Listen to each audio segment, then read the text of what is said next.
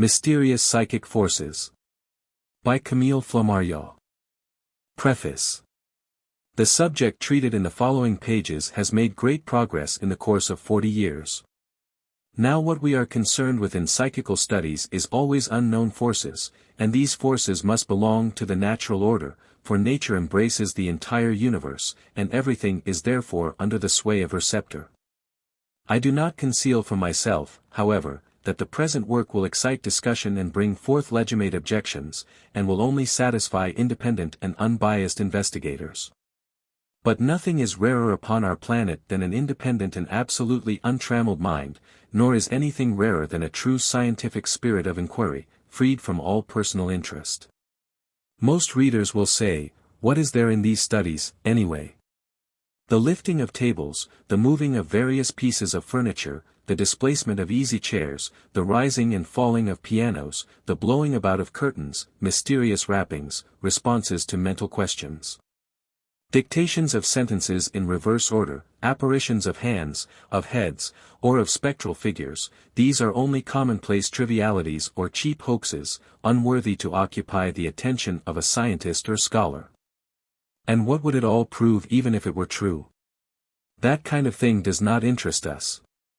Well, there are people upon whose heads the sky might tumble without causing them any unusual emotion. But I reply, what? Is it nothing to know, to prove, to see with one's own eyes, that there are unknown forces around us? Is it nothing to study our own proper nature and our own faculties? Are not the mysterious problems of our being such as are worthy to be inscribed on the program of our investigation, and of having devoted to them laborious nights and days? Of course, the independent seeker gets no thanks from anybody for his toil. But what of that? We work for the pleasure of working, of fathoming the secrets of nature, and of instructing ourselves. When, in studying the double stars at the Paris Observatory and cataloguing these celestial twins, I established for the first time a natural classification of those distant orbs. When I discovered stellar systems, composed of several stars, swept onward through immensity by one common impulse. When I studied the planet Mars and compared all the observations made during 200 years in order to obtain at once an analysis and a synthesis of this next-door neighbor of ours among the planets. When, in examining the effect of solar radiations, I created the new branch of physics to which has been given the name radioculture, and caused variations of the most radical and sweeping nature in the dimensions, the forms, and the colors of certain plants. When I discovered that a grasshopper, eviscerated and kept in straw, did not die, and that these insects can live for a fortnight after having had their heads cut off. When I planted in a conservatory of the Museum of Natural History, in Paris, one of the ordinary oaks of our woods, Quercus robur, thinking that, if withdrawn from the changes of seasons, it would always have green leaves, a thing which everybody can prove, when I was doing these things I was working for my own personal pleasure. But that is no reason why these studies have not been useful in the developing work of science, and no reason for their not being admitted within the scope of the practical work of specialists. It is the same with these psychical studies of ours. Only there is a little more passion and prejudice connected with them. On the one hand, the skeptics cleave fast to their denials, convinced that they know all the forces of nature, that all mediums are humbugs, and all experimenters imbeciles. On the other hand, there are the credulous spiritualists, who imagine they always have spirits at their beck and call in a center table, who evoke, with the utmost sang-froid, the spirits of Plato, Zoroaster, Jesus Christ, St. Augustine, Charlemagne, Shakespeare, Newton, or Napoleon, and who set about stoning me for the 10th or 20th time, affirming that I am sold to the Institute on account of a deep-seated and obstinate ambition, and that I dare not declare myself in favor of the identity of the spirits for fear of annoying my illustrious friends. The individuals of this class refuse to be satisfied just as much as the first class. So much the worse for them. I insist on only saying what I know, but I do say this. And if what I know is displeasing, so much the worse for the prejudices, the general ignorance, and the good breeding of these distinguished gentry, in whose eyes the maximum of happiness consists in an increase of their fortune. The pursuit of lucrative places, sensual pleasures, automobile racing, a box at the opera, or 5 o'clock teas at a fashionable restaurant, and whose lives are frittered away along paths that never cross those of the rapt idealist. And who never know the pure satisfaction of his mind and heart, or the pleasures of thought and feeling. As for me, a humble student of the prodigious problem of the universe, I am only a seeker. What are we? We have scarcely shed a ray more of light on this point than at the time when Socrates laid down, as a principle, the maxim, know thyself, notwithstanding we have measured the distances of the stars, analyzed the sun, and weighed the worlds of space. Does it stand to reason that the knowledge of ourselves should interest us less than that of the macrocosm, the external world? It is not credible. Let us therefore study on, convinced that all sincere research will further the progress of humanity. Juvisy Observatory, December, 1906. How do you find this book? Any thoughts about the book or the author? Any suggestion for improvement? Please take a moment to share your thoughts in a comment. If you like it, share it with your friends who might enjoy it as well. Subscribe to keep in touch. Visit CompleteAudiobooks.com for more quality content. Introduction. As long ago as 1865 I published, under the title, Unknown Natural Forces, a little monograph of 150 pages which is still occasionally found in the bookshops, but has not been reprinted. I reprint here, pp.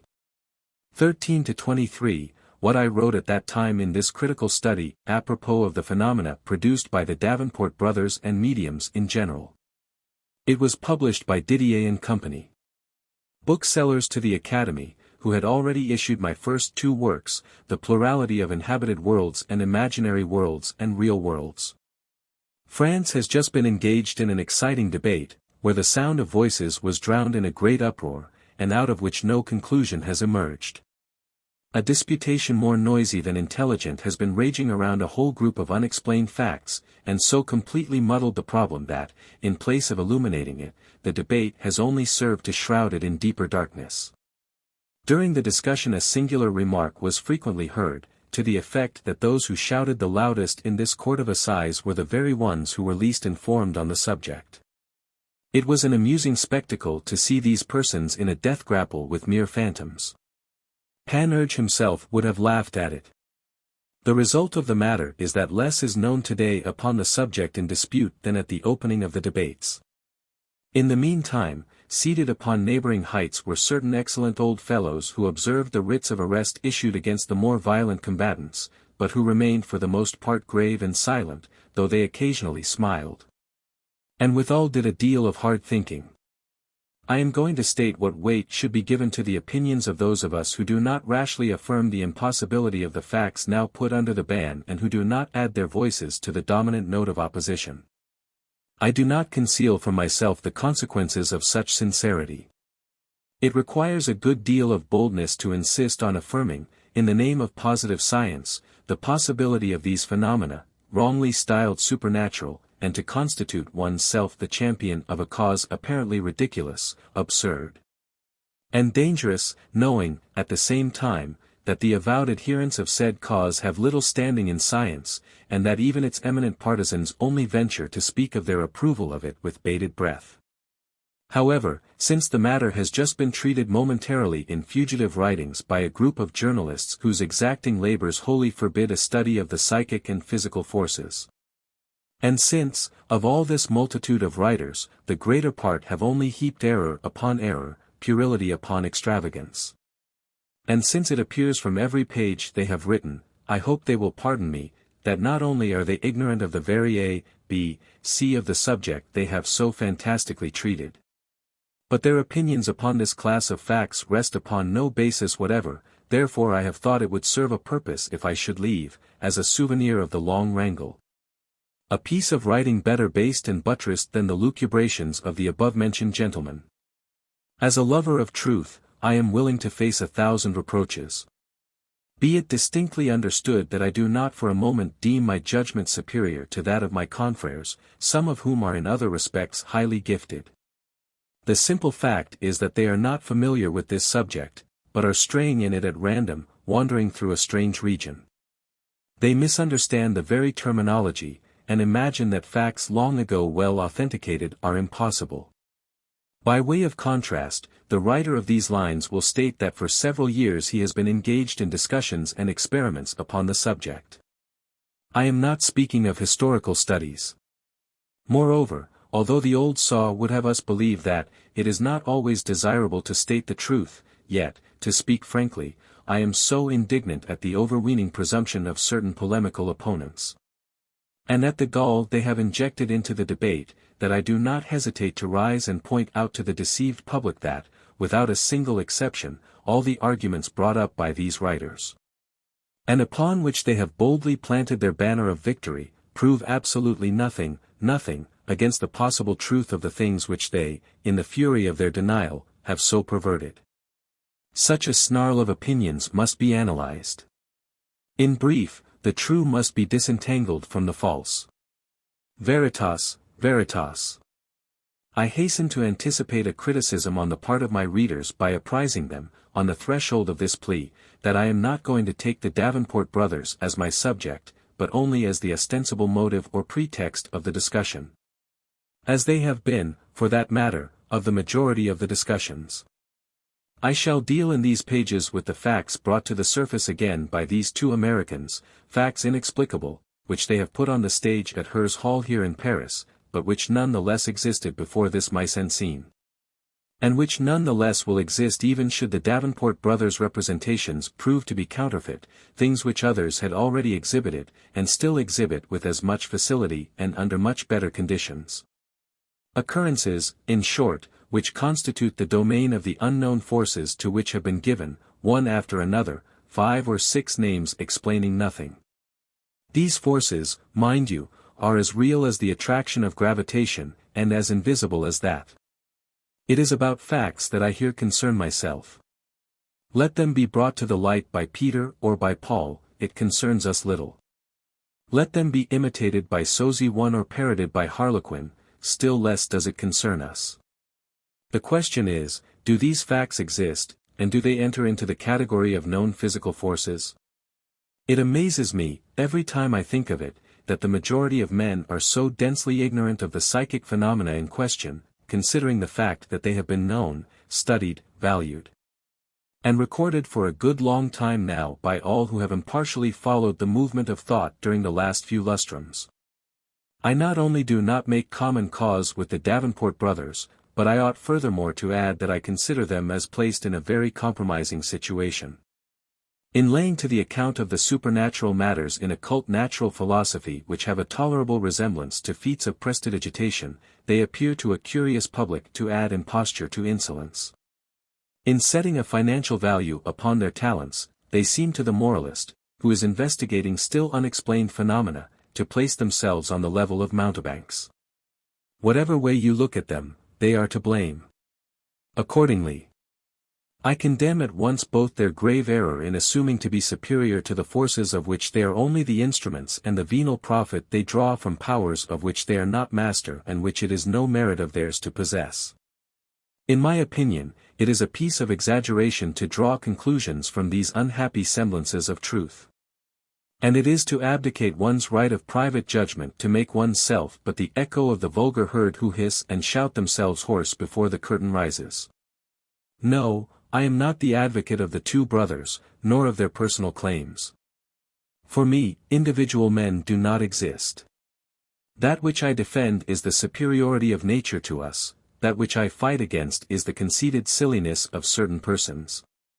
You satirical gentlemen will have the frankness, I hope, to confess with me that the different reasons pleaded by you in explanation of these problems are not so solid as they appear to be. Since you have discovered nothing, let us admit, between ourselves, that your explanations explain nothing. I do not doubt that, at the point in the discussion which we have actually reached, you would like to change roles with me, and, stopping me here, constitute yourselves in turn my questioners. But I hasten to anticipate your proposal. As for me, gentlemen, I am not sufficiently well informed to explain these mysteries. I pass my life in a retired garden belonging to one of the 9 muses, and my attachment to this fair creature is such that I have scarcely ever quitted the approaches to her temple. It is only at intervals, in moments of relaxation or curiosity, that I have allowed my eyes to wander, from time to time, over the landscapes which surround it. Therefore ask me nothing. I am making a sincere confession. I know nothing of the cause of these phenomena. You see how modest I am. All I wanted in undertaking this examination was to have the opportunity of saying this. You know nothing about it. Neither do I. If you acknowledge this, we can shake hands. And, if you are tractable, I will tell you a little secret. In the month of June, 1776, few among us remember it, a young man 25 years old, named Geoffroy, was making a trial trip on the river due of a new steamboat 40 feet in length and 6 feet in breadth. For 2 years he had been calling the attention of scientific authorities to his invention. For 2 years he had been stoutly asserting that there is a powerful latent energy in steam, at that time a neglected asset. All ears were deaf to his words. His only reward was to be completely isolated and neglected. When he passed through the streets of Baume-les-Dames, his appearance was the signal for jests innumerable. He was dubbed, Geoffroy, the steam man, Geoffroy la Pampa. 10 years later, having built a pyroscaphe, literally, fireboat, which had ascended the Saône from Lyons to the island of Barbe, he presented a petition to Calonne, the Comptroller General of Finance, and to the Academy of Sciences. They would not look at his invention. On August 9, 1803, Fulton went up the Seine in a new steamboat at the rate of about 4 miles an hour. The members of the Academy of Sciences as well as government officials were present on the occasion. The next day they had forgotten all about it, and Fulton went to make the fortunes of Americans. In 1791 an Italian at Bologna, named Galvani, having hung on the iron railing outside his window some skinned frogs which had been used in making a bouillon for his wife, noted that they moved automatically, although they had been killed since the evening before. The thing was incredible, so everybody to whom he told it opposed his statement.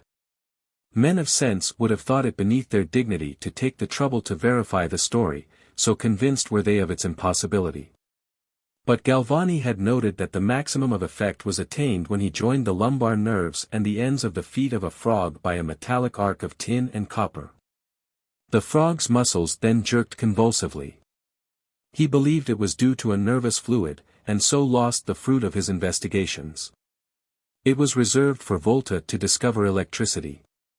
And today the globe is threaded with a network of trains drawn by flame-breathing dragons. Distances have disappeared, annihilated by improvements in the locomotive. The genius of man has contracted the dimensions of the earth. The longest voyages are but excursions over definite lines, the curved paths of the ocean lanes. The most gigantic tasks are accomplished by the tireless and powerful hand of this unknown force. A telegraphic dispatch flies in the twinkling of an eye from one continent to another. A man can talk with a citizen of London or St. Petersburg without getting out of his armchair. And these wonders attract no special notice. We little think through what struggles, bitter disappointments and persecutions they came into being.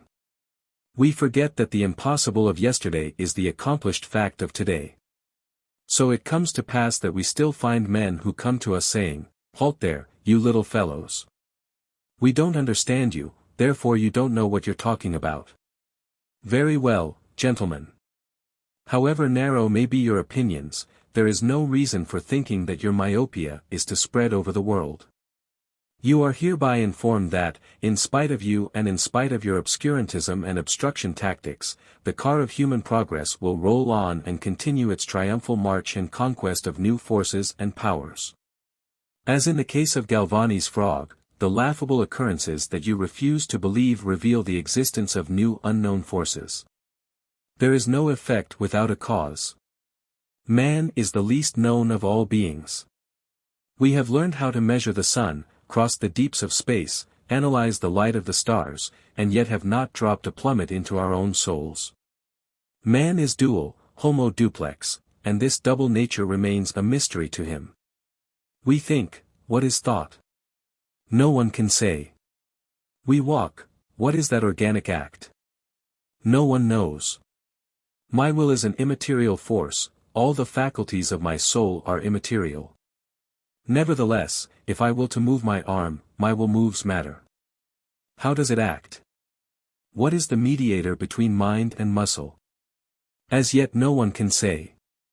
Tell me how the optic nerve transmits to the thinking brain the perception of outward objects. Tell me how thought is born, where it resides, what is the nature of cerebral action. Tell me, but no, gentlemen, I could question you for 10 years on a stretch, and the most eminent of you could not answer the least of my interrogatories. We have here, as in the preceding cases, the unknown element in a problem. I am far from claiming that the force that comes into play in these phenomena can one day be financially exploited, as in the case of electricity and steam. Such an idea has not the slightest interest for me. But, though differing essentially from these forces, the mysterious psychic force nonetheless exists. In the course of the long and laborious studies to which I have consecrated many a night, as a relief or byplay in more important work, I have always observed in these phenomena the action of a force the properties of which are to us unknown. Sometimes it has seemed to me analogous to that which puts to sleep the magnetized subject under the will of the hypnotizer, a reality this, also slighted even by men of science. Again, in other circumstances, it has seemed to me analogous to the curious freaks of the lightning. Still, I believe I can affirm it to be a force distinct from all that we know, and which more than any other resembles intelligence. A certain savant with whom I am acquainted, M. Freemy, of the Institute, has recently presented to the Academy of Science, apropos of spontaneous generation, substances which he has called semi-organic. I believe I am not perpetrating a neologism bolder than this when I say that the force of which I am speaking has seemed to me to belong to the semi-intellectual plane. Some years ago I gave these forces the name psychic. That name can be justified. But words are nothing. They often resemble cuirasses, hiding the real impression that ideas should produce in us. That is the reason why it is perhaps better not to name a thing that we are not yet able to define. If we did, we should find ourselves so shackled afterwards as not to have perfect freedom in our conclusions. It has often been seen in history that a premature hypothesis has arrested the progress of science, says Grove. When natural phenomena are observed for the first time, a tendency immediately arises to relate them to something already known. The new phenomenon may be quite remote from the ideas with which one would compare it. It may belong to a different order of analogies. But this distinction cannot be perceived, since the necessary data or coordinates are lacking. Now the theory originally announced is soon accepted by the public. And when it happens that subsequent facts, different from the preceding, fail to fit the mold, it is difficult to enlarge this without breaking it, and people often prefer to abandon a theory now proved erroneous. And silently ignore the intractable facts. As to the special phenomena in question in this little volume, I find them implicitly embodied in 3 words uttered nearly 20 centuries ago: mens agitat molem, mind acting on matter gives it life and motion. And I leave the phenomena embedded in these words, like fire in the flint. I will not strike with the steel, for the spark is still dangerous. Periculosum est credere et non credere, it is dangerous to believe and not to believe, says the ancient fabulist Phaedrus. To deny facts a priori is mere conceit and idiocy. To accept them without investigation is weakness and folly. Why seek to press on so eagerly and prematurely into regions to which our poor powers cannot yet attain? The way is full of snares and bottomless pits. The phenomena we are treating in these pages do not perhaps throw new light upon the solution of the great problem of immortality, but they invite us to remember that there are in man elements to study, to determine, to analyze. Elements still unexplained, and which belong to the psychic realm. There has been much talk about spiritualism in connection with these phenomena. Some of its defenders have thought to strengthen it by supporting it on so weak a basis as that. The scoffers have thought they could positively ruin the creed of the psychics, and, hurling it from its base, bury it under a fallen wardrobe, à l'éboulement d'une armoire. 2 now the first named have rather compromised than assisted the cause, the others have not overturned it after all. Even if it should be proved that spiritualism consists only of tricks of legerdemain, the belief in the existence of souls separate from the body would not be affected in the slightest degree. Besides, the deceptions of mediums do not prove that they are always tricky. They only put us on our guard, and induce us to keep a stern watch upon them. As to the psychological question of the soul and the analysis of spiritual forces, we are just where chemistry was at the time of Albert the Great, we don't know. Can we not then keep the golden mean between negation, which denies all, and credulity, which accepts all? Is it rational to deny everything that we cannot understand, or, on the contrary, to believe all the follies that morbid imaginations give birth to, one after another? Can we not possess at once the humility which becomes the weak and the dignity which becomes the strong? I end this plea, as I began it, by declaring that it is not for the sake of the brothers Davenport, nor of any sect, nor of any group, nor, in short, of any person whatever, that I have entered the lists of controversy. But solely for the sake of facts, the reality of which I ascertained several years ago, without having discovered their cause. However, I have no reason to fear that those who do not know me will take a fancy to misrepresent my thought, and I think that those who are acquainted with me know that I am not accustomed to swing a censer in anyone's honor. I repeat for the last time, I am not concerned with individuals. My mind seeks the truth, and recognizes it wherever it finds it.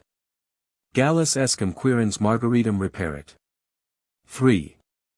A certain number of my readers have been for some time kindly expressing a wish for a new edition of this early book. But strictly speaking, I could not do this without considerably enlarging my original plan and composing an entirely new work. The daily routine of my astronomical labors has constantly hindered me from devoting myself to that task. The starry heaven is a vast and absorbing field of work, and it is difficult to turn aside, even for a relaxation in itself scientific, from the exacting claims of a science which goes on developing unceasingly at a most prodigious rate. Still, the present work may be considered as, in a sense, an enlarged edition of the earlier one. The foregoing citation of a little book written for the purpose of proving the existence of unknown forces in nature has seemed to me necessary here. Useful in this new volume, brought out for the same purpose after more than 40 years of study, since it may serve to show the continuity and consistent development of my thought on the subject. Chapter 1. On certain unknown natural forces. I purpose to show in this book what truth there is in the phenomena of table turnings, table movings, and table rappings, in the communications received therefrom. In levitations that contradict the laws of gravity, in the moving of objects without contact, in unexplained noises, in the stories told of haunted houses, all to be considered from the physical and mechanical point of view. Under all the just mentioned heads we can group material facts produced by causes still unknown to science, and it is with these physical phenomena that we shall specially occupy ourselves here. For the first point is to definitely prove, by sufficient observations, their real existence. Hypotheses, theories, doctrines, will come later. In the country of Rabelais, of Montaigne, of Voltaire, we are inclined to smile at everything that relates to the marvelous, to tales of enchantment, the extravagances of occultism, the mysteries of magic. This arises from a reasonable prudence. But it does not go far enough. To deny and prejudge a phenomenon has never proved anything. The truth of almost every fact which constitutes the sum of the positive sciences of our day has been denied. What we ought to do is to admit no unverified statement, to apply to every subject of study, no matter what, the experimental method, without any preconceived idea whatever, either for or against. We are dealing here with a great problem, which touches on that of the survival of human consciousness.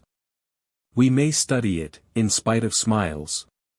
When we consecrate our lives to an idea, useful, noble, exalted, we should not hesitate for a moment to sacrifice personalities, above all, our own self, our interest, our self-esteem, our natural vanity. This sacrifice is a criterion by which I have estimated a good many characters. How many men, how many women, put their miserable little personality above everything else? If the forces of which we are to treat are real, they cannot but be natural forces.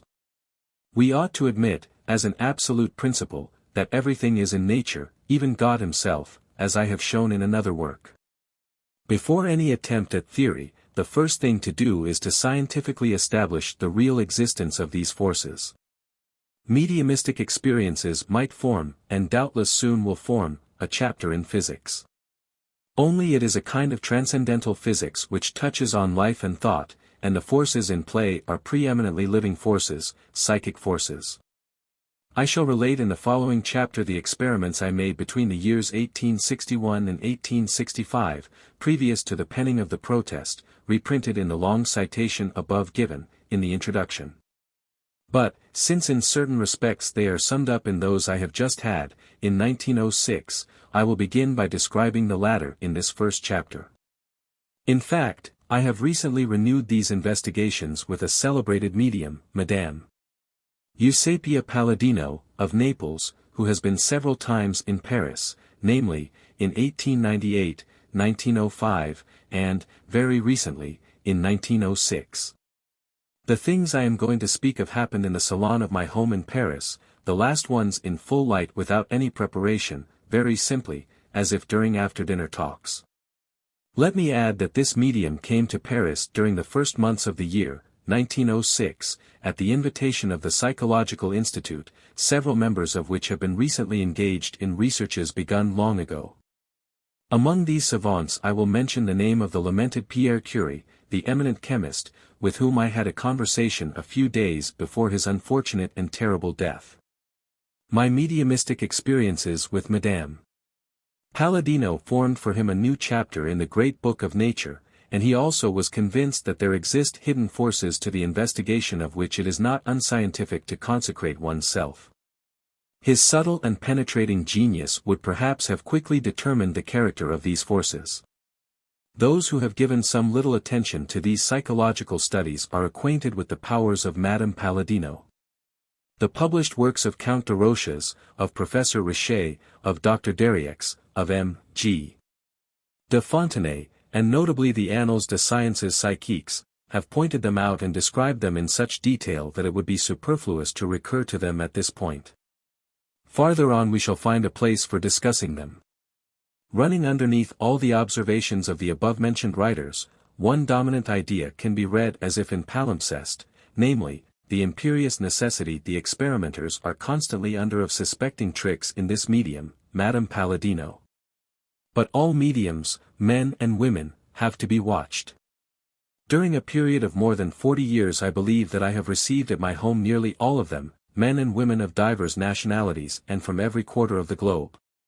One may lay it down as a principle that all professional mediums cheat. But they do not always cheat, and they possess real, undeniable psychic powers. Their case is nearly that of the hysterical folk under observation at the Salpêtrière or elsewhere. I have seen some of them outwit with their profound craft not only Dr. Charcot, but especially Dr. Lies, and all the physicians who were making a study of their case. But, because hysteriacs deceive and simulate, it would be a gross error to conclude that hysteria does not exist. And, because mediums frequently descend to the most brazen-faced imposture, it would not be less absurd to conclude that mediumship has no existence. Disreputable somnambulists do not forbid the existence of magnetism, hypnotism, and genuine somnambulism. This necessity of being constantly on our guard has discouraged more than one investigator, as the illustrious astronomer Schiaparelli, director of the Observatory of Milan, specially wrote me, in a letter which will appear farther on. Still, we have got to endure this evil. The words fraud, supercherie, and trickery, tricherie, have in this connection a sense a little different from their ordinary meaning. Sometimes the mediums deceive purposely, knowing well what they are doing, and enjoying the fun. But oftener they unconsciously deceive, impelled by the desire to produce the phenomena that people are expecting. They help on the success of the experiment when that success is slow in its appearance. Mediums who deal with objective phenomena are gifted with the power of causing objects at a distance to move, of lifting tables, etc. But they usually appear to apply this power at the ends of their fingers, and the objects to be moved have to be within reach of their hands or feet, a very regrettable thing, and one which furnishes fine sport for the prejudiced skeptics. Sometimes the mediums act like the billiard player, who continues for an instant the gesture of hand and arm, holding his cue pointed at the rolling ivory ball, and leaning forward as if by his will he could push it to a carom. He knows very well that he has no further power over the fate of the ball, which his initial stroke alone impels, but he guides its course by his thought and his gesture.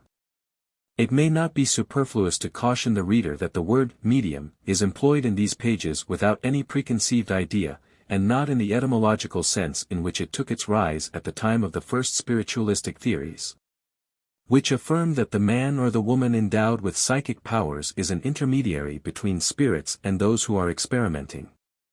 The person who has the power of causing objects to move contrary to the laws of gravity, even sometimes without touching them, of causing sounds to be heard at a distance and without any exertion of muscular force, and of bringing before the eyes various apparitions, has not necessarily, on that account, any bond of union with disembodied minds or souls. We shall keep this word medium, however, now so long in use. We are concerned here only with facts. I hope to convince the reader that these things really exist, and are neither illusions nor farces, nor feats of prestidigitation. My object is to prove their reality with absolute certainty, to do for them what, in my volume The Unknown and the Psychic Problems, I have done for telepathy, the apparitions of the dying, premonitory dreams, and clairvoyance. I shall begin, I repeat, with experiments which I have recently renewed, namely, during 4 séances on March 29th, April 5th, May 30th, and June 7th, of 1906. 1. Take the case of the levitation of a round table.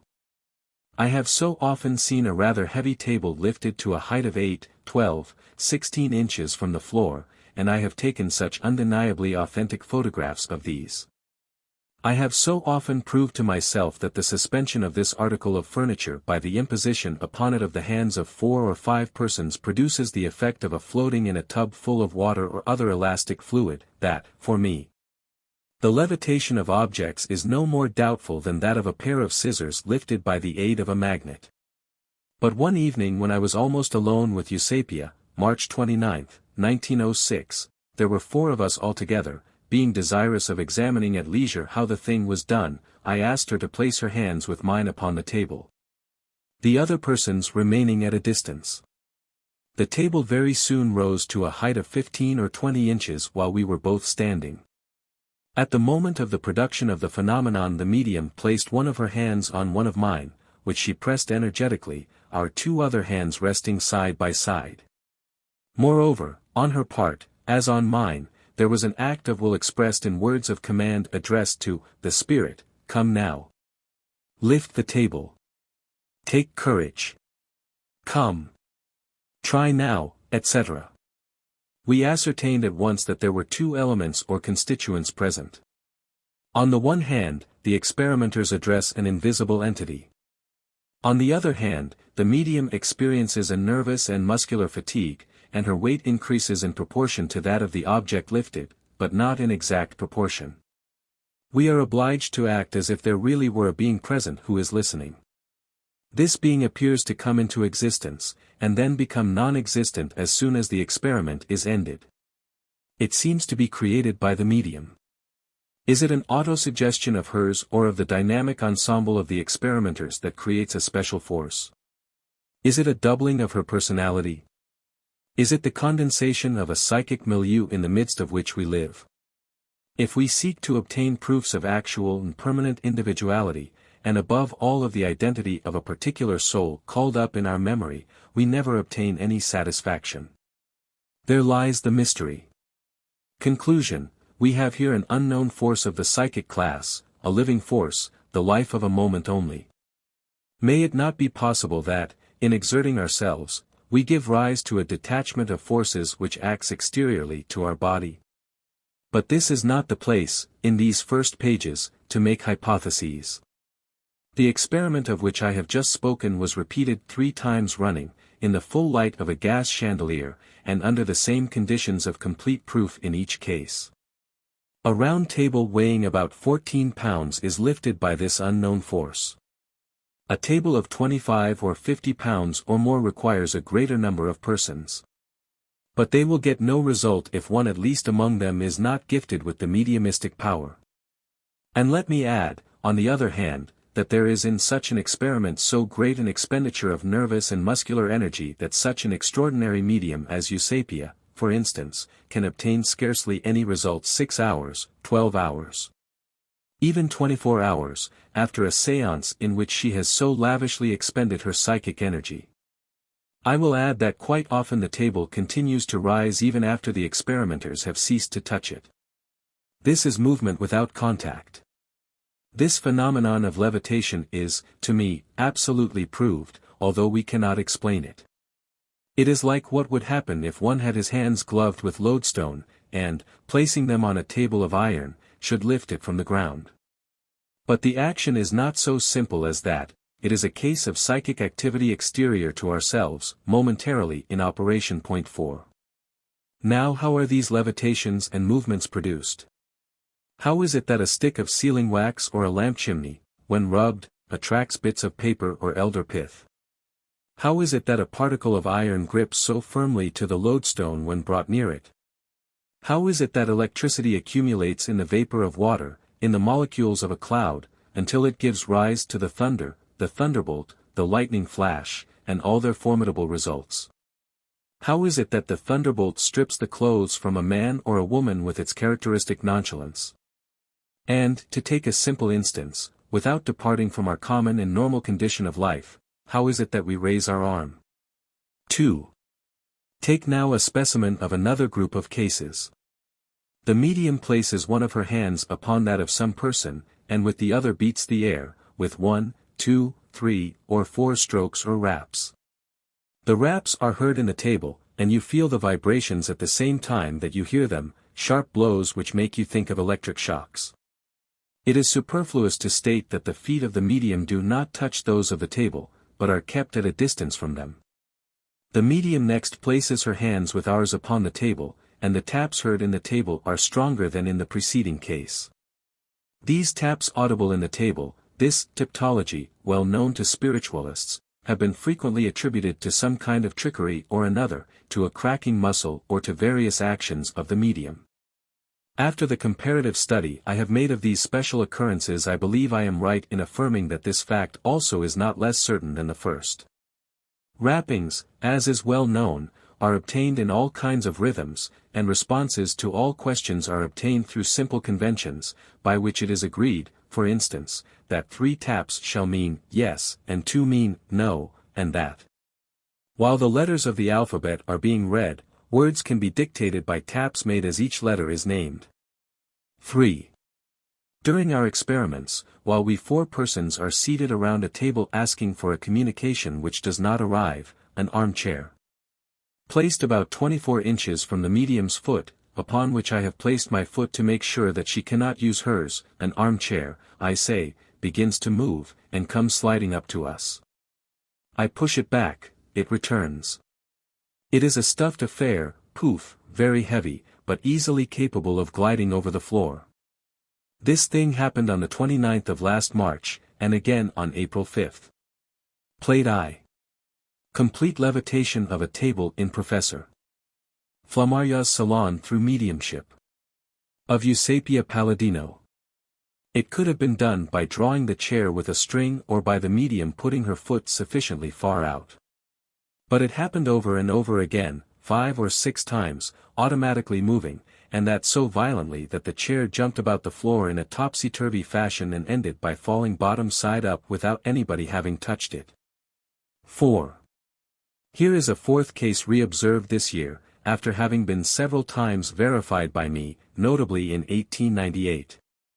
Curtains near the medium, but which it is impossible for her to touch either with the hand or the foot, swell out their whole length, as if inflated by a gusty wind. I have several times seen them envelop the heads of the spectators as if with cowls of Capuchin monks.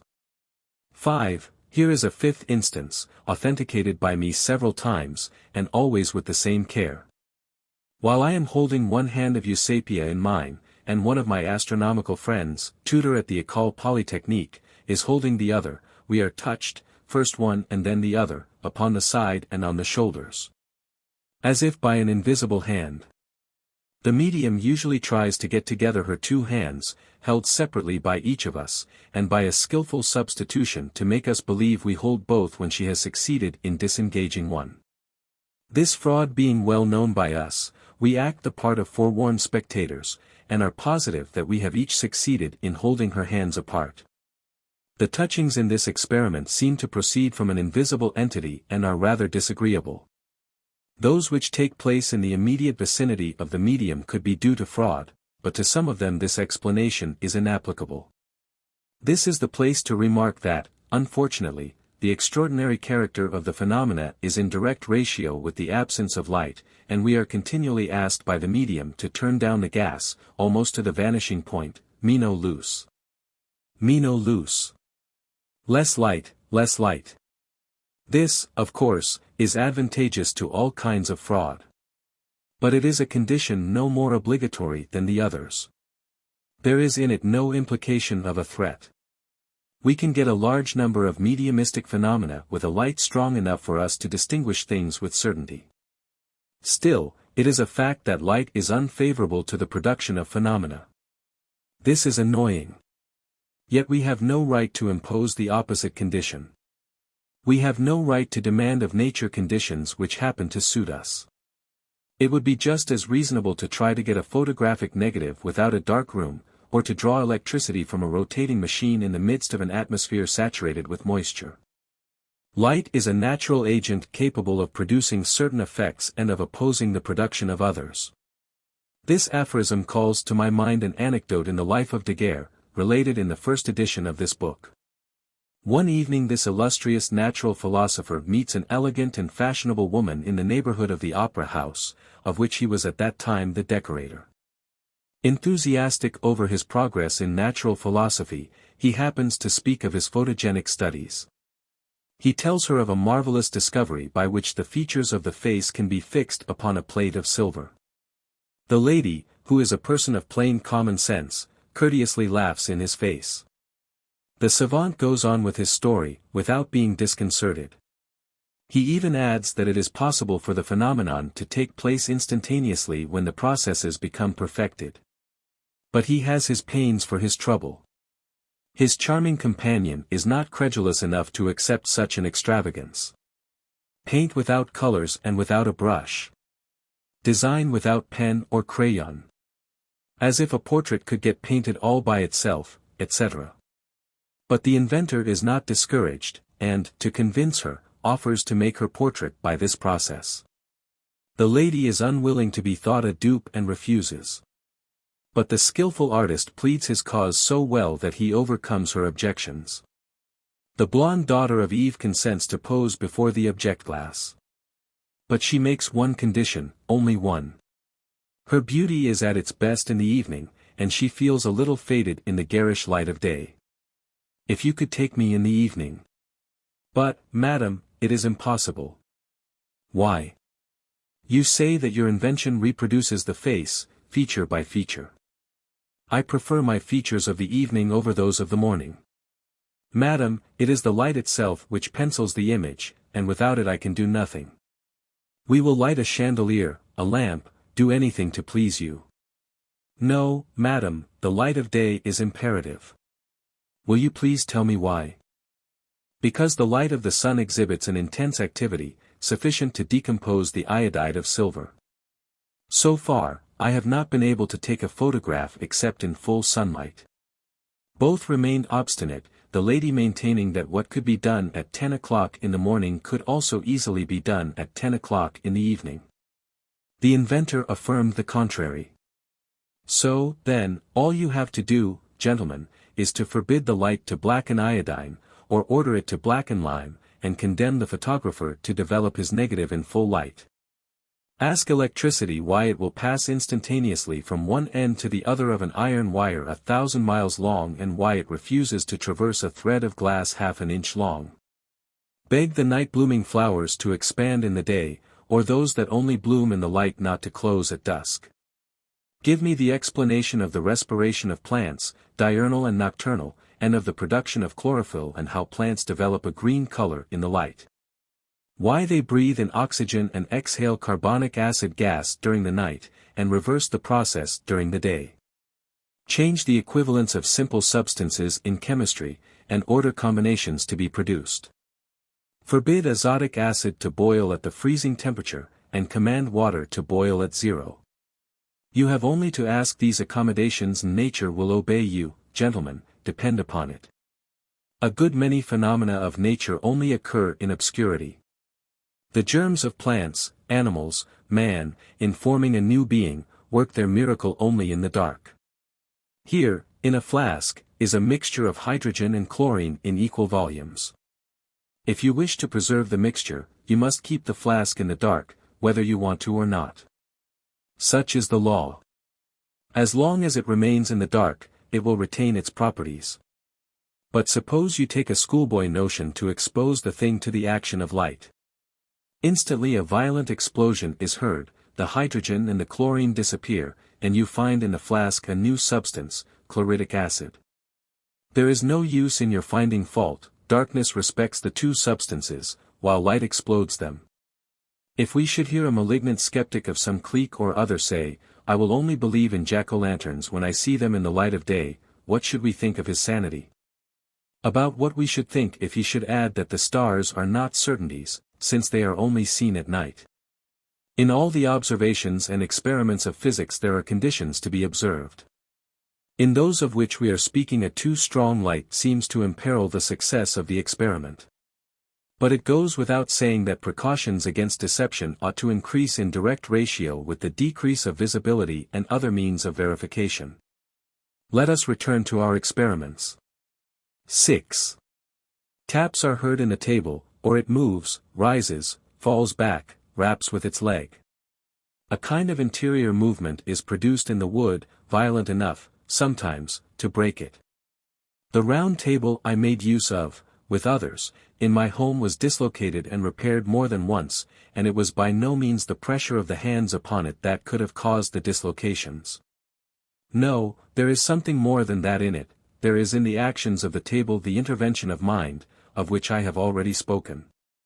The table is questioned, by means of the conventional signs described a few pages back, and it responds. Phrases are rapped out, usually banal and without any literary, scientific, or philosophical value. But, at any rate, words are rapped out, phrases are dictated. These phrases do not come of their own accord, nor is it the medium who taps them, consciously, either with her foot or her hand, or by the aid of a snapping muscle. For we obtain them in séances held without professional mediums and at scientific reunions where the existence of trickery would be a thing of the greatest absurdity. The mind of the medium and that of the experimenters most assuredly have something to do with the mystery. The replies obtained generally tally the intellectual status of the company, as if the intellectual faculties of the persons present were exterior to their brains and were acting in the table wholly unknown to the experimenters themselves. How can this thing be? How can we compose and dictate phrases without knowing it? Sometimes the ideas broached seem to come from a personality unknown to the company, and the hypothesis of spirits quite naturally presents itself. A word is begun. Some one thinks he can divine its ending, to save time, he writes it down, the table parries, is agitated, impatient. It is the wrong word, another was being dictated. There is here, then, a psychic element which we are obliged to recognize, whatever its nature may be when analyzed. The success of experiments does not always depend on the will of the medium. Of course that is the chief element in it. But certain conditions independent of her are necessary. The psychical atmosphere created by the persons present has an influence that cannot be neglected. So the state of health of the medium is not without its influence. If he is fatigued, although he may have the best will in the world, the value of the results will be affected. I had a new proof of this thing, so often observed, at my house, with Eusapia Paladino, on May 30, 1906. She had for more than a month been suffering from a rather painful affection of the eyes, and furthermore her legs were considerably swollen. We were 7, of whom 2 lookers-on were skeptics. The results were almost nil. Namely, the lifting, during scarcely 2 seconds of time, of a round table weighing about 4 pounds, the tipping up of one side of a 4-legged table, and a few rappings. Still, the medium seemed animated by a real wish to obtain some result. She confessed to me, however, that what had chiefly paralyzed her faculties was the skeptical and sarcastic spirit of one of the 2 incredulous persons. I knew of the absolute skepticism of this man. It had not been manifested in any way. But Eusapia had at once divined it. The state of mind of the bystanders, sympathetic or antipathetic, has an influence upon the production of the phenomena. This is an incontestable matter of observation.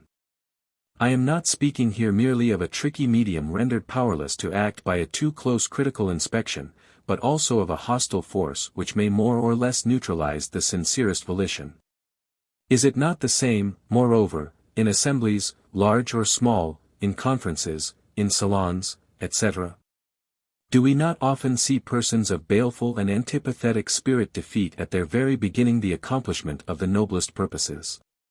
Here are the results of another sitting of the same medium held a few days afterwards. On the 7th of June, 1906, I had been informed by my friend Dr. Ostwald, the skilled oculist, who was at that time treating Eusapia, that she was to be at his house that evening and that perhaps I would be able to try a new experiment. I accepted with all the more readiness because the mother-in-law of the doctor, Madame Werner, to whom I had been attached by a friendship of more than 30 years, had been dead a year, and had many a time promised me, in the most formal manner, to appear after her death for the purpose of giving completeness to my psychical researches by a manifestation, if the thing was possible. We had so often conversed on these subjects, and she was so deeply interested in them, that she had renewed her promise very emphatically a few days before her death. And at the same time she made a similar promise to her daughter and to her son-in-law.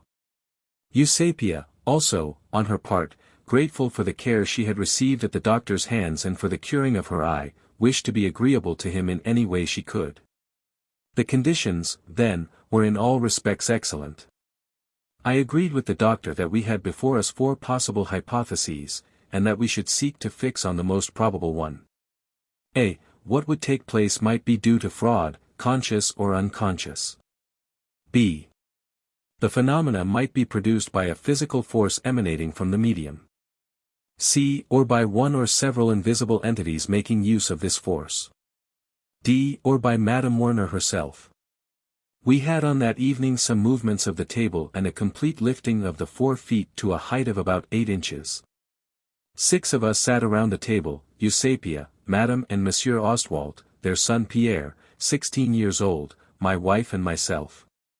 Our hands placed above the table scarcely touched it, and were almost wholly detached at the moment it rose from the floor. No fraud possible. Full light. The séance then continued in the dark. The 2 portières of a great double-folding door, against which the medium was seated, her back to the door, were blown about for nearly an hour. Sometimes so violently as to form something like a monk's hood on the head of the doctor and that of his wife. This great door was several times shaken violently, and tremendous blows were struck upon it. We tried to obtain words by means of the alphabet, but without success. I will remark in this connection that Eusapia knows neither how to read nor to write. Pierre Ostwald was able to write a word with the pencil. It seemed as if an invisible force was guiding his hand.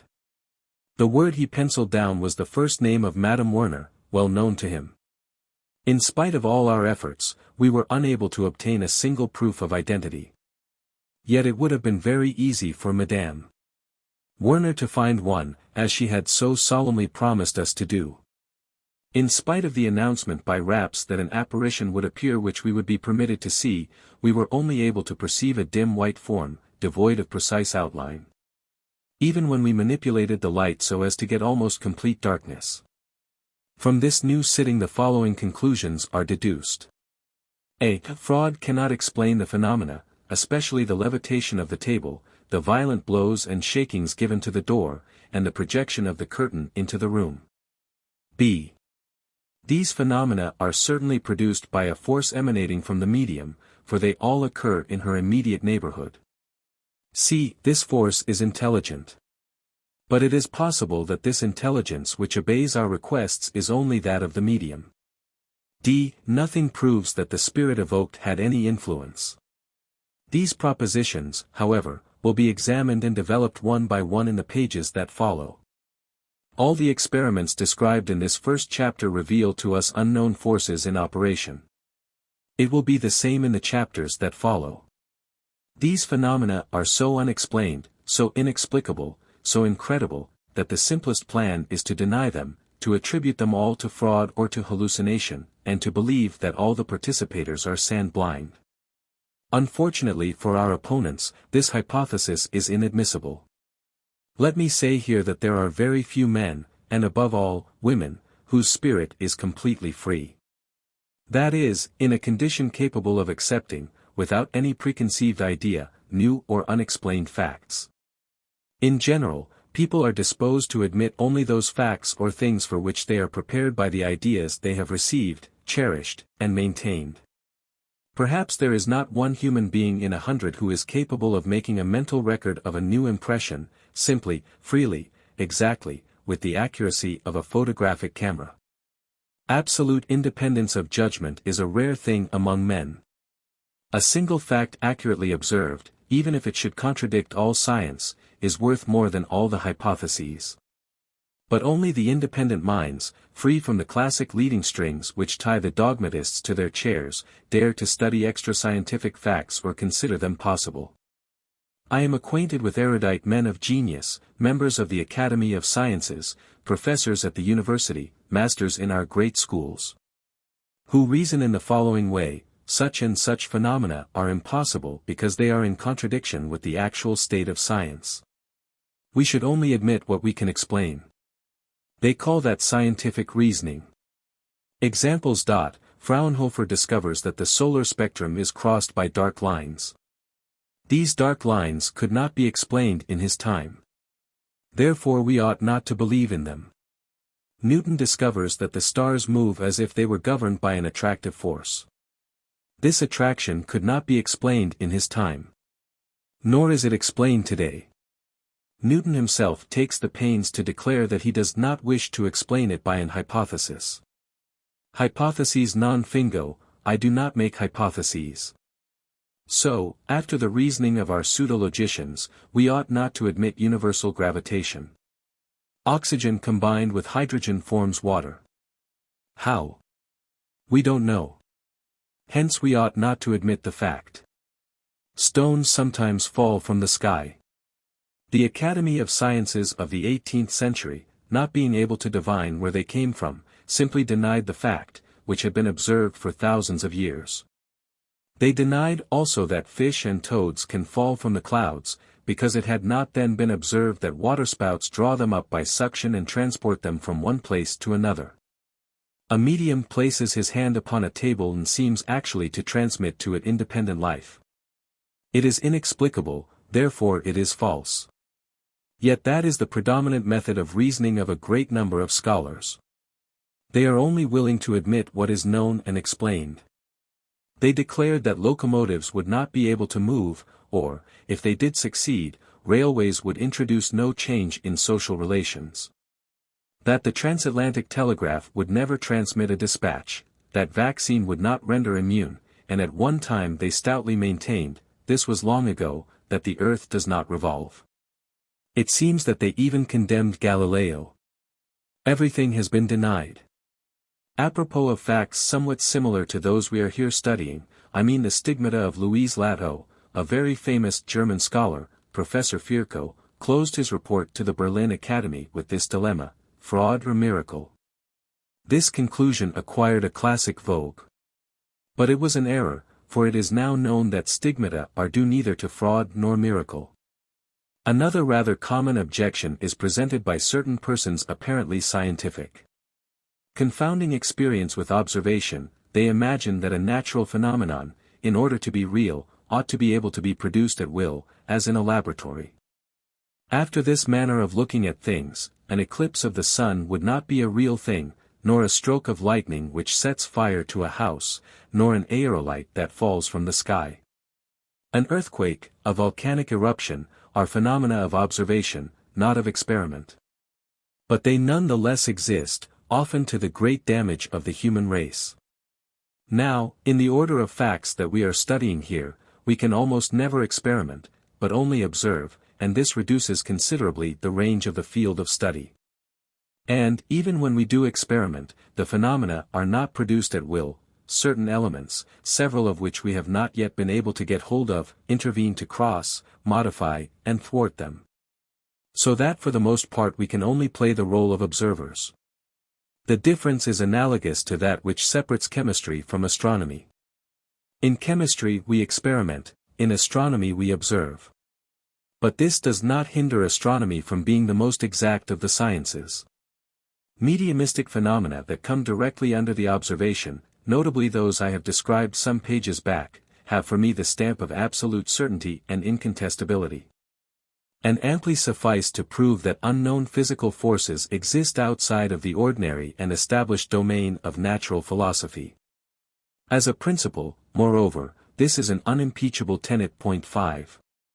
I could adduce still other instances, for example the following. 7. During séance experiments, phantoms often appear, hands, arms, a head, a bust, an entire human figure. I was a witness of this thing, especially on July 27, 1897, at Montfort-l'Amaury, see Chapter 3. M. de Fontenay having declared that he perceived an image or spirit over the table, between himself and me, we were sitting face to face, keeping watch over Eusapia, he holding one of her hands, and I the other, and I seeing nothing at all. I asked him to change places with me. And then I, too, perceived this spirit shadow, the head of a bearded man, rather vaguely outlined, which was moving like a silhouette, advancing and retiring in front of a red lantern placed on a piece of furniture. I had not been able to see at first from where I sat, because the lantern was then behind me, and the spectral appearance was formed between M. de Fontenay and me. As this dark silhouette remained rather vague, I asked if I could not touch its beard. The medium replied, "Stretch out your hand." I then felt upon the back of my hand the brushing of a very soft beard. This case did not have for me the same absolute certainty as the preceding. There are degrees in the feeling of security we have in observations. In astronomy, even, there are stars at the limit of visibility. And yet in the opinion of all the participators in the séance there was no trick. Besides, on another occasion, at my own home, I saw another figure, that of a young girl, as the reader will see in the 3rd chapter. 8. That same day, at Montfort, in the course of the conversation, some one recalled the circumstance that the spirits have sometimes impressed on paraffin or putty or clay the print of their head or of their hands. A thing that seems in the last degree absurd. But we bought some putty at a glazier's and fixed up in a wooden box a perfectly soft cake. At the end of the séance there was the imprint of a head, of a face, in this putty.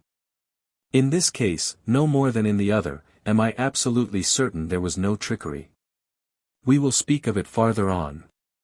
Other manifestations will be noted in subsequent pages of this book. Stopping right here, for the present, at the special point of view of the proved existence of unknown forces, I will confine myself to the 6 preceding cases, regarding them as incontestable. In the judgment of any man of good faith or of any observer.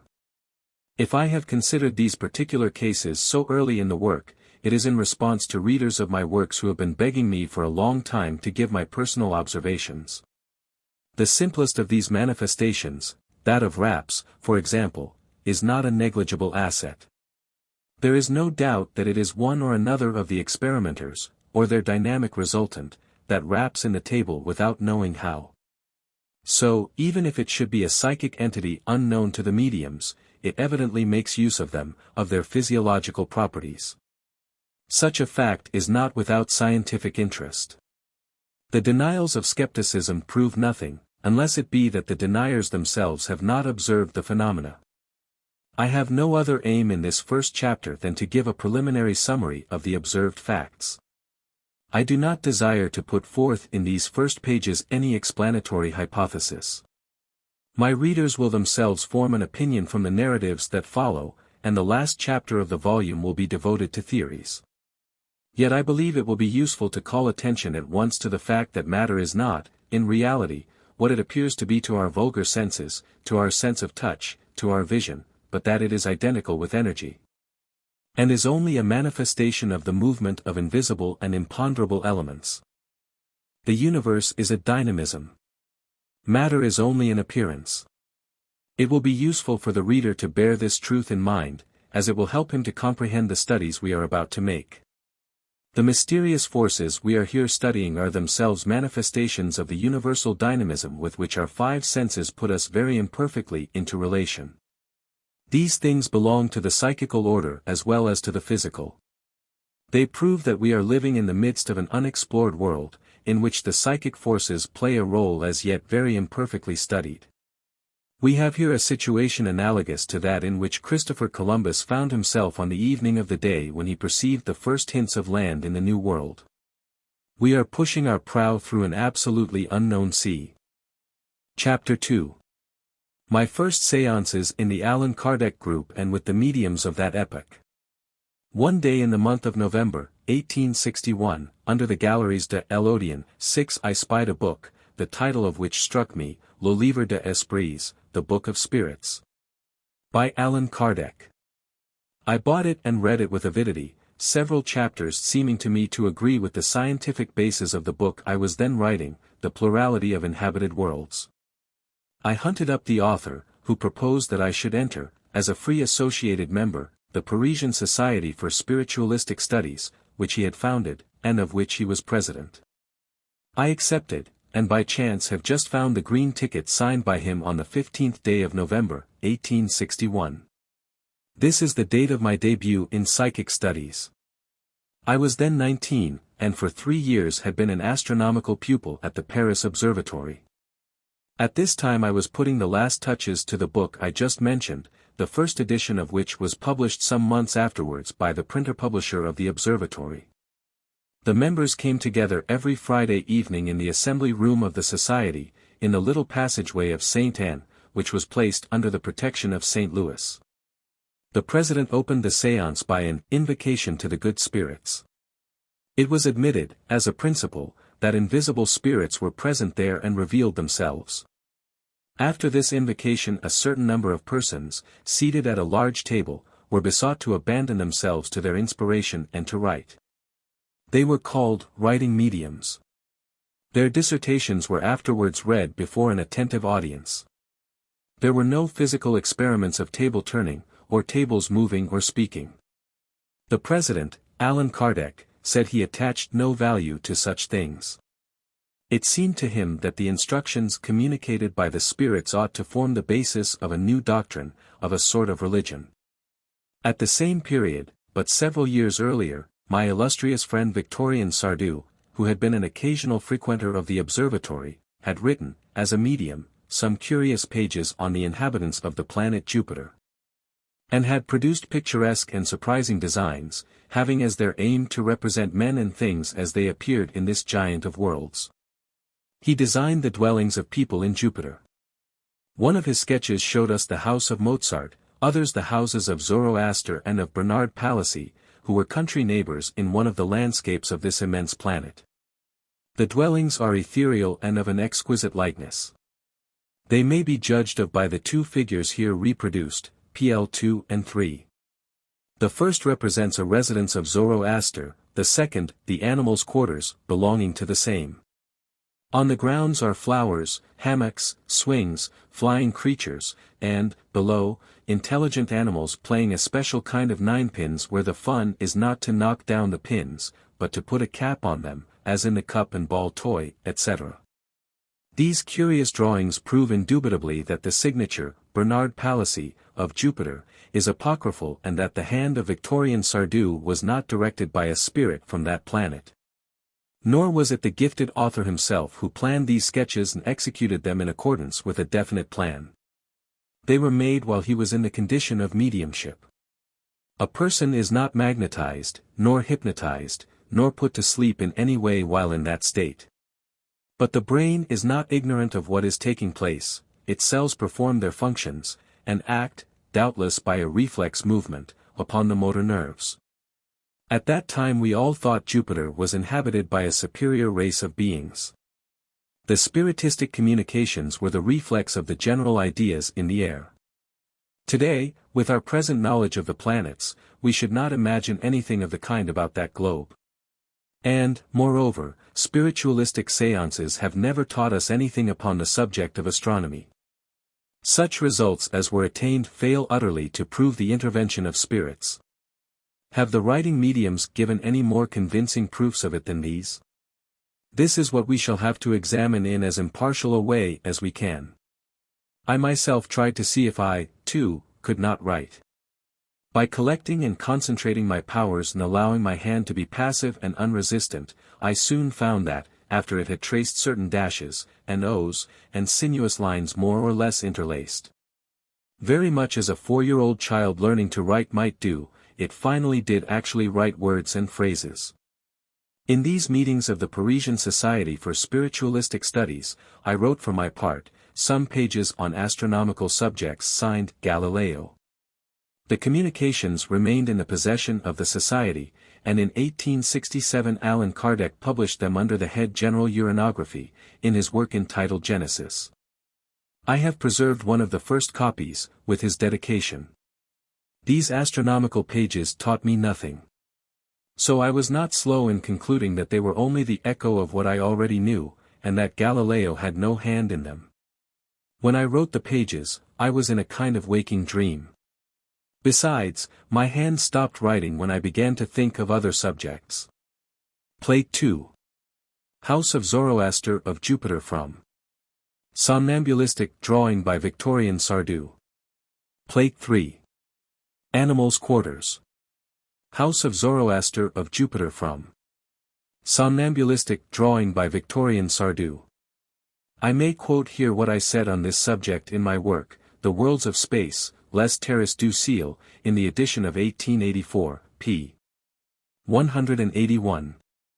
The writing medium is not put to sleep, nor is he magnetized or hypnotized in any way.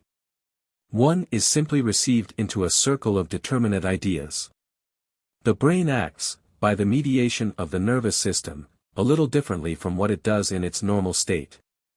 The difference is not so great as one might suppose. The chief difference may be described as follows. In the normal state we think of what we are going to write before the act of writing begins. There is a direct action of the will in causing the pen, the hand, and the forearm to move over the paper. In the abnormal state, on the other hand, we do not think before writing, we do not move the hand, but let it remain inert, passive, free.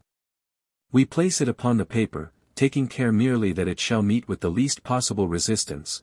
We think of a word, a figure, a stroke of the pen, and the hand of its own volition begins to write. But the writing medium must think of what he is doing, not beforehand, but continuously, otherwise the hand stops. For example, try to write the word ocean, not voluntarily, the ordinary way, but by simply taking a lead pencil, and letting the hand rest lightly and freely upon the paper. While you think of your word and observe carefully whether the hand will write. Very good, it does begin to move over the paper, writing first an O, then a C, and the rest. At least that was my experience when I was studying the new problems of spiritualism and magnetism. I have always thought that the circle of science is not a closed one, and that there are many things for us still to learn. In the mediumistic writing experiments it is very easy to deceive ourselves and to believe that the hand is under the influence of another mind than our own. The most probable conclusion regarding these experiences has been that the theory of the action of foreign spirits is not necessary for the explanation of such phenomena. But this is not the place to enter into details upon a subject which, up to the present time, has been only slightly examined by scientific criticism, having more often been exploited by speculators than studied by scientists. So I wrote in 1884. And I will endorse every word I then wrote, just as it stands. In these first experiences with spiritualists, of which I have just been speaking, I soon had the entree of the chief Parisian circles devoted to these matters. And for a couple of years I even took the position of honorary secretary of one of them. A natural or necessary result of this was that I did not miss a single séance. 3 different methods were employed to receive communications: 1. Writing with the hand. 2. The use of the planchette to which a lead pencil was attached, and on which the hands were placed. And, 3. Table rapping, or table moving, operated by the alphabetic code, these raps or the movements of the table marking the desired letter as the alphabet was read aloud by one of those present. The first of these methods was the only one employed at the Society for Spiritualistic Studies, of which Allan Kardec was president. It was the one which permitted the margin for the most doubt.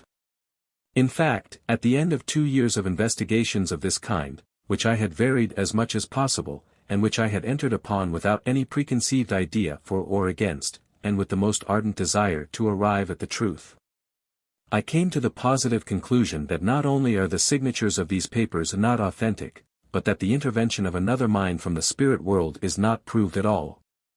The fact being that we ourselves are the more or less conscious authors of the communications by some cerebral process which yet remains to be investigated. The explanation is not so simple as it seems, and there are certain reservations to be made in the general statement above. When writing in the exalted and abnormal state of mind of the medium, we do not, as I have just said, form our phrases as in the normal condition, rather we wait for them to be produced. But all the same our own mind mingles in the process. The subject treated follows the lines of our own customary thoughts, the language employed is our native tongue, and, if we are uncertain about the spelling of certain words, errors will appear. Furthermore, so intimately are our own mental processes mingled with what is being written that, if we allow our thoughts to wander to another topic, the hand either stops writing or produces incoherent words and scrawls. This is the mental state of the writing medium, at least that which I have observed in myself. It is a kind of autosuggestion. I hasten to add, however, that this opinion only binds me to the extent of my own personal experiences.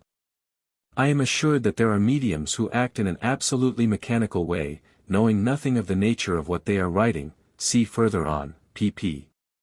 58, 59, who treat subjects of which they are ignorant, and also even write in foreign languages. Such cases would be different from that of which I have just been speaking, and would indicate either a special cerebral state or great keenness of intellect, or a source of ideas exterior to the medium, i.e., if it were once proved that our mind cannot divine that of which it is ignorant. But now the transference of thought from one brain to another, from one mind to another, is a fact proved by telepathy. We could conceive, then, that a medium might write under the influence of some one nearby, or even at a distance. Several mediums have also composed, in successive séances, genuine romances, such as the history of Joan of Arc, written by herself, or certain voyages to other planets, seeming to indicate that there is a kind of doubling of the personality of the subject, a secondary personality. But there is no authentication of this. There is also a psychic milieu, of which I shall speak farther on. At present I must concern myself only with the subject of this chapter, and say with Newton, hypotheses non fingo.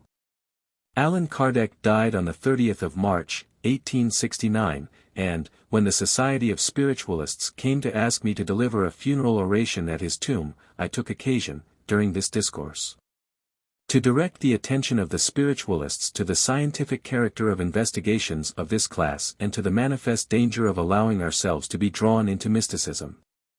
I will reproduce at this point a few paragraphs taken from this address.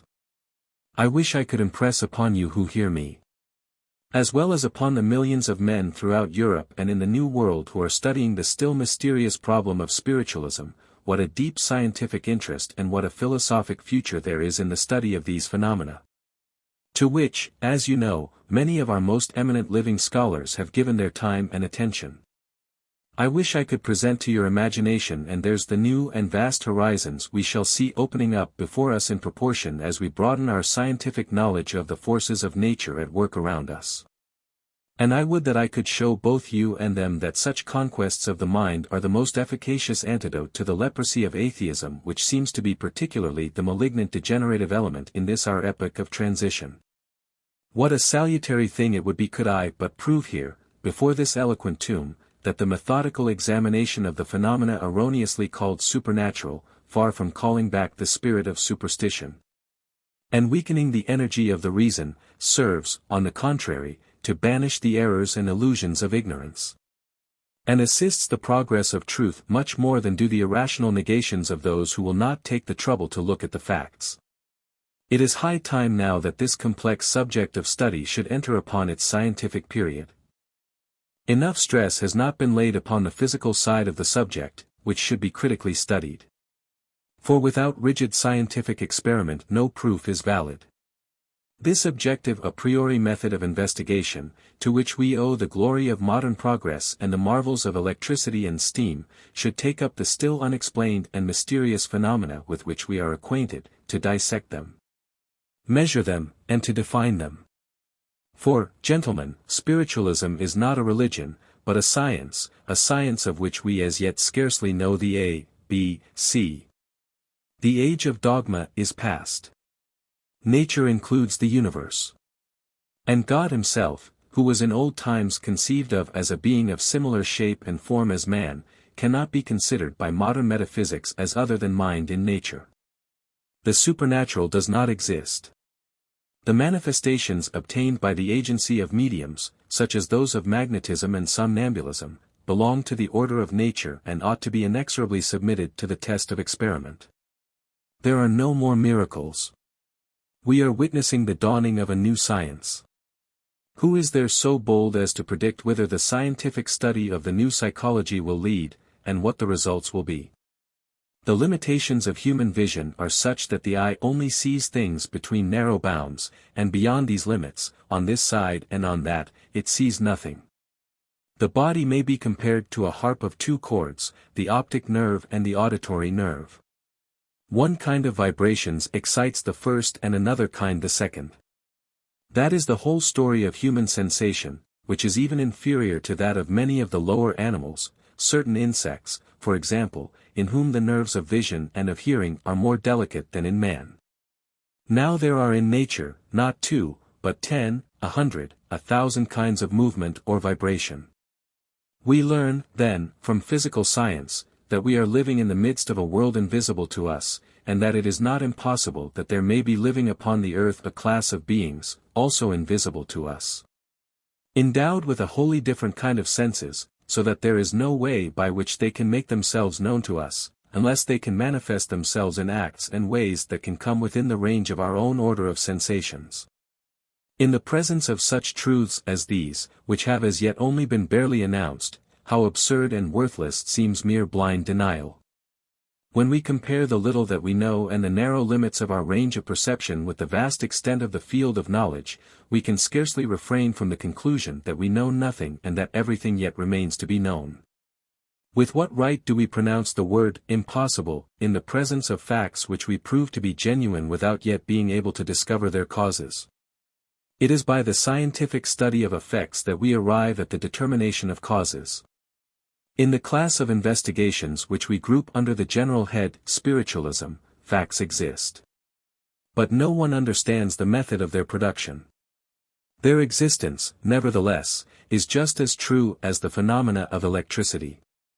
But, as for understanding them, why, gentlemen, nobody understands biology, physiology, psychology. What is the human body? What is the brain? What is the absolute action of the soul or mind? We do not know.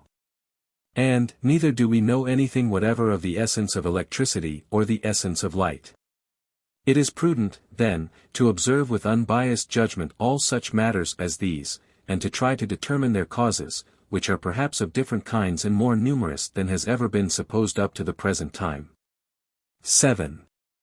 It will be seen that what I publicly uttered as I stood on the hillock above the grave into which Allan Kardec's coffin had just been lowered differs not at all from the purely scientific program of the present work. I have just said that there were 3 methods employed in our spiritistic experiments. I have given my opinion of the first, writing mediums, basing it on my personal observations, and without desiring to weaken other proofs, if there are any. As to the second, planchette, I became familiar with it more especially by the séances of Madame de Girardin, at the home of Victor Hugo in the Isle of Jersey. It works more independently than the first method. But it is still only a prolongation, as it were, of the hand and the brain. The third method, table rapping, or tiptology. I mean taps in the table, seems to me still more emphatically an extension of the hand and brain, and some 45 years ago I often made use of this form of experiment. Rappings made on the floor by 1 foot of the table, as letters are spelled out, have no special value. The least pressure can produce these seesaw movements. The chief experimenter himself makes the responses, sometimes without suspecting it. Several persons group themselves about a table, place their hands upon it, and wait for something to happen. At the end of 5, 10, 15, 20 minutes, the time depending on the psychic atmosphere and the faculties of the experimenters, raps are heard in the table, or the sitters help in the movements of the table, which seems possessed. Why choose a table? Because it is the only article of furniture around which folks usually sit. Sometimes the table is lifted on one or more of its feet and is gently rocked to and fro. Sometimes it comes up as if glued to the hands placed on it, remaining suspended in the air 2, 3, 5, 10, 20 seconds. Again, it is nailed to the floor with such force that it seems to have double or triple its usual weight. At other times, and usually on demand, it gives forth the sound of a saw, of a hatchet, of a lead pencil writing, etc. We have here material results coming under direct observation, and they prove irrefutably the existence of an unknown force. This force is a material force in the psychic class. If we confine our attention to blind senseless movements of one kind or another, in relation only with the volitions of the experimenters, and not capable of being explained by the mere imposition of their hands, we might see proof of the existence of a new unknown force, explicable as a transformation of nervous force, of organic electricity. And that would be much in itself. But the raps made in the table, or by the feet of it, are made in reply to questions asked. Since we know the table is only a piece of wood, when we ask it questions, we are really addressing some mental agent who hears and replies. It was in this class of phenomena that modern spiritualism took its rise. Namely, in the United States, in 1848, when the Fox sisters heard sounds in their chamber, raps in the walls and in the furniture. Their father, after several months of vexatious investigation, finally had recourse to the traditional theory of ghosts, and, addressing his questions to the wall, demanded some kind of an explanation from the invisible thing therein. This thing responded by conventional taps to the questions asked, and declared that it was the spirit of the former proprietor once assassinated in this his very home. The spirit asked for prayers and the burial of its body. From this time on the replies were so arranged that 1 rap in response to a question signified yes, 2 meant no while 3 meant an emphatic yes.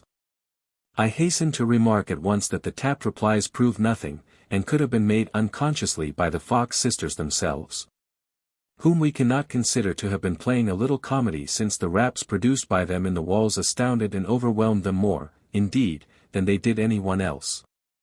The hypothesis of jugglery and mystification, dear to certain critics, has not the least application to this case, although I admit that rappings and movements are often produced as practical jokes by waggish persons. There is, of course, an unseen cause that originates these rappings. Is it within us or outside of us?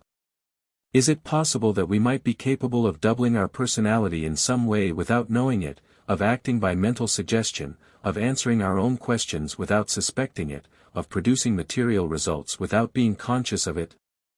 Or does there exist, around and about us, an intelligent medium or atmosphere, a kind of spiritual cosmos? Or, again, is it possible that we are surrounded by invisible non-human beings, gnomes, spirits, and hobgoblins? There may be an unknown world about us?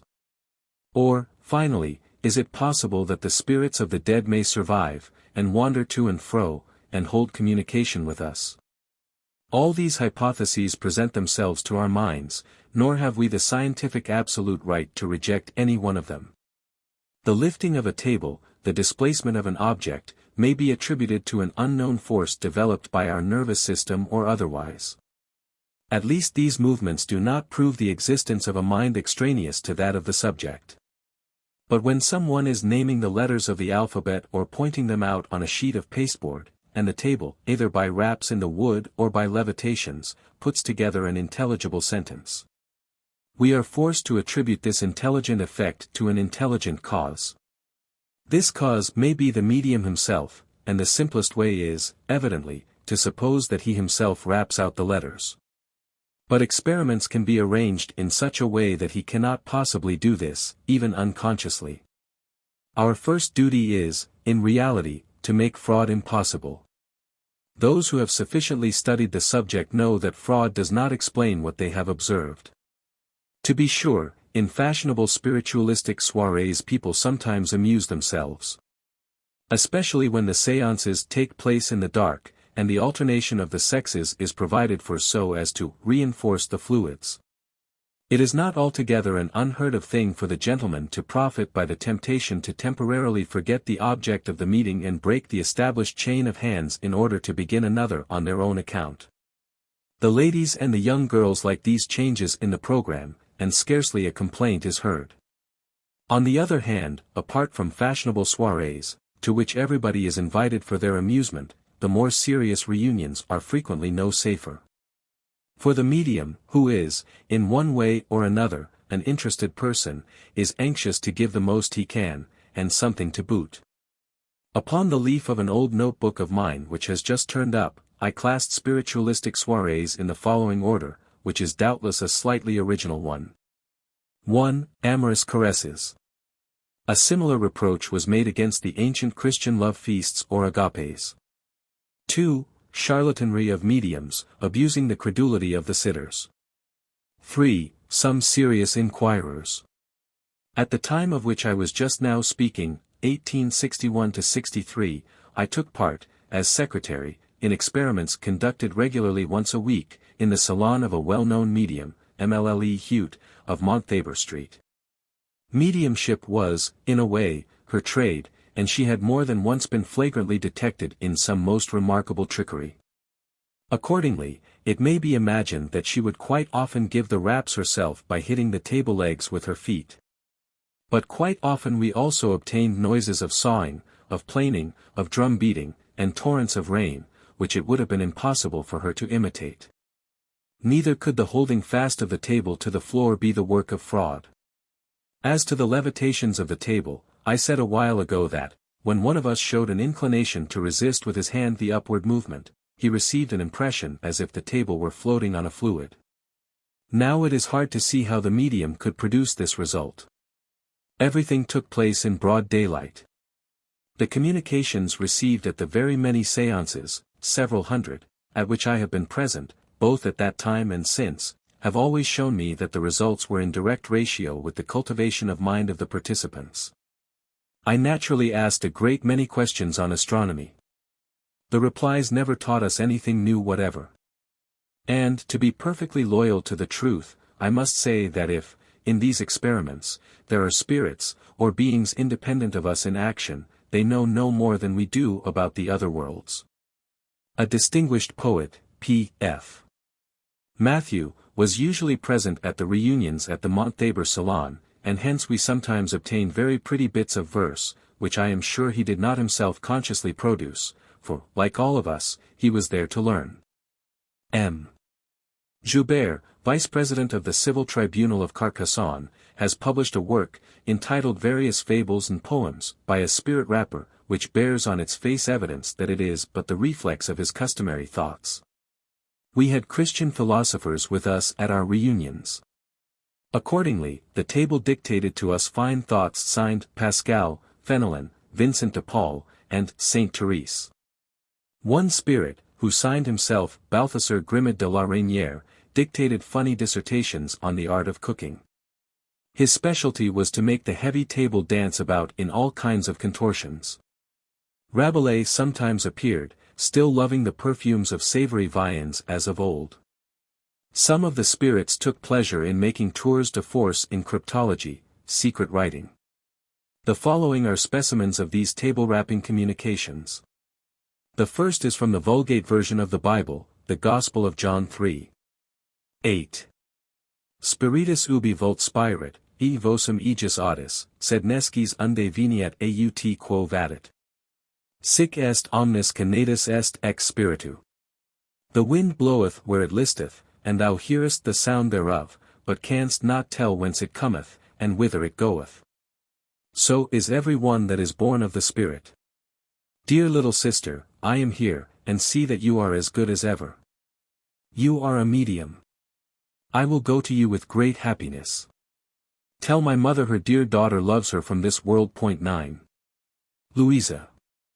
Someone asked one of the spirits if he could indicate by taps the words engraved inside of her ring. The response was, I love that one should love me as I love when I love. A member of the company suspected that the table around which we were sitting might conceal a piece of mechanism for producing the raps. Accordingly, one of the sentences was dictated by raps made in the air. Here is another series. Je suis un ioux compagnon que vous marveillerez avec mes discours, je ne suis pas un esprit mathéologien, je vesterai non liripipian et je dire, buvez laue de la cave, poi plus, poi moins, seres content. Alcofrebaz Nazier. I am a jolly blade who will astonize you by my speech. I am not a vain babbling spirit. I will wear my graduate's hood and say, drink ye water of ye cellar, wine, no more, no less. Be content. François Rabelais. 10.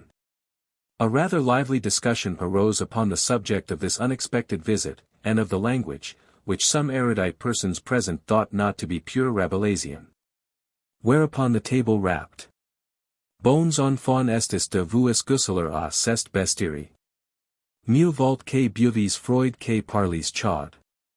Rabelais. Ye regular babies to bawl yourselves hoarse over this silliness. It is better to drink cold than to speak warm.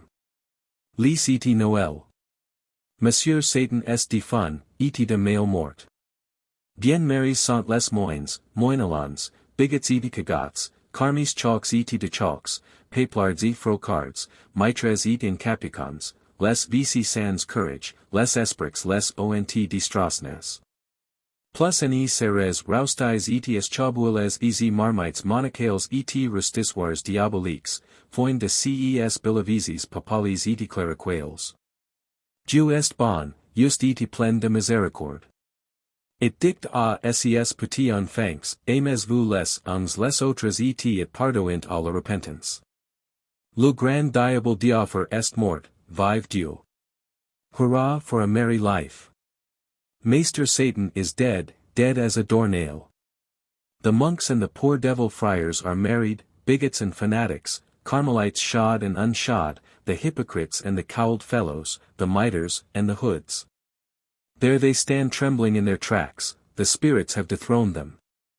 Gone are the roastings and soup-makings in the devil's Dutch ovens and in monastic kettles. A plague of these trashy tales of pope and priest. God is good, just, and full of pity. He says to his little children, love one another. And he pardons the repentant. The great devil in hell is dead. Hurrah for God. Here is still another series. Suvrop eretsim nu srijuat tnors imam srusulp. Erdnerpmak ed simrep irakan sap tse suv en liak snoitsuk sed ridnaforpa rup terpsel sap retnamrit suv en. Lisnak nob nu zevius. Suvim rap anger en adroxid ed terpsel siamajyuk. Aravil suv uid te sururf sov im rap srainred sel zeos, evil aries esiabas yuk yulek esiaba aries evil es yuk yulek. These sentences must be read backwards, beginning at the end. Someone asked, why have you dictated thus? The reply was, in order to give you new and unexpected proofs.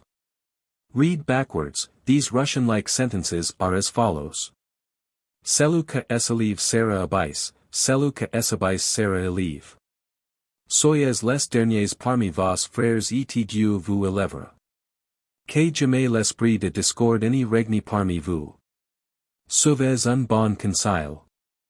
Ne vous tourmentez pas l'esprit pour approfondir de questions qu'il n'y vous est pas encore permis de comprendre, plusieurs mèmes seront toujours un mystère pour vous. Whosoever exalteth himself shall be abased. And he that humbleth himself shall be exalted. Be the least among your brethren, and God will exalt you. Never let the spirit of discord reign among you. Follow good counsel.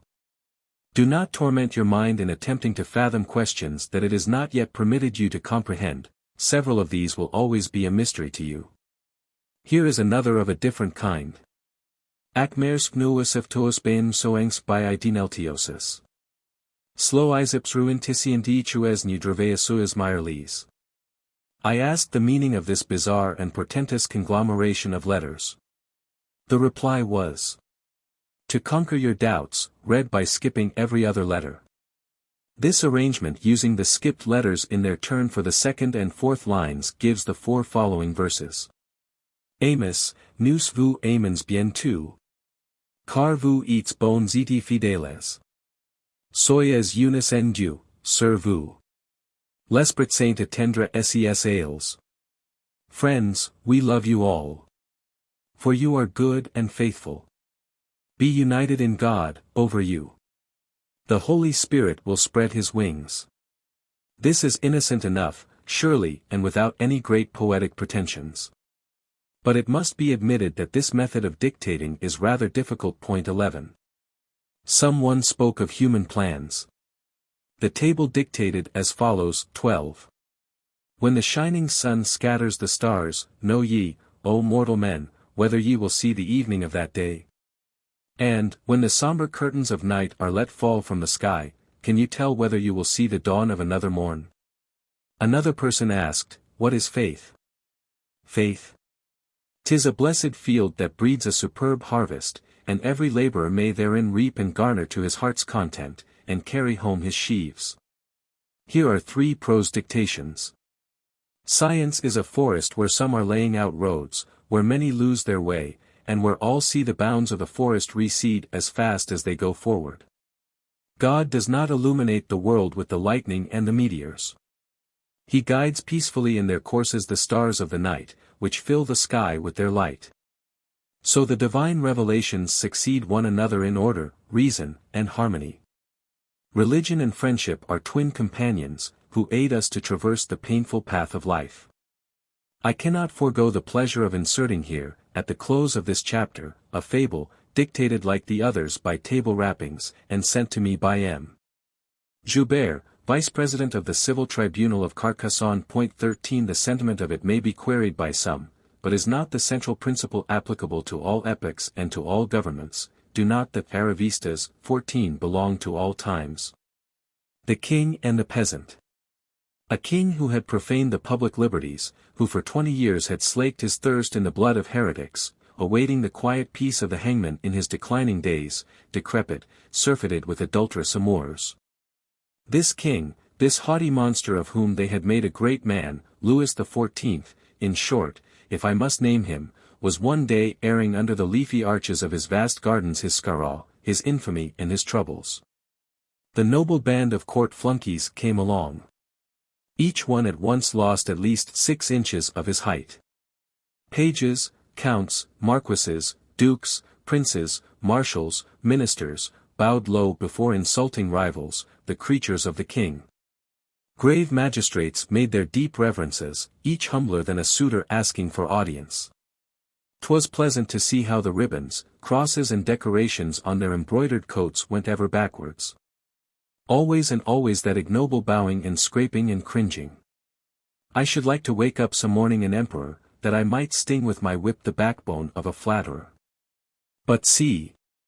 Alone, confronting the despot, yet without abasing his head, forging along with slow steps on his own way, modest, clad in coarse homespun garments, comes one who seems a peasant, perhaps a philosopher.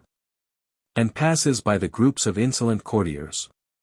Oh, cries the king, in great surprise, why do you alone confront me without bending the knee? Sire, said the unknown, must I be frank? It is because I alone here expect nothing from you.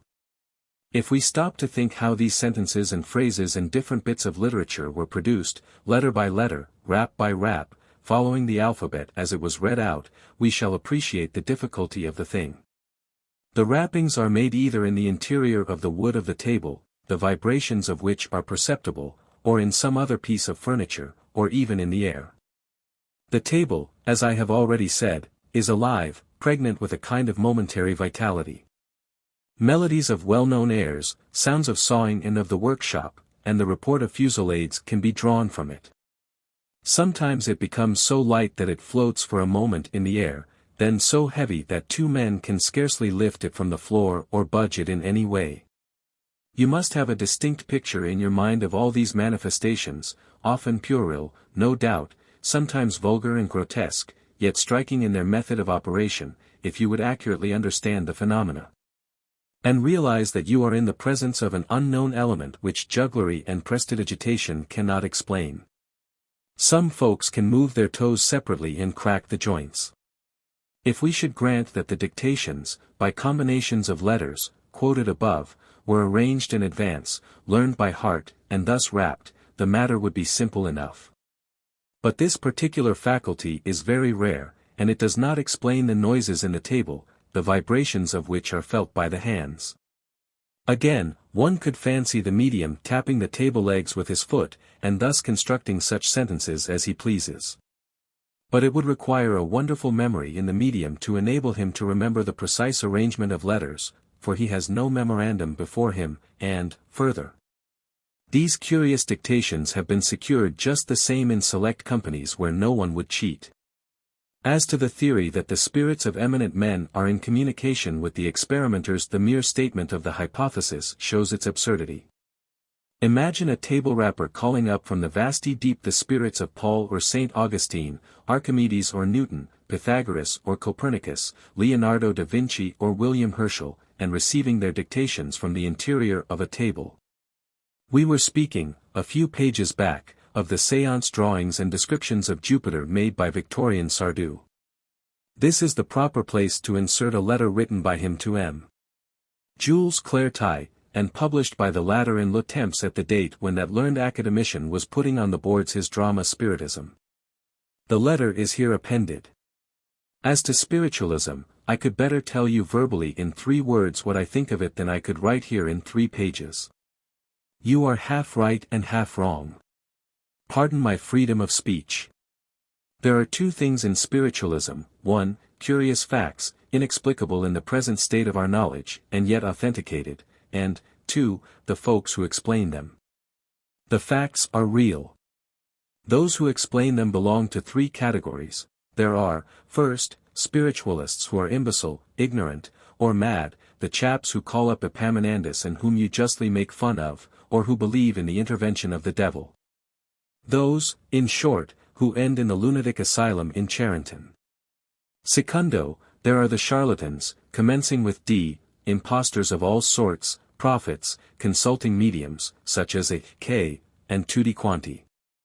Finally, there are the scholars and scientists, who think they can explain everything by juggleries, hallucination, and unconscious movements, men like Chevreul and Faraday, who, while they are right about some of the phenomena described to them, and which really are jugglery or hallucination, are yet wrong about the whole series of original facts, which they will not take the trouble to look at, though they are highly important. These men are much to blame. For, by their plea in bar against earnest investigators, such as Gasparin, for example, and by their insufficient explanations, they have left spiritualism to be exploited by charlatans of all kinds, and at the same time authorized serious amateurs to no longer waste their time over these studies. Last of all, there are observers like myself. There are not many of us, who are incredulous by nature, but who have been obliged to admit, in the long run, that spiritualism concerns itself with facts which defy any present scientific explication, but who do not despair of seeing them explained some day, and who therefore apply themselves to the study of the facts, and are trying to reduce them to some kind of classification which may later prove to be law. We of this persuasion hold ourselves aloof from every coterie, from every clique, from all the prophets, and, satisfied with the convictions to which we have already attained, are content to see in spiritualism the dawn of a truth, as yet very obscure, which will some day find its ampere, as did the magnetic currents, and who grieve to see this truth choked out of existence by a dual foe. Excess of credulous ignorance which believes everything and excess of incredulous science which believes nothing. We find in our conviction and our conscience the wherewithal to brave the petty martyrdom of ridicule inflicted upon us for the faith we profess, a faith exaggerated and caricatured by the mass of follies people never fail to attribute to us. Nor do we deem that the myth in which they dress us up merits even the honor of a refutation. Similarly, I have never had any desire to prove to anybody whatever that the influence of either Molière or Beaumarchais cannot be detected in my plays. It seems to me that that is more than evident. Respecting the dwellings of the planet Jupiter, I must ask the good folks who suppose that I am convinced of the real existence of these things whether they are well persuaded that Gulliver believed in Lilliput.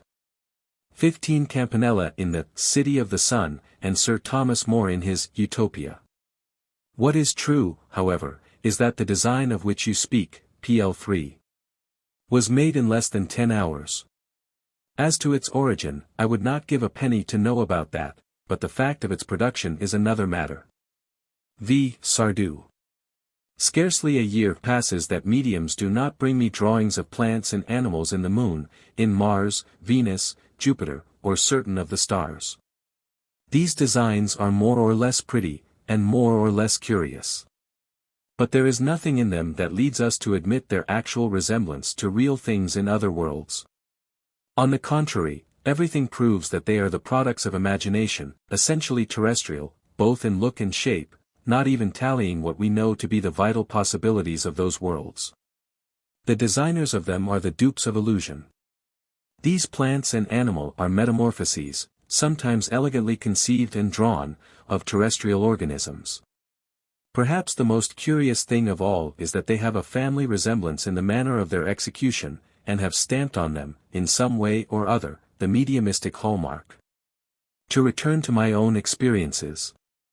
When I took the role of writing medium, I generally produced astronomical or philosophical dissertations signed Galileo. I will quote but one of them as a sample. It is taken from my notebooks of 1862. Science. The human intellect holds in its powerful grasp the infinite universe of space and time. It has penetrated the inaccessible domain of the past, sounded the mystery of the unfathomable heavens, and believes that it has explained the riddle of the universe. The objective world has unrolled before the eyes of science its splendid panorama and its magnificent wealth of forms. The studies of man have led him to a knowledge of truth. He has explored the universe, discovered the inexorable reign of law, and the application of the forces that sustain all things. If it has not been permitted to him to see the first cause face to face, at least he has attained a true mathematical idea of the series of secondary causes.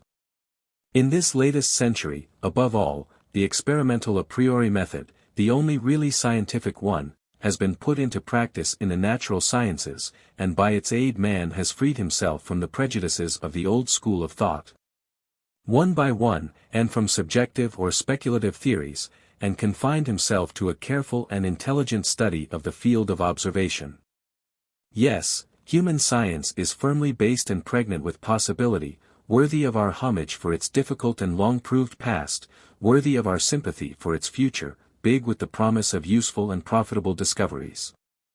For nature is henceforth to be a book accessible to the bibliographical researches of the studious, a world open to the investigations of the thinker, a fertile region which the human mind has already visited, and in which we must needs advance boldly, holding in our hand experience as our compass.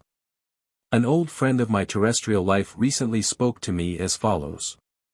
One of our wanderings had brought us back to the earth, and we were making a new moral study of this world. My companion remarked that man is today familiar with the most abstract laws of mechanics, physics, chemistry.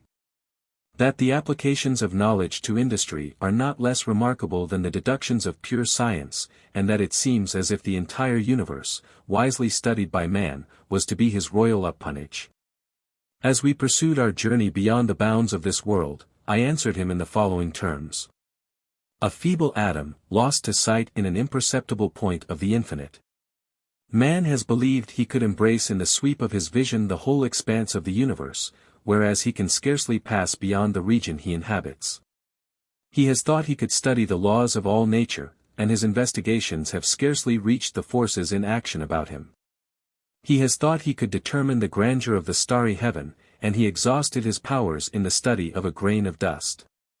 The field of his researches is so small that, once lost to view, the mind seeks in vain to recover it.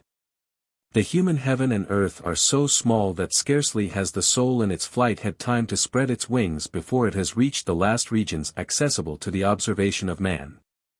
For the immeasurable universe surrounds us on all sides, unfolding beyond the limits of our heavens its unknown riches, putting its inconceivable forces into play, and reaching forward into immensity in the splendor of its life. And the mere flesh-worm, the miserable mite, blind and wingless, whose wretched existence is passed upon the leaf where it was born, would presume, because forsooth it has taken a few steps upon this leaf shaken in the wind, to have the right to speak of the immense tree to which it belongs, of the forest of which this tree forms a part.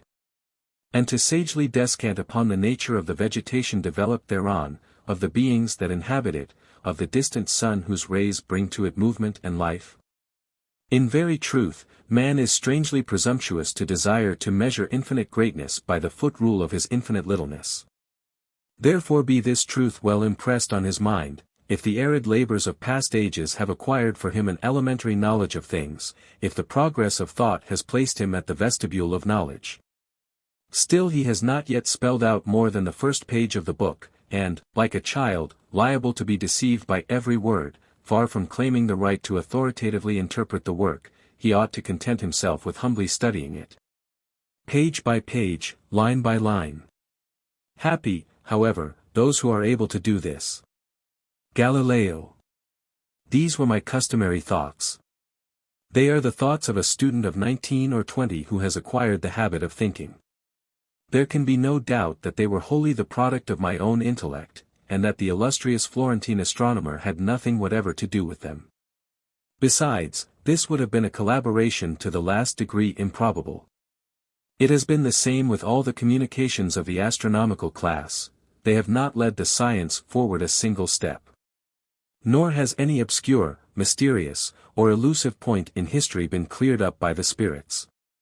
We only write that which we know, and even chance has given us nothing.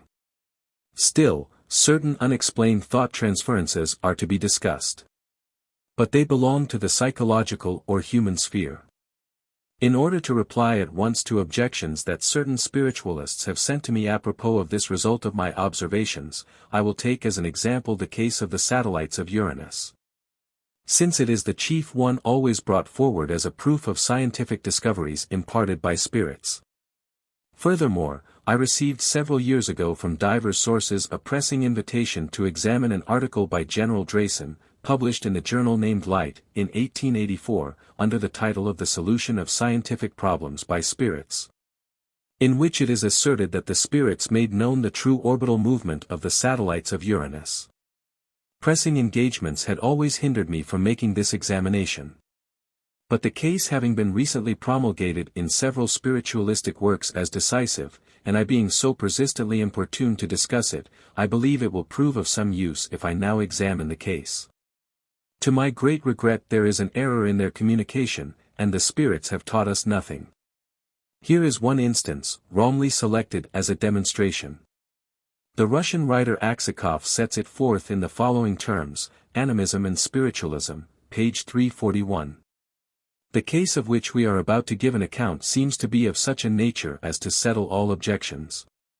It was communicated by Major General A. W. Drayson and published under the title The Solution of Scientific Problems by Spirits. I append a translation. Having received from M. Georges Stock a letter asking me if I could mention, were it only as an instance, that, during the holding of a séance, a spirit had solved one of those scientific problems which have always embarrassed scientists. I have the honor to communicate to you the following circumstance, which I witnessed with my own eyes. In 1781 William Herschel discovered the planet Uranus and its satellites. He observed that these satellites, contrary to all the other satellites of the solar system, traversed their orbits from east to west. Sir John Herschel says in his Outlines of Astronomy, "The orbits of these satellites present peculiarities altogether unexpected and exceptional, contrary to the general laws which govern the other bodies of the solar system. The planes of their orbits are almost perpendicular to the ecliptic, making an angle of 70 degrees 58 foot 16, and they travel with a retrograde movement. That is to say, their revolution about the center of their planet takes place from east to west in place of following the inverse course." When Laplace broached his theory that the Sun and all the planets were formed at the expense of a nebulous matter, these satellites were an enigma to him. Admiral Smith mentions in his celestial cycle that the movement of these satellites, to the stupefaction of all astronomers, is retrograde, contrary to that of all the other bodies observed up to that time. All the astronomical works published before 1860 contain the same reasoning on the subject of the satellites of Uranus.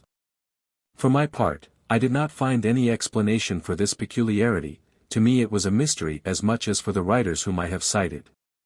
In 1858 I had as a guest in my house a lady who was a medium, and we arranged daily séances. One evening she said to me that she saw at my side a spirit who claimed to have been an astronomer during his life on earth.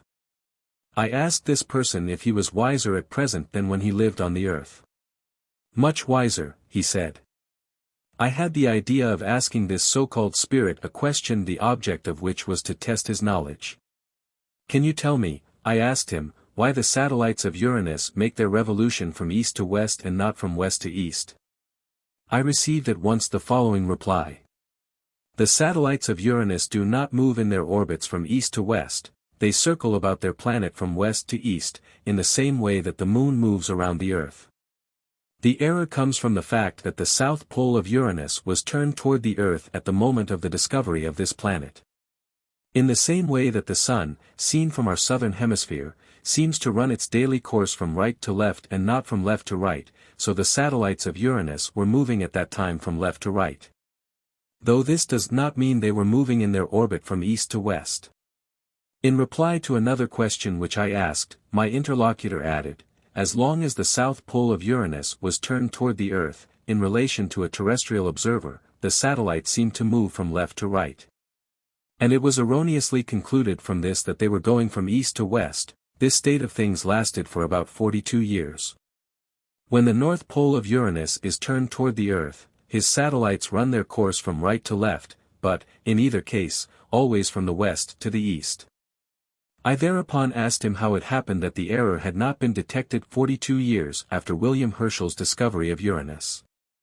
He replied, "It is because people repeat that which the authorities who have preceded them have said. Dazzled by the results obtained by their predecessors, they do not take the trouble to think. Such is the revelation of a spirit on the system of Uranus, published by Drayson and presented by Aksakoff and other authors as an undeniable proof of the intervention of a spirit in the solution of this problem. The following is the result of an impartial discussion of this very interesting subject. The reasoning of the spirit is false. The system of Uranus is almost perpendicular to the plane of its orbit. It is the direct opposite of that of the satellites of Jupiter, which turn almost in the plane of their orbit. The inclination of the plane of the satellites to the ecliptic is 98 degrees, and the planet ascends almost in the plane of the ecliptic. This is a fundamental consideration in the picture which we ought to make to ourselves of the aspect of this system seen from the Earth. Let us, however, adopt for the method of movement of these satellites around their planet the projection upon the plane of the ecliptic, as has always been the custom. The author maintains that, when the north pole of Uranus is turned toward the earth, his satellites run their course from right to left, that is to say from west to east. He endorses the communication of the spirit to the effect that the astronomers are in error and that the satellites of Uranus really revolve around their planet from west to east, in the same way that the moon revolves around the earth. In order to give ourselves an exact account of the position and of the method of the movements of this system, let us construct a special geometrical figure, clear and precise. Let us represent upon a plane the appearance of the orbit of Uranus and of its satellites seen from the northern hemisphere of the celestial sphere, Fig. A. The part of the orbit of the satellites above the plane of the orbit of Uranus has been drawn with heavy lines and hatching, the lower part in dotted lines only. It is easily seen by the direction of the arrows that the revolution of the satellites, projected upon the plane of the orbit, is entirely retrograde. All dogmatic affirmations to the contrary are absolutely erroneous. These satellites turn like the hands of a watch, from left to right, looking at the upper part of the circles. The error of General Drayson's medium comes from the fact that she maintained that the south pole of Uranus was turned toward us at the date of its discovery. Now, in 1781, the system of Uranus occupied relatively to us almost the same situation as in 1862, since the time of its revolution is 84 years. It is evident from the figure that, at that moment, the planet presented to us the pole most elevated above the ecliptic, that is, its north pole. General Drayson allowed himself to be led into error when he adopted without verification these paradoxical premises. As a matter of fact, if Uranus had presented to us its south pole in 1781, the movement of the satellites would have been direct. But the observations of the angle of position of the orbits at the time of their passage of the nodes gives us abundant evidence that it was really the north pole which was at that moment turned toward the Sun and the Earth. A fact which renders direct movement impossible, retrograde movement certain. For greater clearness, I have placed outside of the orbit, in Figure 1, the aspect of the system of Uranus seen from the Earth at the four principal epochs of the revolution of this distant planet. It is evident that the apparent method of the revolution was analogous to that of the hands of a watch in 1781 and 1862, the opposite in 1818 and 1902. At these dates the apparent orbits of the satellites are almost circles, while during the passage of the nodes, in 1798, 1840, and 1882, they are reduced to straight lines. Figure 1 completes these data by presenting the aspect of the orbits and the method of revolution for all the positions of the planet, even down to our own epoch. Figure 1, the inclination of the system of Uranus. Aspects seen from the Earth at the four extreme positions. I have desired to completely elucidate this question, which is a little technical. To my great regret, the spirits have taught us nothing, and this example, to which so much importance is attached, is seen to be an error. Point 17. Aksakoff cites, in this same chapter, p. 343, the discovery of the two satellites of Mars, also made by Drayson through a medium, in 1859, that is to say, 18 years before their discovery, in 1877. This discovery, not having been published at the time, remains doubtful. Furthermore, after Kepler had pointed out its probability, this subject of the two satellites of Mars was several times discussed, notably by Swift and Voltaire, see My Popular Astronomy, page 501. This is not, then, to be set down as an undeniable instance of a discovery made by the spirits. The immediately foregoing instances are facts actually observed at spiritualistic séances. I will not treat them under a generalization foreign to their proper setting. They do not prove that, in certain circumstances, thinkers, poets, dreamers, investigators, may not be inspired by influences emanating from others, from loved ones, from departed friends. That is another question, a topic quite apart from experiments which we are giving an account of in this book. Figure 1a. Orbits of the satellites of Uranus as seen from the Earth at different dates since the time of their discovery, 1781. The same author, otherwise generally very judicious, cites several examples of foreign tongues spoken by mediums. I have not been able to verify them, and I am asked not to say here anything but what I am absolutely sure of. According to my personal observations, these experiments bring us constantly into the presence of ourselves, our own minds. I could cite 1,000 examples of this. One day I received an aerolite discovered in a forest in the environs of Etrapagny, Ur. Madame J. L., who kindly sent it to me, added that she consulted a spirit about its origin and that he replied to her that it came from a star named Golda. Now in the first place there is no star of this name, and, secondly, this is not an aerolite at all, but a piece of slag from an old forge. See section 662 of my inquiry of 1899. The first of these sections, relating to telepathy, have been published in my work The Unknown. A lady reader of mine wrote me from Montpellier. Your conclusions would perhaps diminish the prestige of spiritualism in the eyes of certain persons. But, as prestige may produce superstition, it is well to clear up matters. For my part, that which you have observed agrees with what I have myself observed. This is the method which I have employed, aided by a friend. I took a book and, opening it, retained in my mind the number of the right-hand page. Suppose it was 132. I said to the table, which had been put in movement by the little maneuver ordinarily used, does a spirit desire to communicate? Reply, yes. Question, can you see the book which I have just been looking at? Reply, yes. How many numbers are there on the page that I have been looking at? 3.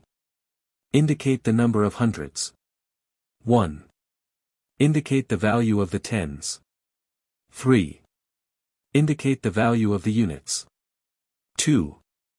The amounts indicated in these statements are of course 132. It was enchanting. Then, taking the closed book and, without opening it, sliding the paper knife between the pages, I resumed the conversation, and the result with this last method was always inexact. I frequently repeated this little experience, curious at any rate, and, every time, I had exact replies when I knew them, inexact when I was ignorant of them. Section 657 of my inquiry. These examples might be multiplied ad infinitum. Everything leads us to think that it is we who are the actors in these experiments. But it is not so simple as one might suppose, and there is something else in it as well as ourselves. Certain unexplained things take place. In his remarkable work, Intelligence, Taine explains spiritualistic communications by a sort of unconscious duplication of our mind, as I said above. The more singular a fact is, he writes 18, the more instructive it is. In this respect, spiritualistic manifestations themselves point the way to discoveries by showing us the coexistence at the same moment in the same individual of two thoughts, two wills, two distinct actions, the one conscious, the other unconscious. The latter he attributes to invisible beings. The brain is, then, a theater on the stage of which several pieces are being played at once, upon several planes, of which only one is not subliminal. Nothing is more worthy of study than this plurality of the me. I have seen a person who, while speaking or singing, writes, without regard to the paper, consecutive sentences and even entire pages, without any knowledge of what she is writing. In my eyes her sincerity is perfect. Now she declares that at the end of a page she has no idea of what she has written on the paper. When she reads it, she is astonished, sometimes alarmed. The handwriting is different from her ordinary handwriting. The movement of the fingers and of the pencil is stiff and seems automatic. The writing always ends with a signature, that of a deceased person, and bears the mark of intimate thoughts, of a secret and inner reserve of ideas which the author would not like to divulge. Certainly there is proof here of a doubling of the me, the coexistence of two parallel and independent trains of thought, of two centers of action, or, if you wish, of two moral persons existing in the same brain, each one doing his work. And each one a different work, the one upon the stage and the other behind the scenes, the second as complete as the first, since, alone and unwitting of the other. It constructs consecutive ideas and fashions connected sentences in which the other has no part. This hypothesis is admissible, in the light of numerous observations of double consciousness. Point 19. It is applicable to a great number of cases, but not in all. It explains automatic writing. But, as it stands, it is necessary to stretch it considerably to make it explain the rappings, for who raps? And it does not explain at all the levitations of the table, nor the displacement of objects of which I have spoken in the first chapter. And I do not very well see how it can even explain phrases rapped out backwards or by the strange combinations described above. This hypothesis is admitted and developed in a more unqualified way by Dr. Pierre Janet in his work Psychological Automatism. This author is one of those who have created a narrow circle of observation and study, and who not only never emerge from it, but imagine that they have got the whole universe in their circle. In going over this kind of reasoning, one thinks involuntarily of that old quarrel of the two round eyes who saw everything round and of the two square eyes who saw everything square.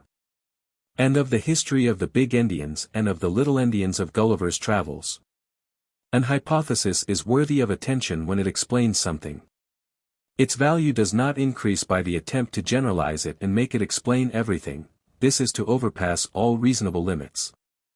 We may admit that the subconscious acts of an abnormal personality, temporarily grafted upon our normal personality, explain the greater part of mediumistic writing communications.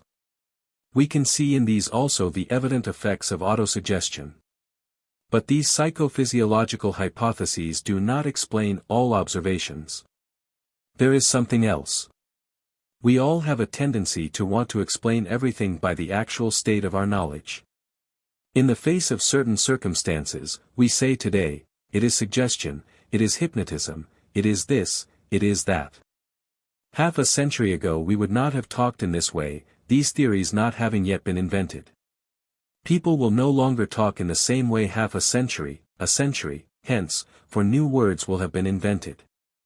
But let us not be put off with words, let us not be in such a hurry. We must know how to explain in what way our thoughts, conscious, unconscious, subconscious, can strike blows in a table, move it, lift it. As this question is rather embarrassing, Dr. Pierre Janet treats it as secondary personality, and is obliged to have recourse to the movements of the toes, to the snapping of the muscles of the fibular tendon, to ventriloquism and the deceptions of unconscious accomplices. 20. This is not a sufficient explanation. As a matter of fact, we do not understand how our thought, or that of another, can cause raps in a table, by which sentences are formed.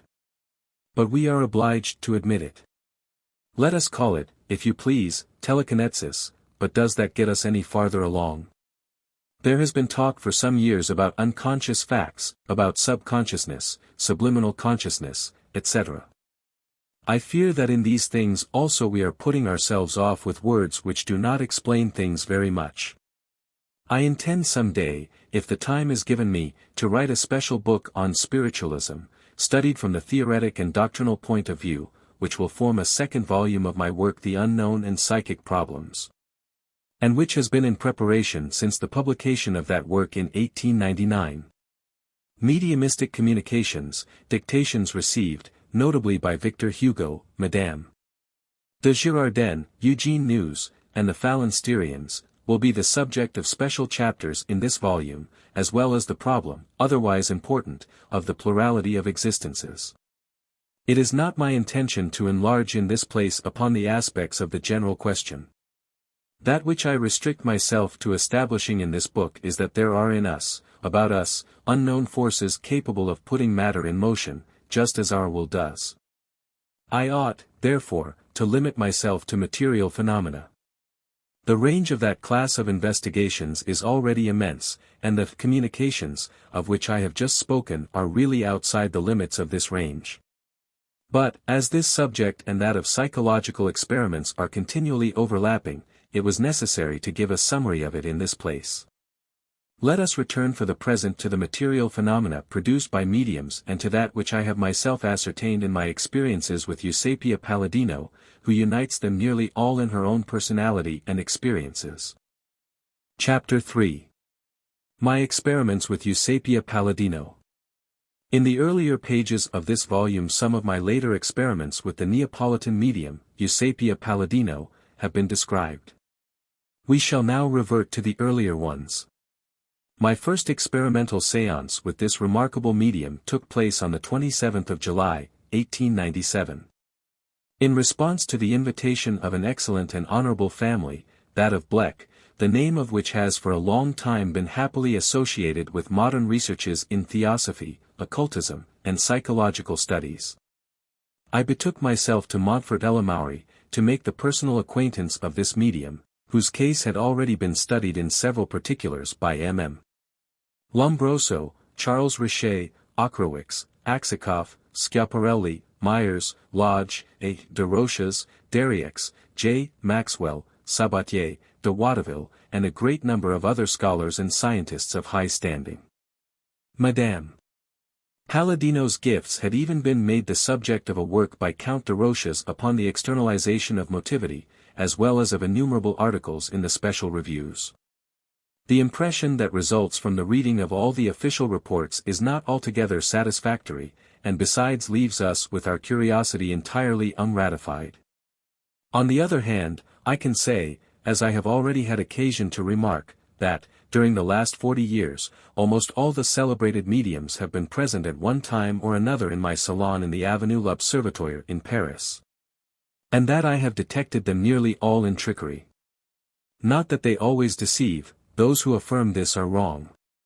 But, consciously or unconsciously, they bring with them an element of trouble against which one is obliged to be constantly on guard, and which places the experimenter in conditions diametrically opposed to those of scientific observation. Apropos of Eusapia, I had received from my illustrious colleague, M. Schiaparelli, director of the observatory at Milan, to whom science is indebted for so many important discoveries, a long letter from which I will quote a few passages. During the autumn of 1892 I was invited by M. Aksakoff to be present at a certain number of spiritualistic séances held under his direction and care, for the purpose of meeting the medium Eusapia Paladino, of Naples. I saw a number of very surprising things, a part of which, to tell the truth, could be explained by very ordinary means. But there are others the production of which I should not know how to explain by the known principles of natural philosophy. I add, without any hesitation, that, if it had been possible to entirely exclude all suspicion of deceit, one would have had to recognize in these facts the beginning of a new science pregnant with consequences of the highest importance. But it must be admitted that these experiments have been made in a manner little calculated to convince impartial judges of their sincerity. Conditions were always imposed that hindered the right comprehension of what was really taking place. When we proposed modifications in the program suited to give to the experiments the stamp of clearness and to furnish evidence that was lacking, the medium invariably declared that, if we did so, the success of the séance would thereby be made impossible. In fine, we did not experiment in the true sense of the word, we were obliged to be content with observing that which occurred under the unfavorable circumstances imposed by the medium. Even when mere observation was pushed a little too far, the phenomena were no longer produced or lost their intensity and their marvelous nature. Nothing is more offensive than these games of hide-and-seek to which we are obliged to submit. All that kind of thing excites distrust. Having passed all my life in the study of nature, which is always sincere in its manifestations and logical in its processes, it is repugnant to me to turn my thoughts to the investigation of a class of truths, which it seems as if a malevolent and disloyal power was hiding from us with an obstinacy the motive of which we cannot comprehend. In such researches it is not sufficient to employ the ordinary methods of natural philosophy, which are infallible, but very limited in their action. We must have recourse to that other critical method, more subject to error, but more audacious and more powerful, of which police officers and examining magistrates make use when they are trying to bring out a truth in the midst of disagreeing witnesses, a part at least of whom have an interest in hiding that truth. In accordance with these reflections, I cannot say that I am convinced of the reality of the things which are comprised under the ill-chosen name of spiritualism. But neither do I believe in our right to deny everything. For, in order to have a good basis for denial, it is not sufficient to suspect fraud, it is necessary to prove it. These experiments, which I have found very unsatisfactory, other experimenters of great confidence and of established reputation have been able to make in more favorable circumstances. I have not enough presumption to oppose a dogmatic and unwarranted denial to proofs in which scientists of great critical ability, such as M.M.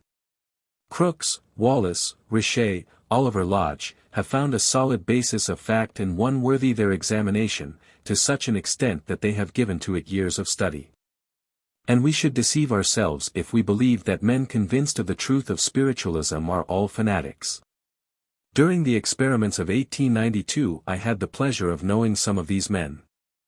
I was obliged to admire their sincere desire to know the truth, and I found, in the case of several of them, philosophic ideas very sensible and very profound, joined to a moral character altogether worthy of esteem. That is the reason why it is impossible for me to declare that spiritualism is a ridiculous absurdity.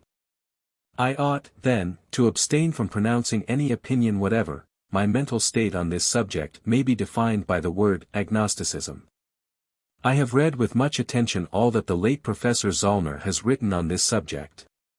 His explanation has a purely material basis, that is to say, it is the hypothesis of the objective existence of a fourth dimension of space, an existence which cannot be comprised within the scope of our intuition, but the possibility of which cannot be denied on that ground alone.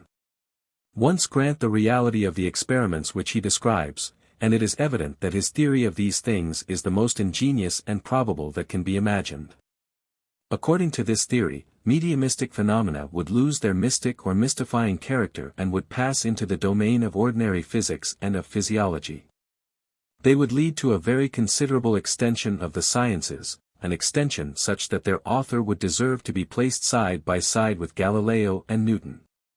Unfortunately, these experiences of Zollner were made with a medium of poor reputation.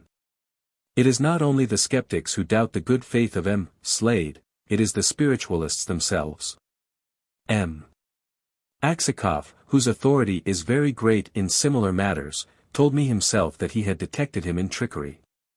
You see by this that these theories of Zollner lose any support they might have derived from the exact demonstration of experiment, at the same time that they remain very beautiful, very ingenious, and quite possible.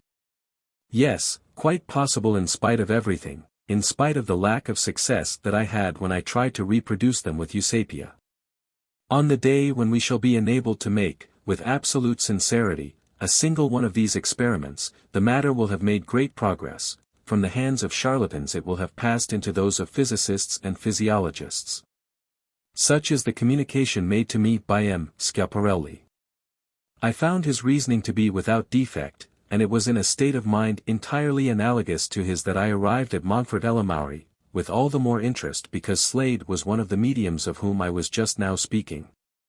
Eusapia Paladino was introduced to me. She is a woman of very ordinary appearance, a brunette, her figure a little under the medium height. She was 43 years old, not at all neurotic, rather stout. She was born on January 21, 1854, in a village of La Puy. Her mother died while giving birth to the child. Her father was assassinated 8 years afterward, in 1862, by brigands of southern Italy. Eusapia Paladino is her maiden name. She was married at Naples to a merchant of modest means named Raphael Delguise, a citizen of Naples. She manages the petty business of the shop, is illiterate, does not know how to either read or write, understands only a little French. I conversed with her, and soon perceived that she has no theories and does not burden herself by trying to explain the phenomena produced by her. The salon in which we are going to conduct our experiments is a room on the ground floor, rectangular, measuring 20 feet in length by 19 in breadth. There are 4 windows, an outside entrance door and another in the vestibule. Before the sitting, I make sure that the large doors and windows are closely shut by window blinds with hooks and by wooden blinds on the inside. The door of the vestibule is simply locked with a key. In an angle of the salon, at the left of the large entrance door, 2 curtains of a light color have been stretched on a rod, joining in the middle and forming thus a little cabinet. In this cabinet there is a sofa, and leaning against this a guitar. On one side is a chair, on which have been placed a music box and a bell. In the recess of the window which is included in the cabinet there is a music rack, upon which has been placed a plate containing a well-smoothed cake of glazier's putty, and under which, on the floor, is a huge tray containing a large smoothed cake of the same. We have prepared these plaques of putty because the annals of spiritualism have often shown the imprint of hands and of heads produced by the unknown beings whom it is our business in this work to investigate.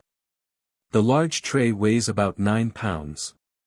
Why this dark cabinet? The medium declares it is necessary to the production of the phenomena that relate to the condensation of fluids. I should prefer that there should be nothing of the kind. But the conditions must be accepted, though we must have an exact understanding about them. Behind the curtain the stillness of the aerial waves is at its maximum, the light at its minimum. It is curious, strange, infinitely regrettable that light prohibits certain effects. Undoubtedly, it would not be either philosophic or scientific to oppose this condition. It is possible that the radiations, the forces, which act may be the rays of the invisible end of the spectrum. I have already had occasion to remark, in the first chapter, that he who would seek to make photographs without a dark chamber would cloud over his plate and obtain nothing. The man who would deny the existence of electricity because he had been unable to obtain a spark in a damp atmosphere would be in error. He who would not believe in the existence of stars because we only see them at night would not be very wise. Modern progress in natural philosophy has taught us that the radiations that impinge on the retina represent only the smallest fraction of the totality. We can then admit the existence of forces which do not act in the full light of day. But, in accepting these conditions, the essential point is not to be their dupe. Hence, before the séance, I examined carefully the narrow corner of the room before which the curtain was stretched, and I found nothing except the objects mentioned above. Nowhere in the room was there any sign whatever of concealed mechanism, no electric wires or batteries or anything of the kind, either on the floor or in the walls. Moreover, the perfect sincerity of M. and Madame Bleck is beyond all suspicion. Before the séance, Eusapia was undressed and dressed before Madame Zelma Bleck. Nothing suspicious was found. The sitting was begun in full light, and I constantly laid stress upon obtaining the largest number of phenomena we could in the full light of day. It was only gradually, according as the spirit begged for it, that the light was turned down. But I obtained the concession that the darkness should never be absolute. At the last limit, when the light had to be entirely extinguished, it was replaced by one of the red lanterns used by photographers. The medium sits before the curtain, turning her back to it. A table is placed before her, a kitchen table, made of spruce, weighing about 15 pounds. I examined this table and found nothing in it suspicious. It could be moved about in every direction. I sit at first on the left of Eusapia, then at her right side. I make sure as far as possible of her hands, her legs, and her feet, by personal control. Thus, for example, to begin with, in order to be sure that she should not lift the table either by her hands or her legs, or her feet, I take her left hand in my left hand, I place my right open hand upon her knees. And I place my right foot upon her left foot. Facing me, M. Guillaume de Fontenay, no more disposed than I to be duped, takes charge of her right hand and her right foot. There is full light, a big kerosene lamp with a wide burner and a light yellow shade, besides 2 lighted candles. At the end of 3 minutes the table begins to move, balancing itself, and rising sometimes to the right, sometimes to the left. A minute afterwards it is lifted entirely from the floor, to a height of about 9 inches, and remains there 2 seconds. In a second trial, I take the 2 hands of Eusapia in mine. A notable levitation is produced, nearly under the same conditions. We repeat the same experiments thrice, in such a way that 5 levitations of the table take place in a quarter of an hour, and for several seconds the 4 feet are completely lifted from the floor, to the height of about 9 inches. During one of the levitations the experimenters did not touch the table at all, but formed the chain above it and in the air, and Eusapia acted in the same way. So then it seems that an object can be lifted, in opposition to the law of gravity, without the contact of the hands which have just been acting upon it. Proof already given above, pages 5 to 8, 16. A round center table placed at my right comes forward without contact towards the table, always in full light, be it understood, as if it would like to climb up on it, and falls down. Nobody has moved aside or approached the curtain, and no explanation of this movement can be given. The medium has not yet entered into a trance and continues to take part in the conversation. 5 raps in the table indicate, according to a convention arranged by the medium, that the unknown cause asks for less light. This is always annoying. I have already said what I think of this. The candles are blown out, the lamp turned down, but the light is strong enough for us to see very distinctly everything that takes place in the salon. The round table, which I had lifted and set aside, approaches the table and tries several times to climb up on it. I lean upon it in order to keep it down, but I experience an elastic resistance and am unable to do so. The free edge of the round table places itself on the edge of the rectangular table, but, hindered by its triangular foot, it does not succeed in clearing itself sufficiently to climb upon it. Since I am holding the medium, I ascertain that she makes no effort of the kind that would be needed for this style of performance. The curtain swells out and approaches my face. It is at this moment that the medium falls into a trance. She utters sighs and lamentations and only speaks now in the third person, saying that she is John King, a psychic personality who claims to have been her father in another existence and who calls her my daughter, Mia Figlia. This is an autosuggestion proving nothing as to the identity of the force. 5 new taps ask for still less light, and the lamp is most completely turned down, but not extinguished. The eyes, growing accustomed to the clair-obscur, still distinguish pretty well what is taking place. The curtain swells out again, and I feel that I am touched on the shoulder, through the stuff of the curtain, as if by a closed fist. The chair in the cabinet, upon which are placed the music box and the bell, is violently shaken, and the objects fall to the floor. The medium asks again for less light, and a red photographic lantern is placed upon the piano, the light of the lamp being extinguished. The control is rigorously kept up, the medium agreeing to it with the greatest docility. For about a minute the music box plays intermittent airs behind the curtain, as if it was turned by some hand. The curtain moves forward again toward me, and a rather strong hand seizes my arm.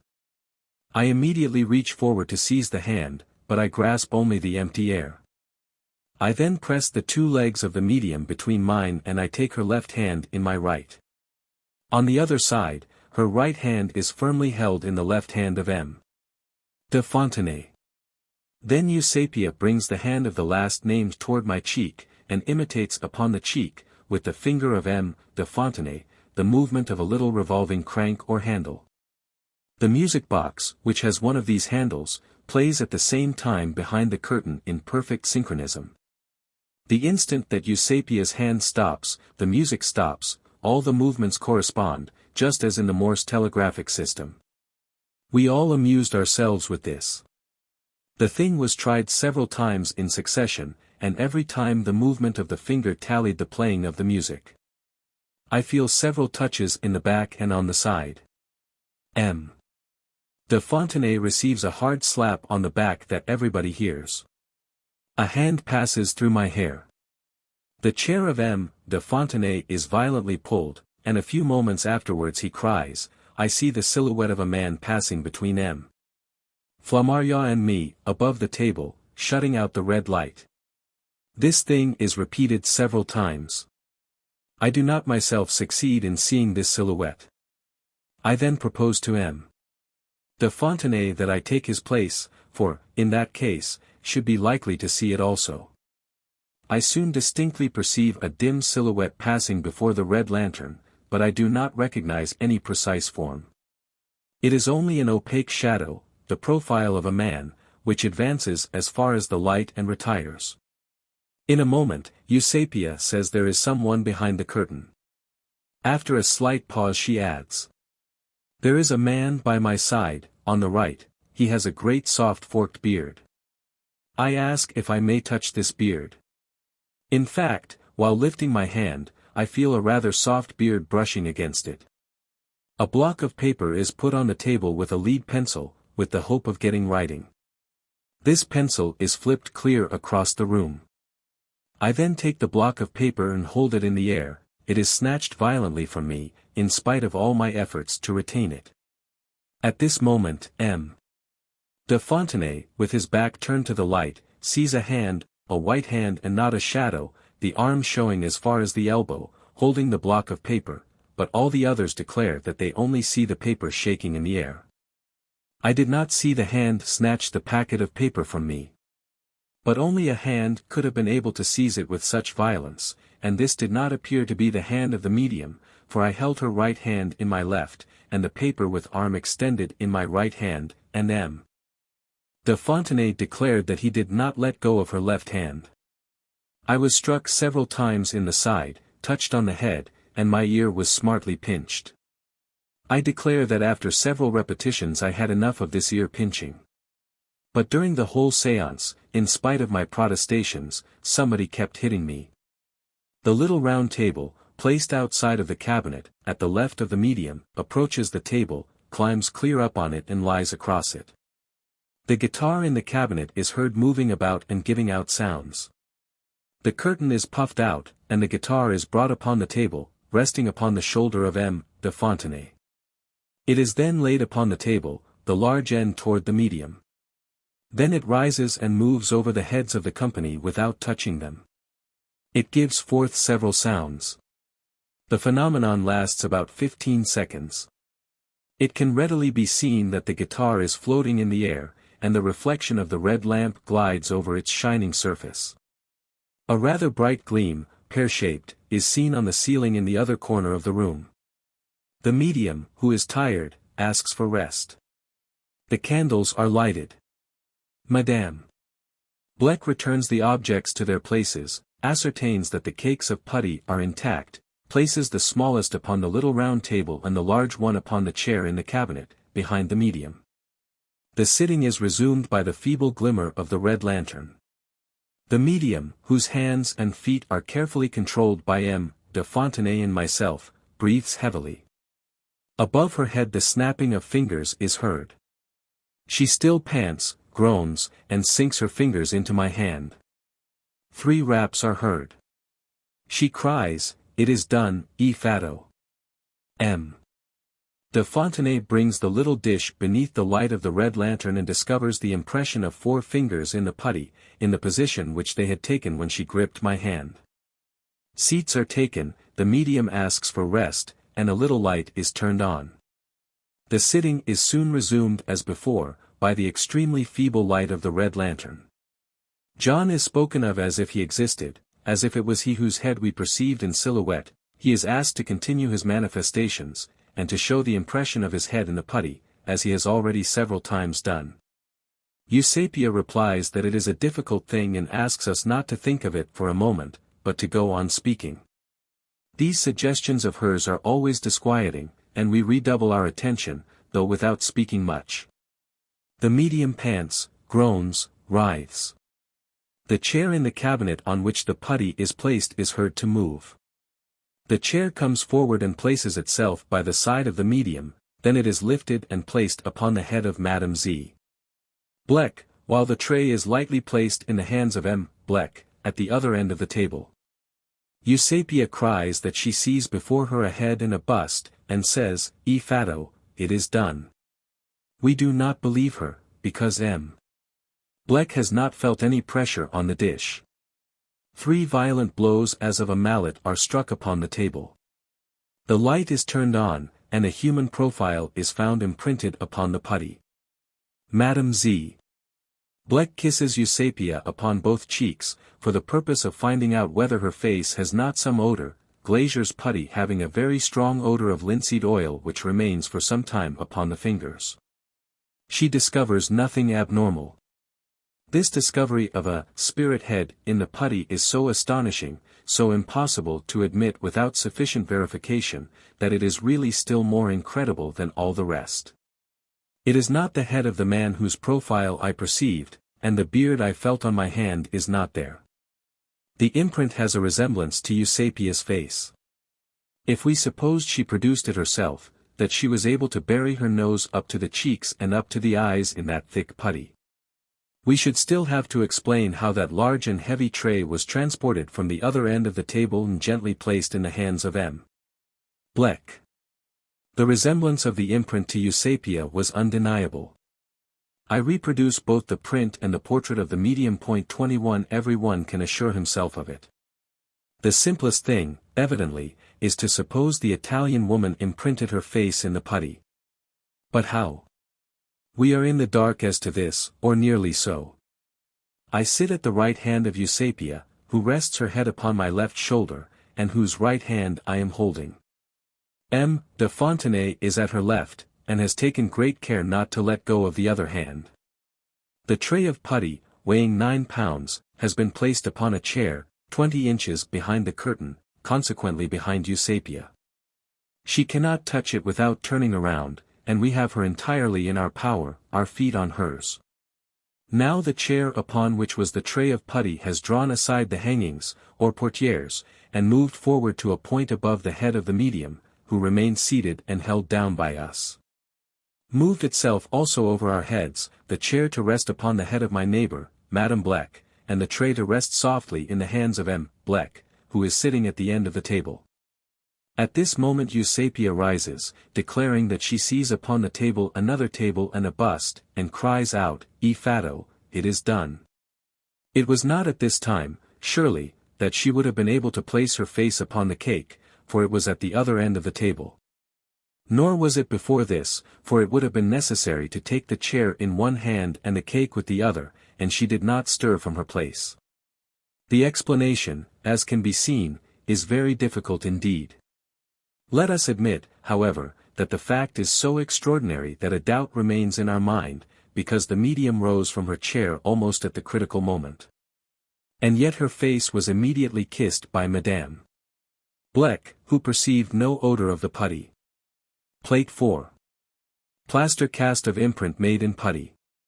Without contact by the medium Eusapia Paladino.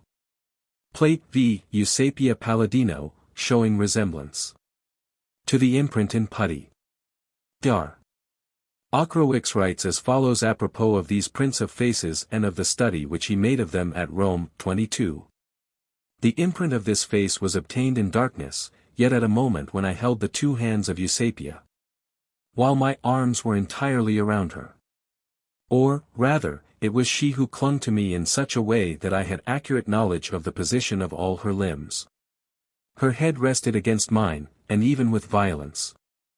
At the moment of the production of the phenomenon a convulsive trembling shook her whole body, and the pressure of her head on my temples was so intense that it hurt me. At the moment when the strongest convulsion took place, she cried, "Ah, che dura! Oh, how severe!" We at once lighted a candle and found a print, rather poor in comparison with those which other experimenters have obtained, a thing due, perhaps, to the bad quality of the clay which I used. This clay was placed about 20 inches to the right of the medium, while her head was inclined to the left. Her face was not at all soiled by the clay, which was yet so moist as to leave traces upon the fingers when touched. Moreover, the contact of her head with mine made me suffer so much that I am absolutely sure it was not intermitted for a single moment. Eusapia was very happy when she saw a verification made under conditions in which it was impossible to suspect her good faith. I then took the tray of clay, and we passed into the dining room in order to better examine the imprint, which I placed on a large table near a big kerosene lamp. Eusapia, who had fallen into a trance, remained for some moments standing, her hands resting upon the table, motionless and as if unconscious.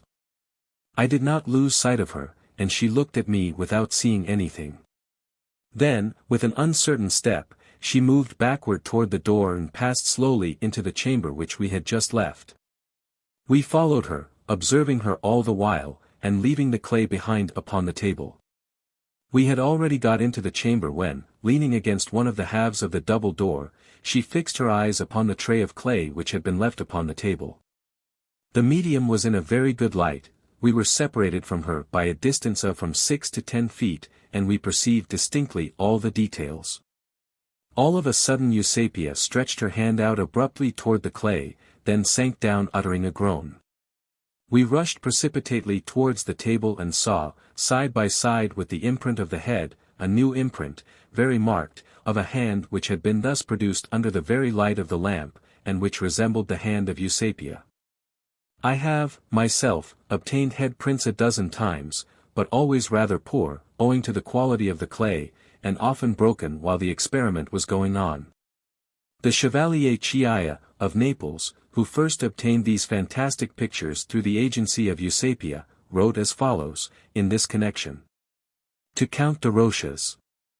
I have imprints in boxes of clay weighing anywhere between 55 and 65 pounds. I mention the weight in order to let you see the impossibility of lifting and transporting with one hand alone so heavy a tray, even upon the supposition that Eusapia might, unknown to us, free one of her hands. In almost every case, in fact, this tray, placed upon a chair 3 feet behind the medium, was brought forward and placed very gently upon the table about which we were seated. The transfer was made with such nicety that the persons who formed the chain and held firmly the hands of Eusapia did not hear the least noise, did not perceive the least rustling. We were forewarned of the arrival of the tray upon the table by 7 taps, which, according to our conventional arrangement, John struck in the wall to inform us that we could turn on the light. I did so at once by turning the cock of the gas fixture which was suspended above the table. We had never completely extinguished it. We then found the tray upon the table, and, upon the clay, the imprint which we supposed must have been made before its transfer, and while it was behind Eusapia, in the cabinet where John usually materializes and manifests himself. The totality of these observations, which are very numerous, leads us to the thought that, in spite of the improbability of the thing, these imprints are produced at a distance by the medium. However, some days after the séance at Montfort-le-Maury I wrote as follows. These different manifestations are not to me equally authentic. I am not sure of all of them, for the phenomena were not all produced under the same conditions of certainty. I should wish to class the facts in the following order of decreasing certainty. 1. Levitations of the table. 2. Movements of the round table without contact. 3. Mallet blows. 4. Movements of the curtain. 5. Opaque silhouette passing before the red lamp. 6. Sensation of a beard upon the back of the hand. 7. Touchings. 8. Snatching of the block of paper. 9. Throwing of the lead pencil. 10. Transference of the round table to the top of the other table. 11. Music from the little box. 12. Transfer of the guitar to a point above the head. 13. Imprints of a hand and of a face. The first 4 events, having taken place in full light, are incontestable. I should put almost in the same rank numbers 5 and 6. Number 7 may perhaps be due very often to fraud. The last in the list, having been produced toward the end of the séance, at a time when attention was necessarily relaxed, and being still more extraordinary than all the others, I confess that I cannot admit it with certainty. Although I cannot understand how it could have been due to fraud. The 4 others seem genuine, but I should like to observe them anew. A man could wager 99 to 100 that they are true. I was absolutely sure of them during the séance. But the vividness of the impressions grows weak, and we have a tendency to listen only to the voice of plain common sense, the most reasonable and the most deceptive of our faculties. The first impression we get upon the reading of these reports is that these different manifestations are rather vulgar, altogether banal, and do not tell us anything about the other world, or about other worlds. Surely it does not seem probable that any spiritual being would take part in such performances. For these phenomena are of an absolutely material class. On the other hand, however, it is impossible not to recognize the existence of unknown forces. The simple fact, for example, of the levitation of a table to a height of 6 1/2, 8, 16 inches from the floor is not banal at all. It seems to me, speaking for myself alone, so extraordinary that my opinion is very well expressed when I say that I do not dare to admit it without having seen it myself, with my own eyes. I mean that which is called seeing. In full light and under such conditions that it would be impossible to suspect. While we are very sure that we have proved it, we are at the same time sure that in such experiments there emanates from the human body a force that may be compared with the magnetism of the lodestone, able to act upon wood, upon matter, somewhat as the lodestone acts upon iron, and counterbalancing for some moments the action of gravity.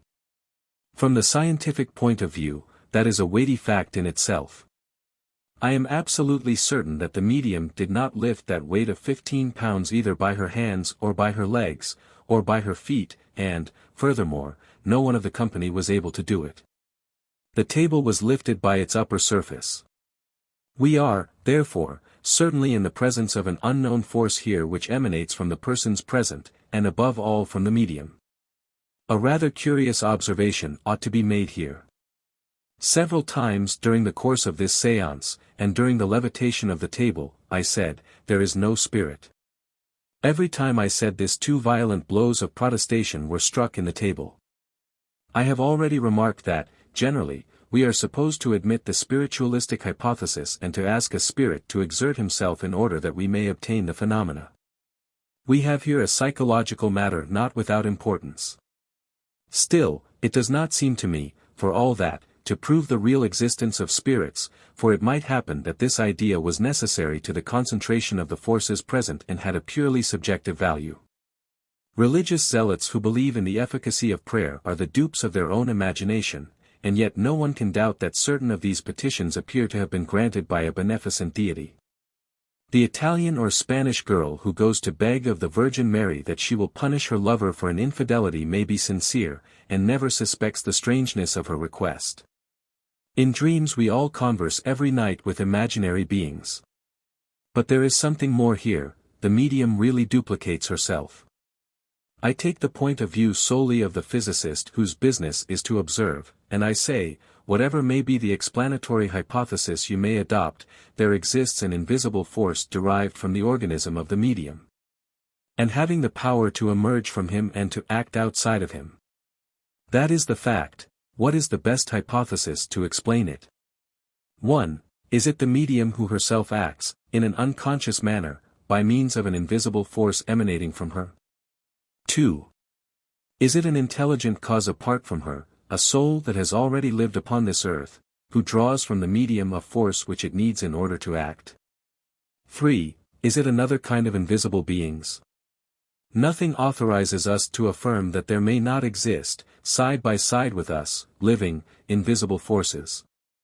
There you have three very different hypotheses, none of which seems to me, as far as my personal experience goes, to be as yet conclusively proved. But there certainly emanates from the medium an invisible force. And the participants, by forming the psychic chain and by uniting their sympathetic wills, increase this force. This force is not immaterial. It may be a substance, an agent emitting radiations of wavelengths which make no impression on our retina, and which are nevertheless very powerful. In the absence of light rays it is able to condense itself, take shape, affect even a certain resemblance to the human body, to act as do our organs, to violently strike a table, or touch us. It acts as if it were an independent being. But this independence does not really exist, for this transitory being is intimately connected with the organism of the medium, and its apparent existence ceases when the conditions of its production themselves cease. While writing these monstrous scientific heresies, I feel very deeply that it is difficult to accept them. Still, after all, who can trace the limits of science? We have all learned, especially during the last quarter of a century, that our knowledge is not a very colossal affair, and that, apart from astronomy, there is as yet no exact science founded upon absolute principles. And then, when all is said, there are the facts to be explained. Doubtless it is easier to deny them. But it is not decent or civil. He who has merely failed to find what satisfies him has no right to deny. The best he can do is simply to say, I know nothing about it. The fact is that, as yet, we have not elementary data enough to enable us to characterize these forces, but we ought not to lay the blame upon those who study them. To sum up, I believe that I am able to go a little farther than M. Schiaparelli and affirm the certain existence of unknown forces capable of moving matter and of counterbalancing the action of gravity. There is a complex totality, as yet difficult to disentangle, of psychic and physical forces. But such facts, however extravagant they may appear, are worthy of coming within the sphere of scientific observation. It is even probable that they tend powerfully to elucidate the problem, a matter of supreme importance to us, of the nature of the human soul. After the end of that séance of the 27th of July, 1897, as I desired to see again the levitation of a table in full light, the chain was formed standing, the hands lightly placed upon the table. The latter began to oscillate, then rose up to a height of 9 inches from the floor, remained there several seconds, all the participators remaining on their feet, and fell heavily back again. 23. M.G. de Fontenay succeeded in getting several photographs by the magnesium light. I reproduce 2 of them here, PL 6. There are 5 experimenters who are, from left to right, M. Bleck, Madame Z. Bleck, Eusapia, myself, MLLE Bleck. In the first photograph the table rests upon the floor. In the second it floats in air, coming up as high as the arms. At a height of about 10 inches on the left and 8 inches on the right. I hold my right foot resting upon Eusapia's feet and my right hand upon her knees. With my left hand I hold her left hand. The hands of all the others are upon the table. It is therefore altogether impossible for her to employ any muscular action. This photographic record confirms that of PLI. And it seems to me difficult not to recognize its undeniable documentary value. 24. Plate 6. Photograph of the table resting on the floor. Photograph of the same table raised to a height of 25 centimeters. Made by M. G. de Fontenay. After this séance my most ardent desire was to see the same experiments reproduced at my own house. In spite of all the care I took with my observations, several objections can be taken to the absolute certainty of the phenomena. The most important arises from the existence of the little dark cabinet. Personally, I was sure of the perfect probity of the Honorable Bleck family, and I am unable to accept the idea of any trickery whatever on the part of any of its members. But the opinion of readers of the formal report may not be so well assured.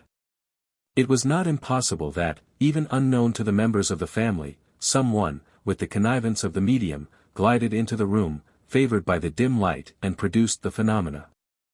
An accomplice entirely clothed in black and walking barefoot would have been able to hold the instruments up in the air, put them in movement, make the touches, and cause the black mask to move at the end of a rod, etc. This objection could be verified or quashed by renewing the experiments at my house, in a room of my own, where I should be absolutely certain that no confederate could enter.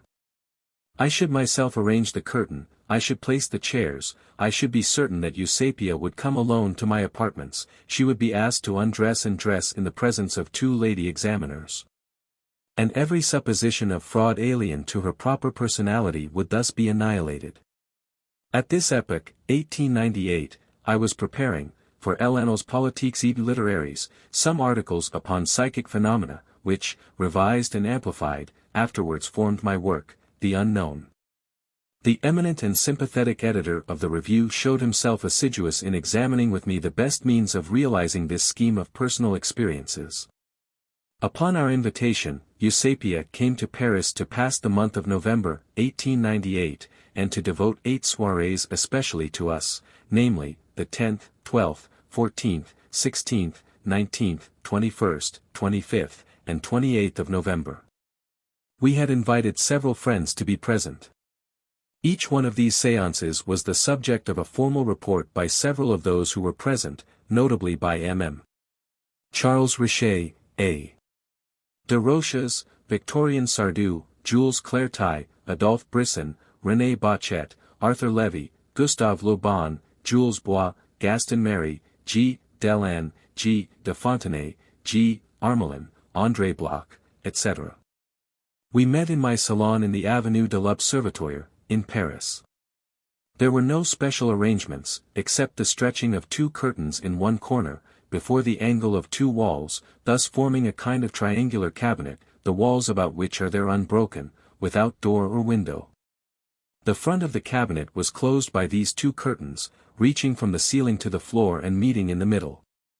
It is before this kind of cabinet that the reader will please imagine the medium to be seated, with a white wooden table, kitchen table, before her.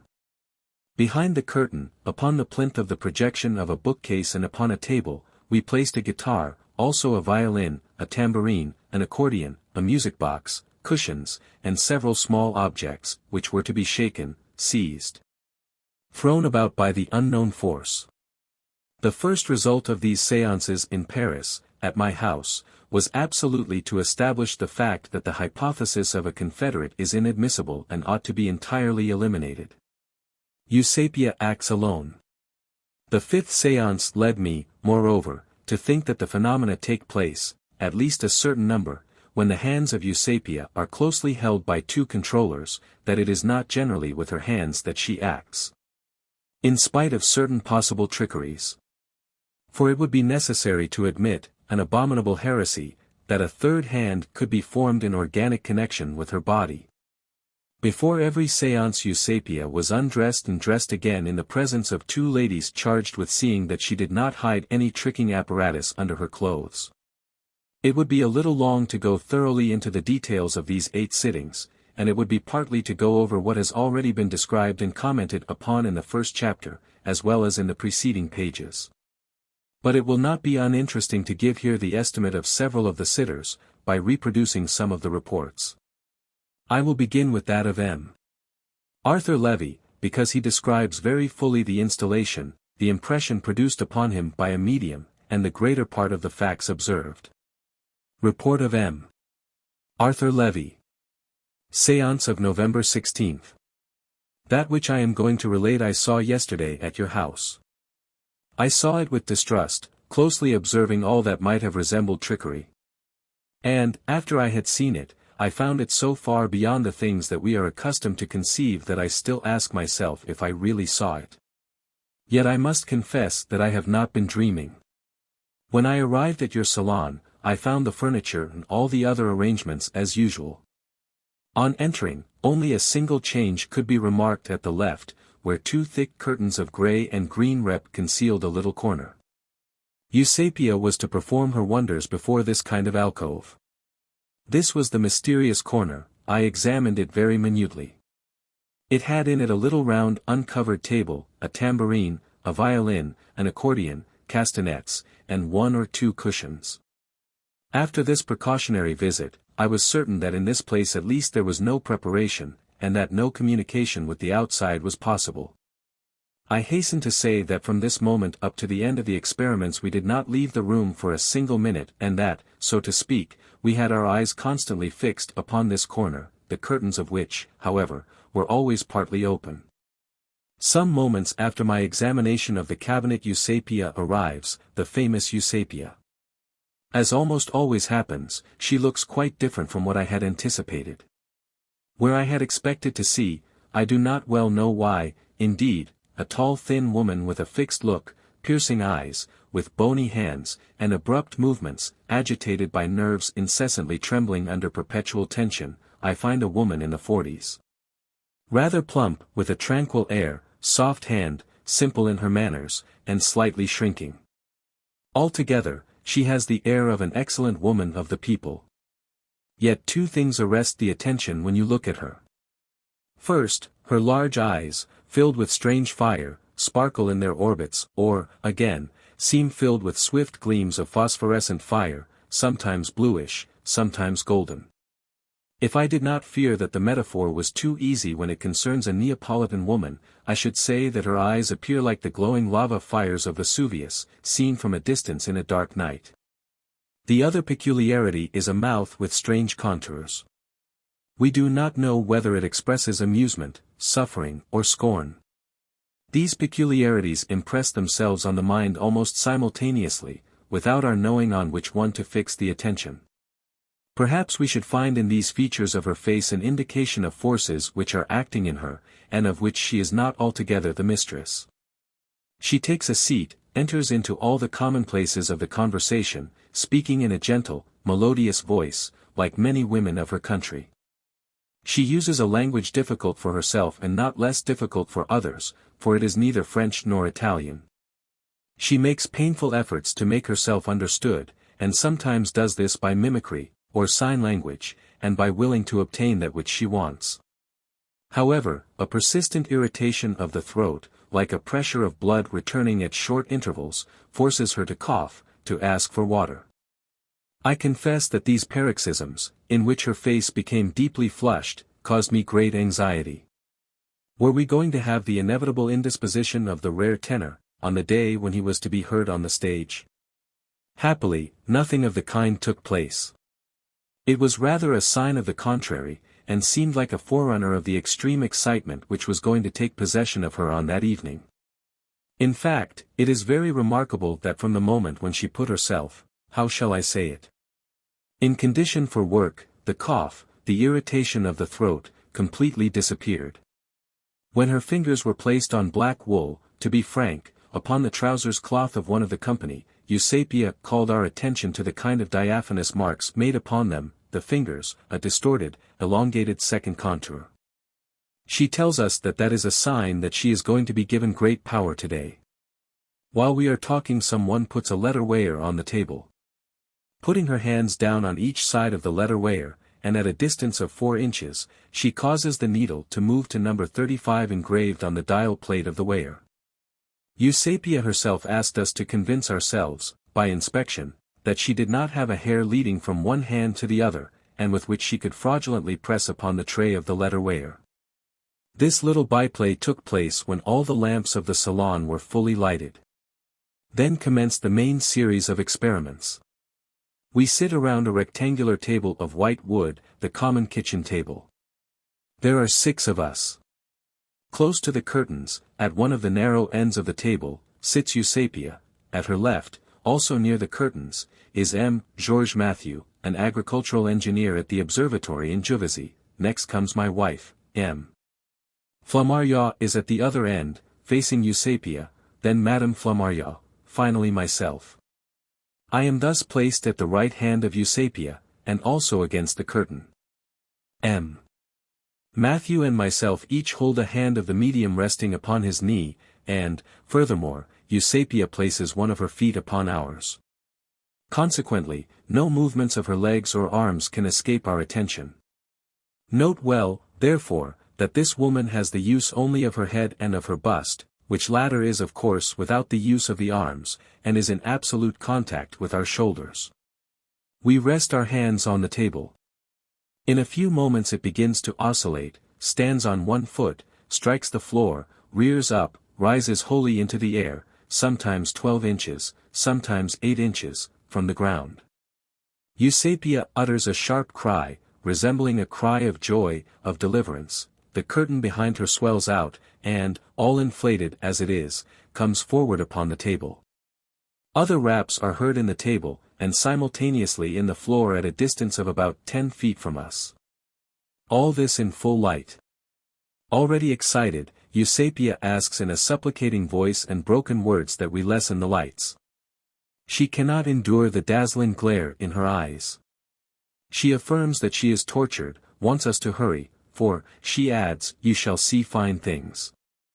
After one of us has placed the lamp on the floor behind the piano, in the corner opposite the place where we are, at a distance of about 23 feet, Eusapia no longer sees the light and is satisfied, but we can distinguish faces and hands. Let it not be forgotten that Matthew and I each have a foot of the medium on ours, and that we are holding her hands and knees, that we are pressing against her shoulders. The table is always shaking and makes sudden jolts. Eusapia calls to us to look. Above her head appears a hand. It is a small hand, like that of a little girl of 15 years, the palm forward, the fingers joined, the thumb projecting. The color of this hand is livid. Its form is not rigid, nor is it fluid, one would say rather that it is the hand of a big doll stuffed with bran. When the hand moves back from the brighter light, as it disappears, is it an optical illusion? It seems to lose its shape, as if the fingers were being broken, beginning with the thumb. Matthew is violently pushed by a force acting from behind the curtain. A strong hand presses against him, he says. His chair is also pushed. Something pulls his hair. While he is complaining of the violence used upon him, we hear the sound of the tambourine, which is then quickly thrown upon the table. Next the violin arrives in the same manner, and we hear its string sound. I seize the tambourine and ask the invisible if he wishes to take it. I feel a hand grasping the instrument. I am not willing to let it go. A struggle now ensues between myself and a force which I judge to be considerable. In the tussle a violent effort pushes the tambourine into my hand, and the cymbals penetrate the flesh. I feel a sharp pang, and a good deal of blood flows. I let go of the handle. I just now ascertain, by the light, that I have a deep gash under the right thumb nearly an inch long. The table continues to shake, to strike the floor with redoubled strokes, and the accordion is thrown upon the table. I seize it by its lower half and ask the invisible if he can pull it out by the other end so as to make it play. The curtain comes forward, and the bellows of the accordion is methodically moved back and forth, its keys are touched, and several different notes are heard. Eusapia utters repeated cries, a kind of rattling in the throat. She writhes nervously, and, as if she were calling for help, cries, "La catena! La catena! The chain! The chain!" We thereupon form the chain by taking hold of hands. Then, just as if she was defying some monster, she turns, with inflamed looks, toward an enormous divan, which thereupon marches up to us. She looks at it with a satanic smile. Finally she blows upon the divan, which goes immediately back to its place.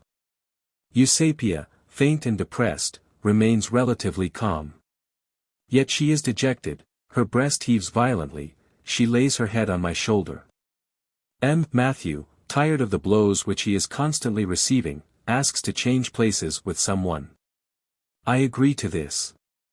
He changes with Madame F., who then sits at the right of Eusapia, while I am at her left. Madame F. and I never cease to hold the feet, hands, and knees of the medium. F. sets a water bottle and a glass in the middle of the table. The latter's brisk, jolting movements overturn the water bottle, and the water is spilled over its surface. The medium imperatively requires that the liquid be wiped up, the water upon the table blinds her, tortures, paralyzes her, she says. F. asks the invisible if he can pour water into the glass. After some moments the curtain advances, the carafe is grasped, and the glass seems to be half full. That takes place several different times. Madame F., being no longer able to endure the blows given her through the curtain, exchanges seats with her husband. I put my repeating watch upon the table. I ask the invisible if he can sound the alarm. The mechanism of the alarm is very difficult to understand, delicate to operate, even for me, doing it every day. It is formed by a little tube cut in two, one half of which glides smoothly over the other. In reality, there is only a projection of 1/50th of an inch of thickness of tube, upon which it is necessary to press with the fingernail and give quite a push in order to start up the alarm. In a moment the watch is taken by the spirit. We hear the stem winder turning. The watch comes back upon the table without having been sounded. Another request is made for the alarm to sound. The watch is again taken, the case is heard to open and shut. Now I cannot open this case with my hands, I have to pry it open with a tool like a lever. The watch comes back once more without having sounded. I confess that I experienced a disenchantment. I felt that I was going to doubt the extent of the occult power, which had, nevertheless, manifested itself very clearly. Why could it not sound the alarm of this watch? In making my request, had I overstepped the limits of its powers? Was I going to be the cause of all the well-proved phenomena of which we have had testimony losing the half of their value? I said aloud. Am I to show how the alarm is operated? No, no. Eusapia warmly replies, it will do it. I will note here that at the moment when I proposed to point out the mechanism, there passed through my mind the method of pressing upon the little tube. Immediately the watch was brought back to the table. And, very distinctly, 3 separate times, we heard it sound 11:15. Eusapia was evidently very tired, her burning hands seemed to contract or shrivel. She gasped aloud with heaving breast, her foot kept quitting mine every moment, scraping the floor and tediously rubbing along it back and forth. She uttered hoarse panting cries, shrugging up her shoulders and sneering. The sofa came forward when she looked at it, then recoiled before her breath, all the instruments were thrown pell-mell upon the table, the tambourine rose almost to the height of the ceiling. The cushions took part in the sport, overturning everything on the table. M. was thrown from his chair. This chair, a heavy dining room chair of black walnut, with stuffed seat, rose into the air, came up on the table with a great clatter, then was pushed off. Eusapia seems shrunken together and is very much affected. We pity her. We ask her to stop. No, no, she cries. She rises, we with her, the table leaves the floor, rises to a height of 24 inches, then comes clattering down. Eusapia sinks prostrated into a chair. We sit there troubled, amazed, in consternation, with a tense and constricted feeling in the head, as if the atmosphere were charged with electricity. With many precautions, M.F. succeeds in calming the agitation of Eusapia. After about a quarter of an hour she returns to herself. When the lamps are again lighted, she is seen to be very much changed, her eye dull, her face apparently diminished to half its usual size. In her trembling hands she feels the pricking of needles which she asks us to pull out. Little by little she completely recovers her senses. She appears to remember nothing, not to comprehend at all our expressions of wonder. All that is as foreign to her as if she had not been present at the sitting. She isn't interested in it. So far as she is concerned, it would seem as if we were speaking of things of which she had not the faintest idea. What have we seen? Mystery of mysteries. We took every precaution not to be the dupes of complicity, of fraud. Superhuman forces acting near us, so near that we heard the very breathing of a living being, if living being it were, such are the things our eyes took cognizance of for 2 mortal hours. And when, on looking back, doubts begin to creep into the mind, we must conclude that, given the conditions in which we were, the chicanery necessary to produce such effects would be at least as phenomenal as the effects themselves. How shall we name the mystery? So much for the report of M. Arthur Levy. I have no commentary to make at present upon these reports of my fellow experimenters. The essential thing, it seems to me, is to leave to every one his own exposition and his personal judgment. I shall proceed in the same way with the other reports which are to follow. I shall reproduce the principal ones. In spite of some inevitable repetitions, they will surely be read with extreme interest, especially when we take into consideration the high intellectual standing of the observers. Report of M. Adolphe Brisson. Séance of November 10th. There were present at this séance, besides the hosts of the occasion, M. Professor Richer, M. and Madame Ad. Brisson, Madame Fortun, M. André Bloch, M. Georges Mathieu. The following are occurrences which I personally observed with the greatest care. I did not once cease to hold in my right hand the left hand of Eusapia or fail to feel that we were in contact. The contact was only interrupted twice, at the moment when Dr. Richer felt a pricking in his arm. Eusapia's hand, making violent movements, escaped from my grasp, but I seized it again after 2 or 3 seconds. 1. After this sitting had begun, that is, at the end of about 10 minutes, the table was lifted up away from Eusapia, 2 of its legs leaving the floor simultaneously. 2. 5 minutes later the curtain swelled out as if it had been inflated by a strong breeze. My hand, never letting go of that of Eusapia, pressed gently against the curtain, and I experienced a resistance, just as if I had pressed against the sail of a ship bellied out by the wind. 3.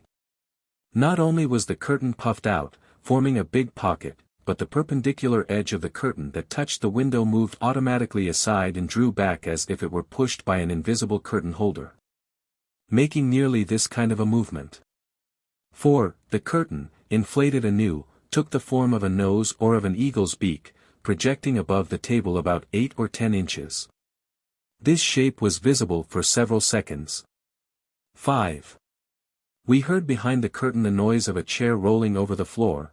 By a first push it arrived as far as I was, a second push turned it upside down, its feet in the air, in the position shown. It was a heavy stuffed chair. Succeeding pushes moved it again, lifted it up, and made it turn somersaults. It finally came to a standstill almost in the place where it had fallen over. 6. We heard the noise of 2 or 3 objects falling to the floor, I mean objects behind the curtain upon the center table. The curtain parted in the middle, and in the dim light the little violin appeared. Sustained in the air by an invisible hand, it came gently forward above our table, whence it settled down upon my hand and upon that of my neighbor on the left. 25. On 2 separate occasions the violin rose from the table and at once fell back again, making a vigorous leap, like a fish flopping upon the sand. Then it glided down to the floor, where it remained motionless until the end of the sitting. 7. A new rolling noise was heard behind the curtain. This time it was the center table. A preliminary effort, quite vigorous, enabled it to rise halfway to the top of our table. By a second effort it got clear on top and rested upon my forearm. 8.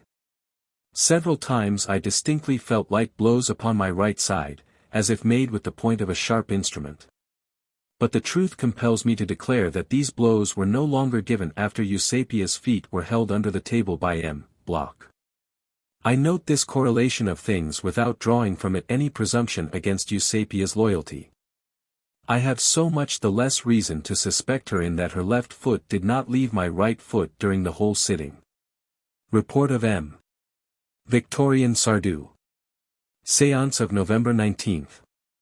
There were present at this séance, besides the hosts of the evening, M. V. Sardou, M., and Madame Brisson, M. de Roches, M. Professor Richer, M. G. de Fontenay, M. Gaston Mary, Madame Fortun, M. and Mlie de Varennes.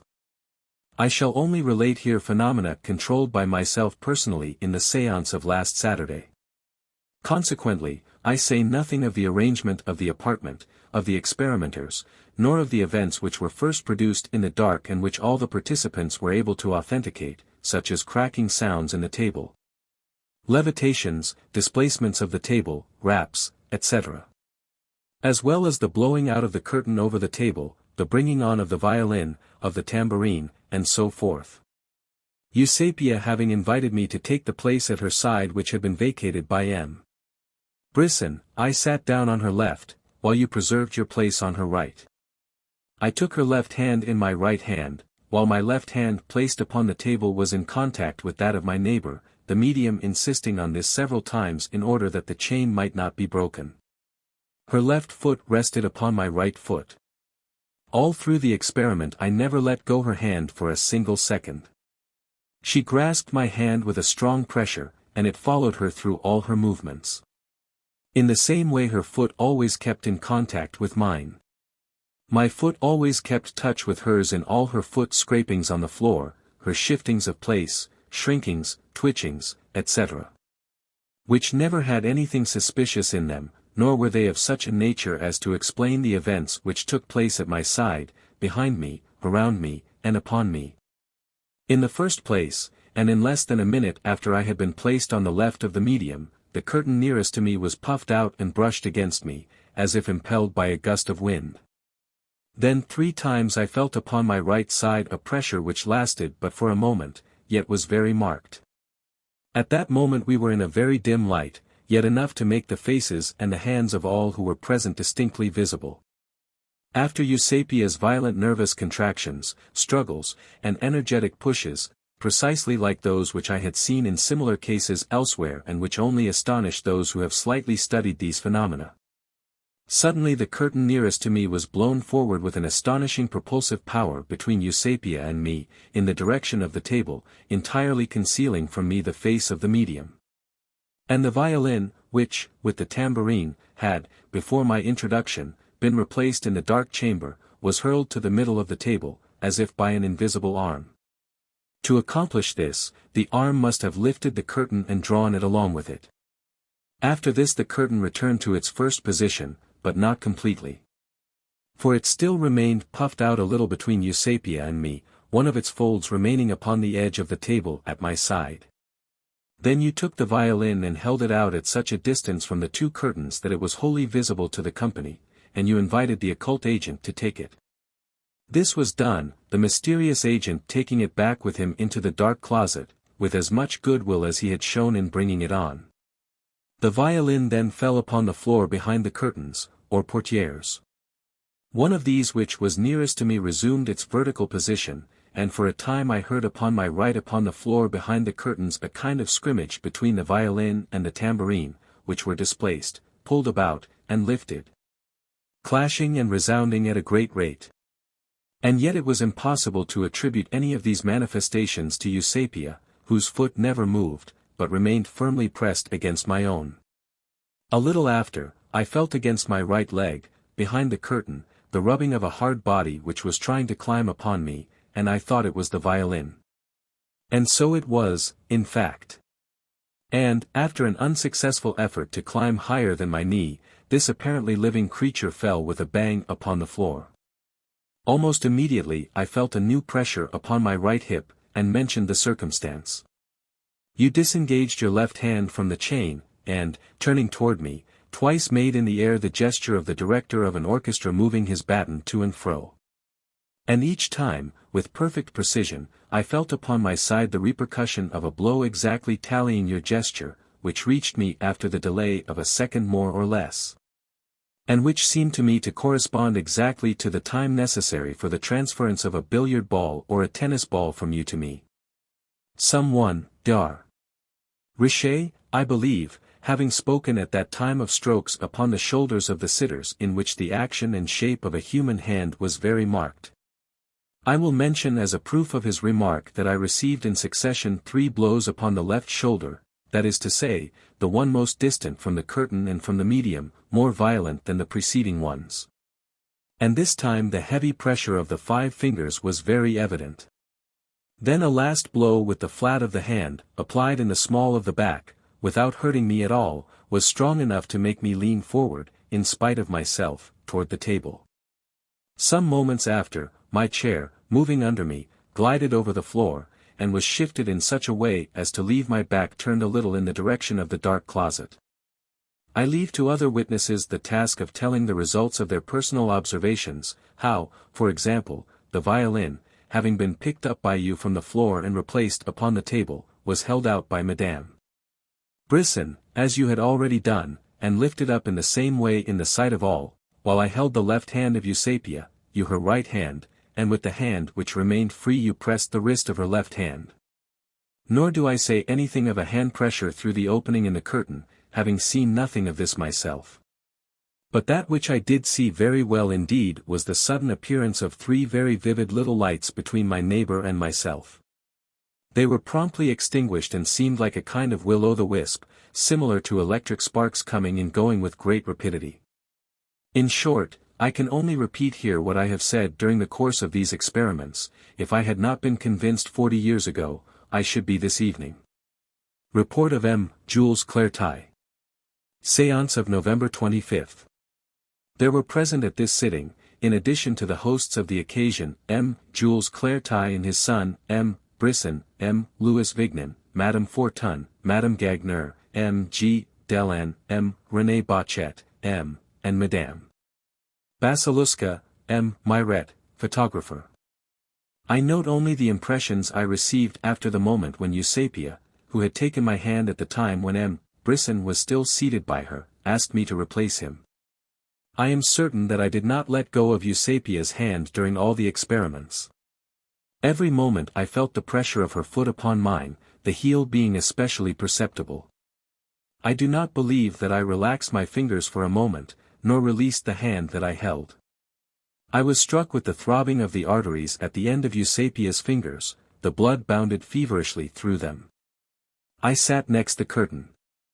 It goes without saying that it was drawn from right to left or from left to right just as it happened. That which I can't understand is that it could swell out until it floated over the table like a sail inflated by the wind. I felt at first a little light blow on my right side. Then, through the curtain, 2 fingers seized me and pinched my cheek. The pressure of the 2 fingers was evident. A blow more violent than the first hit me on the right shoulder, as if it came from a hard, square body. My chair was twice moved and turned, first backward, then forward. Those 2 fingers which pinched my cheek I had already felt, before I took my place at Eusapia's side, when I was holding over against the curtain the little white book which M. Flammarion had given me. This book was seized by two naked fingers, I say naked, because the folds of the curtain did not cover them, and then disappeared. I did not see these fingers, I touched them, or they touched me, if you will. My son held out and handed over also a leather cigar holder, which was grabbed in the same way. One of the persons present saw a rather heavy little music box disappear in the same way. With hardly a moment's delay the box was removed from our side with some violence. And I can speak with the more feeling of the force of the projection and of the weight of the object, because it struck me under the eye, and this morning I still have upon my face the only too visible mark of it, and feel the pain of it. I don't understand how a woman seated by my side could have the strength to throw with such force a box which, so to speak, should have come from quite a distance. I observe, however, that all the phenomena are produced on the same side of the curtain, namely, behind it, or through it, if you will. I saw leafy branches fall upon the table, but they came from the side of the said curtain. Some persons assert that they saw a green twig come in through the open window which gives upon Cassini Street. But I did not see that.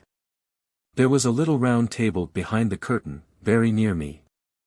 Eusapia takes my hand and places it, held in hers, upon the round table. I feel this table shaking, moving. At a given moment I believe that I perceive two hands near by and upon mine. I am not deceived, but this second hand is that of M. Flammarion, who, on his side, is holding the hand of the medium. The round table bestirs itself. It leaves the floor, it rises. I have the feeling of this at once.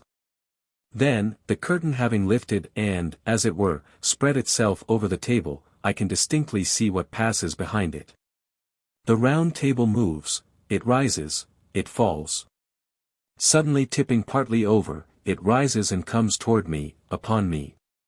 It is no longer vertical, but is caught between the table and me in a horizontal position. It comes with sufficient force to make me recoil, draw in my shoulders, and try to push back my chair to let this moving piece of furniture pass. It seems, like a living thing, to struggle between the table and me. Or, again, it seems like an animated being struggling against an obstacle, desiring to pass or move on and not being able to do so, being stopped by the table or by myself. At a given moment the round table is upon my knees, and it moves, it struggles, I repeat the word, without my being able to explain to myself what force is moving it. This force is a formidable one. The little table literally pushes me back, and in vain I throw myself backward to let it pass. Some of those present, M. Bochet among others, have said to me that at this moment it was upon two fingers. Two fingers of Eusapia push up the round table. 26. But I, who had not lost my hold on her left hand nor her foot, I, who had by me the little round table, quite visible in the semi-obscurity to which we had accustomed ourselves, saw nothing, nor did I perceive any effort on the part of Eusapia. I should like to have seen luminous phenomena produced, visions of brilliant lights, of sudden gleams of fire. M. Flammarion hoped that we were going to see some of these. He asked for them. But Eusapia was evidently fatigued by this long and very interesting séance. She asked for, un poco de luz, a little light. The lamps were relight. Everything was finished. This morning I recall with a kind of anxious curiosity the least details of this very fascinating soirée. When we had returned to the observatory, on leaving our amiable hosts, I asked myself if I had been in a dream. But I said to myself, we were present at the skillful performances of a woman prestidigitator, we witnessed only theatrical tricks. My son recalled to me the prodigies of skill of the brothers Isola. This morning, strange to say, reflection makes me at once more perplexed and less incredulous. We perhaps witnessed, we undoubtedly did witness, the manifestation of an unknown force which will hereafter be studied and perhaps one day utilized. I should no longer dare to deny the genuineness of spiritualism. It isn't a question of animal magnetism, it is something else, I know not what, a quid divinum, a divine something, although science will some day analyze it and catalogue it. That which perhaps astonished me the most was the curtain swelling out like a sail. Where did the puff of wind come from? A regular breeze would have been needed to put such life into it as that. However, I do not discuss, I give in my evidence. I have seen these things, observed them carefully. I shall think of them for a long time. I do not stop here. I shall seek an explanation.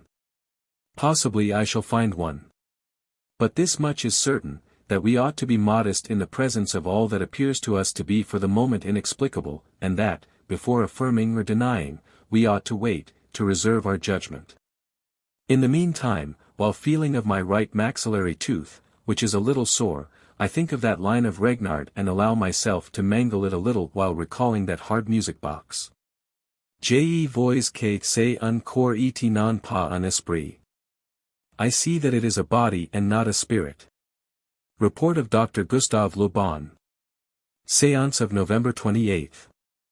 There were present at this séance, besides the hosts, M. and Madame Brisson, M.M., Gustave Le Bon, Bachet, the surgeons, Louis Vignon, Laurent, ed. de Rothschild, Delanne, Bloch, Matthew, Effrussi, Madame la Comtesse de Chavine, Madame Gagner, Syamore, Fortun, Basiluska, Bischofsheim. Eusapia is undoubtedly a marvelous subject. It struck me as something wonderful that, while I was holding her hand, she was playing on an imaginary tambourine to which the sounds of the tambourine that was behind the curtain accurately corresponded.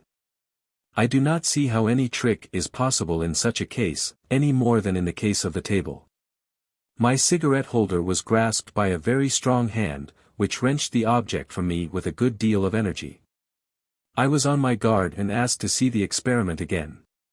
The phenomenon was so singular and so beyond all that we can comprehend that we must first try natural explanations. 1. It is impossible that it could have been Eusapia. I was holding one of her hands and was looking at the other arm, and I placed my cigarette holder in such a position that, even with her two arms free, she would not have been able to accomplish such a marvelous thing. 2.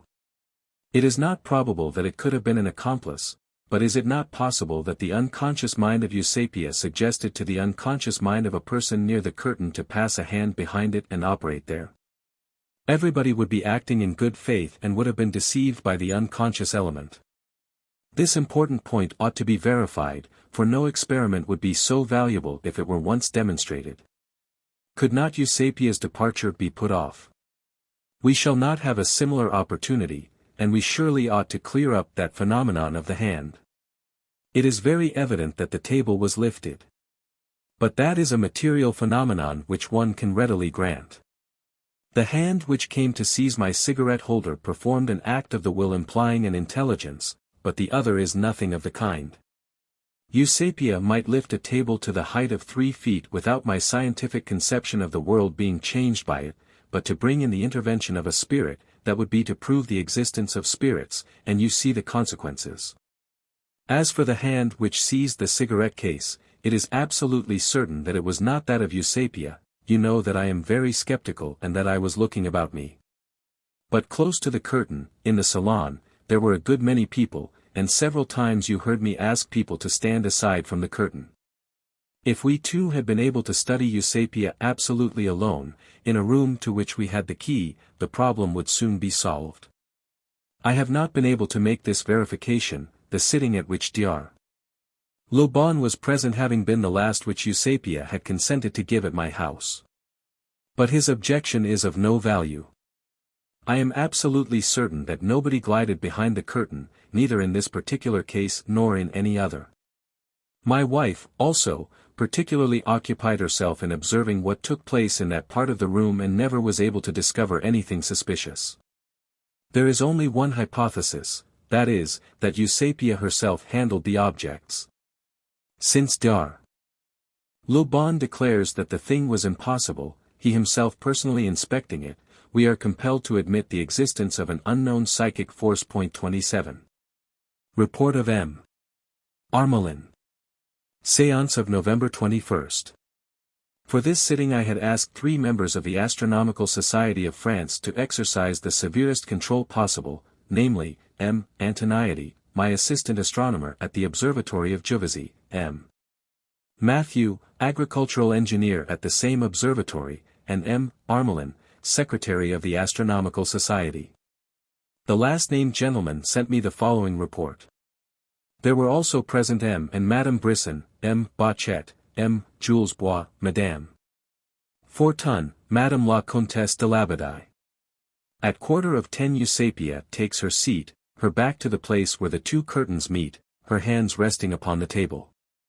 At the invitation of M. Flammarion, M. Matthew takes his seat at her right, charged with the duty of keeping constant watch upon her left hand, and M. Antoniety is enjoined to do the same for her right hand. They also make themselves sure of her feet. At the right of M. Matthew sits Madame la Comtesse de Labadie, on the left of M. Antoniety, Madame Fortun.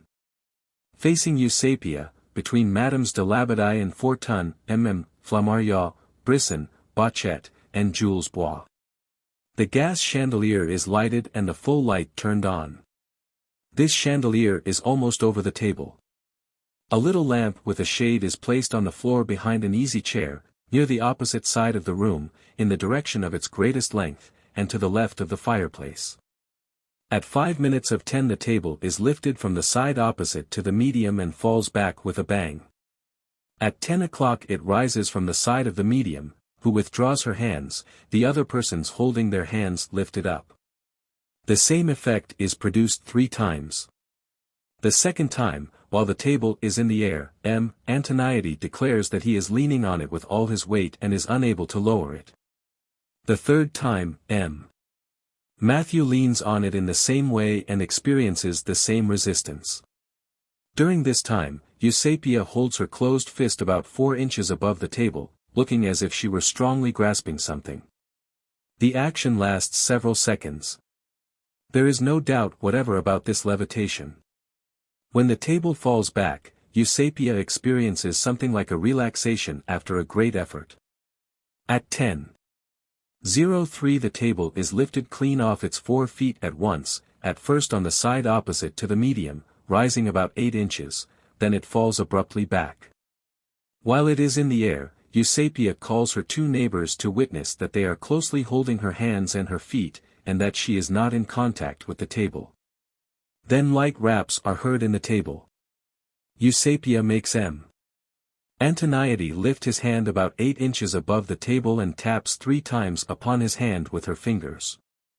The 3 taps are heard simultaneously in the table.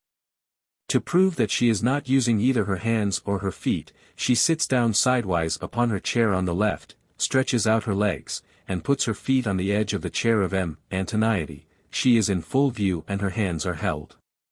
At once the curtain is shaken in the direction of M. A. From 10:10 to 10:15, several times in succession, 5 raps are heard in the table. Each time the gas is turned down a little, and each time the table moves without contact. At 10:20 it balances itself, suspended in the air, and resting upon the 2 legs of the longer side. Then it rises off of its 4 feet to a height of 8 inches. 10:25, the curtain moves, and M. Flammarion says that there is someone behind it, that somebody is pressing his hand. He holds his hand out toward the curtain, at a distance of about 4 inches. The curtain is pushed out into something like a pocket made by a hand which is drawing near. The medium with nervous laugh cries, "Take it, take it." M.A. feels through the curtain the touch of a soft body, like a cushion. But the hand of M.F. is not taken.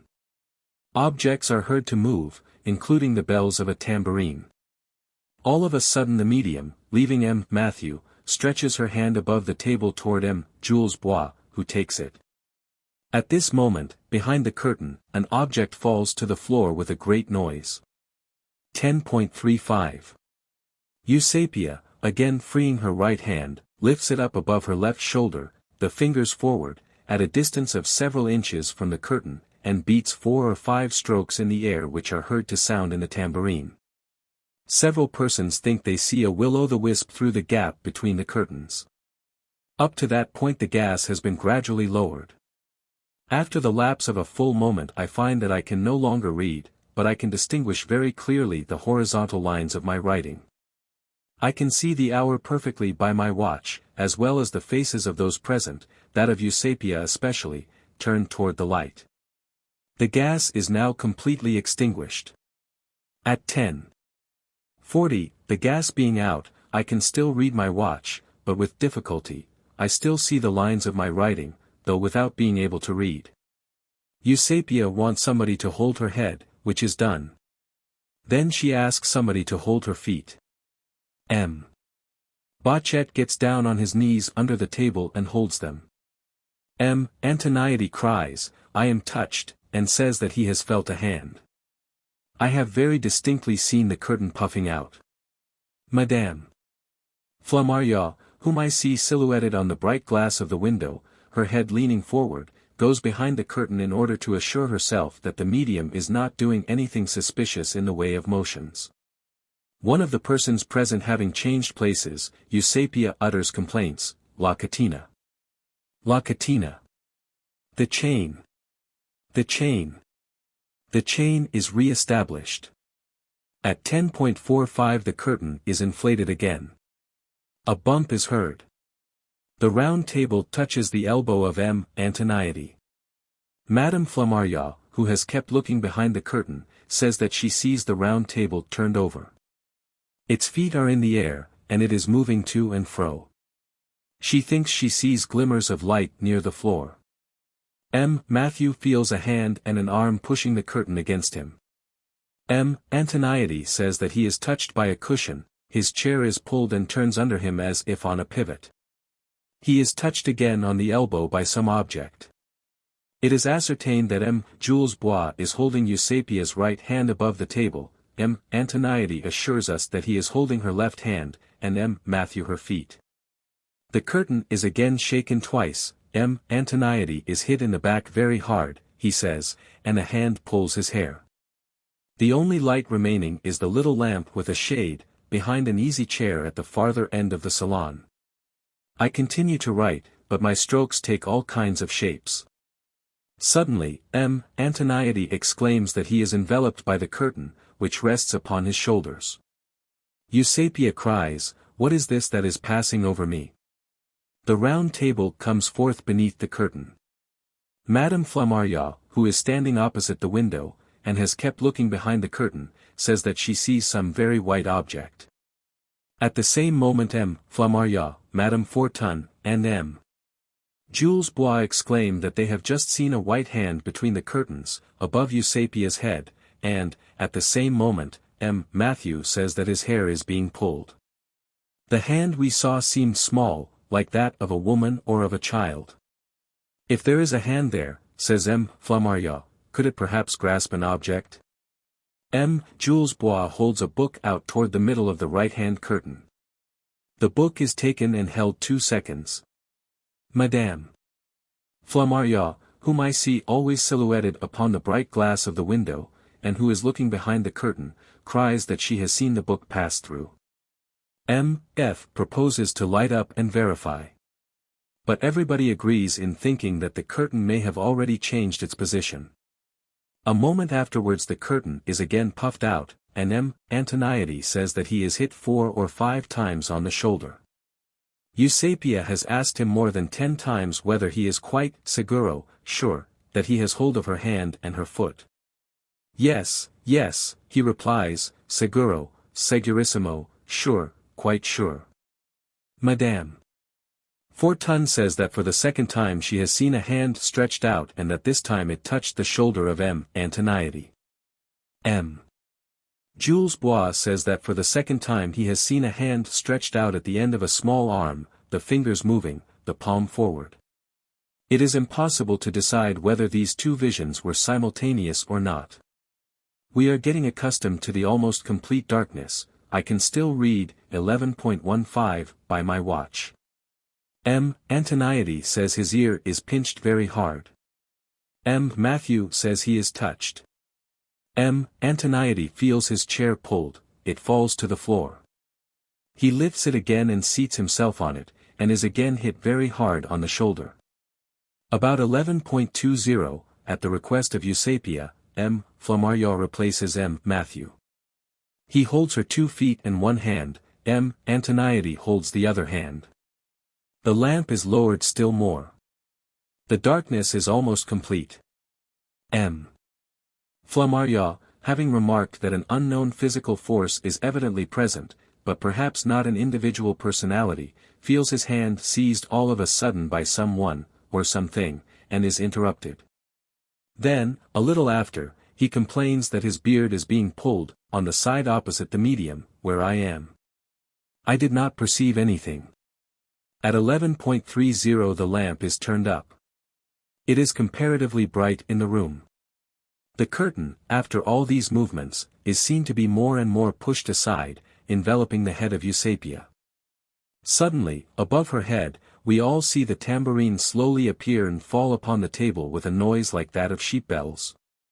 It seems to me brighter than the feeble glimmer of the concealed lamp would justify, and as if accompanied by white phosphorescent gleams, but they are perhaps flashes of light from its gilded ornaments, which, however, ought to appear yellower.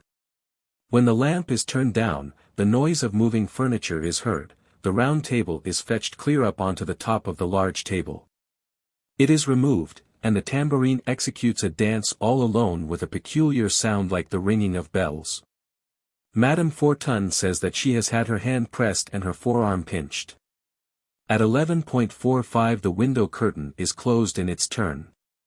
And, after a moment, we all see in the direction in which the cleft in the corner curtain ought to be, above Eusapia's head, a large white star of the color of Vega, though larger and of a softer light, and which rests motionless for some seconds. Then is extinguished. Shortly after, a zigzag glimmer of light, of the same white color, runs over the right-hand curtain, tracing 2 or 3 upright lines of several inches in length, like an N very much elongated. In spite of the fact that night has fallen, there is still sufficient light entering by the 2 uncurtained windows, and proceeding from the vague glimmer of the lamp behind the easy-chair, to enable each one of us to distinguish his neighbors. Our silhouettes are outlined in the large mirror near us and above the sofa. The white collars of the men are clearly seen, their faces a little less clearly. Yet on my left I see very plainly M. Bochet, on my right Madame Brisson, standing and holding her hand up to her face to shield the eyes. I also distinguish Madame Flammarion, who has come and seated herself near her. M. Flammarion feels an object gliding over his hair. He begs Madame de Labadie to take hold of it. And the music box falls into his hands, which, before the séance, was placed upon the OG, in the corner concealed by the curtain. M. Brisson has taken the place at the table formerly occupied by M. Flammarion, facing Eusapia. A cushion hits him full in the face. As I am approaching the mirror, I see the reflection of this passing cushion by the comparatively bright light at the far end of the room. M. Bochet seizes the object and rests his elbow upon it. It is snatched from him, flies over our heads, hits the mirror, falls upon the sofa, and rolls upon my foot. All this without my being able to perceive any movement on the part of the medium. Midnight draws near. The séance is adjourned. Antoniadi and Matthew then declare that the control with which they were charged has not been successful, and that they are not sure that they have always had hold of the medium's hands. Report of M. Antoniadi. The same séance. I shall give you an exact account of the role I played, that I may gratify your desire to know the truth. I restricted myself to ascertaining whether there was a single phenomenon which could not be explained in the most simple manner, and I arrived at the conclusion that there was not. I assure you, on my word of honor, that my watchful, silent attitude convinced me, beyond all manner of doubt, that everything is fraudulent, from the beginning to the end. That there is no doubt that Eusapia shifts her hands or her feet, and that the hand or the foot that one is thought to control is never held tight or very strongly pressed at the moment of the production of the phenomena. My certain conclusion is that nothing is produced without the substitution of hands. I ought to add that, at first, I was very much astonished when I was hit hard in the back, from behind the curtain, while I was very clearly holding 2 hands with my right hand. Happily, however, at this moment, Madame Flammarion having given us a little light, I saw that I held the right hand of Eusapia and, yours. The substitution is made by Eusapia with extraordinary dexterity. In order to ascertain it, I was obliged to concentrate my mind upon her very slightest movements with the severest attention. But it is the first step that costs. And, once familiarized with her artifices, I predicted with decision all the phenomena by the sensation of touch alone. Being a good observer, I am absolutely certain that I was not deceived. I was neither hypnotized, nor was I at all frightened during the bringing in of objects. And, as I am not a lunatic, I believe that a certain weight should be given to my affirmations. It is true that, during the séance, I was not sincere, disguising the truth of the efficacy of my control. I did that with the sole purpose of making Eusapia think that I was a convert to spiritualism. I did this to avoid scandal.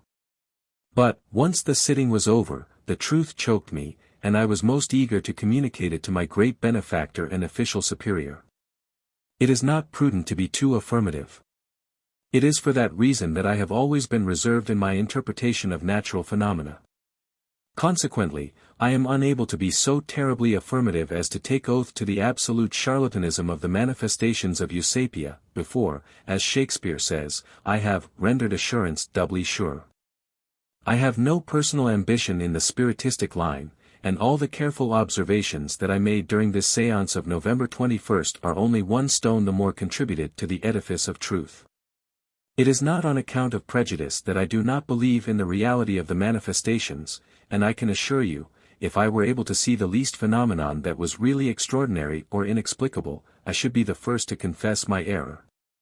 The reading of several books has led me to admit the possible reality of these manifestations, but direct experience has convinced me of the contrary.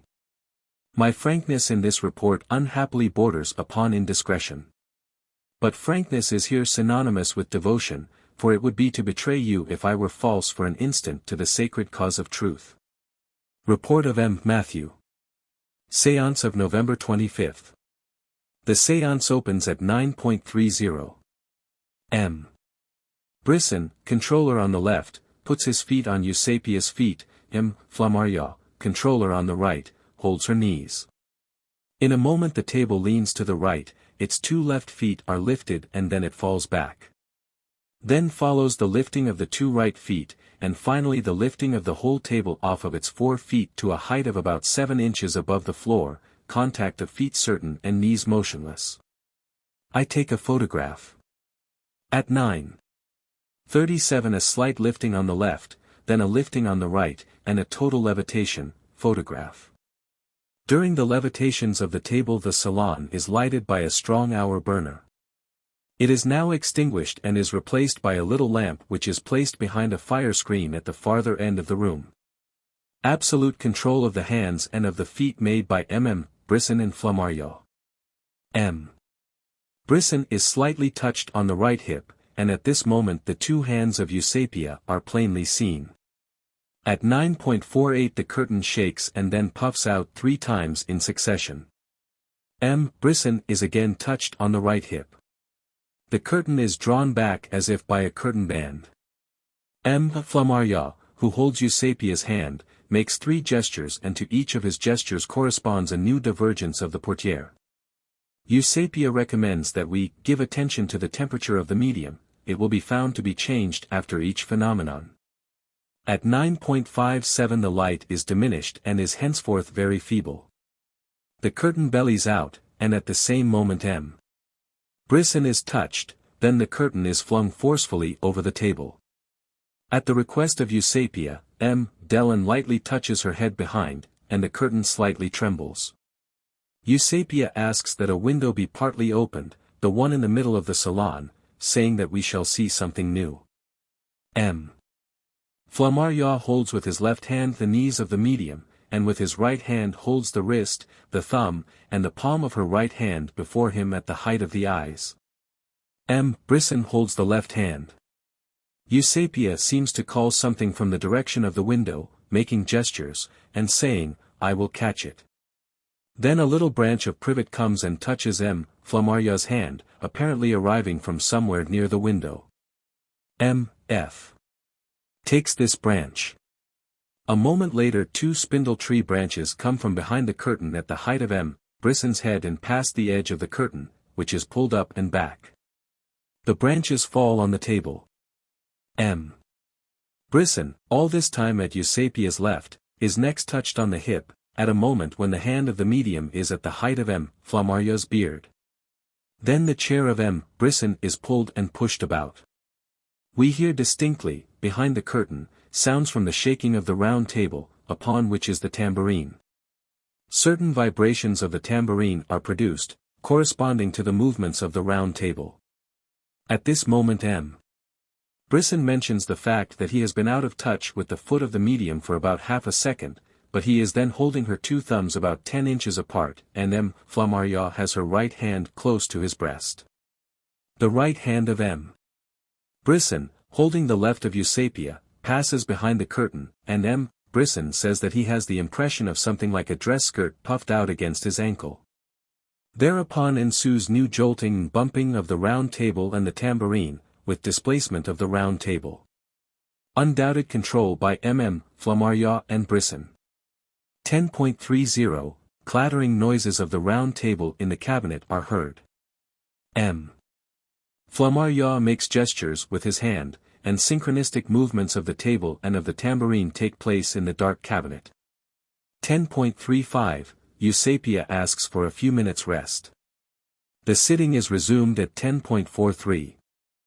The violin and the bell are hurled with force through the cleft in the curtain. M. Brisson gives assurance that he holds Eusapia's left hand by the thumb, upon her knees, and M. Flammarion the entire right hand.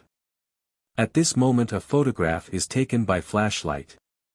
Cries and groans from Eusapia, blinded by the light. The sitting begins again some minutes afterward, and M. Jules Clairvoyance, sitting at the left of M. Brisson, has his fingers twice touched by a hand. M. Bachet, who is standing away from the table, holds out a violin to the curtain. The violin is seized and thrown into the cabinet.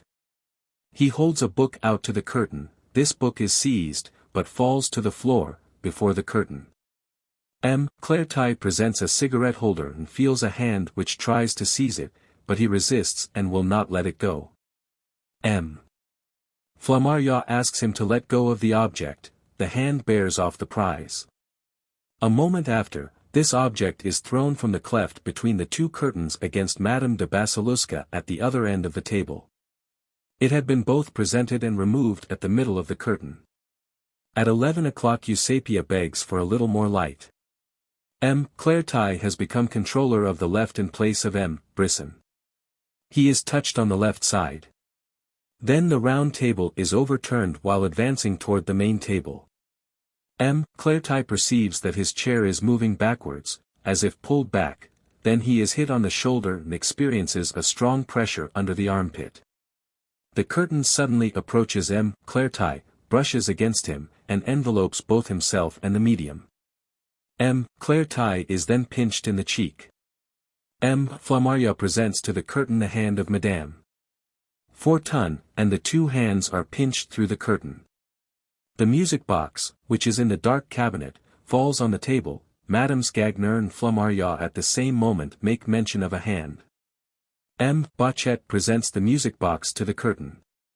A hand seizes it through the curtain, he resists, the hand pushes him away, he presents it again, the hand seizes it and throws it back, and the box thus thrown wounds M. Clairvoyance, who is struck beneath the left eye. The tambourine is thrown forward upon the table after having remained suspended a moment above the head of the medium. At 11.15 a complete levitation of the table for 7 or 8 seconds. Absolute control by M. Flammarion and Clairvoyance.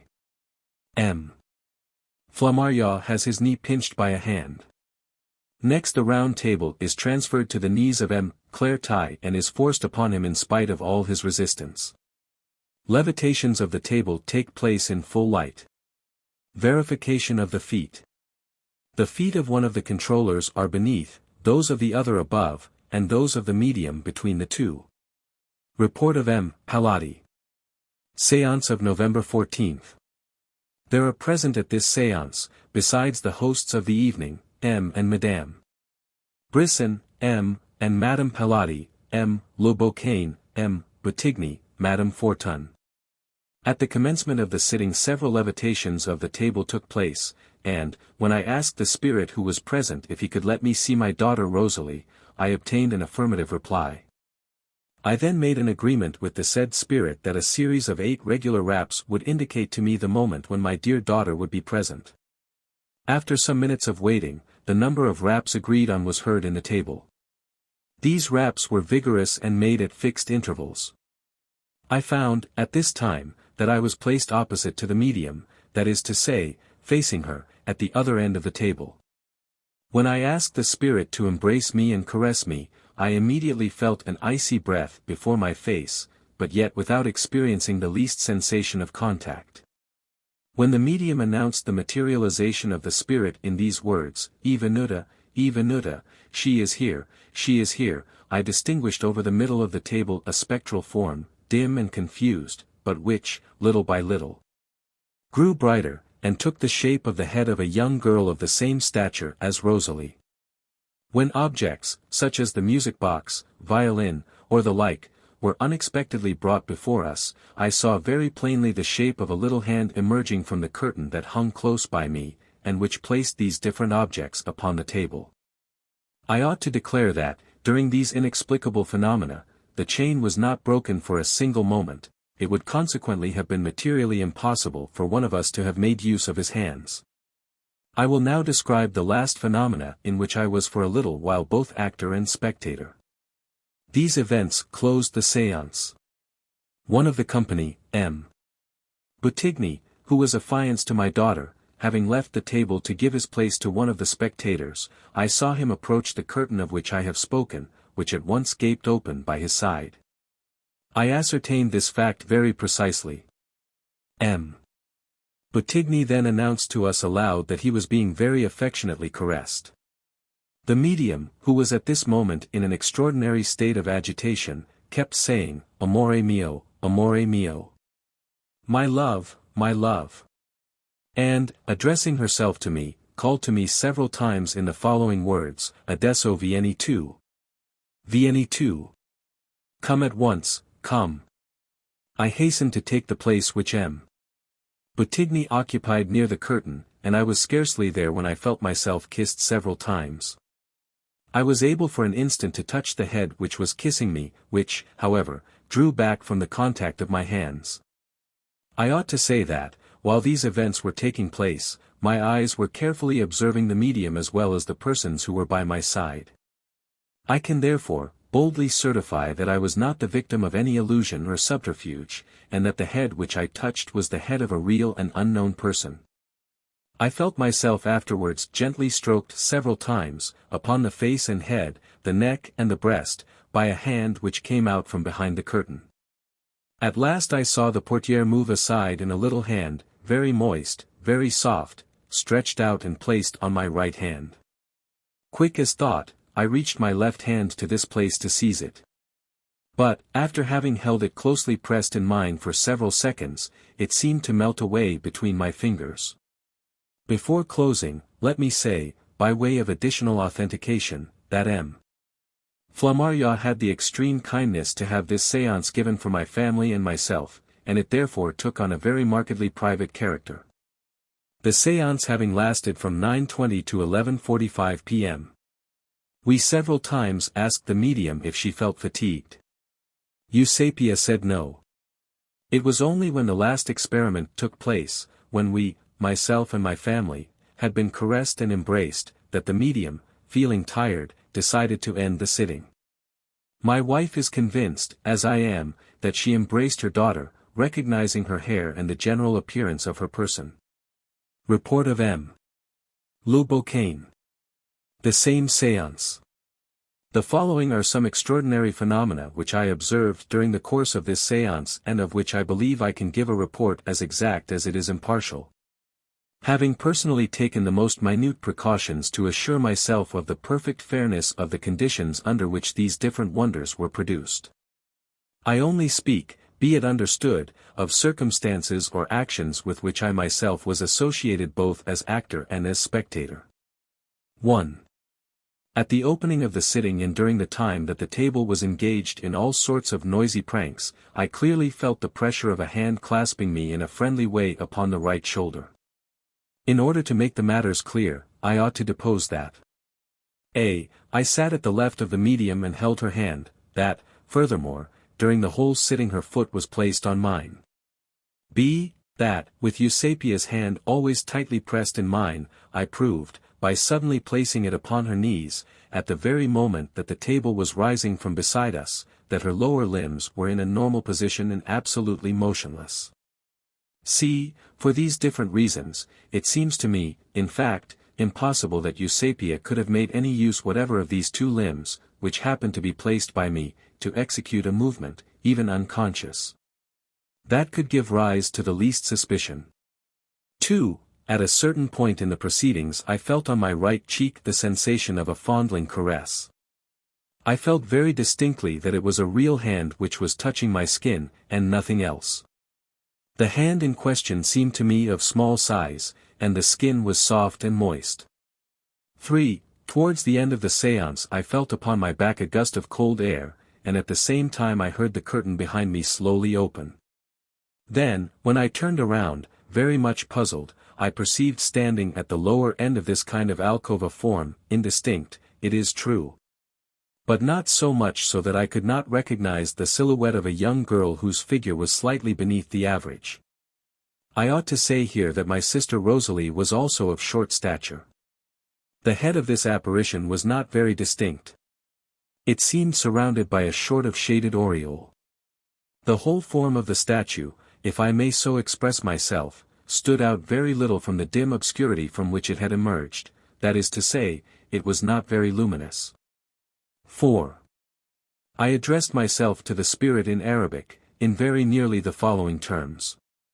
If it is really thou, Rosalie, who art in the midst of us, pull the hair on the back of my head 3 times in succession. About 10 minutes later, and when I had almost completely forgotten my request, I felt my hair pulled 3 separate times, just as I had desired. I certify this fact, which, besides, formed for me a most convincing truth of the presence of a familiar spirit close about us. Le Bouquin, Illustrator. Rire, Pêle-mêle, Chronique Amusante, etc. I have restricted myself to presenting here these different reports 28 in spite of certain contradictions, and even because of them. The reports mutually supplement each other and form a complete whole, through the entire independence of each observer. You see how complex the subject is, and how difficult it is to form a radical conviction, an absolute scientific judgment.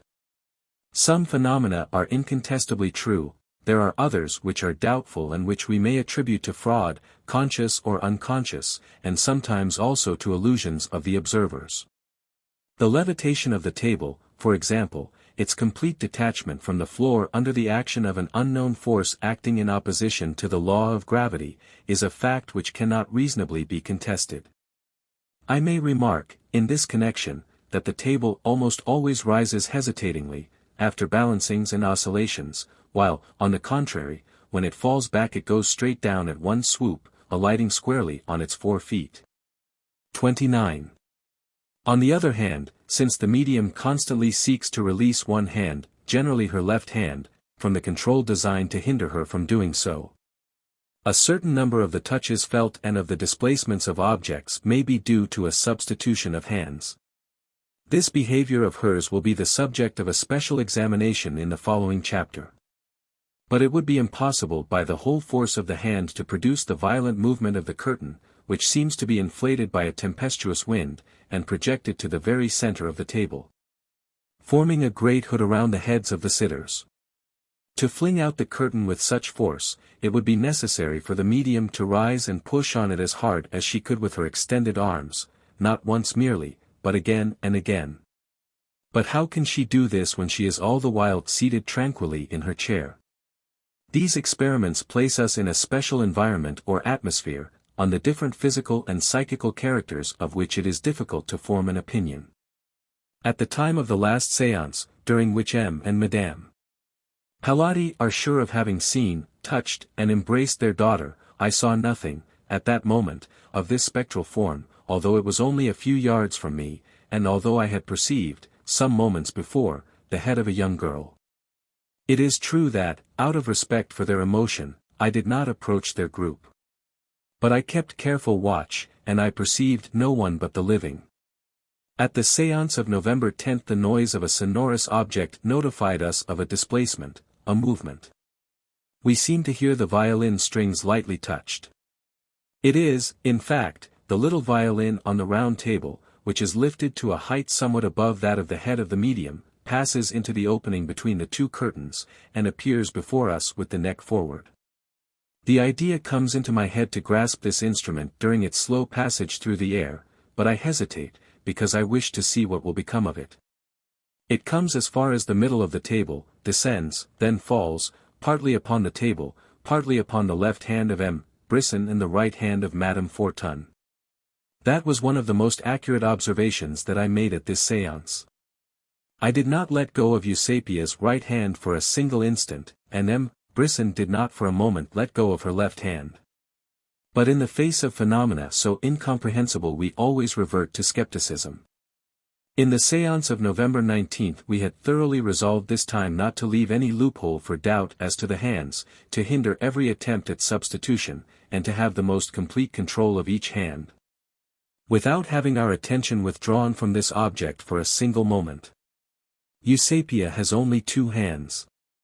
She belongs to the same zoological species that we do, and is neither triminous nor quadruminous. It was enough, then, that there were two of us.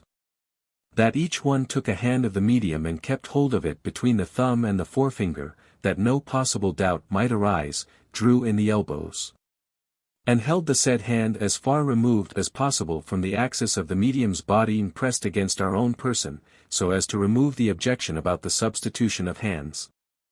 That was the essential object of this séance, as far as concerned M. Brisson and me. He had charge of the left hand. I had charge of the right. I need not add that I am as sure of the loyalty of M.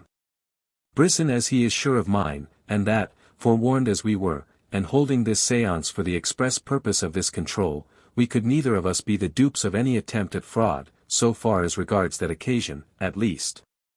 The famous medium, Home, had several times spoken to me of a curious experiment that he and Crookes made with an accordion held in one of his hands and playing all by itself, without the lower end being held by another hand. Crookes has represented this experiment by a sketch in his memoir upon this subject. The medium is seen holding the accordion with one hand in a kind of open-work cage, and the accordion is playing by itself. I shall give the details of this matter farther on. I tried the experiment in another way, by holding the accordion myself, and not letting it be touched by the medium.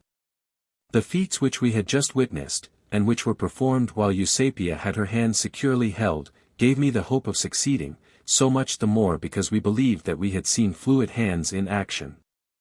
I, therefore, take a little new accordion, bought that evening in a bazaar, and, approaching the table and remaining in a standing position, I hold the accordion by one side, resting two fingers upon two keys, in such a way as to permit the air to pass in case the instrument should begin to play. So held, it is vertically suspended by the stretching out of my right hand to the height of my head, and above the head of the medium.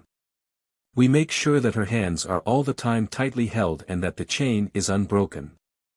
After a short wait of 5 or 6 seconds I feel the accordion drawn by its free end, and the bellows is immediately pushed in several times successively, and at the same time the music is heard.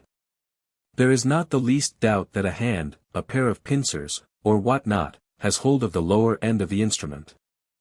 I perceive very well the resistance of this prehensible organ. All possibility of fraud is eliminated. For the instrument is well above Eusapia's head, her hands are firmly held, and I distinctly see the distension of the curtain as far as the instrument.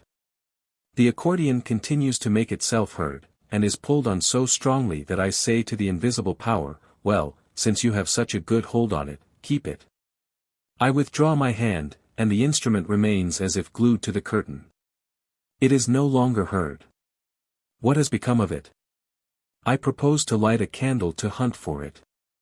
But the general opinion is that, since things are going so well, it is better to make no changes in the environment. While we are talking, the accordion begins to play, a slight and rather insignificant air. In order to do that, it must be held by two hands. At the end of 15 or 20 seconds it is brought to the middle of the table, playing all the while. The certainty that hands are playing it is so complete that I say to the unknown, since you hold the accordion so well, you can doubtless take my hand itself. I reach out my arm at the height of my head, rather a little higher.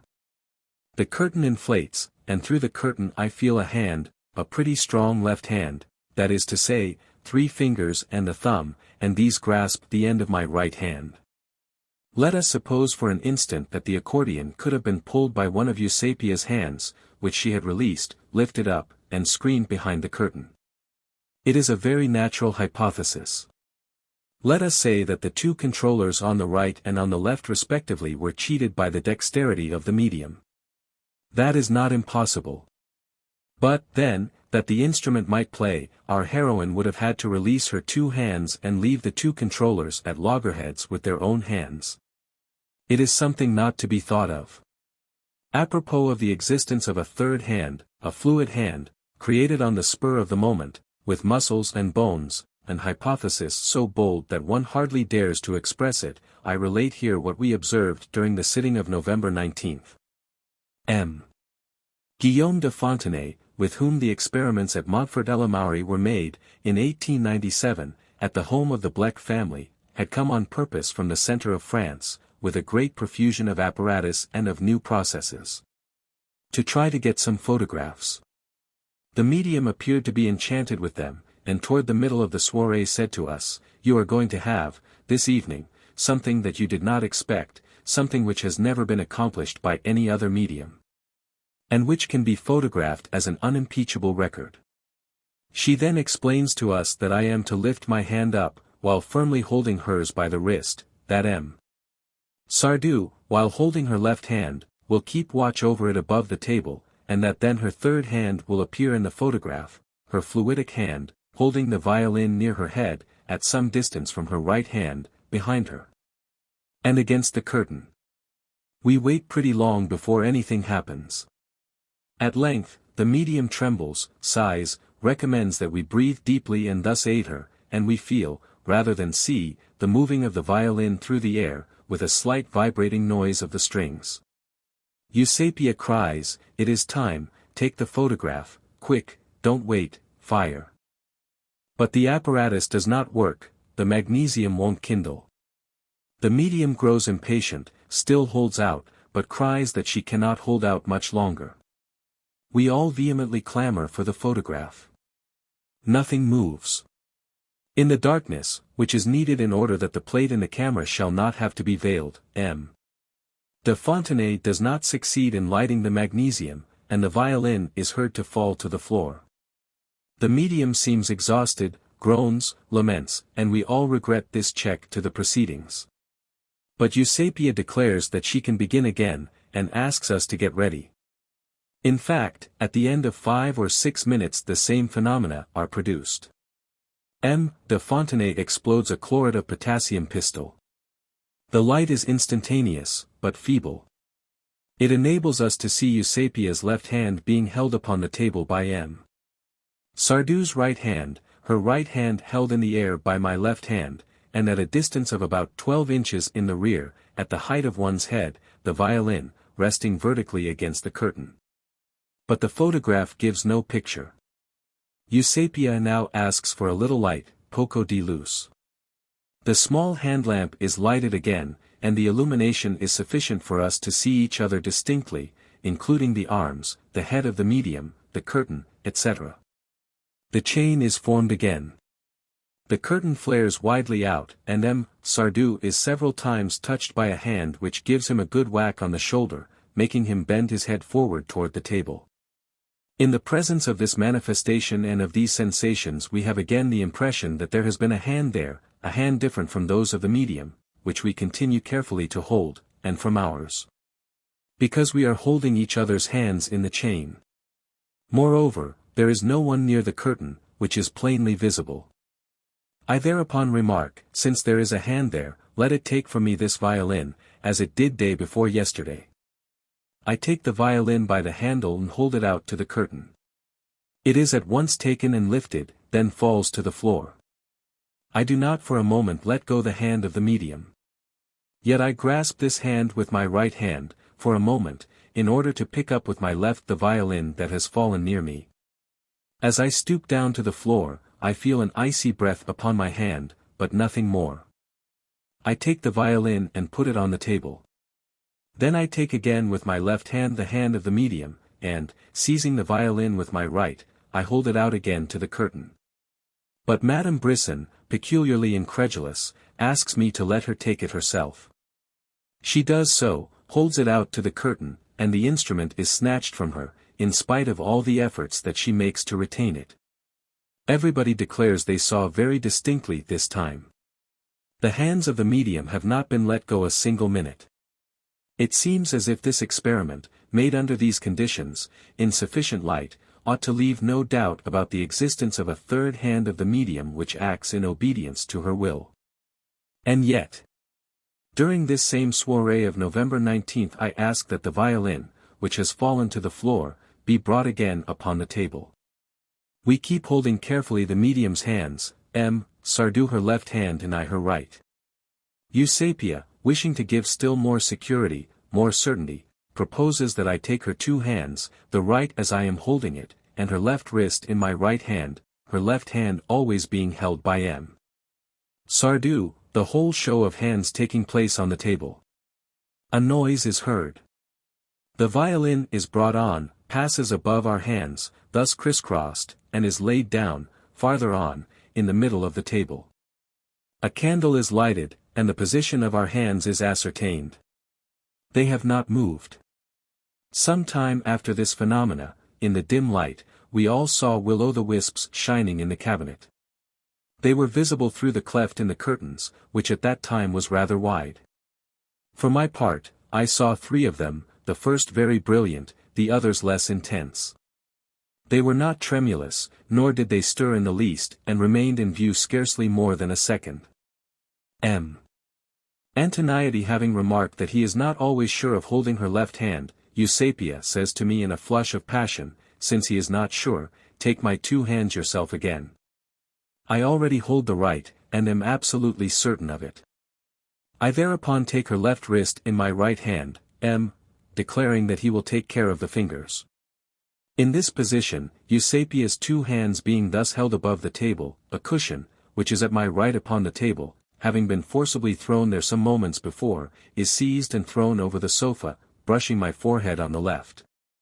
Those who sit at the table and form the chain affirm that the hands of the chain have not lost touch with each other. Here is another circumstance recorded in the notes of Madame Flammarion. We were almost in complete darkness, the lamp, removed as far as possible from Eusapia, having only the dim glow of a night lamp. Eusapia was seated at the experiment table, between M. Brisson and Paladino, who were holding her 2 hands, and almost facing this lamp. Madame Brisson and I were seated some yards distant from Eusapia, one of us on the side and the other in the middle of the salon, Eusapia facing us, while we had our backs turned to the light. This allowed us to distinguish well enough everything that passed before us. Up to the moment when the event that I am going to relate took place, Madame Brisson had remained almost as incredulous as I, apropos of the phenomena, and she had just been expressing to me in a low tone her regret at not having yet seen anything herself, when, all of a sudden, the curtain behind Eusapia began to shake and move gracefully back, as if lifted by an invisible curtain band, and what do I see? The little table on 3 feet, and leaping, apparently in high spirits, over the floor, at the height of about 8 inches, while the gilded tambourine is in its turn leaping gaily at the same height above the table, and noisily tinkling its bells. Stupefied with wonder, quick as I pull Madame Brisson to my side, and, pointing with my finger at what is taking place, look, said I. And then the table and the tambourine begin their carpet dance again in perfect unison, one of them falling forcibly upon the floor and the other upon the table. Madame Brisson and I could not help bursting out into laughter. For, indeed, it was too funny. A sylph could not have been more amusing. Eusapia had not turned around. She was seen seated, and her hands, placed before her, were held by the two controllers. Even if she had been able to free both her hands, she would not have been able to take hold of the round table and tambourine, except by turning around, and the two ladies saw them leaping about all alone. I observed to Eusapia that she must be very tired, that the séance has lasted over 2 hours and has yielded extraordinary results, and that it is perhaps time to end it. She replies that she desires to continue still a little longer, and that there will be new phenomena. We accept with pleasure, and sit down and wait. Then she lays her head on my shoulder, takes my entire right arm, including the hand, and putting my leg between hers, and my feet between her feet, she held me very tight. Then she begins to rub the carpet, drawing my feet along with hers, and squeezing me tighter than before. Then she cries, "Spetta! Spetta! Look! Look! Then, vieni! Vieni! Come! Come!" She invites Paladino to take a place behind his wife and see what will happen. I must add that both of them had been earnestly asking, for some minutes, if they might see and embrace their daughter, as they had done at Rome. After a new nervous effort on the part of Eusapia, and a kind of convulsion accompanied by groans, complaints, and cries, there was a great movement of the curtain. Several times I see the head of a young girl bowing before me, with high-arched forehead and with long hair. She bows 3 times, and shows her dark profile against the window. A moment after we hear sounds from and Madame Paladino. They are covering with kisses the face of a being invisible to us, saying to her with passionate affection, "Rosa, Rosa, my dear, my Rosalie," etc. They say they felt between their hands the face and the hair of their daughter. My impression was that there was really there a fluidic being. I did not touch it. The grief of the parents, revived and consoled at the same time, seemed to me so worthy of respect that I did not approach them. But, as to the identity of the spectral being, I believed it to be a sentimental illusion of theirs. I come now to the strangest circumstances of all, the most incomprehensible, the most incredible, of any that we experienced in our séances. On November 21, Jules Bois presents a book before the curtain at about the height of a man standing upright. The salon is dimly lighted by a little lamp with a shade, set pretty well to one side. Yet objects are seen with distinctness.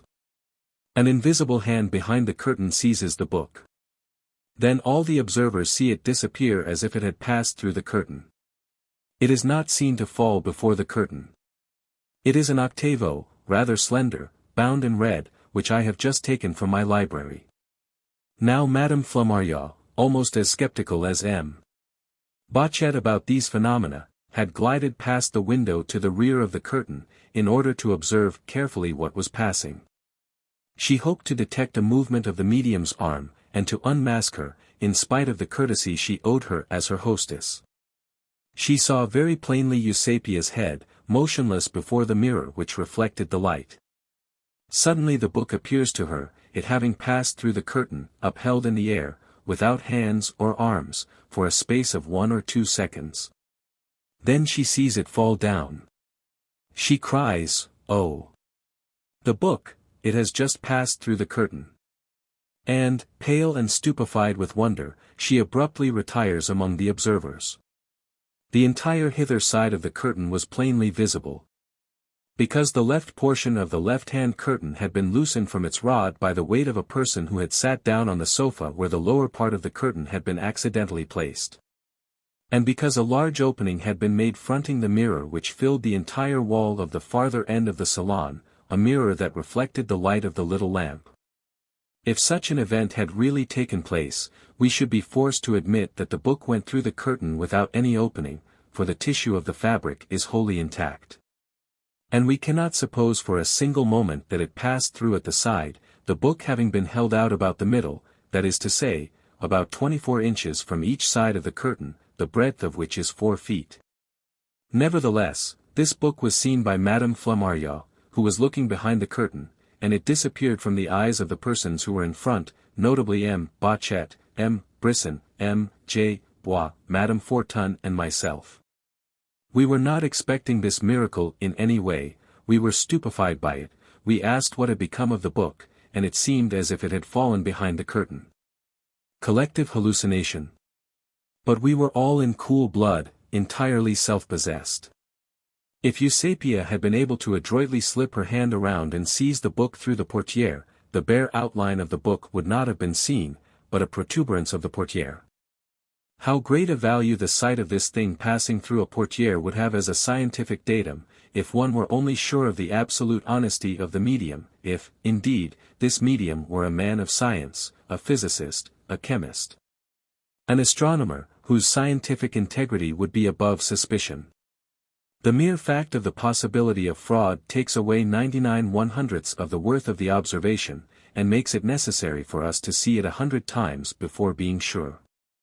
The conditions of certainty ought to be understood by all investigators, and it is curious to hear intelligent persons express surprise at our doubts, and at the strict scientific obligation we are under to lay down these conditions.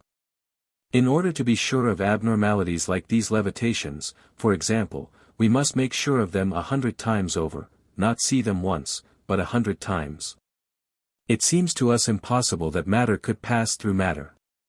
You place for example a stone upon a napkin.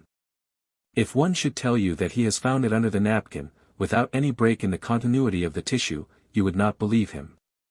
However, I take a piece of ice, weighing say 2 pounds, and place it upon a napkin, I place both upon a strainer, in the oven, the piece of ice melts, passes through the napkin, and falls drop by drop into a basin. I put the whole thing into a freezing machine, the melted water congeals again, the piece of ice weighing 2 pounds has passed through the napkin.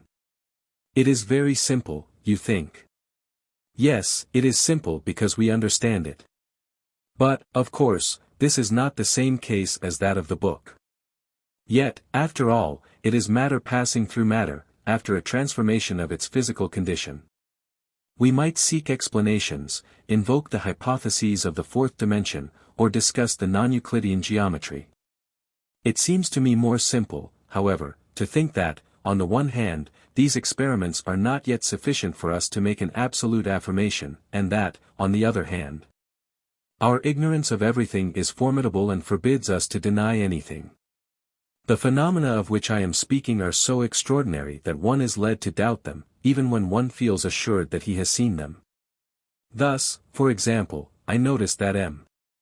René Bachet, my learned friend, present editor of Illustration, affirmed before us all, during the séance and afterward, that he saw with his own eyes, under the table, a head like that of a young girl of about 12 years of age, together with the bust. This head sank down vertically while he was looking at it and disappeared. He made the affirmation on the 21st, repeated it on the 22nd at a theatre where we met, and on the 25th again at his home. Some time after, M. Bachet was convinced that he had been deceived, that he had been the dupe of an illusion. That is also possible. I was looking at the same time, as well as other persons, and we did not see anything. It is then very human, when we are thinking, some days later, of these curious things, for us to suspect ourselves. But there are prejudices less explicable. Thus, for example, at the séance of November 28 a distinguished engineer, M.L. absolutely refused to admit the levitation of the table, in spite of the evidence. Of this my readers may judge for themselves.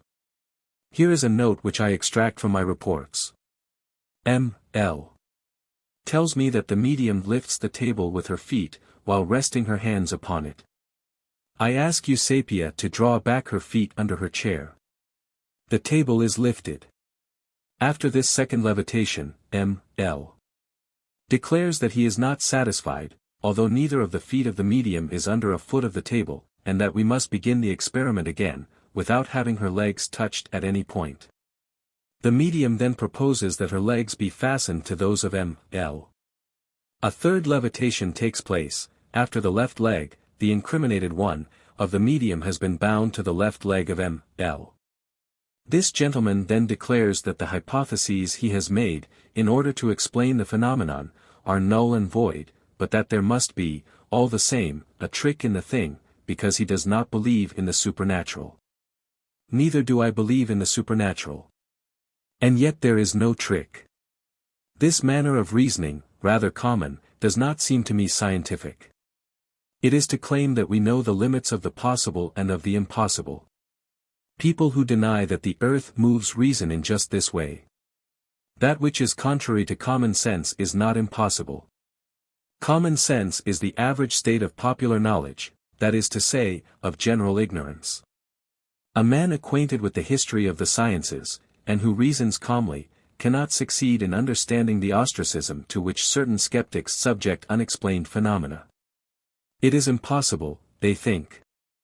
This famous common sense on which they plume themselves is nothing after all, let me say, but common opinion, which accepts habitual facts without comprehending them, and which varies from time to time. What man of good sense would formerly have admitted that we should one day be able to photograph the skeleton of a living being, or store up the voice in a phonograph, or determine the chemical composition of an inaccessible star? What was science 100 years ago, 200 years, 300? Look at astronomy 500 years ago, and physiology, and medicine, and natural philosophy, and chemistry. In 500 years, in 1,000 years, in 2,000 years, what will these sciences of ours be? And in 100,000 years? Yes, in 100,000 years, what will human intelligence be? Our actual condition will be to that what the knowledge of a dog is to that of a cultivated man, that is to say, there is no possible comparison. We smile today at the science of learned men of the time of Copernicus or Christopher Columbus or Ambrose Pare, and we forget that, in a few centuries, savants will estimate us in the same fashion. There are properties of matter which are completely hidden from us, and humanity is endowed with faculties still unknown to us. We only advance very slowly in the knowledge of things. The critics do not always give proof that they possess a very compact logical power. You speak to them of facts proved by centuries of testimony. They challenge the value of popular testimony, and declare that these uncultivated folks, these petty merchants, these manufacturers, these laborers, these peasants, are incapable of observing with any exactitude. Some days after, you cite the savants, men whose competence has been proved in the objective sciences of observation, which attest these very facts. And you hear the sneerers answer at those savants are competent witnesses in their special lines of study and work, but in nothing apart from these. So, after this fashion, all testimony is refused. They declare that the thing, being impossible, cannot have been observed at all. Of course there is room for a good deal of analysis in discussing the claims of human testimony. But, if we suppress every piece of testimony, what will there be left? Our native ignorance. But, to tell the truth, there are some of these negative gentry who are sure of everything, and who impose their aphorisms upon us with the authority of a czar giving out his ukase or edict. From these different experiments with Eusapia Paladino, including those described in the first and second chapters, the impression is left that the phenomena observed are, to a great extent, real and undeniable. That a certain number may be produced by fraud, but that, in fact, the subject is very complex. Again, certain movements simply belong to the material order, while others belong at once to the physical order and the psychical order. All this study is vastly more complicated than people in general have any idea of. I am going to pass summarily in review other experiments made by the same medium, and shall afterwards devote a special chapter to the examination of frauds and mystifications. Let us look, first, at other achievements of Eusapia, and select from them whatever they also have to impart in the way of instruction or caution. Chapter 4. Other Séances with Eusapia Paladino. The medium, whose marvelous séance performances we have been describing, has been the subject of a long series of observations by eminent and careful experimenters. Her endowments are indeed exceptional. When you study with Eusapia, the comparison of her powers with those of ordinary cases makes you think of the difference between a fine electrical machine operated under good atmospheric conditions and a bad one operated on a rainy day. You see more with her in 1 hour than in a host of faulty trials with other mediums. Our study of these unknown forces will progress rapidly if, in place of limiting the results obtained to 1 or 2 groups, such as those which precede, we examine the totality of the observations made in the séances of this medium. My readers can then compare them with the preceding ones, they can judge, they can make their own estimates. The documents which I am now going to print are all borrowed from the Annales des Sciences Psychiques and from the valuable collection of M. Albert de Roches upon the externalization of motivity. A few words, first, about the débuts of Eusapia in her mediumistic career. Professor Chiaia, of Naples, to whom I owe it that I was able to receive Eusapia at my house and obtain the experiments reported above, was the first to bring her gifts into public notice. He first published on the 9th of August, 1888, in a journal issued at Rome, the following letter addressed to Professor Lombroso. Dear Sir, in your article, The Influence of Civilization upon Genius, which has incontestable beauties of style and of logic, I noticed a very happy paragraph. It seems to me to sum up the scientific movement, starting from the time when man first invented that head-breaking thing called an alphabet, down to our own day. This paragraph reads as follows. Every generation is prematurely ready for discoveries which it never sees born, since it does not perceive its own incapacity and the means it lacks for making further discoveries. The repetition of any one manifestation, by impressing itself upon our brains, prepares our minds and renders them less and less incapable of discovering the laws to which this manifestation is amenable. 20 or 30 years are enough to make the whole world admire a discovery which was treated as madness at the moment when it was made. Even at the present day academic bodies laugh at hypnotism and at homeopathy. Who knows whether my friends and I, who laugh at spiritualism, are not in error, just as hypnotized persons are. Thanks to the illusion which surrounds us, we may be incapable of seeing that we deceive ourselves. And, like many persons of unsound mind who stubbornly oppose the truth, we laugh at those who are not of our way of thinking. Struck by this keen thought, which by chance I find adapted to a certain matter with which I have been occupied for some time, I joyfully accept it, without abatement, without any comment which might change its sense. And, confining myself to the fine old rules of chivalry, I make use of it as a challenge. The consequences of this challenge will neither be dangerous nor bloody, we shall fight fairly. And, whatever may be the results of the encounter, whether I succumb or whether I make my opponent yield, it will always be in a friendly way. The result will tend to the improvement of one of the two adversaries and will be in every way useful to the great cause of truth. There is much talk nowadays of a special malady which is found in the human organism. We notice it every day. But we are ignorant of its cause and know not what to call it. The cry is raised that it be subjected to the examination of contemporary science. But science, in reply, only meets the request with the mocking ironical smile of a Pyrrhus, for the precise reason, as you say, that the time is not yet ripe. But the author of the paragraph I have quoted above, of course did not write it merely for the pleasure of writing. It seems to me, on the contrary, that he would not smile disdainfully if he were invited to observe a special case that is worthy to attract the attention and to seriously occupy the mind of a Lombroso. The case I allude to is that of an invalid woman who belongs to the humblest class of society. She is nearly 30 years old and very ignorant. Her look is neither fascinating nor endowed with the power which modern criminologists call irresistible, but, when she wishes, be it by day or by night, she can divert a curious group for an hour or so with the most surprising phenomena.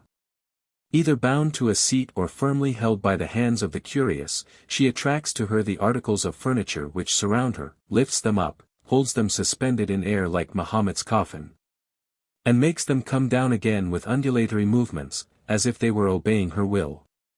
She increases their weight or lessens it according to her pleasure. She raps or taps upon the walls, the ceiling, the floor, with fine rhythm and cadence.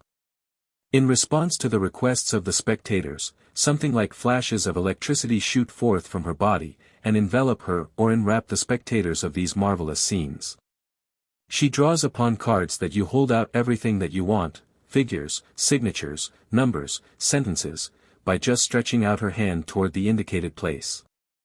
If you place in the corner of the room a vessel containing a layer of soft clay, you find after some moments the imprint in it of a small or a large hand, the image of a face, front view or profile, from which a plaster cast can be taken. In this way, portraits of a face taken at different angles have been preserved, and those who desire so to do can thus make serious and important studies. Point 30. This woman rises in the air, no matter what bands tie her down. She seems to lie upon the empty air as on a couch, contrary to all the laws of gravity. She plays on musical instruments, organs, bells, tambourines, as if they had been touched by her hands or moved by the breath of invisible gnomes. You will call that a particular case of hypnotism. You will say that this sick woman is a fakir in petticoats, that you would shut her up in a hospital. Let me beg of you, most eminent professor, not to shift the argument. As is well known, hypnotism only causes a momentary illusion. After the séance, everything takes its original form. But here the case is different. During the days which followed these marvelous scenes there remain traces and records worthy of consideration. What do you think of that? But allow me to continue. This woman, at times, can increase her stature by more than 4 inches.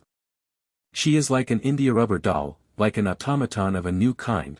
She takes strange forms. How many legs and arms has she? We do not know. While her limbs are being held by incredulous spectators, we see other limbs coming into view, without knowing where they come from. Her shoes are too small to fit these witch feet of her, and this particular circumstance gives rise to the suspicion of the intervention of mysterious power. Don't laugh when I say, gives rise to the suspicion. I affirm nothing. You will have time to laugh presently. When this woman is bound, a third arm is seen to appear, and nobody knows where it comes from. Then follows a long series of droll teasing tricks. She abstracts bonnets, watches, money, rings, pins, and produces them again with great adroitness and gaiety. She takes coats and waistcoats, pulls off boots, brushes hats and puts them back upon the heads of those to whom they belong, curls and strokes mustaches, and occasionally hits you with a fist, for she also has fits of ill temper. I said a fist, because it is always a clumsy and callous hand that strikes the blow. It has been noticed that the hand of the sorceress is small. She has large fingernails.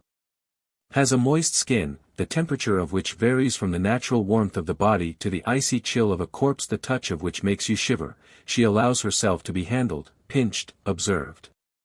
And ends by rising into the air, remaining suspended there with no visible means of support, like one of those plump wooden hands hung out over the sidewalk as a sign at the shops of the glove merchants. Plate 7. Plaster casts of impressions in clay produced by an unknown force. I swear to you that I emerge with a very calm spirit from the cave of this Circe. Freed from her enchantments, I pass all my impressions in review, and end in skepticism, although the testimony of my senses assures me that I have not been the sport of an error or of an illusion.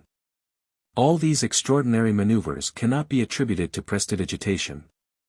We ought to be on our guard against every kind of trickery, and make a scrupulous investigation in order to forestall mendacity or fraud. But the test sometimes fails. The facts do not always meet the demands of the eager and restless spectators. This is one more mystery to explain, and proves that the individual herself who works these wonders is not their sole arbiter. Undoubtedly, she possesses the exclusive power of producing these portentous feats, but they cannot materialize except with the cooperation of an unknown agent, some deus ex machina.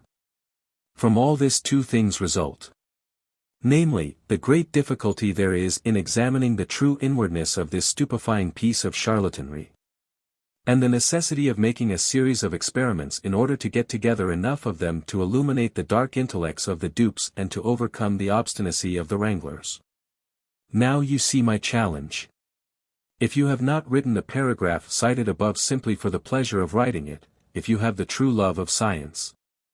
If you are without prejudices, you, the first alienist in Italy, please have the kindness to take the field, and persuade yourself that you are going to measure swords with a worthy adversary.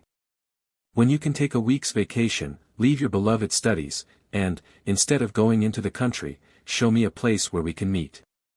Choose the time yourself. You are to have a room into which you will enter alone before the experiment. There you will arrange the furniture and other objects just as you wish. You will lock the door with a key. I believe it would be useless to present the lady to you in the costume worn in the Garden of Eden, because this new Eve is incapable of retaliating upon the serpent and of seducing you. For gentlemen will be our seconds, as is fitting in all knightly encounters. You will choose two, and I will bring the other two. No easier conditions were ever drawn up by the Knights of the Round Table. It is evident that, if the experiment does not succeed, I shall be able to accuse only the harsh decrees of destiny. You will consider me but as a man suffering from hallucination, who longs to be cured of his extravagances. But, if success crowns our efforts, your loyalty will impose upon you the duty of writing an article, in which, without circumlocution, reticence, or error, you will attest the reality of the mysterious phenomena and promise to investigate their causes. If you decline this meeting, please explain to me your sentence. The time is not yet ripe. Undoubtedly, that might apply to common intellects, but not to a Lombroso, to whom is addressed this advice of Dante: honor ought to close the lips of falsehood with truth. Yours very devotedly and respectfully, Professor Chiaia. M. Lombroso did not at once accept this eloquent and witty challenge. However, we shall presently find that learned professor himself experimenting. In the meantime read what M. de Rochas tells us of Eusapia's youth. Her first mediumistic manifestations began at the age of puberty, when she was about 13 or 14 years old. This coincidence is found in almost all the cases in which the singular power of producing movements at a distance has been observed. At this epoch of her life it was remarked that the spiritualistic séances to which she was invited succeeded much better when she was seated at the table. But they tired and bored her, and she refrained from taking part in them for 8 or 9 years. It was only in her 22nd or 23rd year that the spiritualistic education of Eusapia began. It was directed by an ardent spiritualist, M. Damiani. It was then that the personality of John King appeared, a spirit who took possession of her when she was in the trance state. 31. This John King is said to be the brother of Crooks's Katie King, and to have been Eusapia's father in another existence. It is John who speaks when Eusapia is in her trance. When he speaks of her, he calls her my daughter, and gives advice about the care of her person and life. M. Ockrowicz thinks this John is a personality created in the spirit of Eusapia by the union of a certain number of impressions collected in the different psychic environments in which her life has been passed. This would be almost the identical explanation for the personalities suggested by the hypnotists, and for the variations of personality observed by M. Possum, Buru, and Burett, et al. Some have thought they noticed that Eusapia prepared herself, consciously or unconsciously, at the séance, by diminishing her respiration, a very singular thing. At the same time, her pulse gradually rises from 88 to 120 pulsations a minute. Is this a practice analogous to that which the fakirs of India employ, or a simple effect of the emotion which, before every séance, Eusapia experiences? A fact which has a strong tendency to convince the sitters, but is never sure of the production of the phenomena.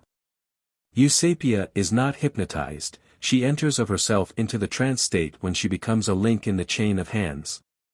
She begins to sigh deeply, then yawns and hiccups. A series of varied expressions passes over her face. Sometimes it takes on a demoniacal look, accompanied by a fitful laugh very much like that which Gounod gives to Mephistopheles in the opera of Faust, and which almost always precedes an important phenomenon. Sometimes her face flushes. The eyes become brilliant and liquid, and are opened wide. The smile and the motions are the mark of the erotic ecstasy. She says, "Mio caro, my dear," leans her head upon the shoulder of her neighbor, and courts caresses when she believes that he is sympathetic. It is at this point that phenomena are produced, the success of which causes her agreeable and even voluptuous thrills. During this time her legs and her arms are in a state of marked tension, almost rigid, or even undergo convulsive contractions. Sometimes a tremor goes through her entire body. To these states of nervous superactivity succeeds a period of depression characterized by an almost corpse-like paleness of the face, which is frequently covered with perspiration, and the almost complete inertia of her limbs. If she lifts her hand, it falls back of its own weight. During the trance her eyes are turned up, and only the white is visible. Her presence of mind and her general consciousness are diminished or not at all in evidence. She gives no reply, or, if she does, her reply is retarded by questions. Eusapia has no recollection of what has taken place during the séances, except for states of mind bordering close on those of her normal state. And, consequently, they only relate, as a general thing, to phenomena of slight intensity. In order to aid in the manifestations, she frequently asks that her force be increased by putting one more person in the chain. It has frequently happened to her to address a sympathetic spectator, to take his fingers and press them as if to draw something out of them, then push them abruptly away, saying that she has enough force. In proportion as her trance increases, her sensibility to light increases. A sudden light causes difficulty in her breathing, rapid beatings of the heart, an hysterical feeling, general irritation of the nerves, pain in the head and eyes, and a trembling of the whole body, with convulsions. Except when she herself asks for light, a thing which frequently happens to her when there are interesting verifications to be made upon the subject of displaced objects, for then her attention is strongly called in other directions. She is in constant motion during the active period of the séances. These movements may be attributed to the hysterical crises which then agitate her, but they appear to be necessary to the production of the phenomena. Every time that a movement is being caused at a distance, she imitates it, either with her hands or with her feet, and by developing a much stronger force than would be necessary for producing the movement by contact. Here is what she herself says of her impressions when she wishes to produce a movement at a distance. She suddenly experiences an ardent desire to produce the phenomena. Then she has a feeling of numbness and a gooseflesh sensation in her fingers. These sensations keep increasing. At the same time she feels in the inferior portion of the vertebral column the flowing of a current which rapidly extends into her arm as far as her elbow, where it is gently arrested.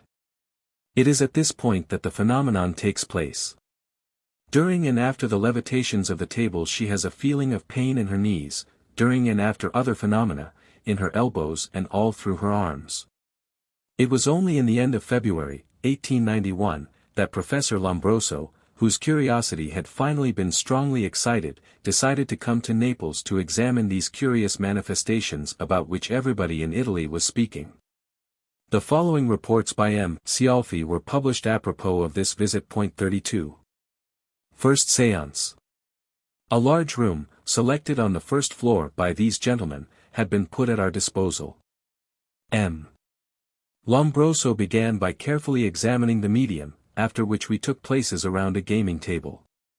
Madame Paladino sat at one end, at her left, M. Lombroso and Gili. I faced the medium, between M. Gili and Visioli, then came M. Asensi and Tamburini, who closed the circle, the last named at the right of the medium and in contact with her. The room was lighted by candles placed upon a table behind Madame Paladino. M. Tamburini and Lombroso each held a hand of the medium. Their knees touched hers, at a certain distance from the feet of the table, and her feet were under theirs. After a rather long wait the table began to move, slowly at first, a matter explained by the skepticism, not to say the positively hostile spirit, of those who were this night in a séance circle for the first time. Then, little by little, the movements increased in intensity. M. Lombroso proved the levitation of the table, and estimated at 12 or 15 pounds the resistance to the pressure which he had to make with his hands in order to overcome that levitation. This phenomenon of a heavy body sustained in the air, off its center of gravity and resisting a pressure of 12 or 15 pounds, very much surprised and astonished the learned gentleman, who attributed it to the action of an unknown magnetic force. At my request, taps and scratchings were heard in the table. This was new cause for astonishment, and led the gentlemen to themselves call for the putting out of the candles in order to ascertain whether the intensity of the noises would be increased, as had been stated. All remained seated and in contact. In a dim light which did not hinder the most careful surveillance, violent blows were first heard at the middle point of the table. Then a bell placed upon a round table, at the distance of a yard to the left of the medium, in such a way that she was placed behind and to the right of M. Lombroso, rose into the air, and went tinkling over the heads of the company, describing a circle around our table, where it finally came to rest. In the midst of the expressions of deep amazement which this unexpected phenomenon drew forth, M.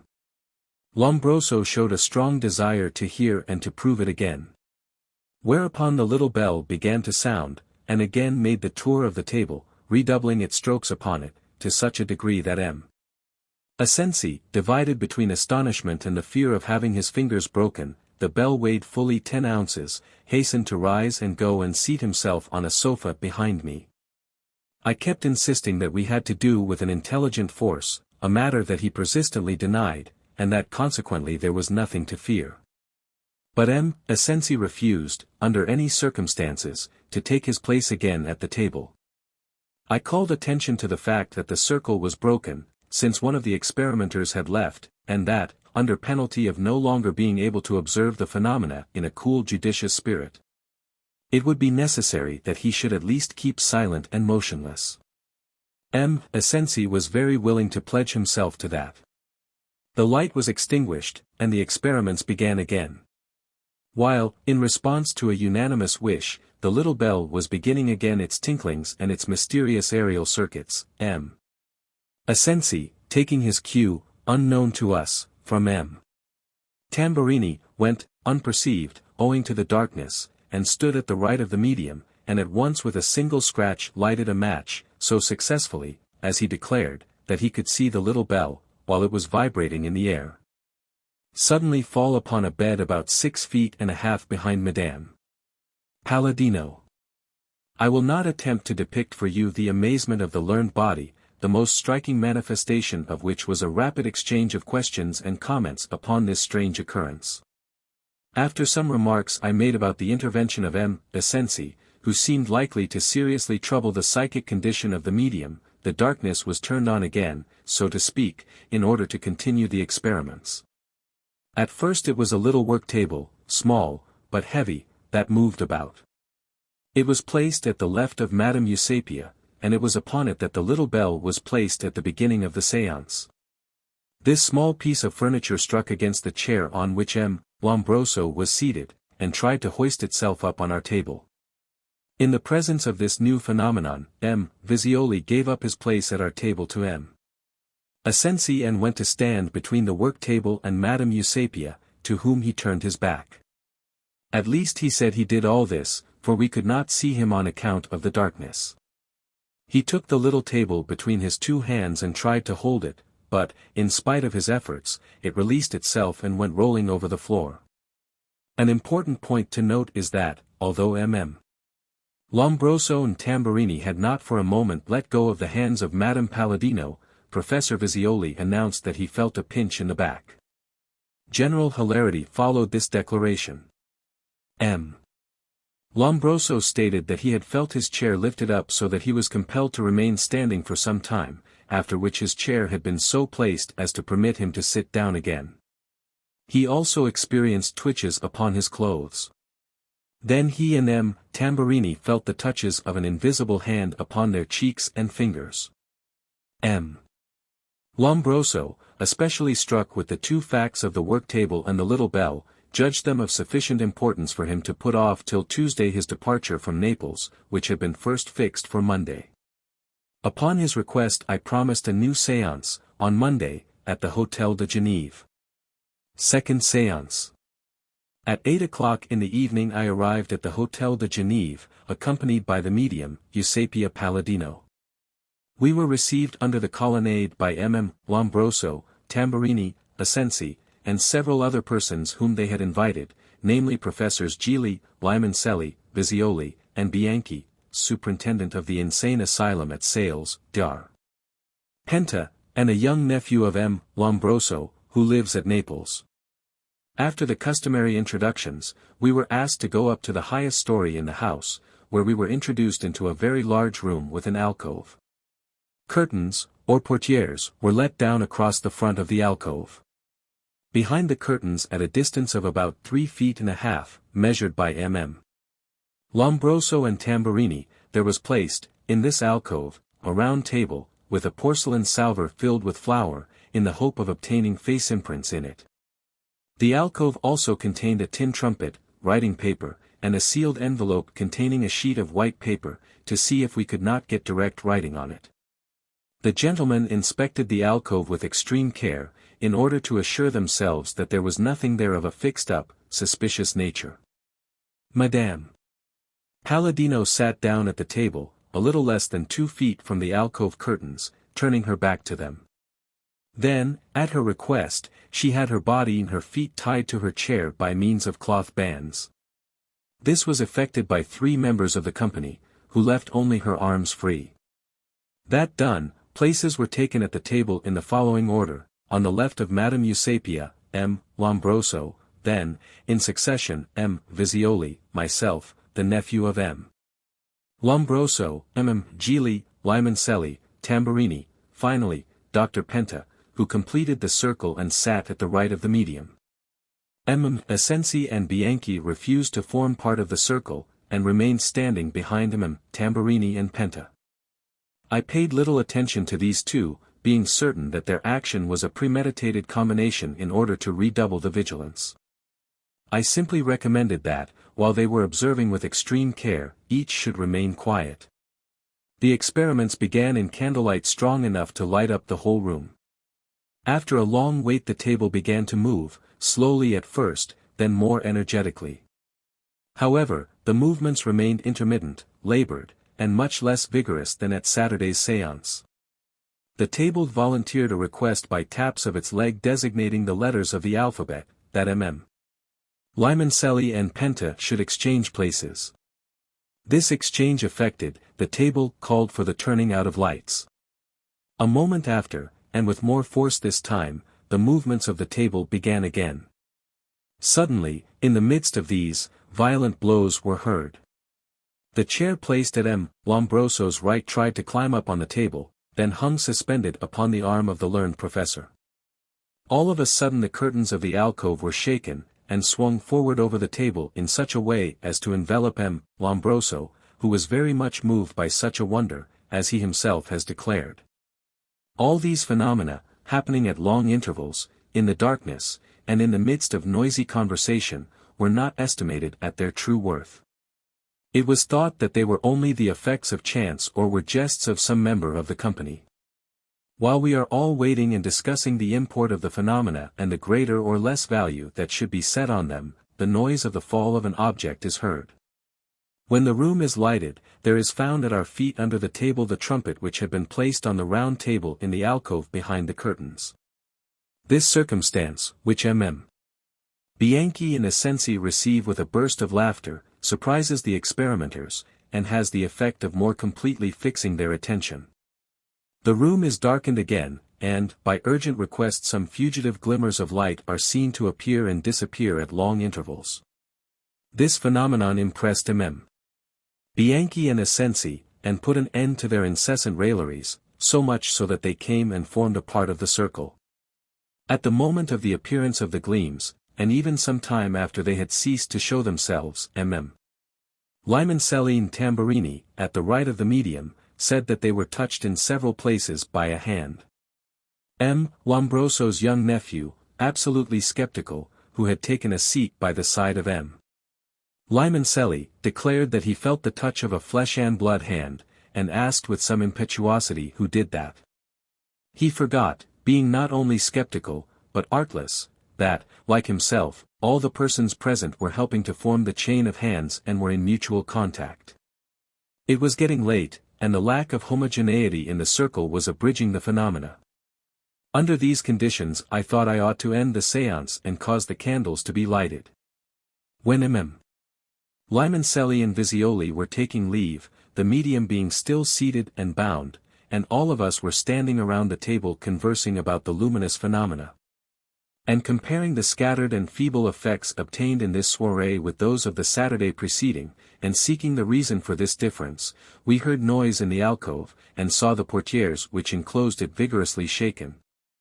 And the round table which was behind them slowly advancing toward Madame Paladino, still seated and bound. On seeing this strange, unexpected phenomena occur in full light, we were all stupefied with amazement. Bianchi and M. Lombroso's nephew dashed into the alcove, under the impression that some person concealed there was producing the movement of the portieres and the round table. Their astonishment was unbounded when they ascertained that there was no one there, and that, under their very eyes, the table continued to glide over the floor in the direction of the medium. That is not all. Professor Lombroso observed that, while the table was in movement, the salver on it had been turned upside down without a single particle of the flour which it contained being spilled. And he added that no prestidigitator would have been able to accomplish such a feat. In the presence of these phenomena taking place as they did, after the breaking up of the circle, in such a way as to eliminate the hypothesis of a magnetic current, Professor Bianchi, in obedience to the love of truth, confessed that it was he who, for the sake of a joke, had contrived and brought about the fall of the tin trumpet, but that in the presence of such achievements as this he could no longer be skeptical, and was going to apply himself to the study of them in order to investigate their causes. Professor Lombroso complained of the trick, and said to M. Bianchi that, as between professors met in order to make scientific studies and researches in common, mystifying pranks like this could not but cast a slur upon the respect due to science.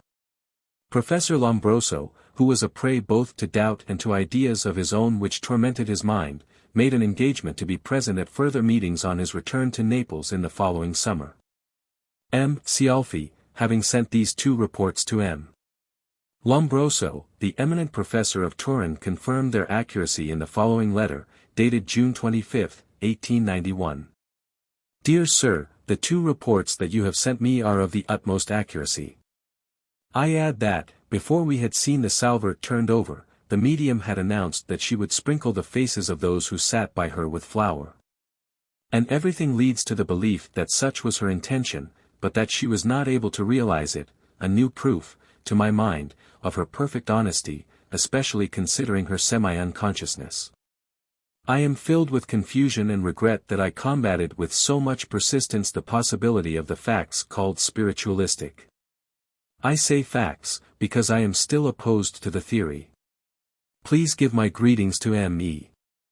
Chiaia, and, if it is possible, get M. Albini to examine the visual field and the inner recesses of the eye of the medium, about which I desire to inform myself. Yours very truly. C. Lombroso. M.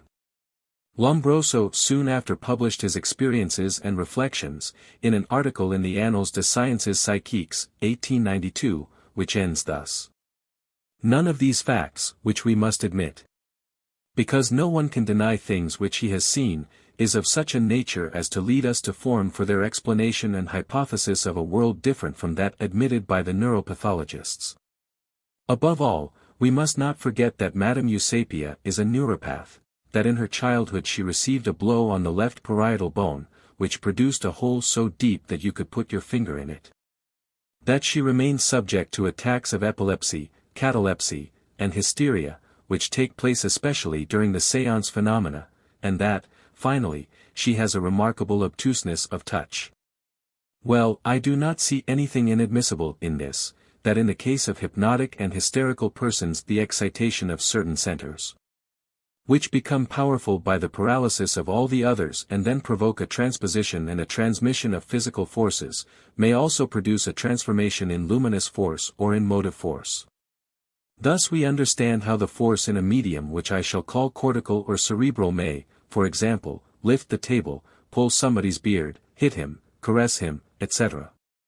During the transposition of senses due to hypnotism, when, for example, the nose and the chin see, and that is a fact which I observed with my own eyes, and when for some moments all the other senses are paralyzed, the cortical center of vision, which has its seat in the brain, acquires such an energy that it supersedes the eye.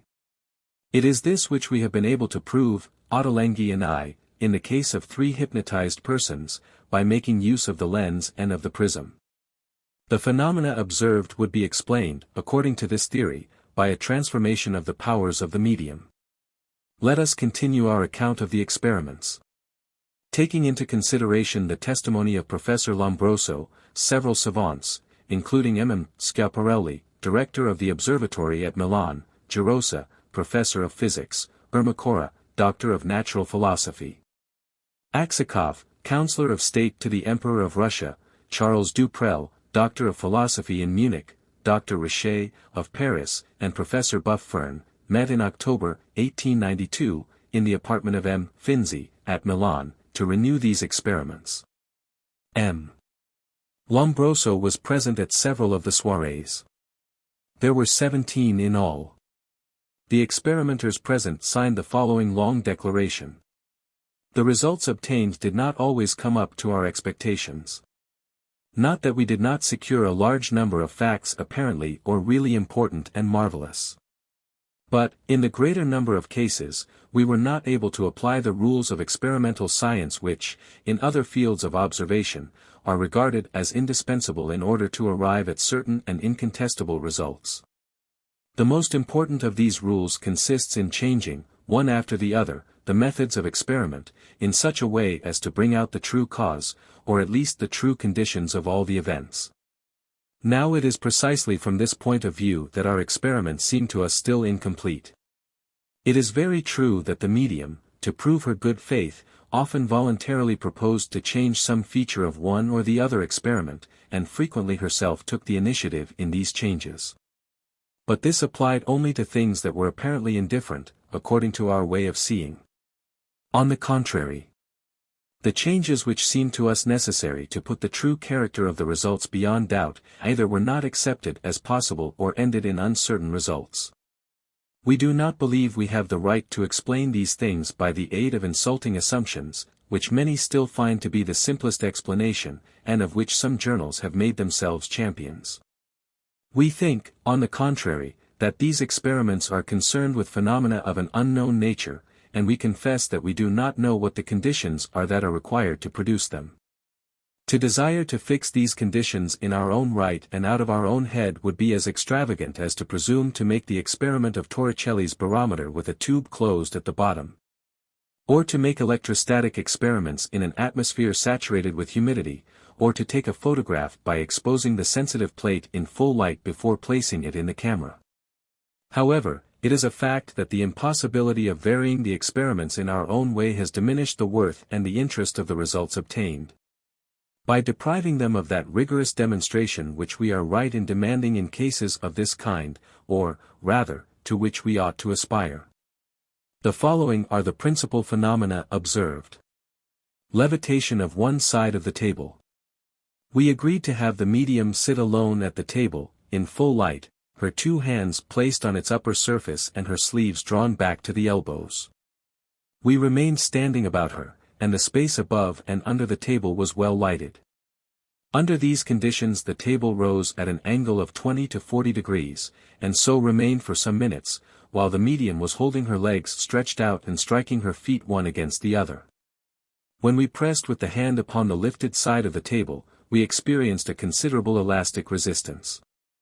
The table was suspended by one of its ends to a dynamometer which was coupled to a cord. This cord was tied to a small beam supported upon 2 wardrobes.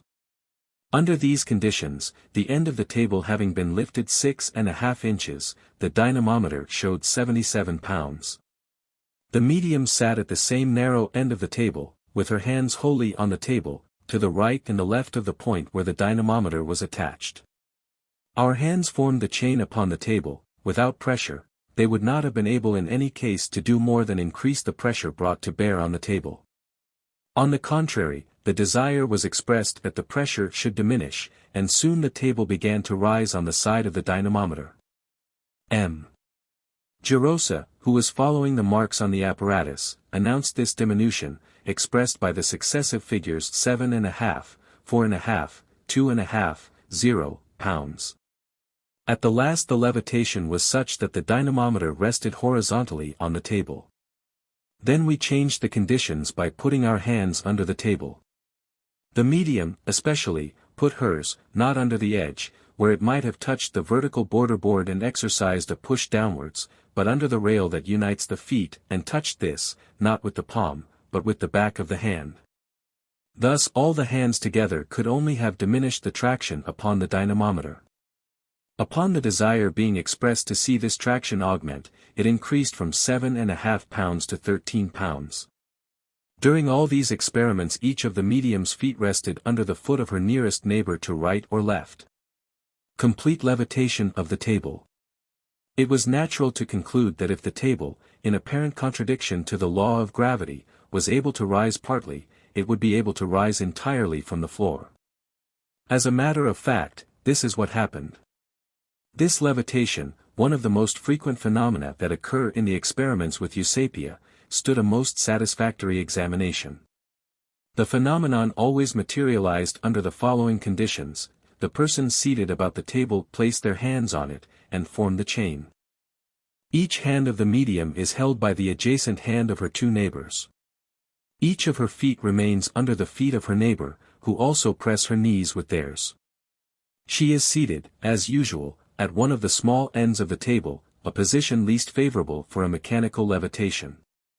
At the end of several minutes the table makes a side movement, rises first to the right, then to the left, and finally mounts off of its 4 feet straight into the air, and lies there horizontally, as if it were floating on a liquid. Ordinarily at a height of from 4 to 8 inches, in exceptional cases from 24 to 27 inches. Then falls back and rests on its 4 feet. It frequently remains in the air for several seconds, and while there also makes undulatory motions, during which the position of the feet under the table can be thoroughly examined. During the levitation the right hand of the medium often leaves the table, as well as that of her neighbor, and is held in the air above.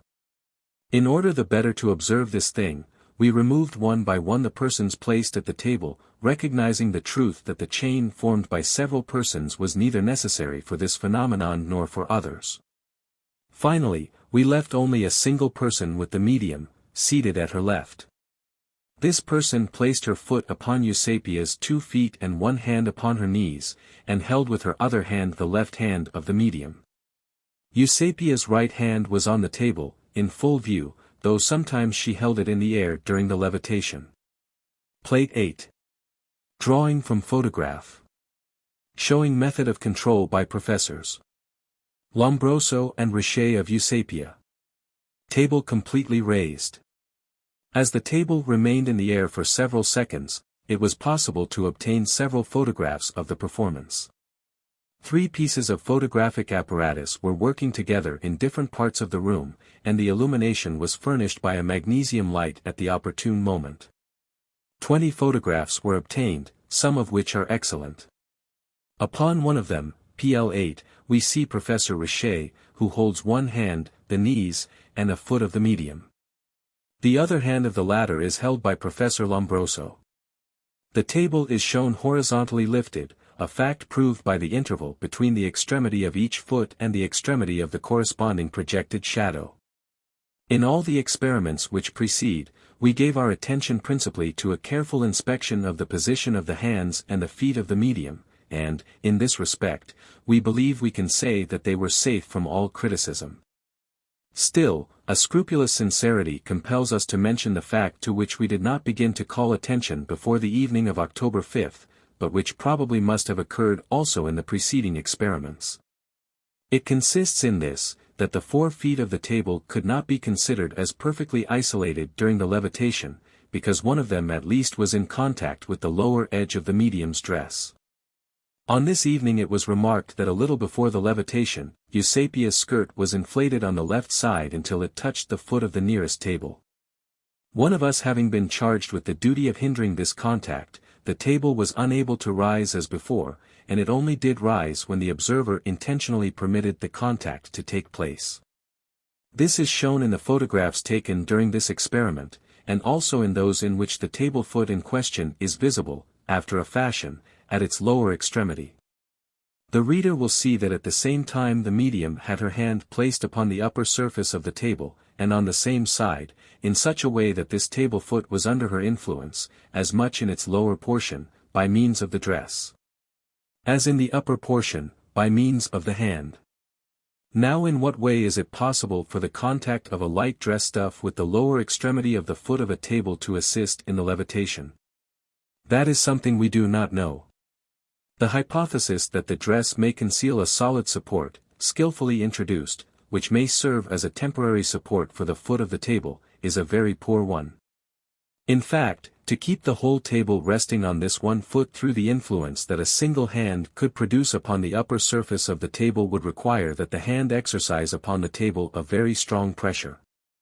One that we cannot suppose Eusapia capable of, even during 3 or 4 seconds. We convinced ourselves of this by ourselves making proof of it with the same table. Point 33. Movements of objects at a distance, without contact with any of the persons present. 1. Spontaneous movements of objects.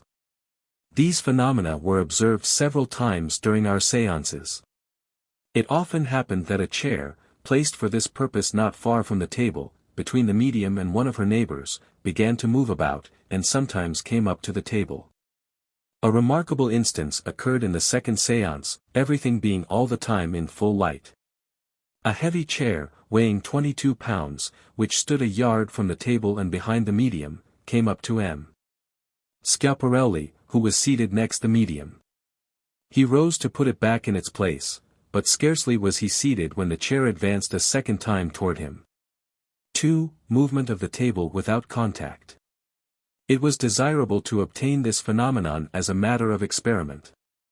For that purpose, the table being placed upon casters, the feet of the medium were watched, as has been said, and all of the sitters formed the chain with their hands, including those of the medium.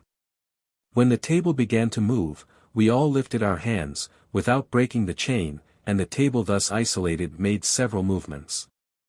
This experiment was several times renewed. The fetching of different objects, the hands of the medium being tied to those of her neighbors. In order to assure ourselves that we were not the victims of a trick, we tied the hands of the medium by a string to those of her 2 neighbors, in such a way that the movements of the 4 hands would reciprocally control each other. The length of the cord between the hands of the medium was from 8 to 12 inches, and between each one of her hands and the hands of her neighbors 4 inches. This distance of space was purposely arranged in order that the hands of the neighboring persons might, in addition, readily hold those of the medium during the convulsive movements which usually agitate her. The tying was done in the following way: we took 3 turns of the string around each wrist of the medium, without leaving any slack, but drawn so tightly as almost to give her pain, 34, and then we tied 2 simple knots. This was done in order that, if by any artifice the hand was able to release itself from the string, the 3 turns would work against it and the hand could not get back again under the string as it was before. A little bell was placed upon a chair behind her. The chain was formed, and her hands as well as her feet were held as usual. The room was darkened in answer to the request that the little bell should at once sound, after which we were to untie the medium. Immediately we heard the chair move, describe a curve upon the floor, approach the table, and presently place itself upon it. The bell rang, then was thrown upon the table. The light having been at once turned on, we ascertained that the knots of the string were in perfect order. It is clear that the fetching on of the chair was not produced by the action of the hands of the medium. Impressions of fingers obtained on smoked paper. In order to decide if we had to do with a human hand, or with any other way of dealing, we fixed a sheet of paper, blackened with the smoke of a lamp, upon the table, on the side opposite that of the medium, and expressed a wish that the hand would leave an impression on it. That the hand of the medium should remain unsoiled, and that the lampblack be transferred to the hands of one of us. The hands of the medium were held by those of M. Schiaparelli and Duprel. The chain was made in the darkness, then we heard a hand lightly tap upon the table, and presently M. Duprel announced that his left hand, which he held on the right hand of M. Finzi, had had the sensation of fingers rubbing it. As soon as the room was lighted, we found upon the paper several imprints of fingers, and the back of M. Duprel's hand was covered with lampblack, but the hands of the medium, examined then and there, had no trace of it. This experience was repeated 3 times. When we insisted upon having a complete impression, we obtained 5 fingers upon a second sheet of paper, and upon a third the impression of almost an entire left hand. After that the back of M. Duprel's hand was completely blackened, the hands of the medium remaining perfectly clean. Apparition of hands upon a dimly lighted background. We placed upon the table a large cardboard covered with a phosphorescent substance, sulfate of calcium, and we placed other pieces of cardboard upon chairs in different parts of the chamber. Under such conditions we saw very plainly the outline of a hand imposed on the cardboard of the table. Upon the background formed by the other pieces we saw the shadow of the hand pass and repass around us.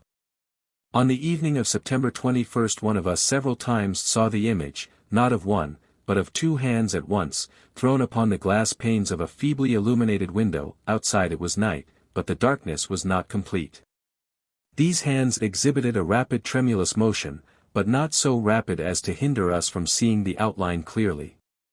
They were wholly opaque and were thrown upon the window as absolutely black silhouettes. This simultaneous appearance of 2 hands is very significant, for they cannot be explained on the hypothesis of a trick of the medium, who would not have been able in any way to free more than one of her hands, owing to the surveillance of those who sat beside her. The same conclusion applies to the clapping of 2 hands, one against the other, which was several times heard in the air. The levitation of the medium to the top of the table. We regard this levitation as among the most important and most significant of spiritualistic achievements. It took place twice, on September 28 and October 3. The medium was seated at one end of the table, uttering deep groans, and was lifted up with her chair and placed upon the table, not moving from her position, those next her still holding her hands as she rose. On the evening of September 28, while her 2 hands were held by M. Richer and Lombroso, the medium complained of their grasping her under the arm. Then, in a state of trance she said, with the changed voice which she usually has while in this state, "Now I bring up my medium upon the table." At the end of 2 or 3 seconds the chair, with the medium seated in it, was not thrown, but lifted with precaution and placed upon the table. M. Richer and Lombroso are sure they did not assist her in this ascension. After she had spoken, being all the time in a state of trance, the medium announced her descent, and, M. Finzi being substituted for M. Lombroso, was placed upon the floor with care and precision, M. Richer and Finzi following her movements without at all assisting them. Moreover, during the descent, both gentlemen felt a hand touching them lightly several times upon the head. On the evening of October 3 the same phenomenon was repeated in similar circumstances. Touchings. Some of these merit particular notice, owing to a circumstance capable of giving us an interesting notion of their possible origin. Our first business is to describe the touchings which were felt by persons beyond the reach of the hands of the medium. Thus, on the evening of October 6, M. Gerosa, who was separated from the medium by 3 places, about 4 feet, the medium being a little to one side and M. Gerosa in one of the adjacent corners at the opposite short end of the table, having lifted his hand that it might be touched, felt a hand strike his own several times to make him lower it. And, as he persisted, he was hit with a trumpet, which an instant before had been making sounds in the air. In the second place, we must note touchings which constitute very delicate operations, and which cannot be made in the darkness with the precision which we have noted in them. Twice, on September 16 and 21, M. Schiaparelli had his spectacles removed from his nose and laid down on the table before another person. These glasses are fixed to the ears by means of 2 springs, and a certain amount of attention is necessary in order to remove them, even to one working in full light. Yet they were removed in complete darkness with so much delicacy and promptness that the said experimenter only perceived the loss of them when he no longer had the usual feeling of them on his nose, on his temples, and behind his ears. And he was obliged to feel with his hands in order to be sure that they were no longer in their usual place. Many other touchings produced similar effects, and were executed with extreme delicacy, for example, when one of the company felt his hair and beard stroked. In all of the innumerable maneuvers executed by mysterious hands, there was never any awkward stumbling or collision to be noted, though ordinarily this is inevitable when one is working in the dark. I may add, in this connection, that bodies tolerably heavy and bulky, such as chairs and vessels full of clay, were deposited upon the table without having collided with any of the numerous hands resting upon the table. A particularly difficult thing in the case of chairs which, owing to their dimensions, occupied a large part of the table. A chair was turned over on its face upon the table and lay there at full length without causing the least annoyance to anybody, and yet it covered almost the entire surface. Contact with a human face. One of us, having expressed the wish to be kissed, felt before his very mouth the peculiar quick sounds of a kiss, but not accompanied by any contact of lips. This happened twice. On 3 different occasions one of the experimenters felt the touch of a face with hair and beard. The feeling of the skin was exactly that of a living man. The hair was much coarser and more bristly than that of the medium, and the beard seemed very soft and delicate. Such are the experiments made at Milan in 1892 by the group of savants cited above. How can we help admitting, after the reading of this new official report, the following things? 1. The complete levitation of the tables. 2. The levitation of the medium. 3. The movement of objects without contact. 4. Accurate and delicate touches made by invisible organs. 5. The formation of hands and even of human figures. These phenomena take their place in this book as things which were observed with the most scrupulous care. Let us note also the action of the little piece of furniture, chair or round table, which tries to climb up on one of the company or upon the large table, a thing also observed by myself.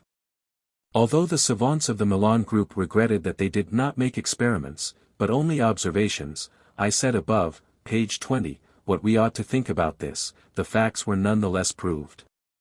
I will add that after the reading of this procès-verbal, the cautious reserves of M. Schiaparelli seem exaggerated. If fraud has sometimes crept in, still what has been accurately observed remains safe and sound and is an acquisition to science. Our medium, Eusapia, has been the subject of a fruitful series of experiments. Let me also mention those of Naples in 1893, under the direction of M. Wagner, professor of zoology at the University of St. Petersburg. That of Rome in 1893 to 1894, under the direction of M. de Simaradsky, correspondent of the Institute, those of Varsovie, from the 25th of November, 1893, to the 15th of January, 1894, at the house of Dr. Okrowicz. Those of Karkirin and of L'Isle Roubaud, in 1894, at the house of Professor Richer, those of Cambridge in August, 1895, at the house of Mr. Myers. Those of the Villa de l'Agnellas, from the 20th to the 29th of September, 1895, at the house of Colonel de Roches, those of Auteuil, in September, 1896, at the house of M. Marcel Mangin, etc. It would be entirely superfluous and an unconscionably long task to analyze them all. Let us merely select some special characteristic instances. In the report of M. de Simaradsky we read as follows. In the corner of the hall there was a piano, placed to the left of Okrowicz and Eusapia, and a little in the rear. Someone desired to hear the keyboard touched. We at once hear the moving of the piano. Okrowicz can even see the displacement, thanks to a ray of light which falls upon the polished surface of the instrument through the window shutters. The piano then opens noisily, and we hear the bass notes of the keyboard sounding. I utter aloud my desire to hear high notes and low notes touched at the same time, as a proof that the unknown force can act at the two ends of the keyboard. My wish is granted, and we hear bass notes and treble notes sounded at the same time, which seems to prove the action of two distinct hands. Then the instrument advances toward us. It presses against our group, and we are obliged to get up and move back with our experiment table, and we do not stop until we have thus moved back several yards. A glass half full of water, which stands on a buffet, out of reach of our hands, was carried by an unknown power to the lips of Okrowicz, Eusapia, and another person, who all drank of it. This performance took place in complete darkness and with astonishing precision. We were able to prove the existence of a real hand not belonging to any one present. We did it by means of the plaster cast and mold, as follows. Having placed a heavy basin filled with modeling clay upon the large table in the middle of the dining room, we sat down with Eusapia around the little experiment table more than a yard distant. After some minutes of waiting, the basin came of itself and stood on our table. Eusapia groaned, writhed, and trembled in all her limbs, yet not for a moment did her hands quit ours. Then she cried, "E fatto, it is done." The candle is lighted again, and we find an irregular hollowed place upon the surface of the clay. This hollow place, afterward filled with plaster, gives us a perfect cast of the contracted fingers of a hand. We placed upon the table a plate smeared with lampblack. The mysterious hand left there the print of the end of its fingers. The hands of the experimenters, including those of Eusapia, remained white. We next induced the medium to reproduce the impression of her own hand upon another lamp-smoked plate.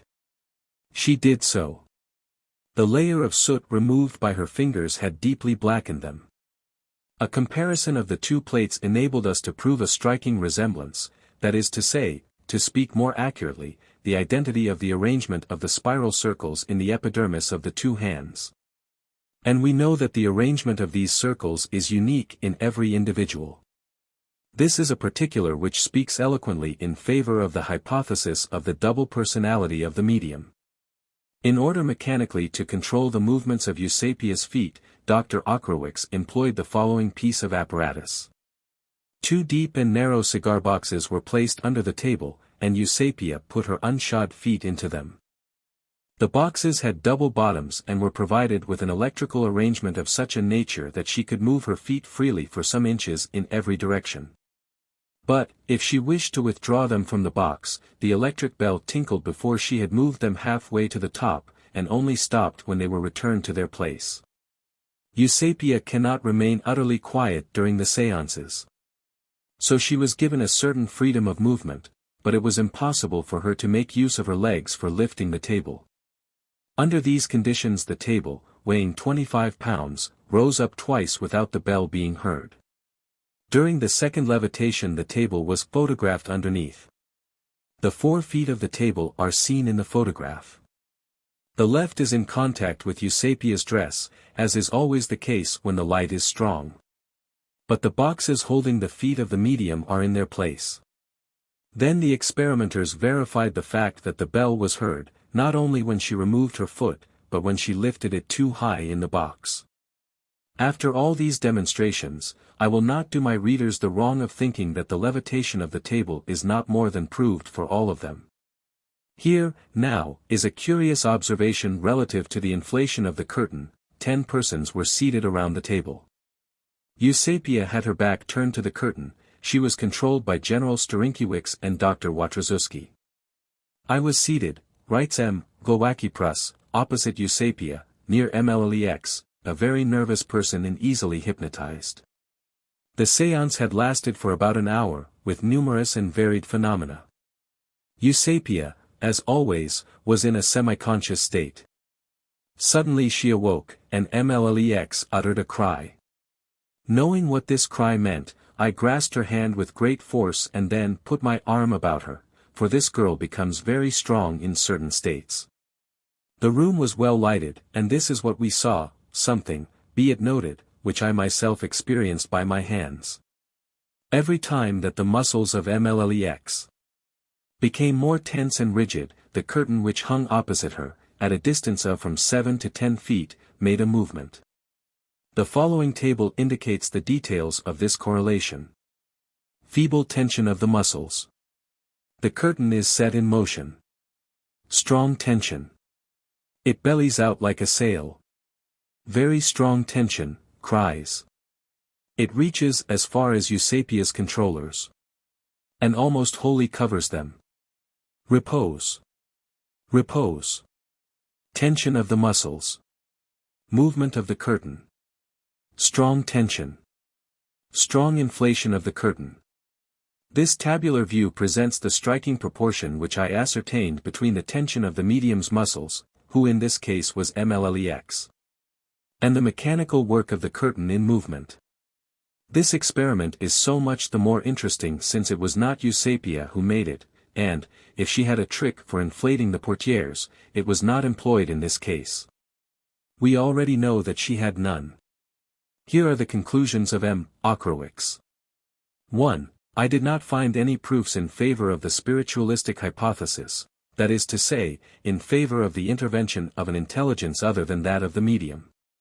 John is for me only a psychic double of the medium. Consequently, I am not a spiritualist. 2. Mediumistic phenomena are confirmatory of magnetism as opposed to hypnotism.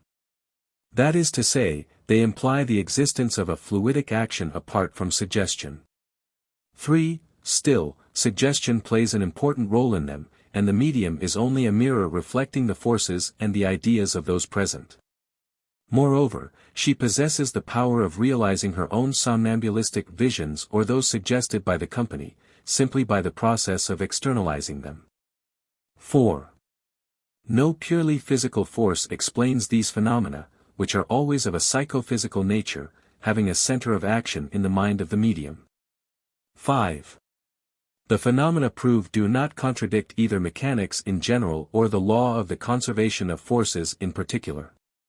The medium acts at the expense of her own proper powers and at the expense of those of the persons present. 6.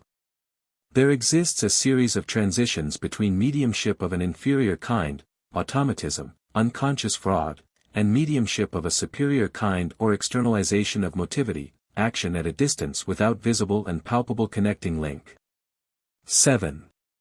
The hypothesis of a fluidic double, astral body, which, under certain conditions, detaches itself and acts independently of the body of the medium, seems necessary for the explanation of the greater part of the phenomena.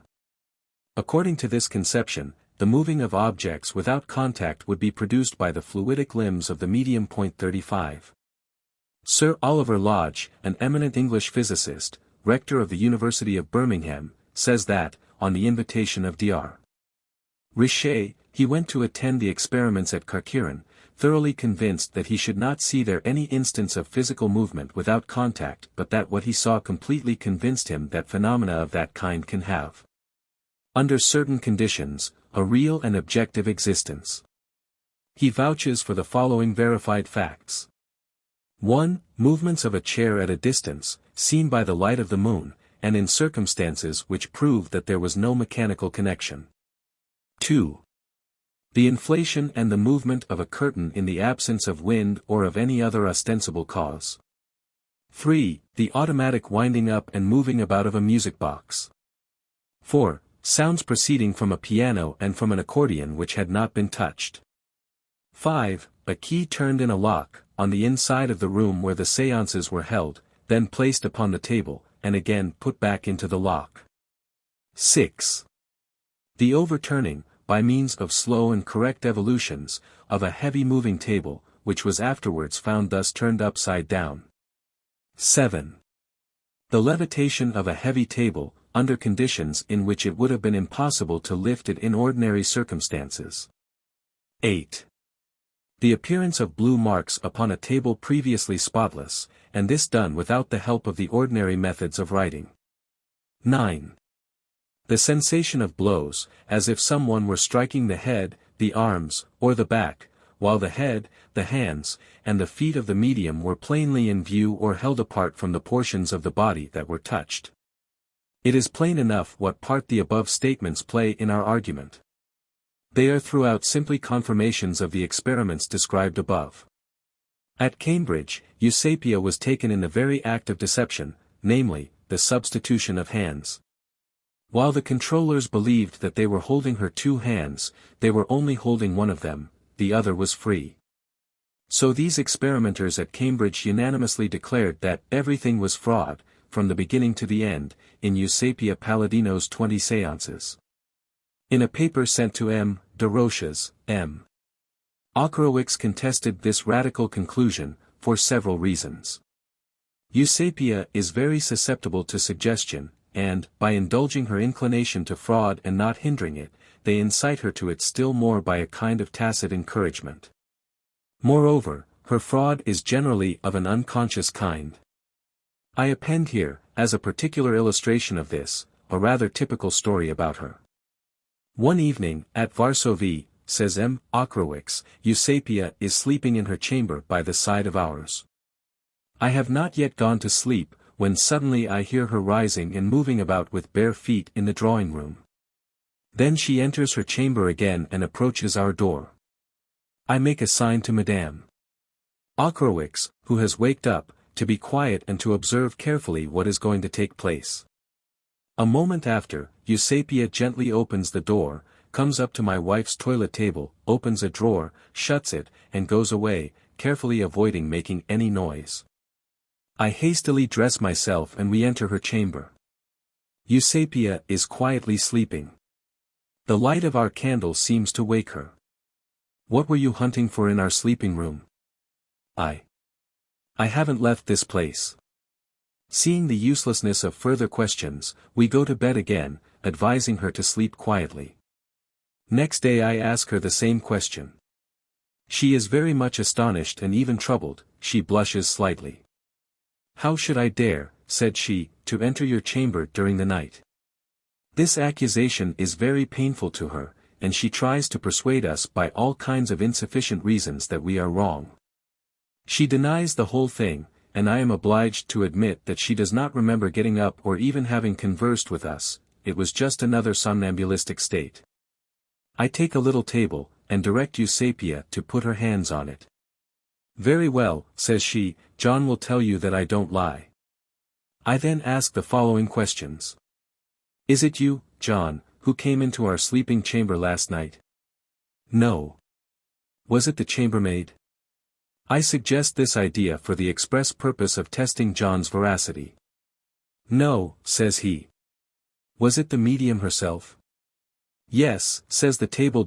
No, it is not true, exclaims Eusapia, seeing her hope banished. Yes, replies the table, forcibly. Was she in the trance state? No. In her normal state? No. In a spontaneous somnambulistic state? Yes. For what purpose? She was hunting matches, for she was frightened in her sleep, and didn't want to sleep without light. Sure enough, there were always matches in the drawer opened by Eusapia, except on this particular night. She therefore returned without getting any. While listening to the explanation of the table, Eusapia shrugged her shoulders, but protested no longer. Here, then, is a woman who, from time to time, has the power of passing from one psychical state to another. Is it just to accuse such a creature of premeditated fraud, without the slightest medical and psychological examination, without the least attempt at verification? M. Okrowicz adds here that, so far as he is concerned, the phenomena are not produced by a personality different from that of the medium, nor by a new independent occult force. But it is a special psychic condition which permits the vital dynamism of the medium, the astral body of the occultists, to act at a distance, under certain exceptional conditions. It is the only hypothesis which seems necessary in the actual state of our knowledge. Why does the medium so often try to release her hand? So far as the Cambridge experimenters are concerned, the cause is very simple and always the same, she releases her hand in order to indulge in tricks. As a matter of fact, the reasons why she frees her hand are many and complicated. Dar. Okrowicz's explanations are as follows. 1. Let me observe, in the first place, that Eusapia frequently releases her hand for no other reason than to touch her head, which is in pain at the moment of the manifestations. It is a natural reflex movement, and, in her case, it is a fixed habit. Since, more often than not, she does not notice that she is doing it, or at least fails to give warning to her controller, the darkness justifies suspicions. 2. Immediately before the mediumistic doubling of her personality, her hand is affected with hyperesthesia and, consequently, the pressure of the hand of another makes her ill, especially in the dorsal quarter.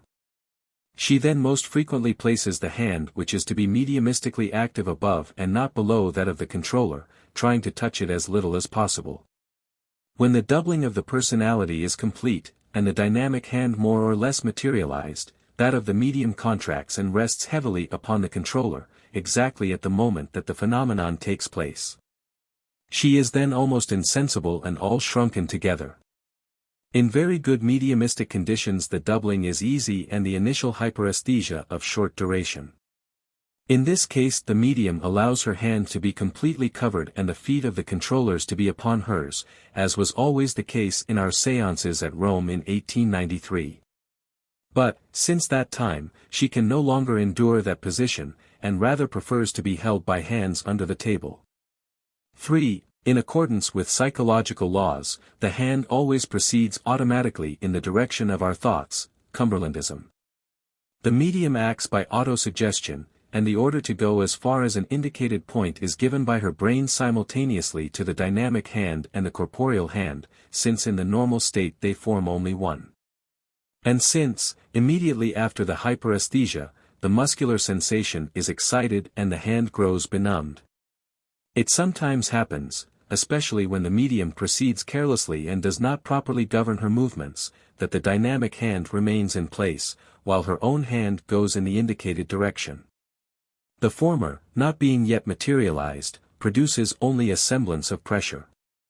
And another person, able to see a little in the darkness, will perceive nothing of it, and will even be able to ascertain by touch the absence of the medium's hand from that of the controller.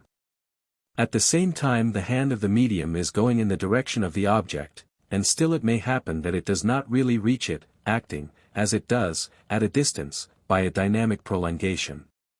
It is in this way that I explain the cases in which the hand, being released, has not yet been able to reach the point aimed at, physically inaccessible, as well as the numerous experiments made at Varsovie in full light.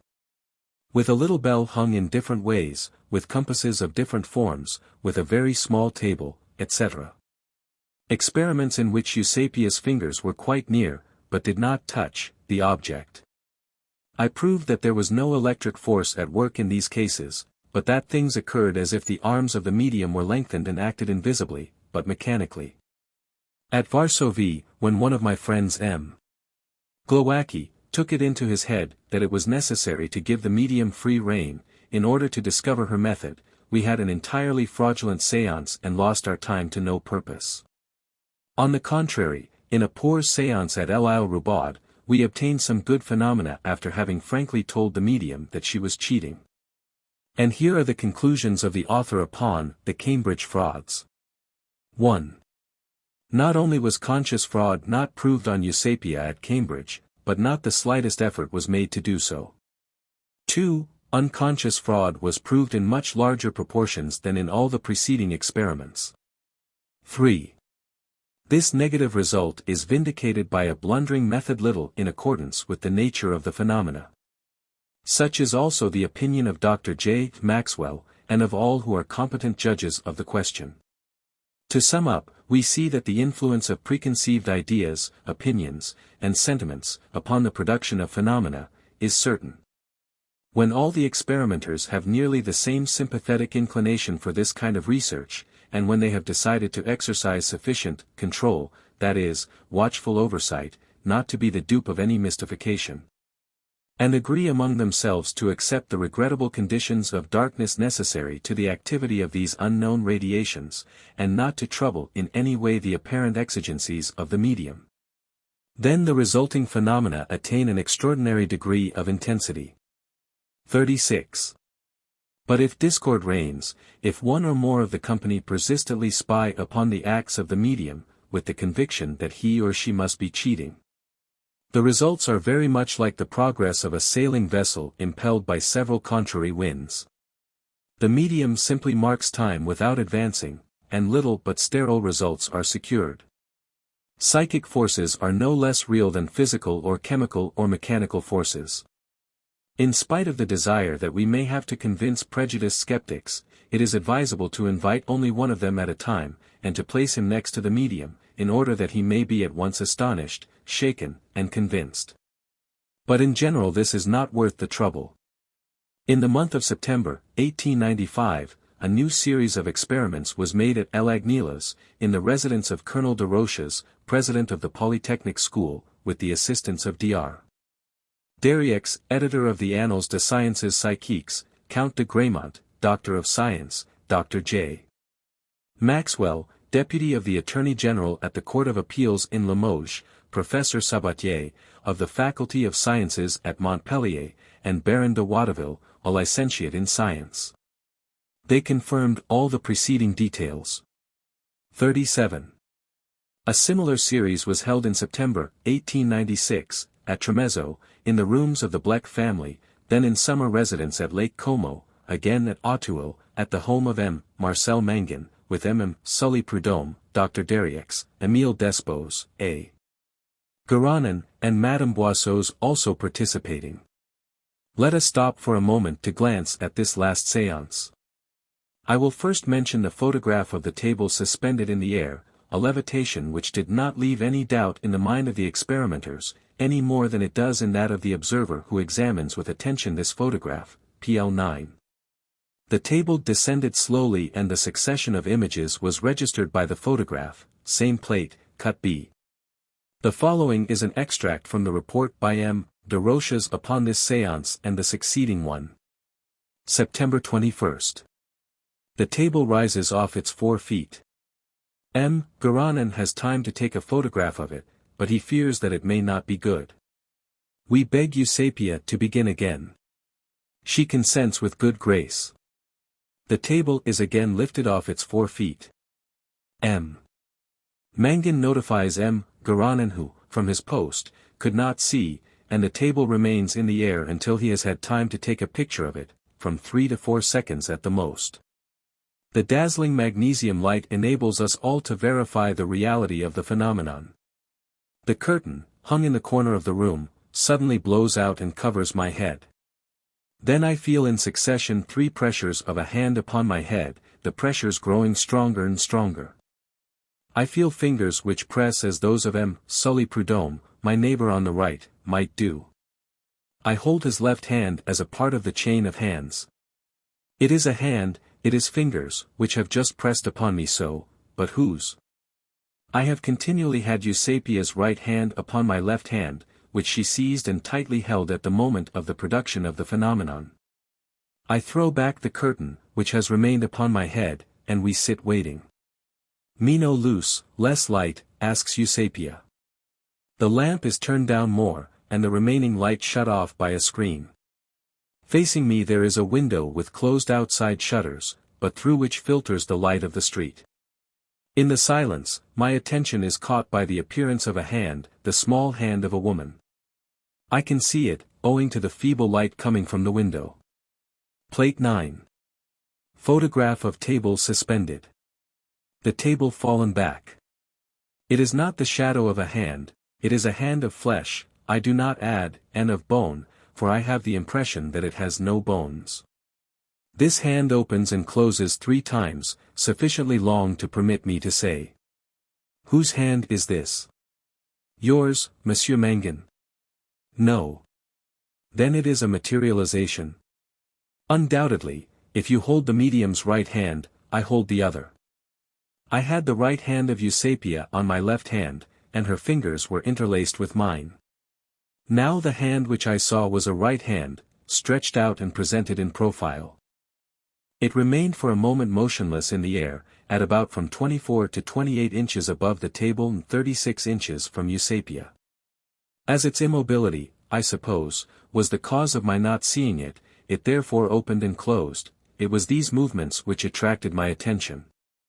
My favorable position in respect to the window, unfortunately permitted me alone to see this mysterious hand, but M. Mangin saw, at 2 separate times, not a hand, but the shadow of a hand outlined in profile upon the opposite window. Eusapia turns her head in the direction of the curtain, behind which there is a leather-covered easy chair, and, displacing the curtain, this chair comes and leans against me. She takes my left hand, lifts it above the table the whole length of her right arm, and makes the feint of rapping in the air. The echo of 3 blows is heard on the table. A little bell is placed before her. She stretches out her 2 hands to the right and the left of the bell at a distance of from 3 to 4 inches, then she draws back her hands toward her body, and, lo and behold, the bell comes gliding along over the table until it bumps against something and falls over. Eusapia repeats the experiment several times. You would think that her hands were invisibly prolonged. And that seems to me to justify the term actinic force, which Professor Thury, of Geneva, gave in the year 1855 to this unknown energy. I was just asking if she did not perchance have some invisible thread between her fingers, when suddenly, an irresistible itching made her put her left hand to her nose. Her right had remained upon the table near the bell. The 2 hands at this moment were about 2 feet apart. I observed carefully. Eusapia rested her left hand upon the table, some inches from the bell, and this was again set in motion. Considering the gesture made by her, it would have been necessary, in order to perform this feat, to have a wonderfully elastic thread, absolutely invisible, for our eyes were, so to speak, upon the bell, and the light was abundant. My eyes were only a foot distant from the bell, at the utmost. This was a certain and undeniable case, and Sully Prudhomme returned to his home with me as thoroughly convinced as I am. The poet of Solitudes and of Justice, wrote on his part, as follows. After a rather long wait, an architect's stool came marching up all alone toward me. It grazed my left side, rose to the height of the table, and succeeded in placing itself upon it. As I lifted my hand, I felt it at once seized.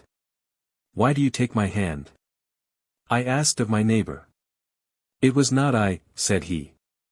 While these phenomena were taking place, Eusapia seemed to be suffering. It seemed as if out of her own physiological fund or stock she were furnishing all the force required to put the objects in motion. After the séance, while she was still very much prostrated, we saw an easy chair which was behind the curtain come rolling up behind her, as if to say, hold on there. You've forgotten me. My conviction is that I witnessed phenomena which I cannot relate to any ordinary physical law. My impression is that fraud, in any case, is more than improbable, at least so far as concerns the displacement at a distance of heavy articles of furniture arranged by my companions and myself. That is all that I can say about it. For my part, I call natural that which is scientifically proved. So that the word mysterious means that which still astonishes us because it cannot be explained. I believe that the scientific spirit consists in verifying facts, in not denying a priori any fact which is not in contradiction with known laws, and in accepting none which has not been determined by safe and verifiable conditions. Séance of September 26. A dark bust moves forward upon the table, coming from where Eusapia sits, then another, and still another. They look like Chinese ghosts, says M. Mangan, with this difference, that I, who am better placed, owing to the light from the window, am able to perceive the dimensions of these singular images, and above all their thickness. All these black busts are busts of women, of life size. But, although vague, they do not look like Eusapia. The last of them, of fine shape, is that of a woman who seems young and pretty. These half-lengths, which seem to emanate from the medium, glide along between us. And, when they have gone as far as the middle of the table or 2/3 of its length, they sink down altogether, all of a piece, as it were, and vanish. This rigidity makes me think of the reproductions, or facsimiles, of a bust escaped from a sculptor's atelier, and I murmur, one would think he was looking at busts molded in papier-mâché. Eusapia heard me. No, not papier-mâché, she says indignantly. She does not give any other explanation, but says, this time in Italian, in order to prove to you that it is not the body of the medium, I am going to show you a man with a beard. Attention! I do not see anything, but Dr. Derriex feels his face rubbed against for quite a while by a beard. New experiments made at Genoa in 1901, at which Eurico Morselli, professor of psychology at the University of Genoa, was present, were reported by my learned friend the astronomer Porro. Successively director of the observatories of Genoa and Turin, today director of the National Observatory of the Argentine Republic at La Plata. Here are some extracts from this report. 38. Nearly 10 years have passed since Eusapia Paladino made her first appearance in the memorable Séances at Milan during the course of her mediumistic tours through Europe. The object of shrewd investigations on the part of experienced and learned observers, the butt of jokes, accusations, sarcasms. Exalted by certain fanatics as a personification of supernatural powers and scoffed at by others as a mountebank, the humble haberdasher of Naples has made so much stir in the world that she is herself bored and displeased by it. I had good proof of this when I took leave of her, after I had listened with much curiosity to the anecdotes which she related to me of her séances and of the well-known men with whom she has been associated, ch. Richet, Schiaparelli, Lombroso, Flammarion, Sardou, Aksakoff, et al. She then very emphatically asked me not to speak in the journals of her presence at Genoa and of the experiments in which she should figure there. Happily, she has good reasons herself for not reading the journals. Point 39. Why was an astronomer chosen to give an account of the experiments at Genoa? Because astronomers are occupied with researches into the unknown. 40. If a man absorbed in his own private studies and attached to an austere and laborious manner of life, such as my venerated Master M. Schiaparelli, has not hesitated to defy the irreverent jests of the comic journals, it behooves us to conclude that the bond between the science of the heavens and that of the human soul is more intimate than appears. The following is the most probable explanation. We have to do in these studies with phenomena which are manifested under wholly special and still undetermined conditions, in conformity with laws almost unknown and, in any case, of such a character that the will of the experimenter has but little influence upon the unshackled, self-regulating, and often adverse volitions which betray themselves at every moment in the study of these psychical marvels. Nobody is better prepared to study these things than an astronomer, possessing, as he does, a scientific education precisely adapting him to the investigation of such conditions. In fact, by the systematic observation of the movements of the heavenly bodies, the astronomer contracts the habit of being a vigilant and patient spectator of phenomena, without attempting either to arrest or to accelerate their irresistible development. In other words, the study of the stars belongs to the science of observation rather than to that of experiment. Professor Porro then sets forth the actual state of the question relating to mediumistic phenomena. The explanation that everything is fraud, conscious or unconscious, says he, is today almost entirely abandoned, as much so as that which supposes that all is hallucination.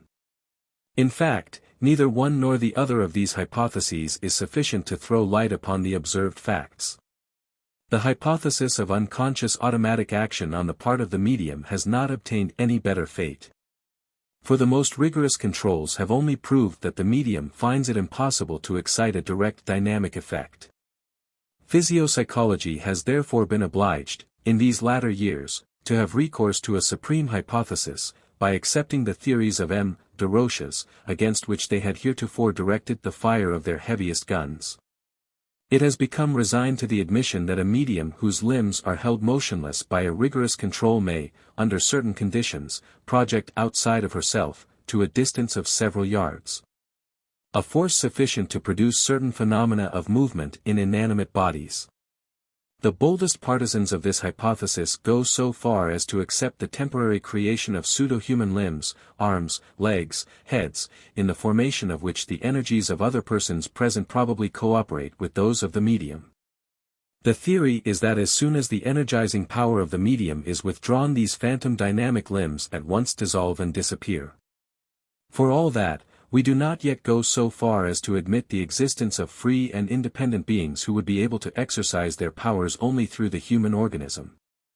And still less do we admit the existence of spirits who once animated the forms of human beings. M.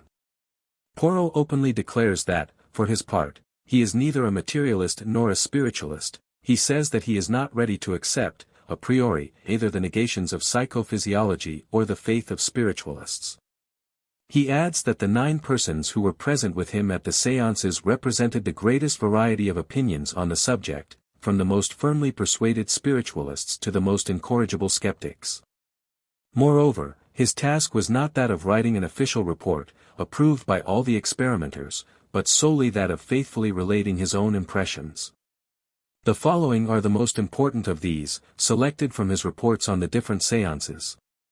I saw, and plainly saw, the rough deal table, a table a yard long and nearly 2 feet wide and resting on 4 feet, rise up several times from the floor and, without any contact with visible objects, remain suspended in the air, several inches above the floor, during the space of 2, 3, and even 4 seconds. This experiment was renewed in full light without the hands of the medium and of the 5 persons who formed the chain about the table touching the latter in any way. Eusapia's hands were looked after by her neighbors, who controlled also her legs and her feet in such a way that no part of her body was able to exercise the least pressure for the lifting or maintaining in the air of the rather heavy article of furniture used in the experiments. It was under such absolutely trustworthy conditions as these that I was able to see inflated a very thick piece of black cloth and the red curtains which were behind the medium, and which served to close the embrasure of the window. The casement was carefully closed, there was no current of air in the room, and it is absurd to suppose that persons were hidden in the embrasure of the window. I believe, then, that I can affirm with the utmost confidence that a force, analogous to that which had produced the levitation of the table, was manifested in the curtains, inflated them, shook them, and pushed them out in such a way that they touched now one and now another of the company. During the sitting an event took place which deserves to be mentioned as a proof, or at least as an indication, of the intelligent character of the force in question. Being face to face with Madame Paladino, at a point in the table the most removed from her, I complained that I had not been touched as had the 4 other persons who formed the company. No sooner had I said this than I saw the heavy curtain sweep out and come and hit me in the face with its lower edge, at the same time that I felt a light blow upon the knuckles of my fingers, as if from a very fragile and light piece of wood.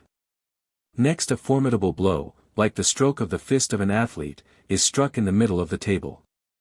The person seated at the right of the medium feels that he is grasped in the side. The chair in which he was seated is taken away and placed upon the table, from which it then returns to its place without having been touched by anybody. The experimenter in question, who has remained standing, is able to take his seat in the chair again. The control of this phenomenon left nothing to desire. The blows are now redoubled, and are so terrific that it seems as if they would split the table. We begin to perceive hands lifting and inflating the curtains and advancing so far as to touch first one, then the other, of the company, caressing them, pressing their hands, daintily pulling their ears or clapping hands merrily in the air above their heads. It seems to me very singular and perhaps intentional, this contrast between the touches, sometimes nervous and energetic, and again delicate and gentle, but always friendly, and the deafening, violent, brutal blows struck upon the table. A single one of these fist blows, planted in the back, would suffice to break the vertebral column. The hands that perform these feats are the strong and brawny hands of a man, the daintier hands are those of a woman, the very small hands those of children. The darkness is rendered a little less dense, and at once the chair of No. 5, Professor Morselli, which had already made a jump to one side, is slipped from under him, while a hand is placed on his back and on his shoulder. The chair gets up on the table, comes down again to the floor, and, after different horizontal and vertical oscillations, soars up and rests upon the head of the professor, who has remained standing. It remains there for some minutes in a state of very unstable equilibrium. The loud blows and the delicate touches of hands, large and small, succeed each other uninterruptedly in such a way that, without our being able mathematically to prove the simultaneousness of different phenomena, it is yet almost certain in several cases. While our opportunities for obtaining so valuable a subject of demonstration increase, the simultaneity which we ask for is at last granted. For the table raps, the bell sounds, and the tambourine is carried tinkling over our heads all about the room, rests for a moment on the table, and then resumes its flight in the air. A bouquet of flowers, placed in a carafe on the larger table, comes over onto ours, preceded by an agreeable perfume. Stems of flowers are placed in the mouth of number 5, and number 8 is hit by a rubber ball, which rebounds upon the table. The carafe comes over to join the flowers on our table, it is then immediately lifted and put to the mouth of the medium, and she is made to drink from it twice. Between the 2 times it sinks down to the table and stands there for a moment right side up. We distinctly hear the swallowing of the water, after which Madame Paladino asks someone to wipe her mouth with a handkerchief. Finally, the carafe returns to the large table. But a transfer of a totally different character is effected in the following way. I had complained several times that my position in the chain at a distance from the medium had hindered me from being touched during the séance. Suddenly, I hear a noise on the wall of the room, followed by the tinkling of the strings of the guitar, which vibrate as if someone were trying to take down the instrument from the wall on which it hung. At last the effort succeeds, and the guitar comes toward me in an oblique direction. I distinctly saw it come between me and number 8, with a rapidity which rendered the impact of it rather unpleasant. Not being able at first to account to myself for this dim black object which was driving at me, I slipped to one side, number 8 was seated at my left. Then the guitar, changing its route, struck forcibly with its handle 3 blows upon my forehead, which remained a little bruised for 2 or 3 days, after which it came to a rest with delicate precision upon the table. It did not remain there very long before it began to circle about the hall, with a rotation to the right, quite high above our heads, and at great speed.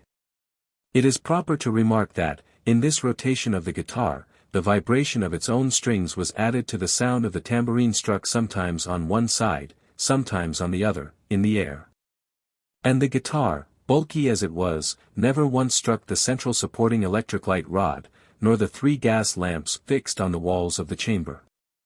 When we take into consideration the contracted dimensions of the room, we see that it was very difficult to avoid these obstacles, since the space remaining free was very limited. The guitar took its flight twice around the room, coming to a standstill, between the 2 times, in the middle of the table, where finally it came to a rest. In a final supreme effort, Eusapia turns toward the left, where upon a table is a typewriting machine weighing 15 pounds. During the effort the medium falls exhausted and nervous upon the floor. But the machine rises from its place and betakes itself to the middle of our table, near the guitar. In full light, Eusapia calls M. Morcelli, and, controlled by the 2 persons next her, brings him with her toward the table, upon which is placed a mass of modeling plaster. She takes his open hand and pushes it 3 times toward the plaster, as if to sink the hand into it and leave upon it an impression. M. Morcelli's hand remains at a distance of more than 4 inches from the mass. Nevertheless, at the end of the séance, the experimenters ascertain that the lump of plaster contains the impression of 3 fingers.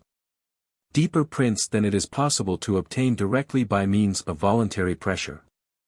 The medium lifts her 2 hands, all the time clasped in mine and in those of No. 5, Morcelli, and uttering groans, cries, exhortations, she rises with her chair, so far as to place its 2 feet and the ends of its 2 front crossbars upon the top of the table. It was a moment of great anxiety. The levitation was accomplished rapidly, but without any jarring or jolting or jerking.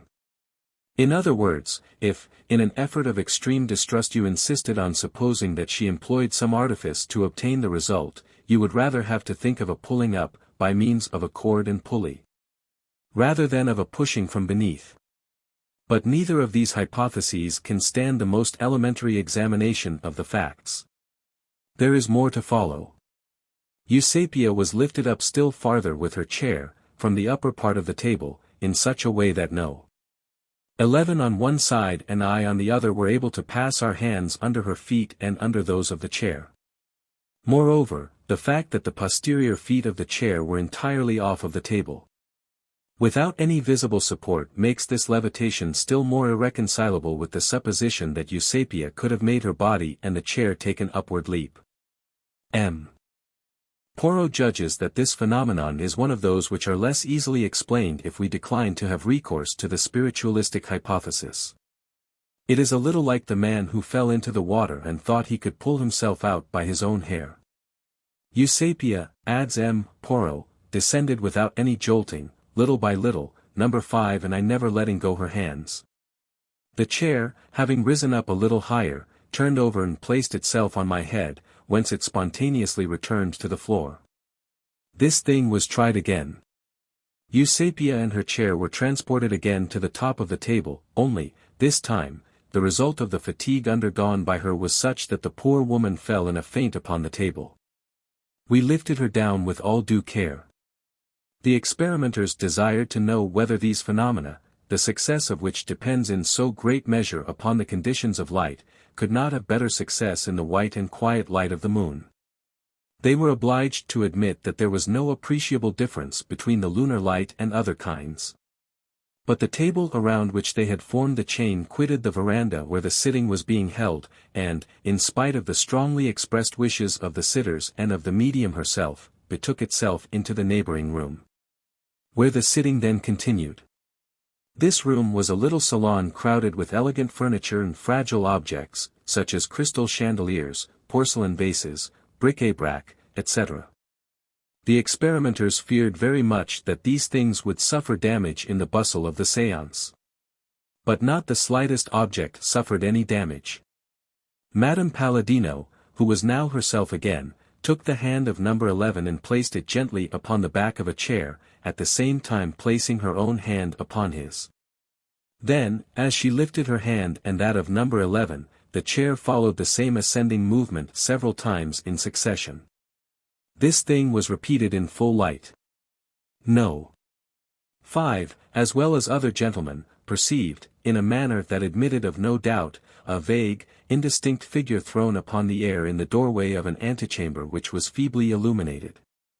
The figure consisted of changing and fugitive silhouettes, sometimes with the outline of a human head and body, sometimes like hands reaching out from the curtains. Their objective character was demonstrated by the agreement of impressions, which were controlled in their turn by means of continual inquiries.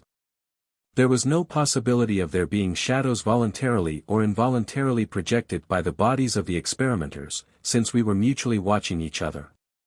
The 10th séance, the last, was one of the best attended, and was perhaps the most interesting of all. Scarcely has the electric light been extinguished when we remark an automatic movement of the chair upon which a lump of plaster has been placed, while the hands and feet of Eusapia are watchfully controlled by me and by number 3. However, as we wish to forestall the objection of critics that the phenomena take place in the dark, the table typologically, that is, by taps, asks for light, and the experimenters light the electric lamp. Presently, all the company see the chair on which the lump of plaster lies, not at all a light chair, moving between myself and the medium, without our being able to understand the determining cause of the movement. Madame Paladino puts her outspread hand upon the back of the chair and her left above it. When our hands rise up, the chair rises also without contact, reaching a height of about 6 inches. This performance is several times repeated, with the addition of the intervention of the hand of number 5, under conditions of light and of control which leave nothing to be desired. The room is again almost completely darkened. A current of cold air upon the table precedes the arrival of a little branch with 2 green leaves. We know that there are no plants in the neighborhood of the company. It appears then that we have here a case of bringing in from the outside. No. 3 is greatly exhausted with the heat. And, lo! A hand, which takes his handkerchief from his neck and with it dries the perspiration on his face. He tries to seize the handkerchief with his teeth, but it is snatched from him. A big hand lifts his left hand and makes him rap several strokes with it on the table. Gleams of light begin to appear, at first on the right hand of number 5, then in different parts of the hall. They are perceived by everybody. The curtain is inflated, as if it were pushed against by a strong wind, and touches number 11, who is seated in a small easy chair 1.5 yards from the medium. The same person is touched by a hand, while another hand pulls a fan from the inside pocket of his jacket, carries it to number 5 and then to number 11. The fan is soon returned to its owner, and is moved to and fro above our heads, to the great satisfaction of all of us. A tobacco pouch is taken from the pocket of number 3, the invisible empties it on the table, and then gives it to number 10.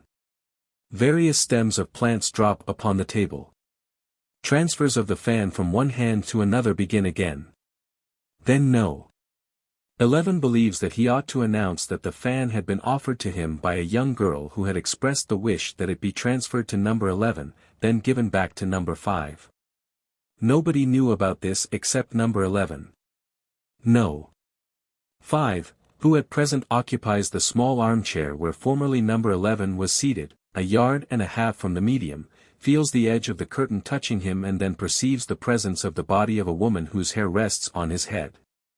The séance is adjourned about 1 o'clock. At the moment of parting, Eusapia sees a bell on the piano, she extends her hand, the bell glides along on the piano, turns over, and falls on the floor. The experiment is renewed, in full light as before, the hand of the medium remaining several inches from the bell. It is evident that these exploits are still more extraordinary than the preceding ones, in certain respects. The following are the conclusions of the report of Professor Porro. The phenomena are real. They cannot be explained either by fraud or by hallucination. Do they find their explanation in certain strata of the unconscious, the subliminal, in some latent faculty of the human soul? Or indeed do they reveal the existence of other entities living under conditions wholly different from ours and normally inaccessible to our senses? In other words, will the animistic hypothesis suffice to solve the problem and to do away with the spiritualistic hypothesis? Or, rather, do not the phenomena serve here, as in the psychology of dreams, to complicate the problem by hiding the spiritualistic solution within them? It is to this formidable query that I am going to attempt a reply. When, 11 years ago, Alexander Aksakoff stated the dilemma between animism and spiritism, and in a masterly work clearly proved that purely animistic manifestations were inseparable from those which direct our thoughts to a belief in the existence of independent, intelligent, and active entities. No one could have expected that the first term of the dilemma would be disputed and criticized in 1,000 ways, under 1,000 varying forms, by persons who would be dismayed at the second term. In fact, what are all the hypotheses which for 10 years now have been invented in order to reduce mediumistic phenomena to the simple manifestation of qualities latent in the human psyche, or soul? If not different forms of the animistic hypothesis, so jeered at when it appeared in the work of Aksakoff? From the idea of the unconscious muscular action of the spectators, put forth half a century ago by Faraday, to the projection of protoplasmic activity or to the temporary emanation from the body of the medium imagined by Lodge. From the psychiatric doctrine of Lombroso to the psychophysiology of Ochrowicz, from the externalization admitted by Roches to the esopsychism of Morselli. From the automatism of Pierre Janet to the duplication of personality of Alfred Binet, there was a perfect flood of explanations, having for their end the elimination of an exterior personality. The process was logical and in agreement with the principles of scientific philosophy, which instructs us to exhaust the possibilities of what is already known before having recourse to the unknown. But this principle, unassailable in theory, may lead to erroneous results when it is willfully stretched too far into a given field of research. Velati has cited, in this connection, a curious marginal note of Galileo, recently published in the 3rd volume of the National edition of his works. If we heat amber, the diamond, and certain other very dense substances by chafing them, they attract small light bodies, because, in cooling off, they attract the air, which draws these corpuscles along with it. Thus the desire to bring still unexplained material facts under the known physical laws of his day led an observer and thinker so prudent and practical as Galileo to formulate a false proposition. If anybody had said to him that in the attraction exercised by amber there was the germ of a new branch of science and the rudimentary manifestation of an energy, electricity, then unknown, he would have replied that it was useless to have recourse to the aid of the unknown. But the analogy between the error committed by the great physicist and that which modern scholars commit can be pushed still farther. Galileo was familiar with a form of energy which the natural philosophy of our times investigates simultaneously with electric energy, with which it has close relations confirmed by all recent discoveries. If it had been perceived that the explanation which he gave of the phenomenon of amber had no foundation, He would have been able to give his attention to the analogies which the attraction exercised by amber rubbed over light bodies presents with the attraction exercised by the lodestone upon iron filings. When he had got so far, he would very probably have discarded his first hypothesis and would have admitted that the attractive power of amber is a magnetic phenomenon. He would have been deceived, however, for it is an electric phenomenon. In the same way might not those persons deceive themselves who, in order to escape at any cost the necessity of the hypothesis of spiritistic entities, should insist with a too persistent predilection upon the animistic hypothesis. Even when this would be found insufficient to explain all mediumistic manifestations. Might it not be true that, like electric and magnetic phenomena, which are in close interchangeable connection, and frequently appear to us inseparable, animistic and spiritistic phenomena have a common bond? And let us well note that a single fact, inexplicable by the animistic hypothesis and explicable by the spiritistic hypothesis, would suffice to confer upon the latter that degree of scientific value which up to the present time has been so energetically denied to it, just as the discovery of a secondary phenomenon, that of the polarization of light, sufficed to make Fresnel reject the Newtonian theory of emission and admit that of undulation. Did we obtain, during the course of our 10 séances with Eusapia, the one fact which is enough to make the spiritistic hypothesis necessarily take precedence of all others? It is impossible to reply categorically to this question because it is not possible, and never will be, to have a scientific proof of the identity of the beings who manifest themselves. The fact that I hear, that I see, that I touch a phantom, that I recognize in it the form and the attitude of persons whom I have known and whom the medium has neither known nor of whom she has even heard the names, that I have the most lively and affecting testimony to the presence of this ephemeral apparition, all that will not be sufficient to constitute the scientific fact which none can refute, and which shall be worthy to remain in the annals of science along with the experiments of Torricelli, Archimedes and Galvani. It will always be possible to imagine an unknown mechanism by the aid of which elemental substance and power may be drawn from the medium and the sitters and combined in such a way as to produce the indicated effects.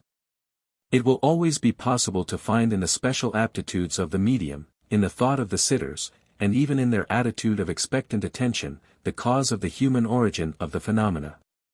It will always be possible to unearth from the arsenal of the attacks made upon these studies during the last 50 years, some generic or specific argument, either ad rem or ad hominem, while ignoring or feigning to ignore the refutation of the argument which has already been made. The question, then, reduces itself at once to an individual study of cases either directly observed or obtained from some sure hand, in order on the one hand, to create a personal conviction capable of resisting the scathing ridicule of the skeptics, and, on the other hand, to prepare public opinion to admit the truth of cases observed by persons worthy of credence. With regard to the first of these, the illustrious experimenter Sidgwick has already said that no fact or case exists capable of convincing everybody, but that each one, by patiently and calmly observing, may find such fact or case as will suffice to establish his own conviction. I may say that for myself such a case exists. I need only refer to the phenomena in which I have personally participated in the séances with Eusapia. With regard to the second point I could say much, but that would lead me beyond the subject matter and the limits of this study. On the one hand, we have the universal belief in the objective existence of a world unknown to us in our normal state. That faith, the basis of all religions, in a future life where the injustices of this one will be atoned for and where we shall be confronted with the good or evil deeds that we have done on earth. That uninterrupted tradition of systematic or spontaneous observances and rituals, thanks to which man is constantly kept in relation more or less with that unknown world. On the other hand, we have the skeptical and disheartening negation of systems of pessimistic philosophy and of atheism, a negation which takes its rise in the absence of positive proofs of the survival of the soul. The ever more and more marked tendency of science toward a monistic interpretation of the enigma of human life, and the belief that all the known phenomena of life appear only in connection with special organs. In order to decide in so abstruse a matter as this, mediumistic experiments do not suffice, everyone may draw from these as much of credence or of incredulity as he may need in order to resolve his doubts in one way or another. But he will never divest himself of the substratum of temperamental tendencies which the more or less scientific education of his mind or the more or less mystical inclinations of his nature shall have developed in him. One word more and I have done. While admitting it as the most probable hypothesis that the intelligent beings to whom we owe these psychical phenomena are pre-existing, independent entities, and that they only derive from us the conditions necessary for their manifestation in a physical plane accessible to our senses, ought we to admit also that they are really the spirits of the dead? To this question I will reply that I do not feel that I am as yet capable of giving a decisive answer. Still I should be inclined to admit it, if I did not see the possibility that these phenomena might form part of a scheme of things still more vast. In fact, nothing hinders us from believing in the existence of forms of life wholly different from those which we know, and of which the life of human beings before birth and after death forms only a special case. Just as the organic life of man is a special case of animal life in general. But I am leaving the solid ground of facts to explore that of the most hazardous hypotheses. I have already spoken at too great length, and will therefore close the discussion of this particular topic. I have considered the above subjects in several of my own works. 41. We are surrounded by unknown forces and there is no proof that we are not also surrounded by invisible beings. Our senses teach us nothing about reality. But logically the discussion of theories ought to be reserved as a complement to the ensemble or summary of our observations and experiments, that is to say, for the last chapter. It behooves us before everything else positively to ascertain that mediumistic phenomena exist. It seems to me that this has been done for every impartial reader. This will be overwhelmingly confirmed by the following chapters. But there is one point on which we ought to dwell a moment. I mean the question of fraud, conscious or unconscious, which it would be natural, but unfair, to here ignore and cover up. Our judicial review would not be complete did we not consecrate a special chapter to these mystifications, which unhappily are too frequently employed by mediums. Chapter 5. Frauds, Tricks, Deceptions, Impostures, Feats of Legerdemain, Mystifications, Impediments. Several times in the preceding chapters the question has come up of fraud in the mediums. I am sorry to say that experimenters must be constantly on their guard against them. It is this which has discouraged certain eminent men and prevented them from continuing their researches, for their time is too precious to waste. This may be especially noticed in the letter of M. Schiaparelli above, page 64, whom spiritualists keep citing, wrongly, as among the number of their partisans. But he absolutely refuses to be identified with them. He accepts no theory. He is not even sure of the actual existence of the facts, and has declined to give the time needed for their authentication. I shall take occasion in the second volume of The Unknown to treat of spiritualism, properly so called, of the doctrine of the plurality of worlds, of the plurality of existences, of reincarnation, of pre-existence, and of communications with the departed, subjects independent of the material phenomena to a discussion of which the present work is devoted. To these subjects the physical manifestations only contribute in an indirect manner. As we have already several times said in the preceding pages, we are only concerned here to prove the actual existence of these extraordinary phenomena. The establishing of the proof depends above all upon the elimination of fraud. In the case of Eusapia, the medium most thoroughly examined in the present volume, fraud, unhappily, has been only too well established in more than one instance. But a very important remark must here be made. All physiologists know that hysterical persons have a tendency to falsehood and simulation. They lie, apparently without reason, and solely for the pleasure of lying. There are hysterics among the women and young girls of the higher classes. Does this characteristic defect prove that hysteria does not exist? It proves just the contrary. Consequently, those who think that the frauds of the mediums give the death blow to mediumship are deceived. Mediumship exists, as well as hysteria, as well as hypnotism, as well as somnambulism. Trickery also exists. I will not say, with certain theologians, there are false prophets, therefore there are true ones, for that is a sophism of the worst kind. The existence of the false does not hinder the existence of the true. I knew a kleptomaniac, who got herself arrested more than once in the great shops of Paris for stealing various articles.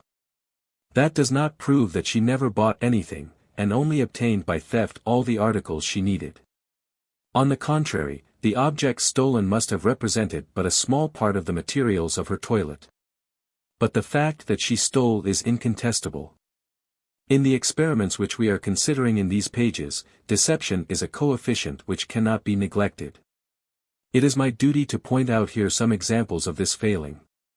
Before doing so, I ought to recall the fact that for a period of 40 years I have examined all the mediums whose achievements have had the widest celebrity, including Daniel D.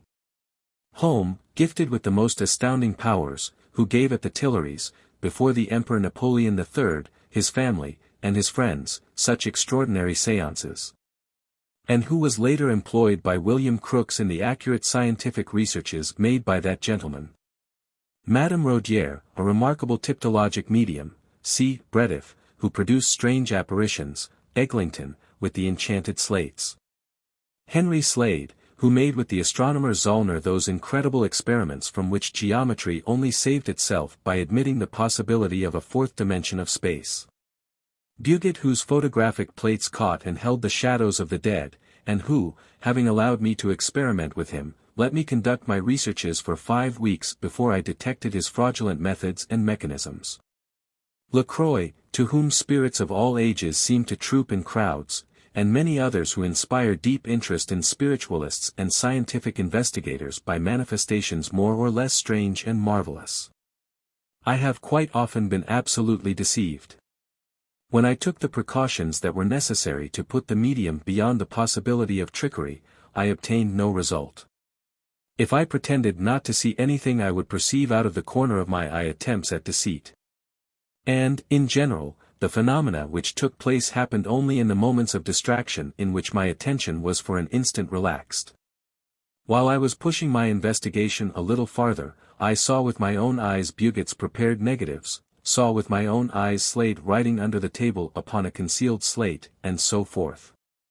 Apropos of this famous medium Slade, I may recall the fact that after his experiments with Zollner, director of the observatory at Leipzig, he came to Paris, and for the purpose of experimentation, placed himself at my disposal, and that of all the astronomers at the observatory to whom I should introduce him. He said he got direct writings from the spirits by a bit of pencil placed between 2 slates tied together, by oscillations of the magnetic needle, displacements of furniture, the automatic throwing about of objects, and the like. He was very willing to give me 1 séance a week, for 6 weeks, on Monday at 11 o'clock a.m., at 21, Beaujon Street. But I obtained nothing certain. In the cases that did succeed, there was a possible substitution of slates. Tired of so much loss of time, I agreed with Admiral Mouchet, director of the Observatory of Paris, to confide to Slade a double slate prepared by ourselves, with the precautions which were necessary in order that we should not be entrapped. The 2 slates were sealed in such a way with paper of the observatory that if he took them apart he could not conceal the fraud. He accepted the conditions of the experiment. I carried the slates to his apartment. They remained under the influence of the medium, in this apartment, not a quarter of an hour, not a half hour or an hour, but 10 consecutive days, and when he sent them back to us there was not the least trace of writing inside. And yet specimens of this were always furnished by him when he had the opportunity of transposing slates prepared in advance. 42. Without entering into other details, let it suffice me to say, that, too frequently deceived by dishonest and mendacious mediums, I brought to my experiments with Eusapia a mental reserve of skepticism, of doubt, and of suspicion. The conditions of experimenting are in general so crooked that it is easy to be duped. And scientists and scholars are perhaps most easily duped of all men, because scientific observation of experiments is always honest, since we are not obliged to distrust nature, when the question is of a star or of a molecule. And since we have the habit of describing facts as they present themselves to our intelligence. That granted, We may now look at certain curious doings of Eusapia. We considered a little farther back, page 173, Colonel de Roches's strange experiment with the letter where. This was considered by the experimenters as absolutely conclusive. I was curious to verify it. Here are my notes on the matter. November 12, 1898. This afternoon we took a drive in a landau, Eusapia and I, in company with M. and Madame Paladino of Cairo, and, among other things, we visited the exhibition of chrysanthemums at the Tuileries. Eusapia is enchanted. We return about 6 o'clock.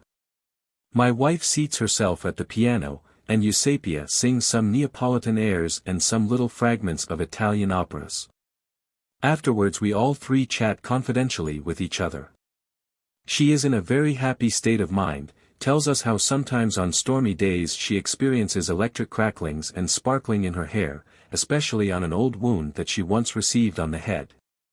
She also tells us that when she has been a long time without holding a séance she is in a state of irritation, and feels the need of freeing herself of the psychic fluid which saturates her. This avowal astonishes me, for, at the end of every séance, she seems rather to be listless and melancholy and seems to hold a sitting rather unwillingly than otherwise. She adds that she frequently has fluidic prolongations of the ends of her fingers, and, putting her 2 hands on my knees, the inside of the hand turned upward, at the same time spreading out the fingers and placing them opposite each other face to face, at a distance of several inches, and alternately bringing the hands together and withdrawing them. She tells us to observe from time to time the radiations which prolong the fingers by forming a sort of luminous aureole at their extremities. My wife thinks she perceives some of them. I am unable to see anything at all, in spite of all my efforts, although I change the light and shade in all sorts of ways. The salon is lighted at this time by 2 intense hour burners. We go into the bedroom, lighted only by candles, and I cannot see them any better. I snuff out the candles, on the supposition that this is perhaps a case of phosphorescence, but I never perceive anything. We return to the salon. Eusapia spreads a black woolen shawl over her silk skirt and shows me the luminous effluence. But all the time I can see nothing, unless it be for a moment a kind of pale ray at the end of the index finger of her right hand. The dinner hour approaches. It is 7 o'clock. A letter where, PLX, which I had bought to renew the curious experiment of M. de Roches, is upon the table. I ask Eusapia if she remembers having made a piece of mechanism like this move downward on its spring by placing her hands on each side of it, at a distance, and making something like magnetic passes. She doesn't seem to remember anything about it and hums a little stanza from Santa Lucia. I beg that she will try it. She does so. Nothing moves. She asks me to place my hands on hers. We make the same passes, and, to my amazement, for I really was not expecting it at all, the little tray sinks down to the point where it touches the lever and produces the sharp sound of contact. This point is beyond the graduation of the scale, which stops at 50 grams, and may go to 60, and represents 70 grams at the lowest. The tray immediately rises again. We begin a second time. Nothing. A third time, the same lowering and the same return to equilibrium. Then I beg her to try the experiment alone. She rubs her hands together and makes the same passes. The letter where goes down to the same maximum point. We are all standing close by her, in the full light of the hour burners. The same performance is repeated, the tray remaining down for an interval of about 5 minutes. The movement does not take place at once. There are sometimes 3 or 4 trials without success, as if the force were exhausted by the result.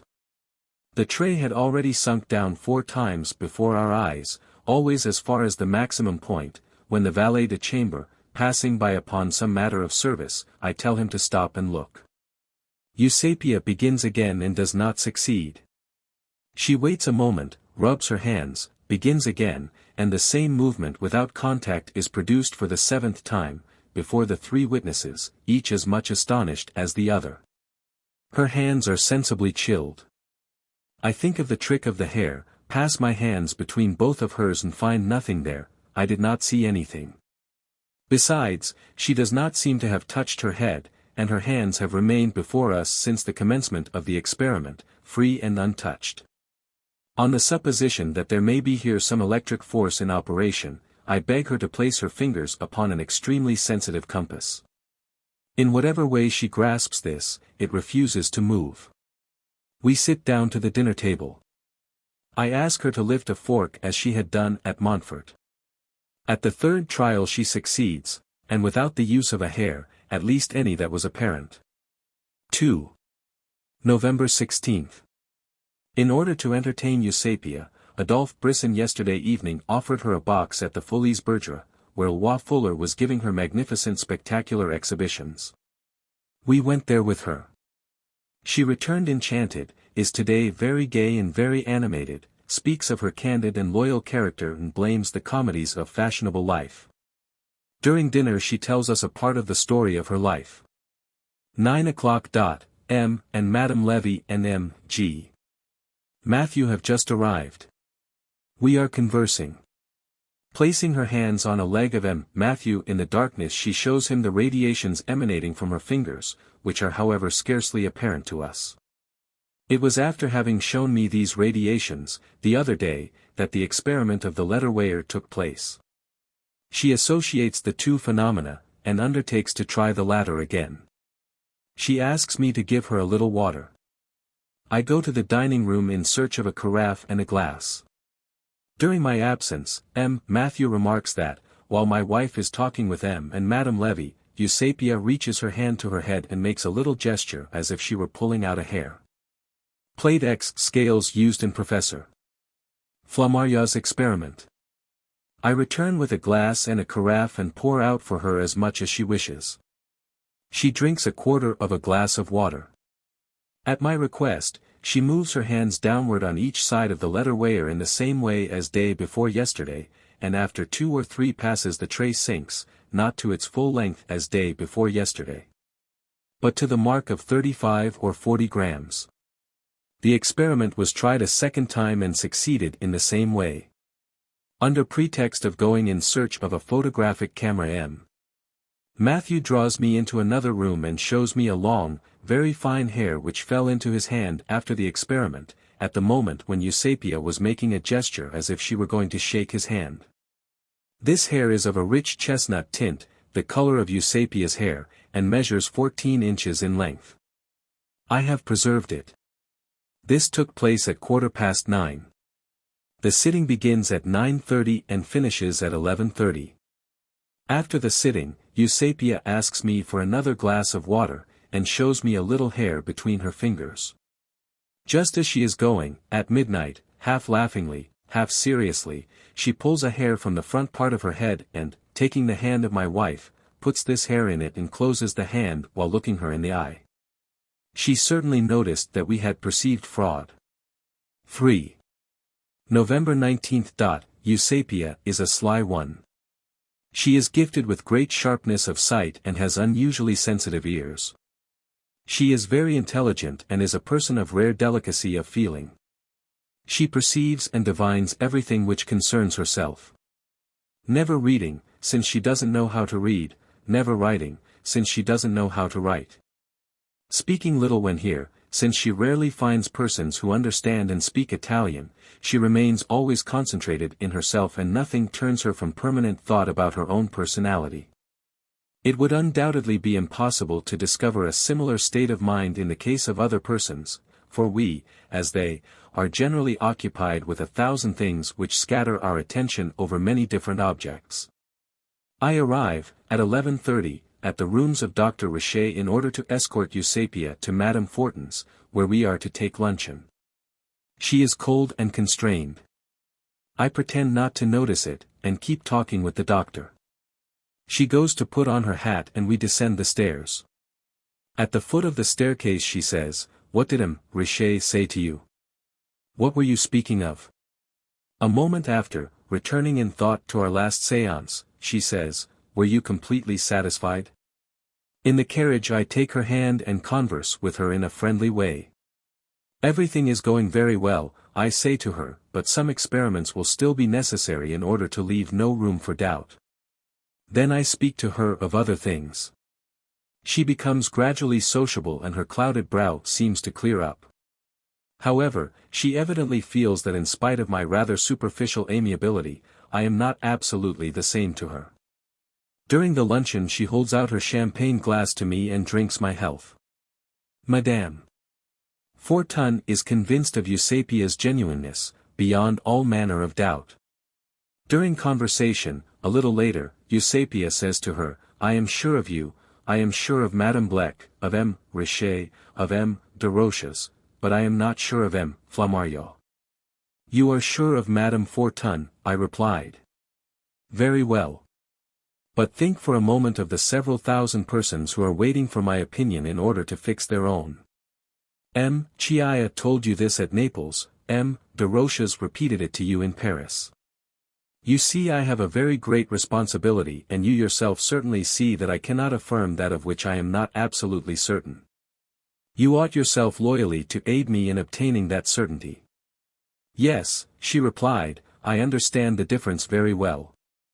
However, if it had not been for you I should not have made the journey from Naples, for the climate of Paris does not agree with me very well. Oh, certainly. We must have you convinced beyond the possibility of doubt. She has now returned to her habitual intimacy. We took her to the museum at the Louvre, which she had not visited, then to a meeting with M. Jules Bois who was making suggestion experiments with Madame Lena. Eusapia is very much interested in these. We speak of the jests and mimickings of the comedians. In the evening, at dinner, the brilliant conversation of Victorien Sardou, the repartees of Colonel de Roches, the questions, a little insidious, of Brisson, all interest her but it is evident that she never forgets herself. Thus, before dinner, she tells me that she has the headache, especially in the neighborhood of her wound, passes her hand through her hair, which hurts her, and asks me for a brush. In order, she says, that, in case of a séance experiment, a stray hair shall not be found in the wrong place. And she carefully brushes her shoulders. I do not always appear to understand her. But there is no doubt that she understands that we have found a hair. 4. More recent note, March, 1906. On Thursday, March 29, Eusapia, being in Paris, came to see me. I had not seen her since her séances at my house in November, 1898. We kept her to dinner, and after dinner I asked her to take part with me in some experiments. I first asked her to place her hands upon the piano, thinking that perhaps some of its strings would vibrate. But nothing happened. I then induced her to place her hands on the covered keyboard. She asked that it be slightly opened by means of a little block. I placed my hands upon it, by the side of hers. My object was, by keeping up contact, to keep her from slipping a finger over the keys. She kept trying to substitute one hand for the two that I held, in such a way as to leave one of them free, and a few notes sounded. Result of the experiment, nil. We left the piano and went over to a whitewood table. We got some insignificant balancings. Is there a spirit there? Yes, indicated by 3 raps. Does it wish to communicate? Yes. I pronounce slowly and in their proper order the letters of the alphabet. Reply, tua matri, thy mother. This certainly means, tua madre. Note once more that Eusapia does not know how to read or write. Eusapia noticed that I was in mourning and I had told her that my mother had died on the 1st of last July. I then asked to be told her name. Eusapia does not know it. No reply. The movements of the table which were next asked for gave no results of any particular value. However, a stuffed armchair nearby was several times shifted out of its place without contact, advancing of itself toward Eusapia. Since the chandelier was lighted, and there was no possibility of any string being used, and since I had my foot upon that one of Eusapia's which was nearest the armchair, the movement must evidently have been due to a force emanating from the medium. I pushed the easy chair back 3 times. 3 times it returned. The same phenomenon was reproduced several days afterward. It is observable that if she had been able to detach her foot from mine, she would have been able to reach the chair, by some little twisting. And the production of the phenomenon must have been within the range of her circle of activity, and of possible trickery. But, as the case was, deception was impossible. Since we could not obtain any levitation of the table, and since the psychical force of the four of us, Eusapia, myself, my wife, and Eusapia's companion, who had joined us for a moment, but, who at other times always remained apart, was clearly insufficient, I went and secured a lighter round table. Then, with her hands placed upon it in contact with mine, 3 of its feet were raised to a height of 10 or 12 inches from the floor. We repeated the experiment 3 times, with gratifying success. Eusapia squeezed my hands violently in one of hers, the right hand, which rested on the table. The whole séance is thus seen to have been a web of intermingled truth and falsehood. These notes remind us once more that there is almost always a mingling of veritable fact and of fraudulent performance. It is easy to admit that the medium, wishing to produce an effect, and having at her disposal for this purpose 2 means, the one easy and demanding only skill and cunning, the other distressing, costly, and painful, is tempted to choose, consciously or even unconsciously, that which costs her the least.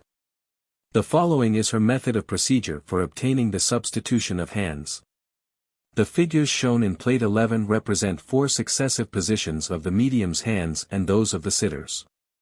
They show how, owing to the darkness and to a skillful combined series of movements, she can induce the sitter on the right to believe that he still feels the right hand of the medium on his own, while he really feels her left hand, which is firmly held by the sitter on the left. This right hand of hers, being then free, is able to produce such effects as are within its reach. The substitution may be obtained in different ways. But, whichever method is used, it is evident that the freed hand can only operate in a space within its reach. Who of us is always master of his impressions and of his faculties? Writes Dr. Derriex in this connection. 43 Who of us can at will put himself into such and such a physical condition and such a moral state? Is the composer of music master of his inspiration? Does a poet always write verses of equal worth? Is a man of genius always a man of genius? Now, what is there less normal, more impressionable, and more capricious than a sensitive, a medium, especially when she is away from home, thrown out of the routine of her daily life, and staying with those with whom she is unacquainted or knows very slightly, who are to be her judges and who expect from her the rare and abnormal phenomenon the production of which is not under the constant and complete control of her will? A sensitive placed in such a situation, will have a fatal propensity to feign the phenomenon which does not spontaneously materialize or to heighten by deceit the intensity of a partially successful experiment. This feigning is of course a very vexatious and regrettable thing. It throws suspicion upon the experiments, renders them much more difficult and less within the reach of the investigator. But this is only an impediment, and ought not to fetch us up short and lead us to give a premature decision. All of us who have experimented with and handled these sensitives know that at every step we run foul of fraud, conscious or unconscious, and that all mediums, or almost all, are used to the thing.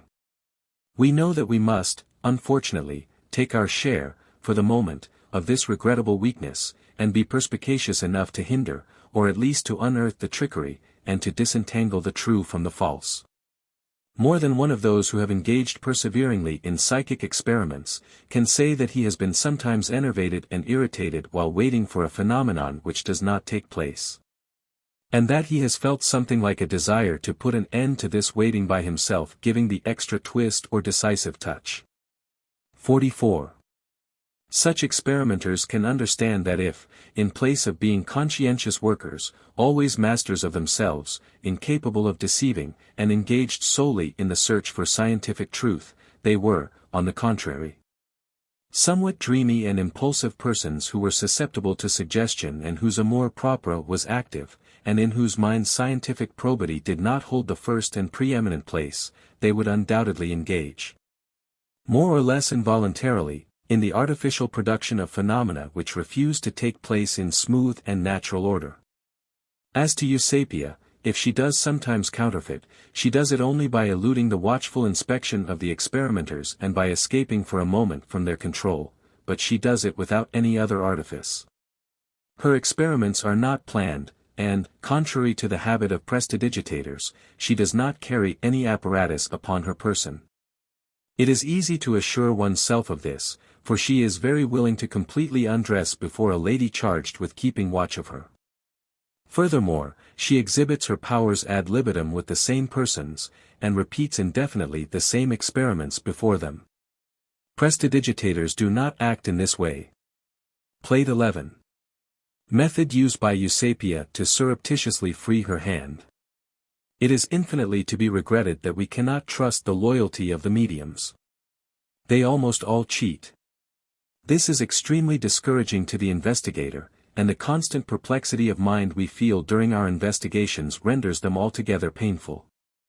When we have passed several days in these inexplicable researches and then return to scientific work, to an observation or to an astronomical calculation, for example, or to the examination of a problem in pure science, we experience a sensation of freshness, calmness, relief, and serenity which give us, by contrast, the most lively satisfaction. We feel that we are walking on solid ground and that we have not got to distrust anybody. Indeed, all the intrinsic interest of psychic problems is needed, sometimes, to give us the courage to renounce the pleasure of scientific study in order to give ourselves to investigations so laborious and perplexed. I believe that there is only one way to assure ourselves of the reality of the phenomena, and that is to put the medium under conditions in which trickery is impossible. To catch her in the very act of deceit would be extremely easy. It would only be necessary to give her free rein. And then one can very easily aid her to cheat and to get caught. All that is necessary is that we be convinced of her dishonesty. Eusapia, especially, very easily takes suggestion. While going one day in an open carriage to dine at his residence, Colonel de Roches said to her, in my presence, "You can't lift your right hand any more. Try it." She did try, but in vain. "Non posso, non posso. I can't do it, I can't do it." The mere suggestion had been sufficient. In the phenomena concerned with the movements of objects without contact she always makes a gesture corresponding to the phenomenon. A force darts forth from her and performs the deed. Thus, for example, she strikes with her fist 3 or 4 strokes in the air at a distance of 10 or 12 inches from the table. The same strokes are heard in the table. And it is positively in the wood of the table. It is not beneath it, nor upon the floor. Her legs are held and she does not move them. She strikes 5 strokes with the middle finger upon my hand in the air. The 5 strokes are rapped upon the table, November 19th. Nay more, this force can be transmitted by another. I hold her legs with my left hand spread out upon them. M. Sardou holds her left hand, she takes my right wrist in her right hand and says to me, "Strike in the direction of M. Sardou." I do so 3 or 4 times. M. Sardou feels upon his body my blows tallying my gesture, with the difference of about a second between my motion and his sensation. The experiment is tried again with the same success. That same evening, not only did we not let go for a single instant of Eusapia's hands, separated from each other by the width of her body and placed near our own, but we did not allow them to be moved from the side of the objects to be displaced. It took considerable time to obtain results. But, all the same, they were wholly successful. She has a tendency to go and take hold of the objects, she must be stopped in a good time. However, she herself does take hold of them, in fact, through the prolongation of her muscular force, and she says so, "I am grasping it, I have hold of it."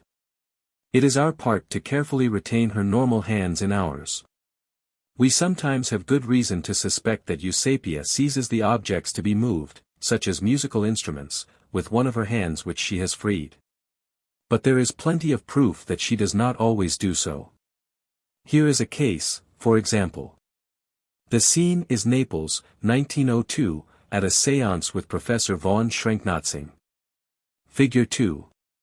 The séance took place in a little room, by a feeble light, but one sufficient for us to distinguish the personages and their movements.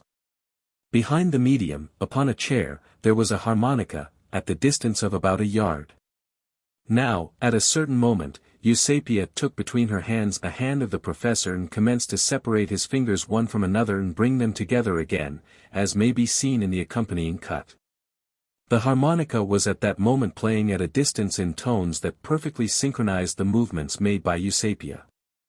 The instrument was isolated in the room. We made sure that there were no threads connecting it with the medium. Still less could anybody fear accomplices, for the light would easily have betrayed their intervention. This performance was analogous to that which occurred in my presence on the 27th of July, 1897. See above page 72. The following is a typical example of sympathetic movements, taken from a report by Dr. Derriex. The matter in hand was to make a key spring out from a lock. The light was strong enough for us to perfectly distinguish Eusapia's every movement. All at once, the key of the chest is heard to rattle in its lock, but, caught in some unknown way, it refuses to budge. Eusapia grasps with her right hand the left of M. Sabatier, and, at the same time, curls the fingers of her other hand around his index finger. Then she begins to make alternate movements of rotation back and forth around his finger. We at once hear synchronous rattlings of the key which turns in its lock just as the fingers of the medium are doing. 45. Let us suppose that the chest, instead of being at a distance from the medium, had been within her reach. Let us still further suppose that the light, instead of being abundant, had been feeble and uncertain. The sitters would not have failed to confound this kind of synchronous automatism with conscious and impudent fraud on the part of Eusapia. And they would have been deceived. Without excusing fraud, which is abominable, shameful, and despicable in each and every case, it can undoubtedly be explained in a very human way by admitting the reality of the phenomena. In the first place, the real phenomena exhaust the medium, and only take place at the cost of an enormous expenditure of vital force. She is frequently ill on the following day, sometimes even on the second day following, and is incapable of taking any nourishment without immediately vomiting. One can readily conceive, then, that when she is able to perform certain wonders without any expenditure of force and merely by a more or less skillful piece of deception, she prefers the second procedure to the first. It does not exhaust her at all, and may even amuse her. Let me remark, in the next place, that, during these experiments, she is generally in a half-awake condition which is somewhat similar to the hypnotic or somnambulistic sleep. Her fixed idea is to produce phenomena, and she produces them, no matter how. It is, then, urgent, indispensable, to be constantly on the alert and to control all her actions and gestures with the greatest care. I could cite hundreds of analogous examples observed by myself in the years gone by. Here is one taken from my notes. On the 2nd of October, 1889, a spiritualistic séance had brought together certain investigators in the hospitable mansion of the Countess of Mazet, at Rambouillet. We were told that we had the rare good fortune to have with us a veritable and excellent medium, Madame X, the wife of a very distinguished Paris physician, herself well educated and inspiring by her character the greatest confidence. We arranged ourselves, 4 in all, around a little table of light wood.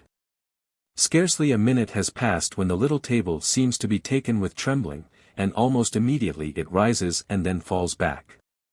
This vertical movement is repeated several times in the full light of the lamps of the salon.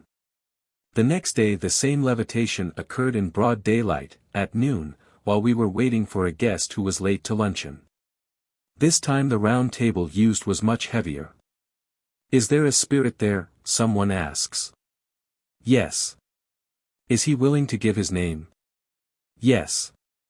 Someone takes an alphabet, counts the letters, and receives, by taps made by one of the feet of the table, the name Léopoldine Hugo.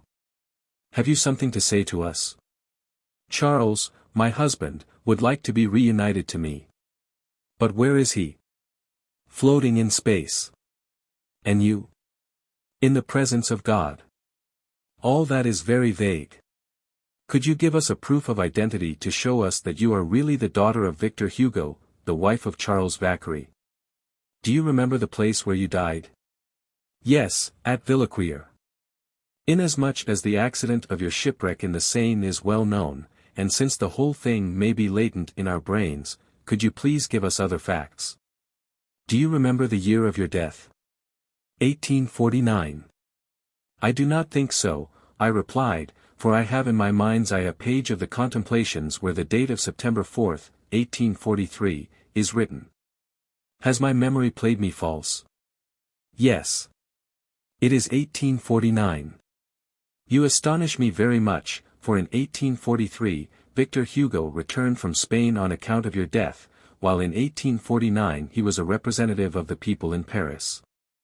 Moreover, you died 6 months after your marriage, which took place in February, 1843.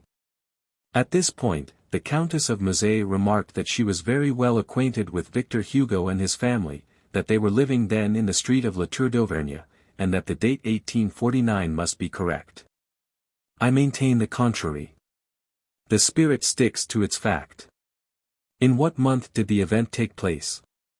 July. No, it was in September.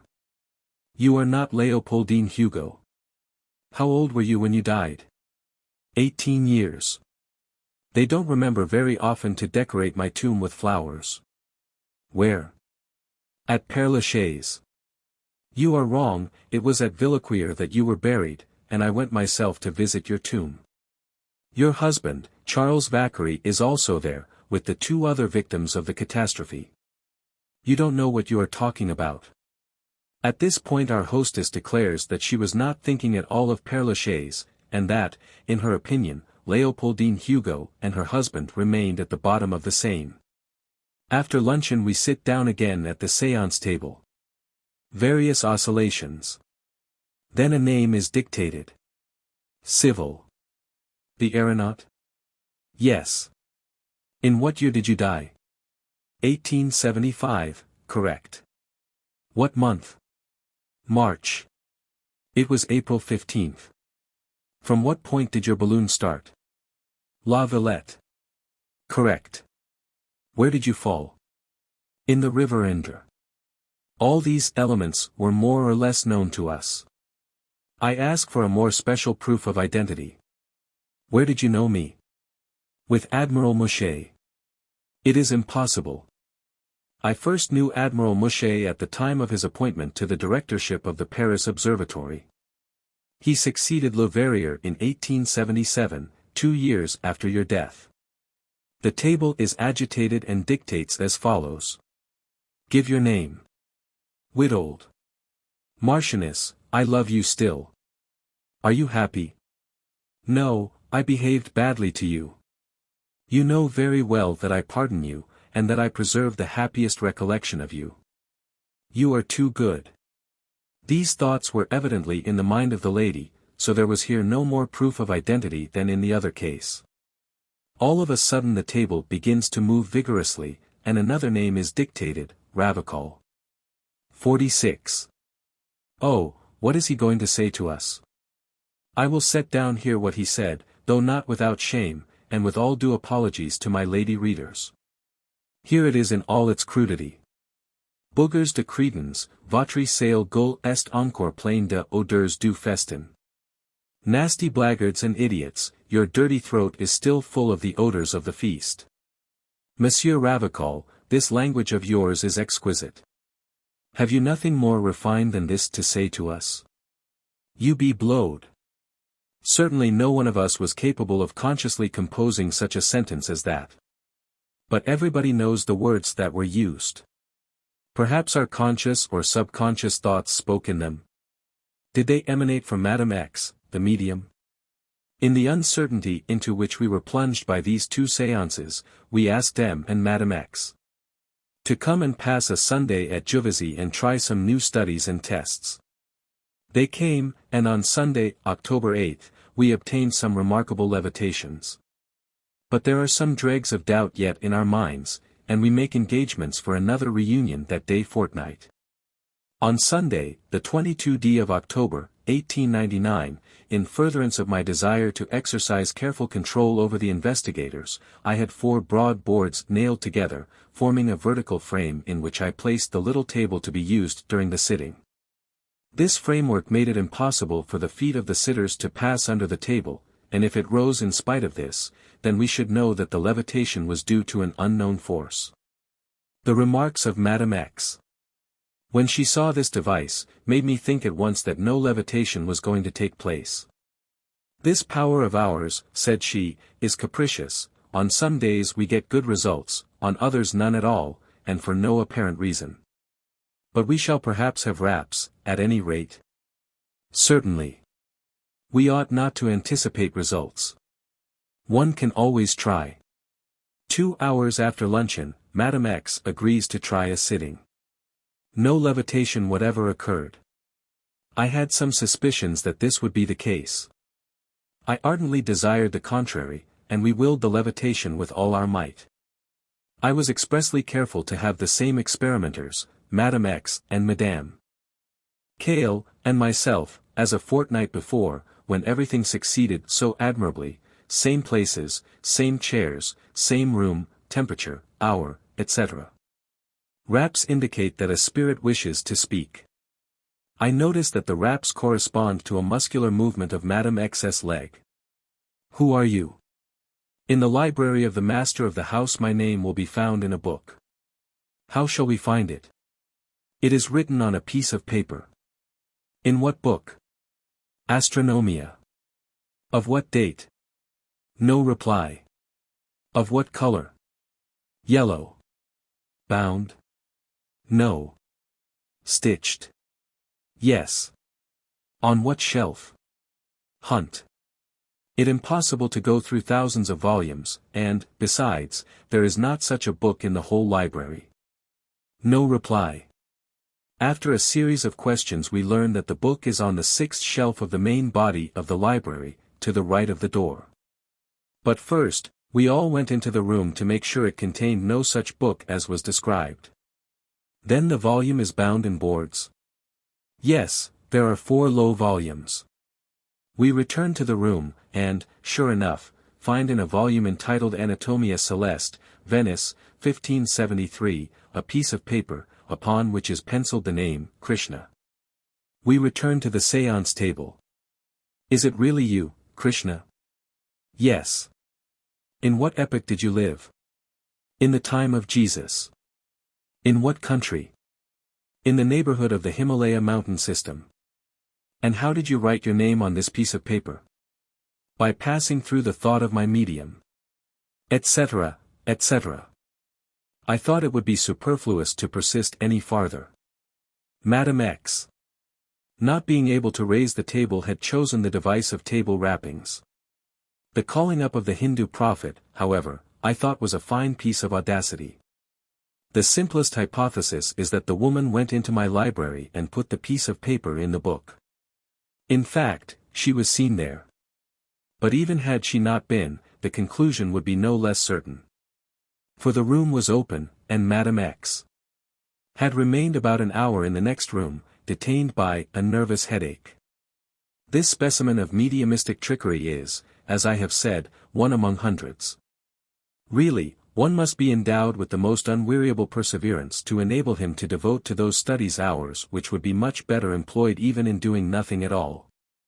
However, when one has the conviction that something real exists, he always returns, in spite of incessant trickery. In the month of May, 1901, Princess Karaja introduced to me a professional medium, Frau Anna Roth, a German, whose specialty consisted in her alleged ability to spirit flowers into a tightly closed room in broad daylight. I made arrangements for a séance with her at my apartments in Paris. During its continuance, bouquets of flowers of all sizes did, in truth, make their appearance, but always from a quarter in the room the opposite of that to which our attention was drawn by Frau Roth and her manager, Max Einsch. Being well nigh convinced that all was fraud, but not having the time to devote to such sittings, I begged M. Kale to be present, as often as he could, at the meetings which were to be held in different Parisian salons. He gladly consented, and got invited to a séance at the Clement Marot house. Having taken his station a little in the rear of the flower-scattering medium, he saw her adroitly slip one hand beneath her skirts and draw out branches which she tossed into the air. He also saw her take oranges from her corsage, and ascertained that they were warm. The imposture was a glaring one, and he immediately unmasked her, to the great scandal of the assistants, who heaped insults upon him. A final séance had been planned, to be held in my salon on the following Tuesday. But Frau Roth and her two accomplices took the train at the Eastern Railway Station that very morning, and we saw them no more. In the following year she was arrested in Berlin, after a fraudulent séance, and sentenced to 1 year in jail for swindling. In this class of things, cheatings and hoaxings are as numerous as authenticated facts. Those who are curious in such things will not have forgotten the scandalous hoax and misdemeanor of the celebrated Mrs. Williams, an American woman who was received in full confidence, in 1894, in Paris, by my excellent friend, the Duchess of Pomar.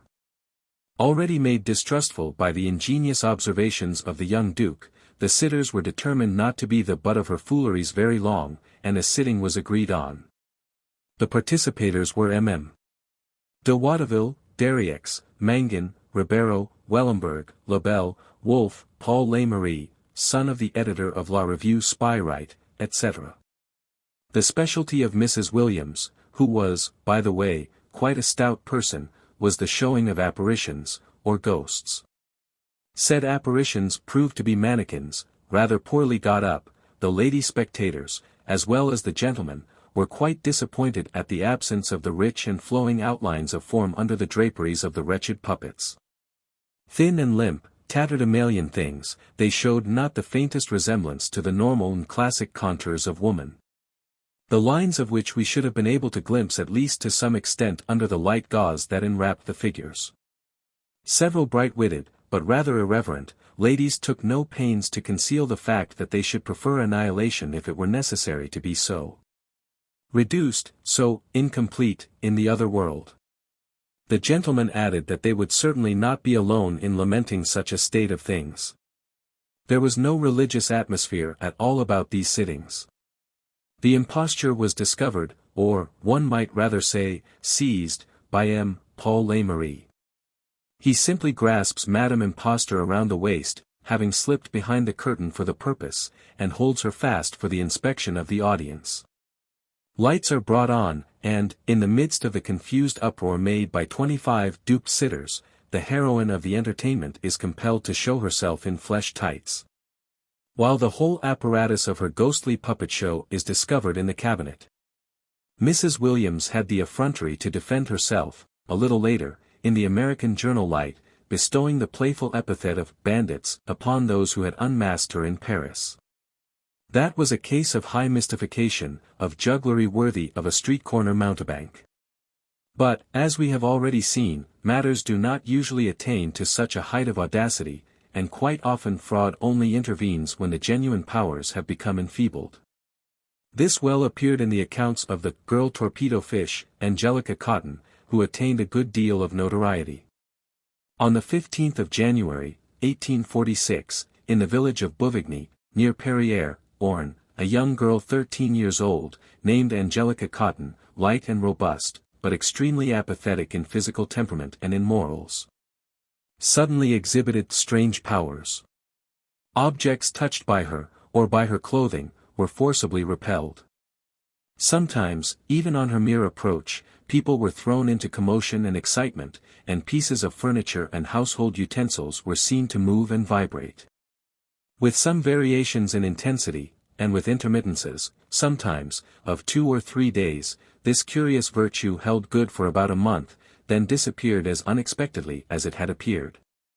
It was authenticated by a large number of persons, some of whom submitted the little girl to genuine scientific experiments, and embodied their observations in formal reports, which were collected and published by Dr. Tanchot. This gentleman first saw Angelica on February 12, 1846, in Paris, where she had been taken to be exhibited. The manifestations, which had decreased from the day when the basis, or usual course of her habits had been altered, were on the point of disappearing altogether. Yet they were still distinct enough to enable the investigator to draw up the following note, which was read to the Academy of Science, on February 17, by Arago, an eyewitness of the facts. Point 47. I saw the young, electric, girl twice, says Dar. Tancho. A chair which I was holding as hard as I could with my foot and both hands was forcibly wrenched from me the moment she sat down in it. A little slip of paper which I held poised on one finger was several times carried away as if by a gust of wind. A dining table of moderate size, though rather heavy, was more than once displaced by the mere touch of her dress. A little paper wheel, placed vertically or horizontally upon its axis, was put into rapid movement by the radiations which darted from this child's wrist and the bend of her arm. 48. A large and heavy sofa upon which I was seated was pushed with great force against the wall the moment the girl came to seat herself by me.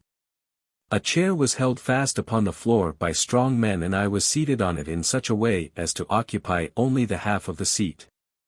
It was forcibly wrenched away from under me as soon as the young girl sat down on the other half. One curious thing is that every time the chair is lifted it seems to cling to Angelica's dress. It follows her for an instant before it becomes detached. Two little elderpith balls or feather balls, suspended by a silken thread, are set in motion, attracted to each other and sometimes repelled. This girl's radiations of psychic force, emanations, are not permanently present during all the hours of the day. They are especially strong in the evening, from 7 to 9 o'clock, which leads me to surmise that perhaps her last meal, taken at 6 o'clock, is not without its influence. The emanations are given forth only from the front part of the body, especially at the wrist and at the bend of the arm. They only occur on the left side, and the arm of this side is of a higher temperature than that of the other. It gives off a gentle heat, as from a part where a lively reaction is going on. The arm trembles and is continually disturbed by unusual contractions and quiverings which seem to be imparted to the hand that touches it. During the time I observed this subject, her pulse varied from 105 to 120 pulsations a minute. It seemed to me frequently irregular.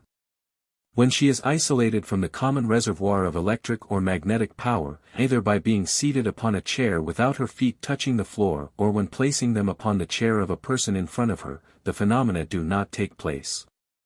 They also cease when she is made to sit down on her own hands. A waxed floor, a piece of oiled silk, a plate of glass under her feet or on the chair, all have the effect of antagonizing and destroying for the time the electrodynamic property of her body. During the paroxysm she can touch scarcely anything with her left hand without throwing it from her as if it burned her. When her clothes touch the articles of furniture in a room she attracts them, displaces them, and overturns them. One will understand this more easily when it is realized that at every electric discharge she runs away to escape the pain. She says, it pricks, or stings, her in the wrist or bend of the elbow. Once when I was feeling for her pulse in the temporal artery, not having been able to locate it in the left arm, my fingers chanced to touch the nape of the neck. She uttered a cry and drew back quickly from me.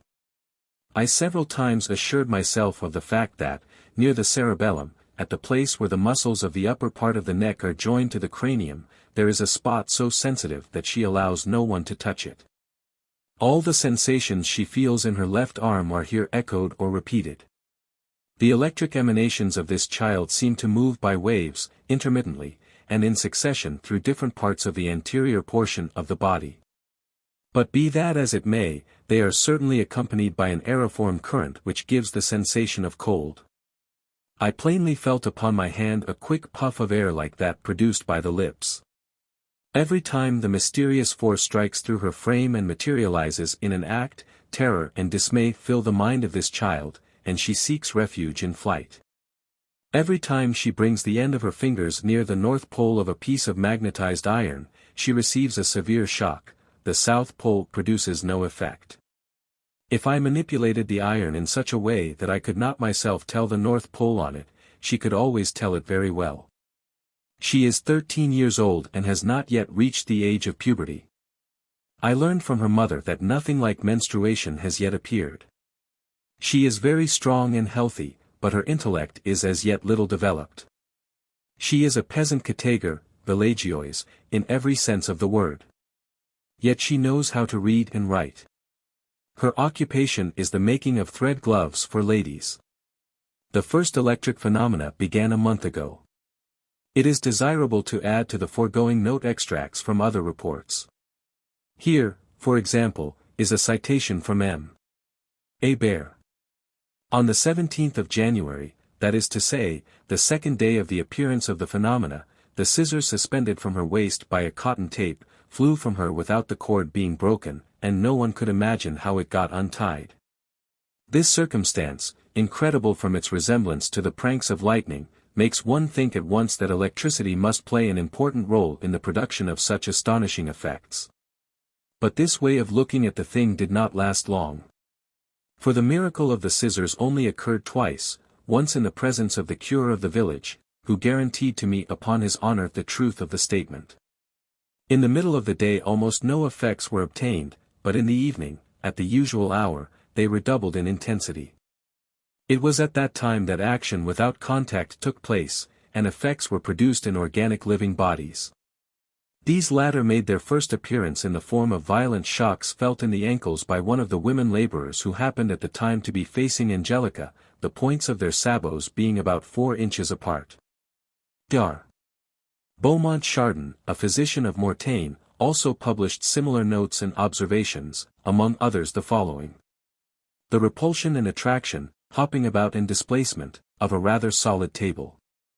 Of another table 6 feet by 9, mounted on casters, of another 4 feet and a half square oak table. Of a very massive mahogany easy chair. All these displacements took place through contact with the cotton girl's clothes, contact either involuntary or purposely brought about by experiments. There was a sensation of violent prickings when a stick of sealing wax or a glass tube suitably rubbed was placed in contact with a bend in the left arm or with the head, or simply when brought somewhat near there. When the sealing wax or the tube had not been rubbed, or when they were being wiped dry or moistened, there was a cessation of effects. The hairs on one's arm, made to slope or lie flat by a little saliva, rose up again at the approach of the child's left arm. I have already remarked that this young girl was brought to Paris as a subject of scientific observation. Arago, at the observatory, in the presence of his colleagues M.M. Matthew, Laugier, and Goujon, established the truth of the following phenomena. When Angelica held out her hand toward a sheet of paper laid near the edge of a table, the paper was strongly attracted by the hand. Approaching a center table, she grazed it with her apron, and the table drew back from her. When she sat down on a chair and put her feet on the floor, the chair was thrown back violently against the wall, and she herself was thrown forward to the other side of the room. This last experiment, repeated several times, always succeeded. Neither Arago nor the astronomers of the observatory were able to hold the chair down. M. Goujon, who had sat down in advance upon one half of the chair which was going to be used by Angelica, was upset at the moment when she came to share the seat with him. Following a favorable report of its illustrious perpetual secretary, 49, the Academy of Science named a commission to examine Angelica Cotton. This commission confined its efforts exclusively to the task of determining whether or not the electrical force of the subject was similar to that of the machines or that of the torpedo fish. They could not come to any conclusion, probably on account of the emotion excited in the girl at the sight of the formidable apparatus of experimentation, and then her peculiar powers were already on their decline. Thus the Commission hastened to declare all the communications on this subject made to the Academy previous to this to be null and void. Upon this topic my old master and friend Babinet, who was a member of the Commission, wrote as follows. The members of the Commission were not able to verify any of the features announced. There was no report made, and Angelica's parents, worthy people of the most exemplary probity, returned with her from Paris to their own locality. The good faith of this couple and of a friend who accompanied them interested me very much, and I would have given anything in the world to find some reality in the wonders that had been proclaimed about the girl. The only remarkable thing she did was to rise from her chair in the most matter-of-fact way in the world and hurl it behind her with such force that often the chair was broken against the wall. But the supreme experiment, that in which, according to her parents, the miracle was revealed of motion produced without contact, was as follows: she was placed standing before a light center table covered with a thin silken stuff. Her apron, also made of a very light and almost transparent silk, rested on the center table, though this last condition was not indispensable. Then, when the electric force appeared, the table was overturned, while the electric girl maintained her usual stupid impassivity. I had never personally seen any success attained in this particular feature of the girl's performances. Nor had my colleagues of the Commission of the Institute, nor the physicians, nor certain writers, who, with great assiduity, had attended all the séances appointed at the headquarters of the girl's parents in Paris. As for myself, I had already overstepped all the bounds of friendly complaisance, when, one evening the parents came to beseech me, in virtue of the interest I had shown in them, to attend one more séance, saying that the electric force was going to declare itself anew with great energy. I arrived about 8 o'clock in the evening at the hotel where the Cotton family was staying. I was disagreeably surprised at finding a séance intended only for myself, and the friends whom I brought with me, overrun by a crowd of physicians and journalists who had been attracted by the announcement of the prodigies which were to begin again. After due excuses had been made, I was introduced to a back room which served as dining room, and there I found an immense kitchen table made of oak planks of an enormous thickness and weight. At the moment when dinner was being served, the electric girl had, by an act of her will, it was said, overturned this massive table, and, as a necessary result, broken all the plates and bottles that were on it. But her excellent parents did not regret the loss, nor the poor dinner that resulted from it. On account of the hope that animated them that the marvelous qualities of the poor idiot were going to manifest themselves and receive the official stamp of authenticity. There was no possibility of doubting the veracity of these honest witnesses. An octogenarian who accompanied me, the most skeptical of men, believed their recital as I did. But, after entering with me the room full of people, this distrustful observer took his stand in the very entrance door, alleging as a pretext the crowd in the room, and so placed himself as to have a side view of the electric girl with her center table before her. The crowd that faced the girl occupied the farther end and the sides of the room. After an hour of patient waiting, and all in vain, I withdrew, expressing my sympathy in my regrets. Remained obstinately at his post. He pointed the electric girl with his unwearied eye, as a crouching setter does a partridge. At last, at the end of another hour, when the attention of the company was distracted by innumerable preoccupations and several centers of conversation had been formed, suddenly the miracle occurred: the center table was overturned. Great amazement. Great expectations. They were just beginning to cry, "Bravo," when advancing by warrant of age and the love of truth, declared that he had seen Angelica, by a convulsive movement of the knee, push the table that was placed before her. He drew the conclusion that the effort she must have made before dinner in the overturning of the heavy kitchen table would have occasioned a severe contusion above her knee, a matter that was investigated and found to be true. Such was the end of this melancholy affair in which so many people had been duped by a poor idiot, who yet had enough crafty cunning to inspire illusion by her very calmness and impassivity. We have still to account for the singular facts observed near Rambouillet, see the reports of the Academy, at the house of a wealthy manufacturer, all whose vases and other vessels of potteryware burst into 1,000 pieces at the moment when least expected. Kettles and other large vessels cast in metal also flew into fragments, to the great loss of the proprietor, whose troubles, however, ceased with the discharge of a servant, who had come to an understanding with a man who was to occupy the factory so that he might get it at a better bargain. Nevertheless, it is to be regretted that the matter ended before it was discovered what fulminating powder had been employed to produce such curious results, so new, and, apparently, so well proved. 50. Babinet adds farther on in the same volume the following remarks on Angelica Cotton. In the midst of wonders which she did not perform there was seen a very natural effect of the first relaxation of muscles which was curious in the highest degree.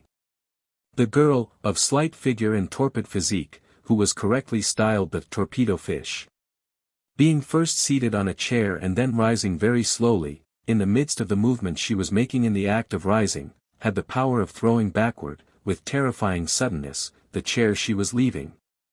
Without anybody being able to perceive the slightest movement of the trunk of the body, and solely by the relaxation of the muscle which had been in contact with the chair.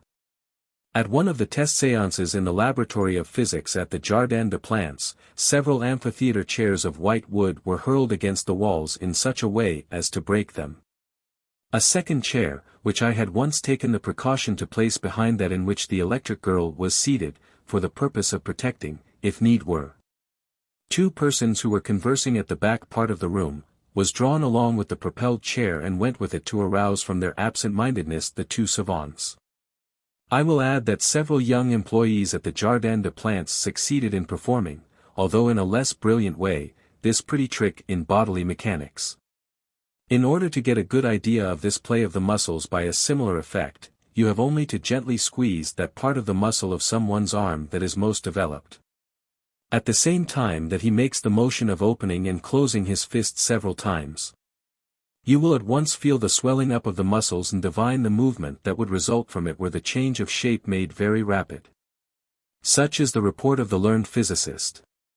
It is thus that fraud once more hindered the recognition of the reality of phenomena that had been duly proved before. Accompanying this there was also a weakening of the faculties of the performer. But it is absurd to conclude from this that the observers of the earlier days in this case, including Arago and his colleagues of the observatory, Mathieu, Laudier, and Goujon, as well as the examiner Hébert, Diar, Beaumont Chardin, and others, were poor observers, and were deceived by movements of the foot of this child. We may allow for the fraud, conscious and unconscious of mediums. We may deplore it, for it throws an unpleasant gloom upon all the phenomena, but let us render justice to incontestable facts, and continue to observe them. Query et invenies. Seek and thou shalt find. The Unknown, the Science of Tomorrow. Chapter 6. The Experiments of Count de Gasparin. One of the most important series of experiments that has been made on the subject of moving tables is that of Count Agénor de Gasparin at Valérez, Switzerland, in September, October, November, and December of the year 1853. The Count has published formal reports of these studies in two large volumes. 51 These séances may be called purely scientific, for they were conducted with the most scrupulous care and were under the severest control. The table usually employed had a round oak top 32 inches in diameter, which rested on a heavy 3-footed central column, the feet being about 22 inches apart. There were usually 10 or 12 experimenters, and they formed the chain on the table by touching each other with their little fingers in such a way that the thumb of the left hand of each operator touched that of his right hand, and the little finger of the right hand touched that of the left hand of his neighbor. In the opinion of the author, this chain is useful, but not absolutely necessary. The rotation of the table usually began after a waiting of 5 or 10 minutes. Then it lifted one foot to a height that varied from time to time, and fell back again. The levitation took place even when a very heavy man was seated on the table. Rotations and levitations were obtained without the contact of hands. But let us hear the author himself. It is a question of positive fact that I wish to solve. The theory will come later. To prove that the phenomenon of turning tables is real and of a purely physical nature, that it can neither be explained by the mechanical action of our muscles nor by the mysterious action of spirits, such is my thesis. It is my wish to state it with precision and circumscribe its limits here at the very start. I confess I find some satisfaction in meeting with unanswerable proofs the sarcasms of people who find it easier to mock than to examine. I am well aware that we have got to put up with that. No new truth becomes evident without having been first ridiculed. But it is none the less agreeable to reach the moment when things assume their legitimate place, and when roles cease to be inverted. This moment might have been long in coming. For a long time I feared that table phenomena would not admit of a definite scientific demonstration. That, while they inspired absolute certainty in the minds of the operators and witnesses at first hand, they would not furnish irrefutable arguments to the public. In the presence of bare possibilities, each person would be free to cherish his own particular opinion, we should have had believers and skeptics. The classification would have taken place in virtue of tendencies rather than by reason of one's knowledge or ignorance of the facts. Some, in the agreeable sensation of their intellectual superiority, would have carried their head very high, and others would have abandoned themselves in despair to the current superstitions of the day. The truth incompletely demonstrated would have been treated as a lie, and, what is worse, would have ended by becoming such. But thank God! It will not be so now. Our meetings were real and formal séances, to which the best hours of the day were given. The results, verified with the most minute care, were embodied in formal and official declarations. I have these procès-verbaux before me now, and it seems to me that I could not do better than to take up one after another and extract from each the interesting observations it may contain.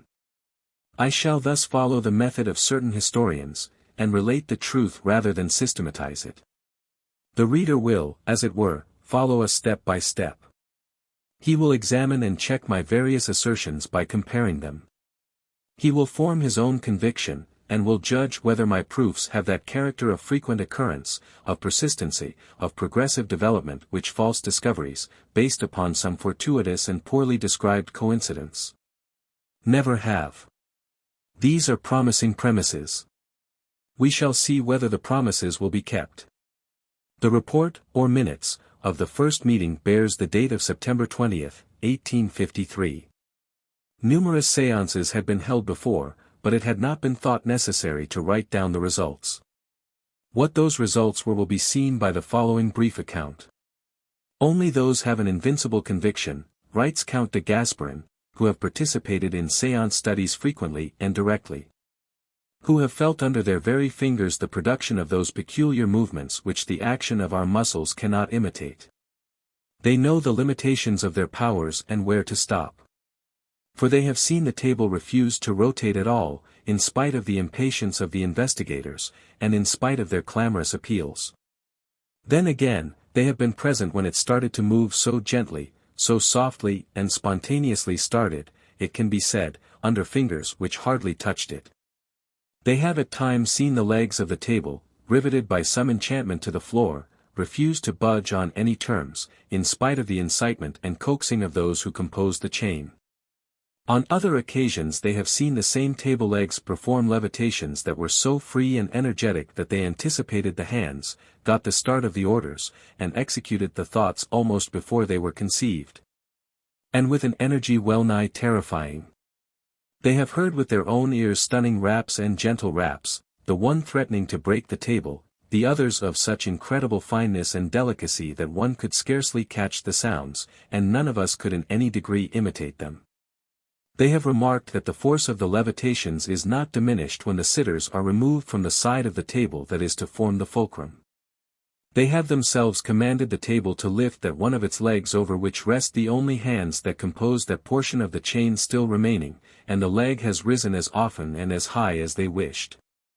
They have observed the table in its dances when it beats the measure with 1 foot or with 2, when it reproduces exactly the rhythm of the music that has just been sung.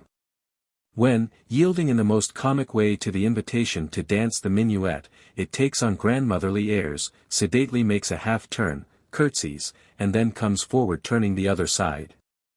The manner in which the events took place told the experimenters more than the events themselves. They were in contact with a reality which soon made itself understood. The persevering experiments we had made before the 20th of September had already given us proof of two principal things, the levitation of a weight that the muscular action of the operators was powerless to move, and the reproduction of numbers by mind reading.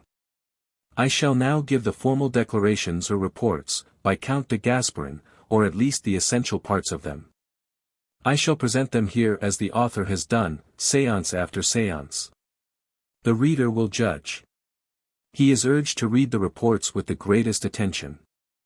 They are scientific documents of the highest value, and quite as important as the preceding ones. Séance of September 20th. Someone proposed the experiment which consists in causing a table to rotate and give raps while it has on it a man weighing say 190 pounds. We accordingly placed such a man on the table, and the 12 experimenters, in chain, applied their fingers to it.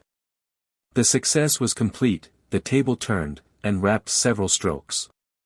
Then it rose up entirely off the floor in such a way as to upset the person who was upon it. Let me be permitted here, in passing, to make a general remark.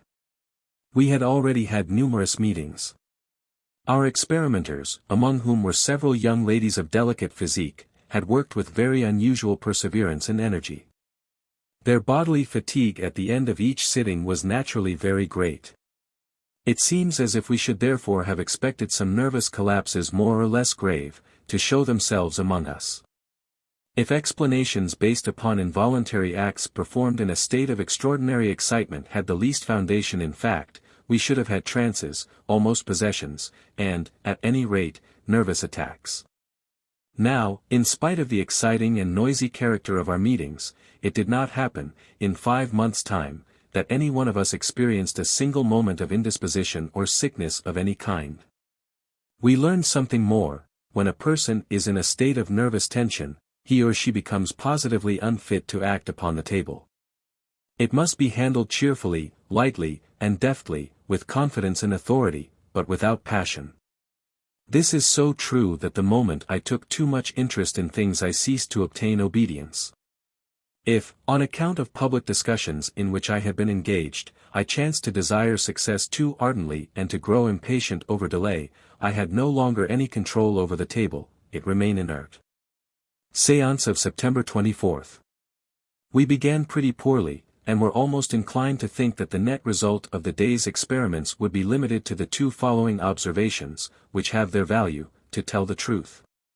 And which our experience has always confirmed. First, there are days when nothing can be done, nothing prospers, although the sitters are as numerous, as strong, and as excited as ever. Which proves that the movements of the table are not obtained by fraud or by the involuntary pressure of the muscles. Second, there are persons, those among others who are sickly or fatigued, whose presence in the chain is not only of no use, but even detrimental. Destitute themselves of the fluidic force, they seem, besides, to hinder its circulation and transmission. Their goodwill, their faith in the table are of no avail. As long as they are there the rotations are feeble, the levitation spiritless, the draughts drawn on the table are not honored, that one of its feet facing them is especially struck with paralysis.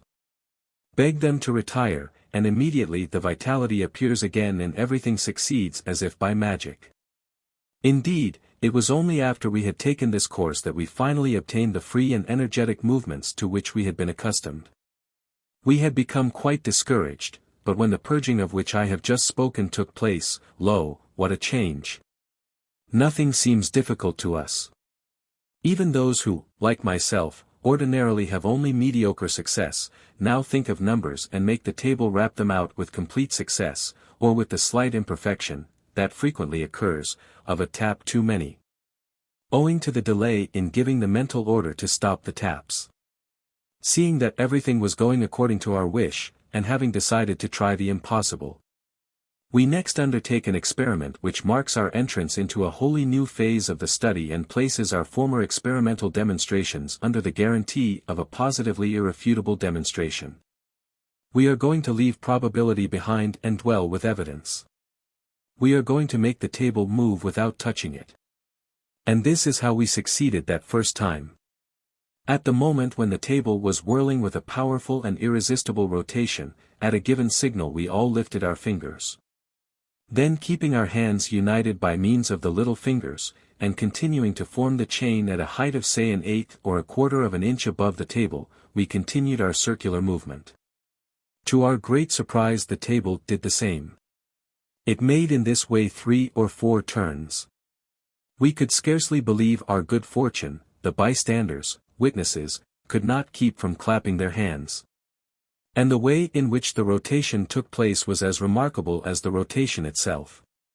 Once or twice the table stopped following us because the little accidents and interruptions of our march had withdrawn our fingers from their regular distance from the top of the table.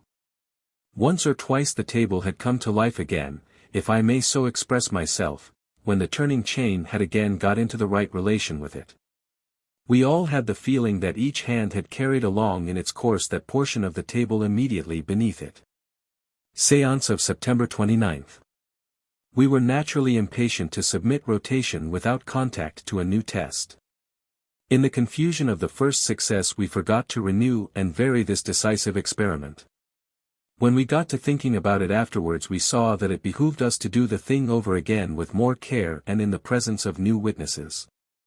That it was, above all, important to produce the movement and not merely to continue it, and to produce it in the form of levitations instead of limiting it to rotations. Such was the program of our meeting of September 29. Never was program carried out with greater precision. As a preliminary, we repeated our successful feat of the 24th. While the table was rotating rapidly, the interlocked hands were lifted from it, though continuing to turn above it and form the chain. The table followed, making now 1 or 2 revolutions, and now a half or a quarter turn only. The success, more or less prolonged, was certain. We confirmed it several times. But someone might say that, the table being already in motion, the momentum carried it along mechanically while we imagined it was yielding to our fluidic force. The objection was absurd, and we would have challenged anybody to obtain a single quarter of a turn without forming the chain, however rapid might have been the rotation imparted. Above all, would we have challenged anyone to renew its motion when it had been for an instant suspended. However, it is well in such cases to forestall even absurd objections, however little of plausibility they may have. And this particular objection might seem plausible to the inattentive man. It was imperative, then, that we should produce rotation starting from a state of complete inertia. This we did. The table being as motionless as we were, the chain of hands parted from it and began to turn slowly at a height of about 3/8 of an inch above its edge. In a moment the table made a slight movement, and each of us striving to draw along by his will that part situated under his own fingers, we succeeded in drawing the disc in our train. The details that followed resembled those of the preceding case. There is such difficulty in maintaining the chain in the air without breaking it, in keeping it near the border of the table without going too quick and thus destroying the harmonious relation established, that it often happens that the rotation stops after a turn or a half-turn. Yet it is sometimes prolonged during 3 or even 4 revolutions. We expected to encounter still greater obstacles when we should undertake levitation without contact. But the matter turned out quite otherwise. This is easily explained when we remember that in this ease there is no circular movement and it is much easier to maintain the normal position of the hands above the table. The chain, then, being formed at a distance of 1/8 of an inch or so above the round top of the table, we ordered one of its legs to lift itself up, and it did so. We were highly delighted, and repeated this pretty experiment many times. Without touching it in any way, we ordered the whole table to rise into the air, and to resist the witnesses, who had to put forth effort to bring it down to the floor. We commanded it to turn bottom side up, and it fell over with its feet in the air, although we never touched it with our fingers, but kept them in advance of it as it fell, at the distance agreed upon. Such were the essential results of this meeting. They are such that I hesitate to mention in the same connection incidents of secondary importance. I will only say, in passing, that the séance was very discouraging at the start. For, not only was it found necessary to remove certain new operators, but several of the old ones did not bring to it their usual high spirits. The table responded poorly, raps were made faintly and as if with reluctance. The telepathic reading of numbers did not succeed. Then we took a resolution from which we derived much benefit, we persevered, and persevered gaily, we sang, we made the table dance. We gave up all thoughts of new experiments and persisted in easy and amusing ones. After a while conditions changed, the table fairly bounded, and hardly waited for our orders, we were now in condition to try more serious things. Séance of October 7th. A long meeting, and very fatiguing. It was principally devoted to the trial of various mechanical devices which had no success whatever, such as metal rings, frameworks of canvas or of paper placed upon the table, plates on pivots and spring keys. Whether the sight of all this gear hindered the radiation of the fluidic force from the operators, whether the contrivances themselves stopped its circulation in the table, or whether, in fine, the natural conditions of the phenomenon were disturbed in some other way, it is certain that the results amounted to nothing or were doubtful. One new experiment succeeded. A plate turning on a pivot held a tub. I filled this tub with water, and two of my collaborators and I plunged our hands into it. We formed the chain and began a circular walk, being careful not to touch the tub. This at once imitated our movement. We repeated the thing several times in succession. Since it might be supposed that the impulse given to the water would suffice to set in motion a tub resting on so delicately balanced a plate, we at once proceeded to prove the contrary. The water was given a circular whirl causing it to move with much greater rapidity than when we formed the chain, but the tub moved not a peg. Undoubtedly the point remains to be considered whether one of us three did not touch the inside of the tub and so determine its movement. To that I reply, first, that the way in which our hands were held in the water obviously proves that none of our fingers could really touch bottom. Secondly, that, taking pains as we did to form the chain at the center, it would have been scarcely less difficult for us to touch the vertical sides of the tub.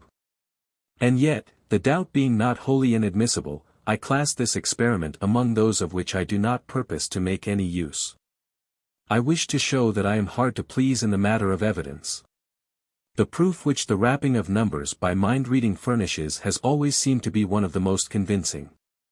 In the sitting I am describing, it had this special feature, that each of the 10 operators in turn received the communication of a number in writing, the others having their eyes shut. Now, in the whole 10, one alone failed to obtain perfect obedience from the table leg which had been assigned to him by very suspicious witnesses, or bystanders. If my readers will reflect carefully they will see that the combinations of movements communicated and of cheating tricks which such a solid result as this would require passes far beyond the bounds of admissible things. To justify it the objector must invent a miracle much more astounding than ours. Let us turn again to the finest of all demonstrations, that of levitation without contact. We began by performing it 3 times. Then, since it was thought by some that the inspection of the witnesses could be carried on in a surer way in the case of a small table than in that of a large one, and with 5 operators more certainly than with 10. We had a plain deal center table brought which the chain, reduced by half, sufficed to put in rotation. Then the hands were lifted, and, contact with the table being entirely broken, it rose 7 times into the air at our command. Séance of October 8. 2 circumstances occurred to confirm the results we had obtained in preceding séances. Among the numbers selected for the thought test the roguery of one of the witnesses had placed a 0, and the leg selected by him to respond was at the left of the operator and beyond the reach of his muscular action. Now, the command having been given to the leg and no action resulting, we were all feeling disconsolate, being convinced that our weakness that day was so great that we were not going to obtain even simple levitations. I affirm most emphatically that if movement had ever been imparted by an experimenter to a table leg, it would have appeared at that moment. Our nerves were in an exalted state and our impatience was at its height. Yet no movement of the table took place, and we were consequently all the more solaced when we learned that the figure communicated had been a cipher. Movement without contact was accomplished twice. To our experiment of a table that gave raps while having a man upon it, it had been objected that this man might lend his aid to the movement, and even incite it in part. Determined to seek out the truth with the most anxious care, we had recognized a certain plausibility in this objection, and had decided to meet it fairly. The being who was living, intelligent, and consequently suspected must be replaced by an inert weight. Buckets filled with sand must be placed in the precise center of the table, which should then be called on to exhibit its skill. But the day was badly chosen. After we had placed on the table 2 buckets, one upon the other, both weighing in all 143 pounds, it was discovered that we were unable to produce the levitation. It was necessary for us to content ourselves with continuing them in circular movement after they had been started. The buckets were removed, the table was set in motion, and the buckets replaced while the movement was at its height. They did not arrest it in the least, but were carried around with such force that the sand flew out on all sides. The remainder of the sitting was given up to an investigation of the subject of alleged divination, or guessing.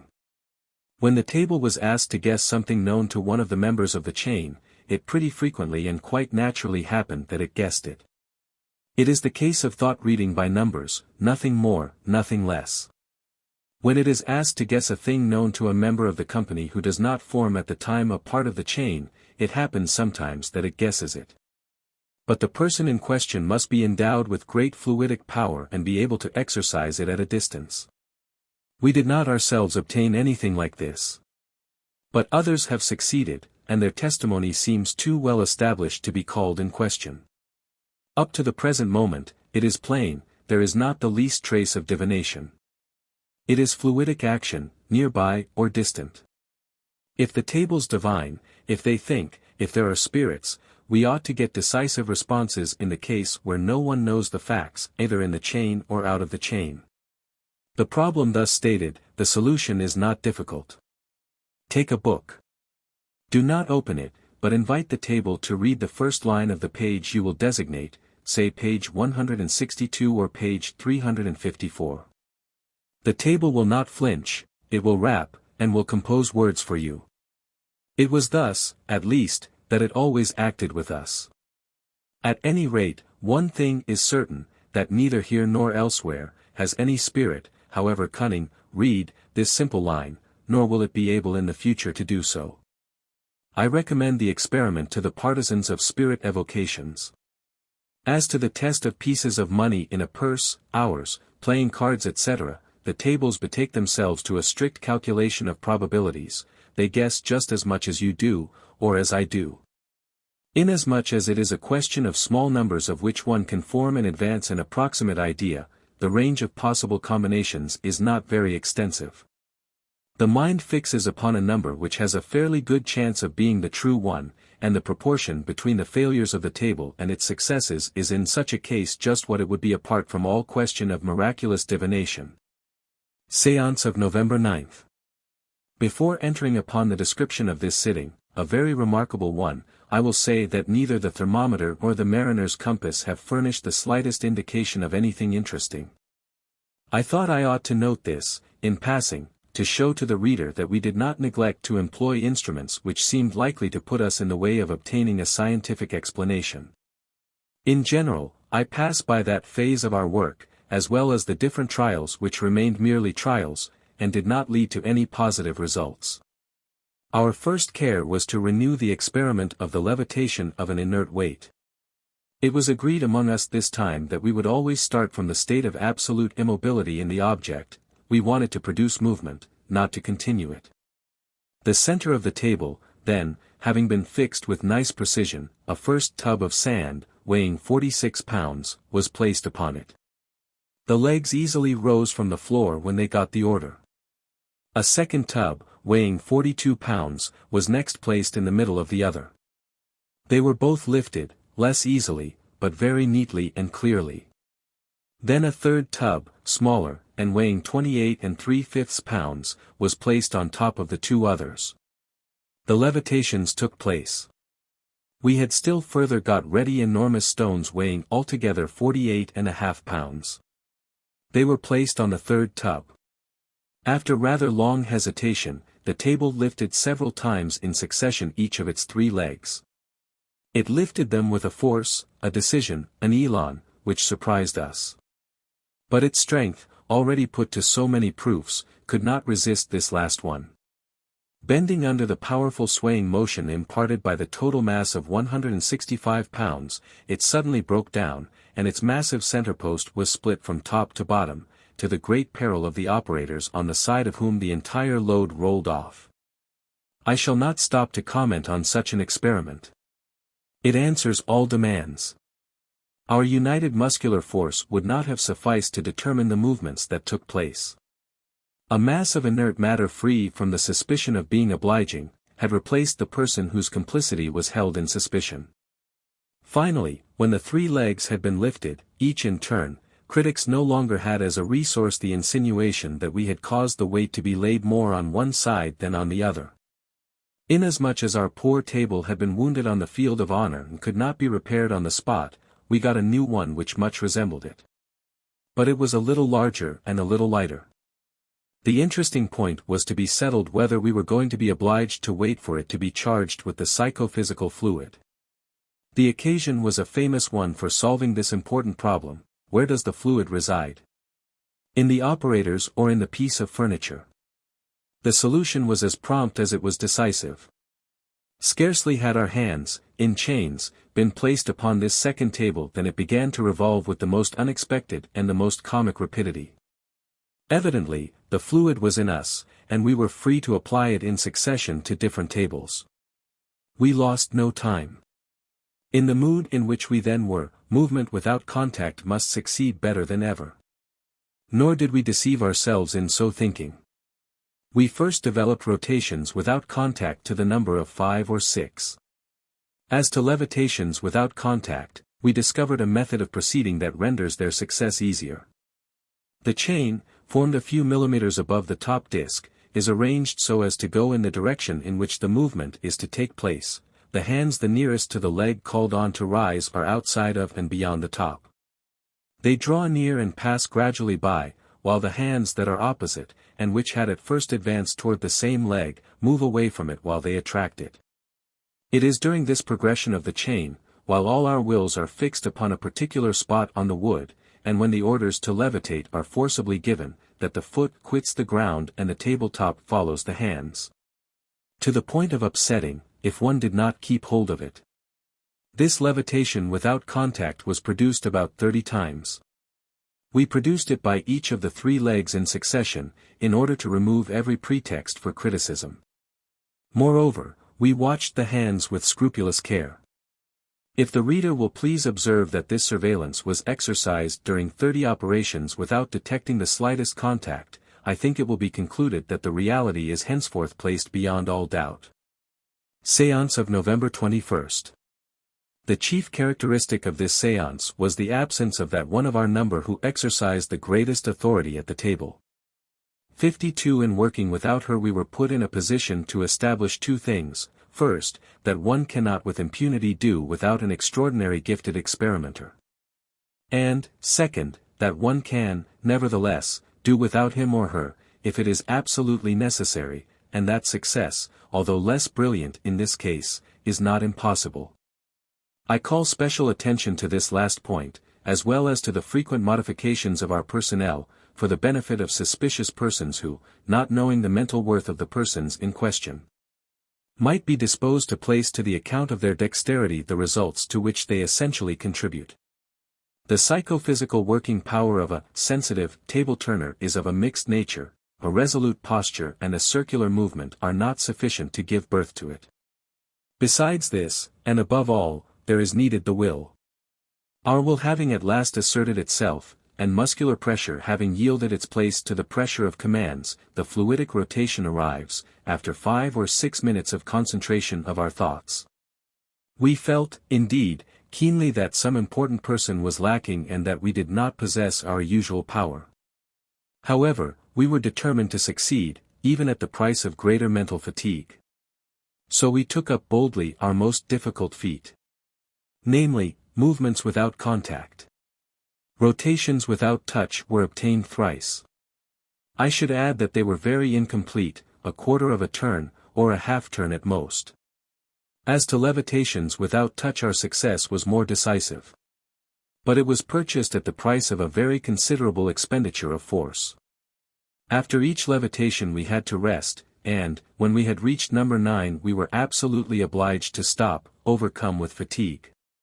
One must have had personal knowledge of such experiments to understand what drafts they make upon one's attention and energy, and at what point it is indispensable to will, and to will peremptorily. That such and such a knot of wood in the table shall follow the open fingers that are alluring it at a distance. But be that as it may, our attempt was crowned with success, and we could end the sitting with less exhausting exercises. The idea came to us then and there to try our powers on a large table with 4 legs. It had often been claimed that 3-legged center tables alone would respond to our manipulations. It was time to furnish undeniable proof to the contrary. So we took a table 3 feet 5 inches in diameter, a folding half of which, independent of the leg that supports it when it is raised, can be turned up at will. Scarcely were our fingers in place than the table began a rotation with noisy bustle, the sprightliness of which surprised us. It thus showed that tables with 4 legs were no more refractory than others. In addition to this, it furnished a new argument in favor of one of our former observations, that the fluid is in the persons and not in the tables. In fact, the movement of the large table took place almost immediately, and before it could be considered as charged with fluid. The next task before us was to make it give raps with its different legs. We began with those fastened to one half of the top, 3 in number. They rose from the floor 2 at a time with such force that at the end of a moment one of the casters flew to pieces. 53. Now it is difficult to form an idea of the intensity which a fraudulent action of the fingers must have acquired in order to exercise a leverage upon so heavy a table, and launch it into the air to such a height. There remained the leg of the table which was independent of the top. We thought it would obey as well as the others. But no. In vain did we pour out the most prodigal and pressing invitations, it was never willing to rise, either along with its right-hand neighbor or with its neighbor on the left. Our next thought was that this was due to the persons placed near it, and certain members of the chain changed seats. In vain. All combinations failed one after another. We drew great deductions from this circumstance. But since it was refuted later, when the contumacious leg yielded perfect obedience at another meeting, I will not take the public into our confidence by a display of our reasonings on the subject. I will only ask that 2 things be noted. First, the care we took to verify many times the phenomena before affirming them, and, second, that we have here once more a fine refutation of the critics who assert that muscular action can explain everything. If this were so, why did not muscular action lift the free leg as well as those fastened tight to the table? It could have done so just as easily. And yet for some unknown reason, but one evidently foreign to the laws of mechanics, only the attached legs consented to move. Séance of November 27. We were in full muster, but 2 or 3 of the operators were slightly indisposed. On the whole, whatever was the cause, the occasion was scarcely remarkable for anything except the almost total absence of fluidic power. For a single moment we had a little of it. A half-hour of action and 2 hours and a half of inertia, this was our net result. Nothing was more lamentable, and at the same time more curious, than to see us about the different tables, passing from one to another, enjoining them to do the most elementary things, and only obtaining a weak and languid rotation, which soon stopped altogether. Séance of December 2nd. I should have been vexed to have to close my recital with so dull and spiritless a record as the preceding one. By good fortune the last of our reports gives me the right to leave a totally different impression on the reader's mind. We were in fine temper. Perhaps the beautiful weather helped. It is not the first time I have noticed this. What is certain is that the very same persons who, on November 27th, had only a half-hour of success and had passed the rest of the sitting in beseeching in vain for anything better than poor abortive rotations or faint raps, today governed the table with an authority, a quickness, and, if I may so put it, an elasticity of bearing that left nothing to be desired. The large table with 4 legs was set in motion. And this time, the ease with which the free leg lifted its share of the table proved that we were right in not drawing too definite conclusions from its former refusal. Every time that we tried to lift without contact that part of the table the farthest removed from myself, I felt the table leg nearest me gradually approach and press against my leg. Struck with this occurrence, which took place several times, I drew the conclusion that the table was gliding forward, not having enough force to rise. We were, then, exercising a perceptible influence on this large table without touching it in any way. In order the better to assure myself of it, I left the chain and observed the movement of the feet of the table on the floor. It ranged from fractions of an inch to several inches. When we then tried to turn up without contact the folding leaf of a gaming table covered with cloth, we obtained the same result, the folding leaf would not yield to our influence. But the entire table advanced in the direction of the prescribed movement. Now, I ought to add that the gliding was not at all easy, for the floor of our room was rough and uneven. It is interesting to note in this connection the moment when this gliding movement ordinarily begins. It occurs at precisely the same time that the levitation without contact takes place when that manifestation is in process.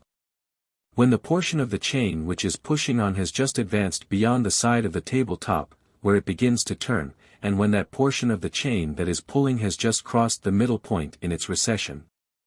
Then the ascensional movement, or, in default of that, the gliding motion, manifests itself.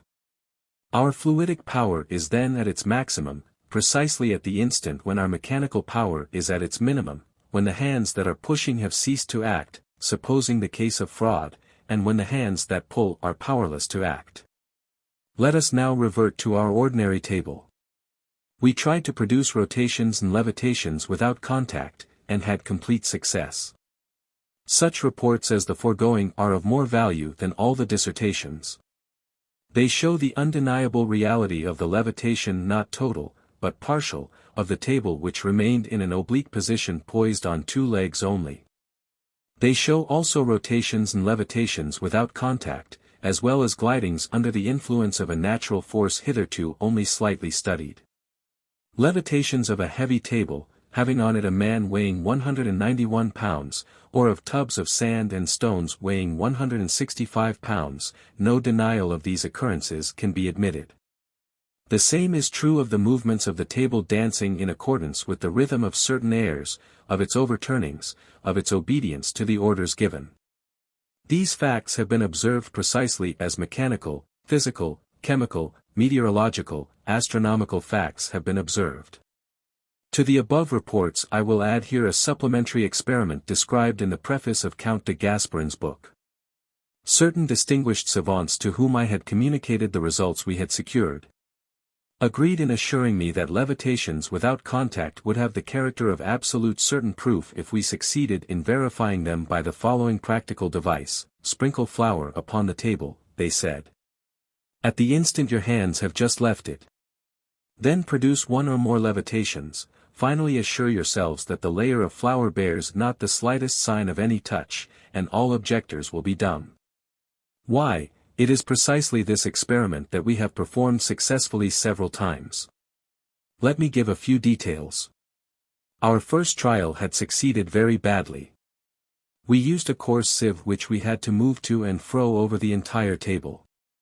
This produced the double inconvenience, first, of suspending too long, and so of nullifying the action of the operators, and, secondly, of spreading a layer of flour much too thick.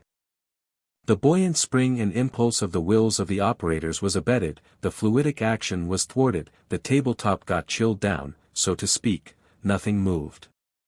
The mischief went so far that the table not only refused us levitations and rotations without contact, but almost all the ordinary ones. Then a brilliant idea came to one of us. We possessed one of those bellows used in blowing sulfur upon vines attacked by the grape mildew. In place of sulfur we put flour into it, and, so prepared, began the test. The conditions were most favorable. The weather was dry and warm, the table went leaping under our fingers, and, indeed, before the order to lift hands had been given, the greater part of the band of us had spontaneously ceased to touch the tabletop. Then the command rings out. The whole chain lifts up from the table, and at the same instant the bellows covers its entire surface with a light dusting of flour. Not a second had been lost, the levitation without contact had already taken place. But to leave no doubt, the thing was repeated 3 or 4 times in succession. That done, the table was scrupulously examined, no finger had touched it, or even grazed it in the slightest degree. The fear of grazing it involuntarily had even been so great that the hands had acted fluidically from a height much greater than in previous sittings. Each one had thought he could not raise his hands too high, and the hands removed to such a distance from the top, had not had recourse to any of the maneuvers or passes of which we had at other times made use. Keeping its place, above the table to be lifted, the chain had preserved its form intact. It had made hardly a perceptible motion in the direction of the movement it was producing at a distance from the table. I will add, finally that we did not content ourselves with a single experience. A careful inspection following each of several levitations, always showed that the dust-like layer of flour was absolutely untouched. And no portion of the table had escaped its telltale coat of white. The author of these reports himself estimates as follows the results he has recorded. The phenomena observed confirm and elucidate each other. Large four-legged tables compete with three-legged ones. Inert weights, placed on these, come forward as substitutes for persons suspected of giving a helping hand to the table charged with the task of lifting them. At last the great discovery arrives in its turn. We begin by continuing without contact movements already initiated, and we end by producing them. We succeed almost in creating the process, to such an extent that these extraordinary facts manifest themselves sometimes in an uninterrupted series of 15 or 30 performances. The glidings round out the subject by throwing light on one phase of action at a distance. They reveal it as powerless, at times, to lift the table, but able to draw it along over the floor. Such is the rapidly sketched account of our progress. Taken just by itself alone, it constitutes a solid proof, and I recommend a study of it to serious men. It is not thus that error proceeds. Illusions originating in accident, or chance, do not thus resist a long study, and do not pass unmasked through a long series of experiments that justify them more and more. The reading of numbers in others' minds, and the balance of forces, merit special consideration. When all the operators but one are ignorant of the number to be materialized by raps, the operation, unless it is fluidic, ought to proceed either from the person who knows the number and furnishes at once the movement and the arrest. Or else it ought to proceed from a relation instinctively established between that person who furnishes the arrest and his vis-a-vis who furnishes the movement. Let us examine both hypotheses. The first is untenable. For, in the case where someone chooses a leg of the table upon which the operator who knows the number can exercise no muscular action, the leg thus designated none the less rises at his command. The second is untenable. For, in the case where someone indicates a zero, the movement which ought to take place does not do so. Nay more. If you place at loggerheads two persons placed on opposite sides of the table and enjoin each to make a different number triumph, the more powerful operator secures the execution of the chief number, although his vis-a-vis is interested not only in not furnishing it to him, but in arresting it. I know that this matter of the divining of numbers thought of is in bad odor. It lacks a certain pedantic and scientific form. Yet I have not hesitated to insist on it. For there are few experiments in which is better manifested the mixed character of the phenomenon, physical power developed and applied outside of ourselves by the effect of our will. Just because it forms the great offense, or stumbling block, I am unwilling to be shamefaced about it. I maintain, besides, that this is just as scientific as anything else. True science is not tied to the employment of such and such a process or such and such an instrument. That which a fluidometer would show would be no less scientifically demonstrated than what is seen with the eyes and estimated by the reason. Let us go on, however. We have not yet reached the end of our proofs. One of these has always especially struck me, I mean the proof derived from failures. It is claimed that the movements are produced by the action of our muscles, by involuntary pressure. Now here are the same operators who yesterday secured from the table the fulfillment of their most capricious desires. Their muscles are as strong, their vivacity is as great, their desire to succeed is perhaps keener, and yet nothing.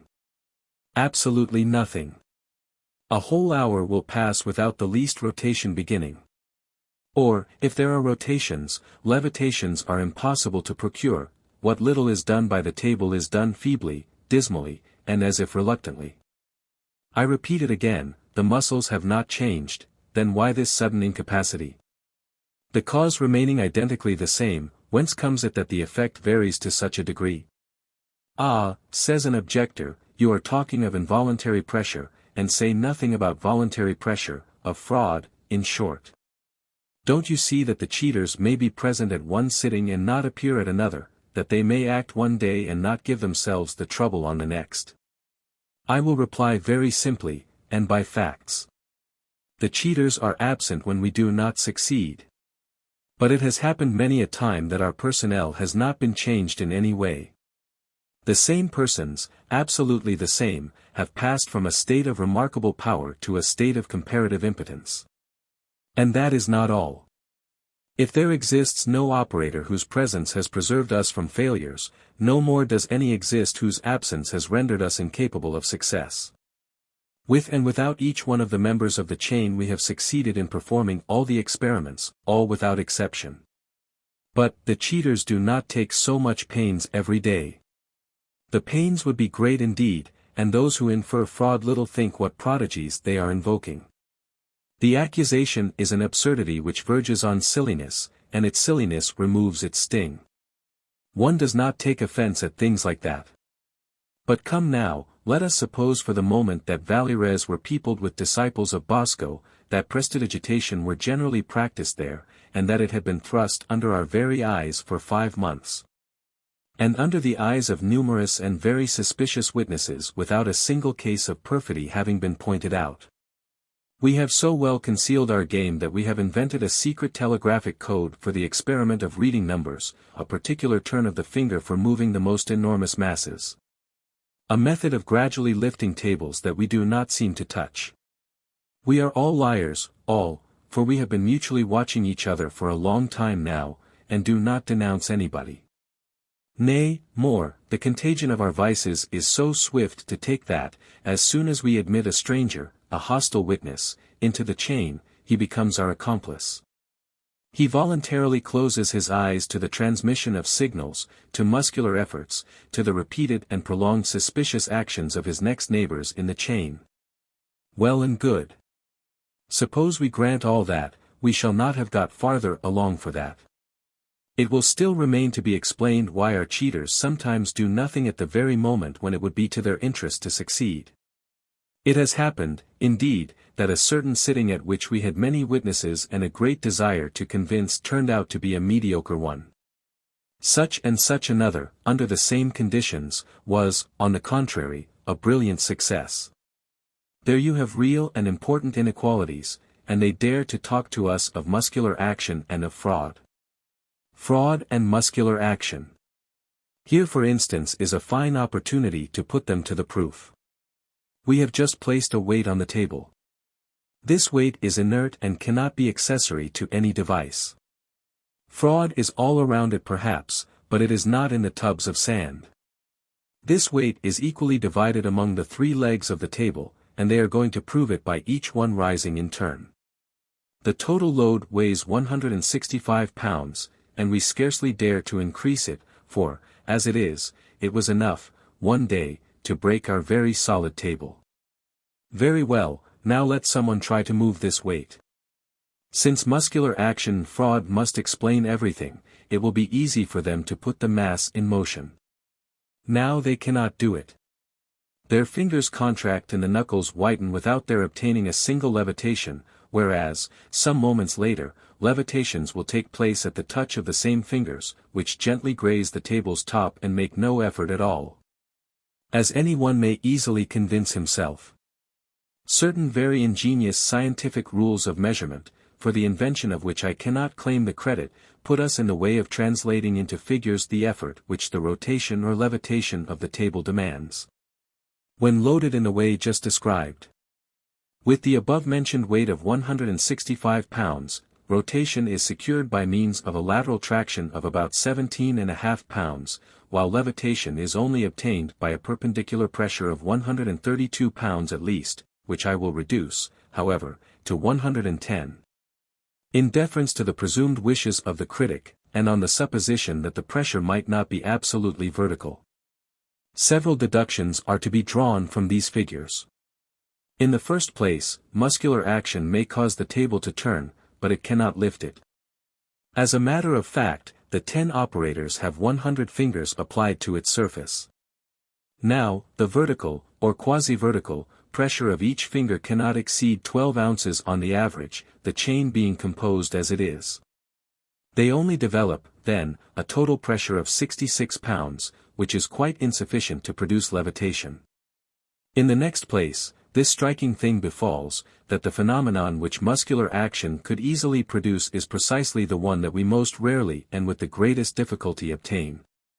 And that the phenomenon which muscular action could not compass is the one the most habitually realized when the chain is formed. Why does not our involuntary impulse always make the table turn? Why should not our fraud always procure such a triumph?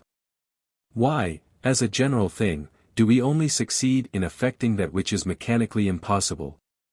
I advise people who like to make fun of table turnings not to investigate them too closely, and to beware of giving too careful attention to our supreme demonstration, that of movements without contact. For it will leave them not the slightest pretext for incredulity. Thus the fact is established. Multiplied experiments, diverse and irrefutable proofs, which are, moreover, joined in the closest solidarity, give to the fluidic action the stamp of complete certainty. Those who have had the patience to follow me thus far will have felt their suspicions vanishing one after another, and their faith in the new phenomenon more and more strengthened. They will have made good what we ourselves have substantiated and made good, for no one has opposed more difficulties to table turning than have we, no one has shown himself more inquisitorial and exacting respecting them. It is not our fault if the results have been conclusive, and more so, nor ours the blame if they have reciprocally confirmed each other, if they have ended by forming one body in taking on the character of perfect evidence. To study, to compare, to repeat and repeat again, and to finally exclude all that admits of doubt or question, this was our duty. Nor have we failed to perform it. I make no affirmations in these reports which I have not proved over and over again. Such are the memorable experiments of the Count de Gasparin. Their worth will be appreciated by all who read them. I have been anxious to reproduce these careful reports. For they establish of themselves the absolute and undeniable reality of these movements that contradict the normal law of gravitation. Let us hear the Count's explanatory hypotheses. The reader will have noticed the care I have taken to confine myself to the verification of the facts, without hazarding any explanatory hypothesis. If I have employed the word fluid, it was to avoid circumlocutions. Strict scientific precision would have demanded that I always write the fluid, the force, or physical agent whatever it may be. I shall be pardoned for having been a little less exact than this in my language. It was enough that my thought was perfectly clear. That we have to do with a fluid, properly so called, in the phenomena of table turning and lifting I cannot absolutely affirm. I affirm that there is an agent, and that this agent is not supernatural, that it is physical, imparting to physical objects the movements which our will determines. Our will, I have said. And this is in fact the fundamental idea we have gathered out of this subject of a physical agent. It is this which characterizes it, and it is this also which compromises it in the eyes of a good many folks. They might, perhaps, be resigned to a new agent, if it were the necessary and exclusive product of the hands forming the chain, if only it were true that certain positions or certain acts ensured its manifestation. But this is not the case with it, the mental and the physical must combine in order to give it birth. Here are hands that tire themselves out in forming the chain, and yet obtain no movement. The will has not been mingled in the act. Here is a will that commands in vain, the hands have not been placed in a suitable position. We have thrown light upon both these sides of the phenomenon, for they are both essential. Another fact has been noted by us, and ought to enter into a description of the physical agent in question. This agent inheres in the persons and not in the table. Let the operators, when they are in rapport, pass to a new table and encircle it, they will be able immediately to exercise all their authority over it. Their will continue to dispose of the physical agent and to make use of it for wrapping numbers mentally selected by persons present or for producing movements without contact. Such are the facts. The explanation of them will come later. It is, however, very natural to want to find this at once, and to make hypotheses which may be regarded as possible, if not true. I have taken the risk of doing this, and I do not repent of it. Was it not imperative to prove to our opponents that they have not even the pretext of a scientific impossibility?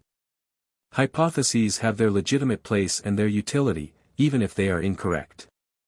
If they are admissible in themselves, that is sufficient, for that defends the facts to which they are applied from the accusation of monstrosity. The critic has no longer the right to demand the previous question. Seeing that it was asked for on all sides, I have risked the following statement. You assert that our pretensions are false, for the simple reason that they cannot be true. Very well. But, at all events, allow me to lay before you certain postulates. Suppose, in the first place, that you do not know everything, that the moral and even the material nature of man have obscurities which you have not been able to remove.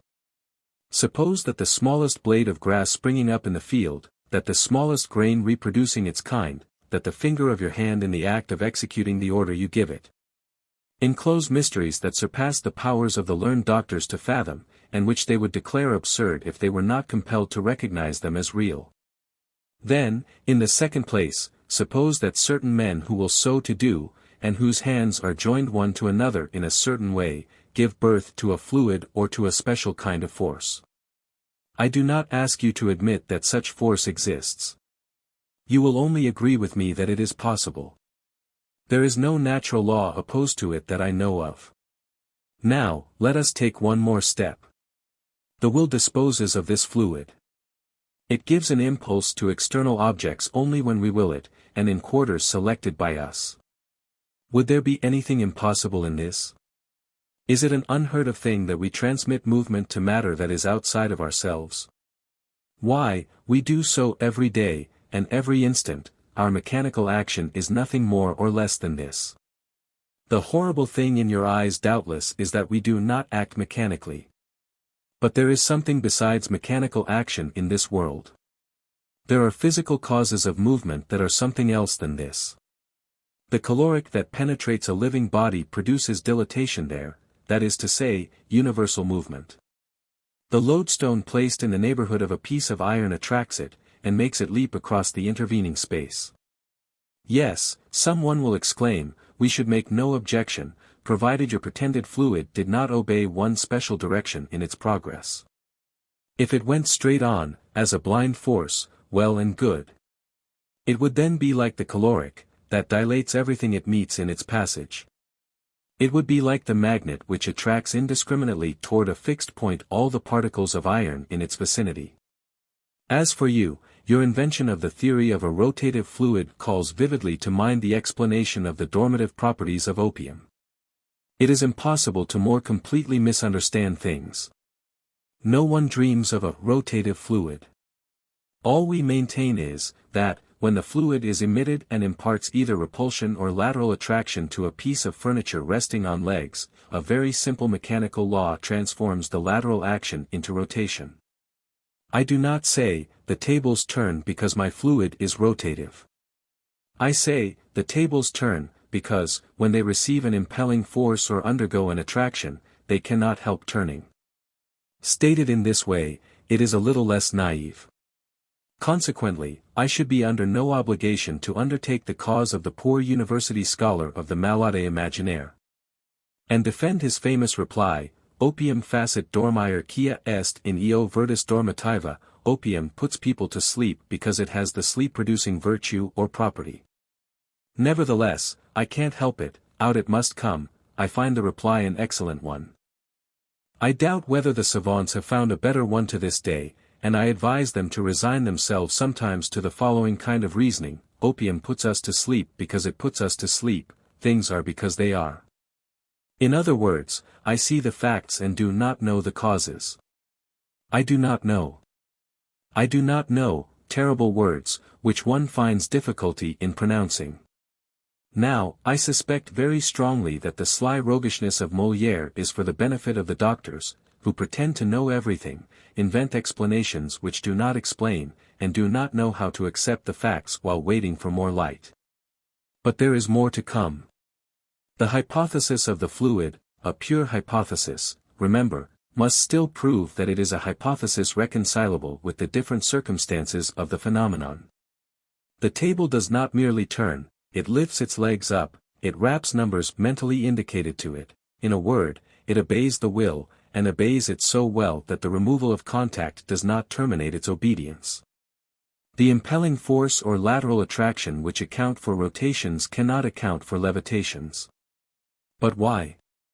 Because the will directs the fluid now into one leg of the table, now into another. Because the table identifies itself with us, after a fashion, becomes a limb of our own body, and produces movements thought of by us in the same manner as our arm produces them. Because we have no conscious knowledge of the direction imparted to the fluid, and govern the movements of the table without imagining that any kind of fluid or force whatever is in action. In all our acts, in all without exception, we have no consciousness of the direction imparted by our will. When you explain to me how I lift my hand, I will explain to you how I make the table leg rise from the floor. I willed to raise my hand. Yes, and I also will to lift this table leg.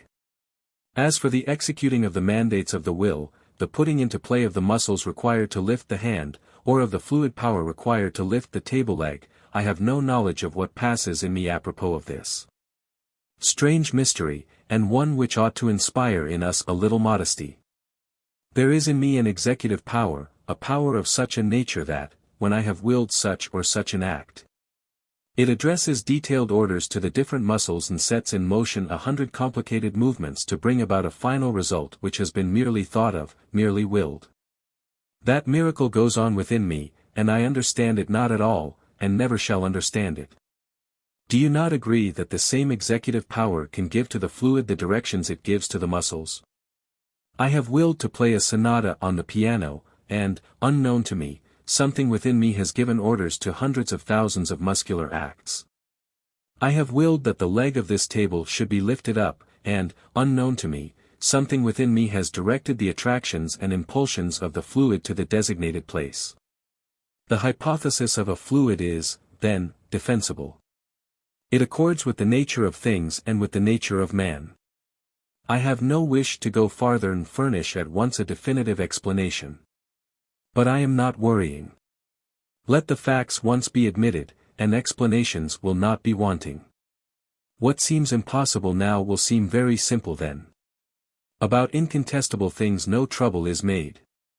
We are so constituted that, after we have asserted the impossibility of everything we do not comprehend, we declare comprehensible all that we have recognized as real. People are everywhere to be met with who shrug their shoulders when you speak to them of table turnings and who make nothing of the puck-like performance of the electric current in putting the girdle of its circuit around the earth in the fraction of a moment. And who find the miracle of the transmission of the mental and moral qualities of the fathers to the children a very simple thing to understand. The tables of the psychic experimenter cannot escape the common lot. Their phenomena, absurd today, are tomorrow self-evident. These experiments of Count de Gasparin and his associates have been known for over half a century, and it is really incomprehensible that even the fact of the levitation of tables and of their movements has continued to be denied. Verily, if the tables are sometimes light, it must be confessed that the human race is a little heavy. As to the theory, the hypothesis of the fluid, felix capacuit rerum cognoscere causas, happy the man who can know the cause of things, I shall return to this matter in the chapter on explanatory theories. But it is incontestable that, in such experiences, we act by means of an invisible force emanating from us. One must be blind not to admit that. After a series of experiments so admirably conducted we can understand that the author might well be allowed to indulge in a little derision of obstinately prejudiced unbelievers. In closing this chapter, I cannot forego the pleasure of citing Count de Gasparin apropos of the learned negations of Babinet and his emulators of the Institute. The savants are not the only ones to stand on their dignity. I also stand on mine, and I make bold to think that a certificate signed with my name would not be rated by anybody as a piece of imposture or frivolity. It is known that I am in the habit of weighing my words. It is known that I love the truth, and that I will not sacrifice it on any consideration. It is known that I prefer to admit an error rather than persist in it. And when, after a long-continued inquiry, I persist with a firmer and profounder conviction than ever, the import or scope of the declaration I make is not to be misapprehended. I can tell you, in the next place, that the testimony of the eyes has, in my opinion, a scientific value.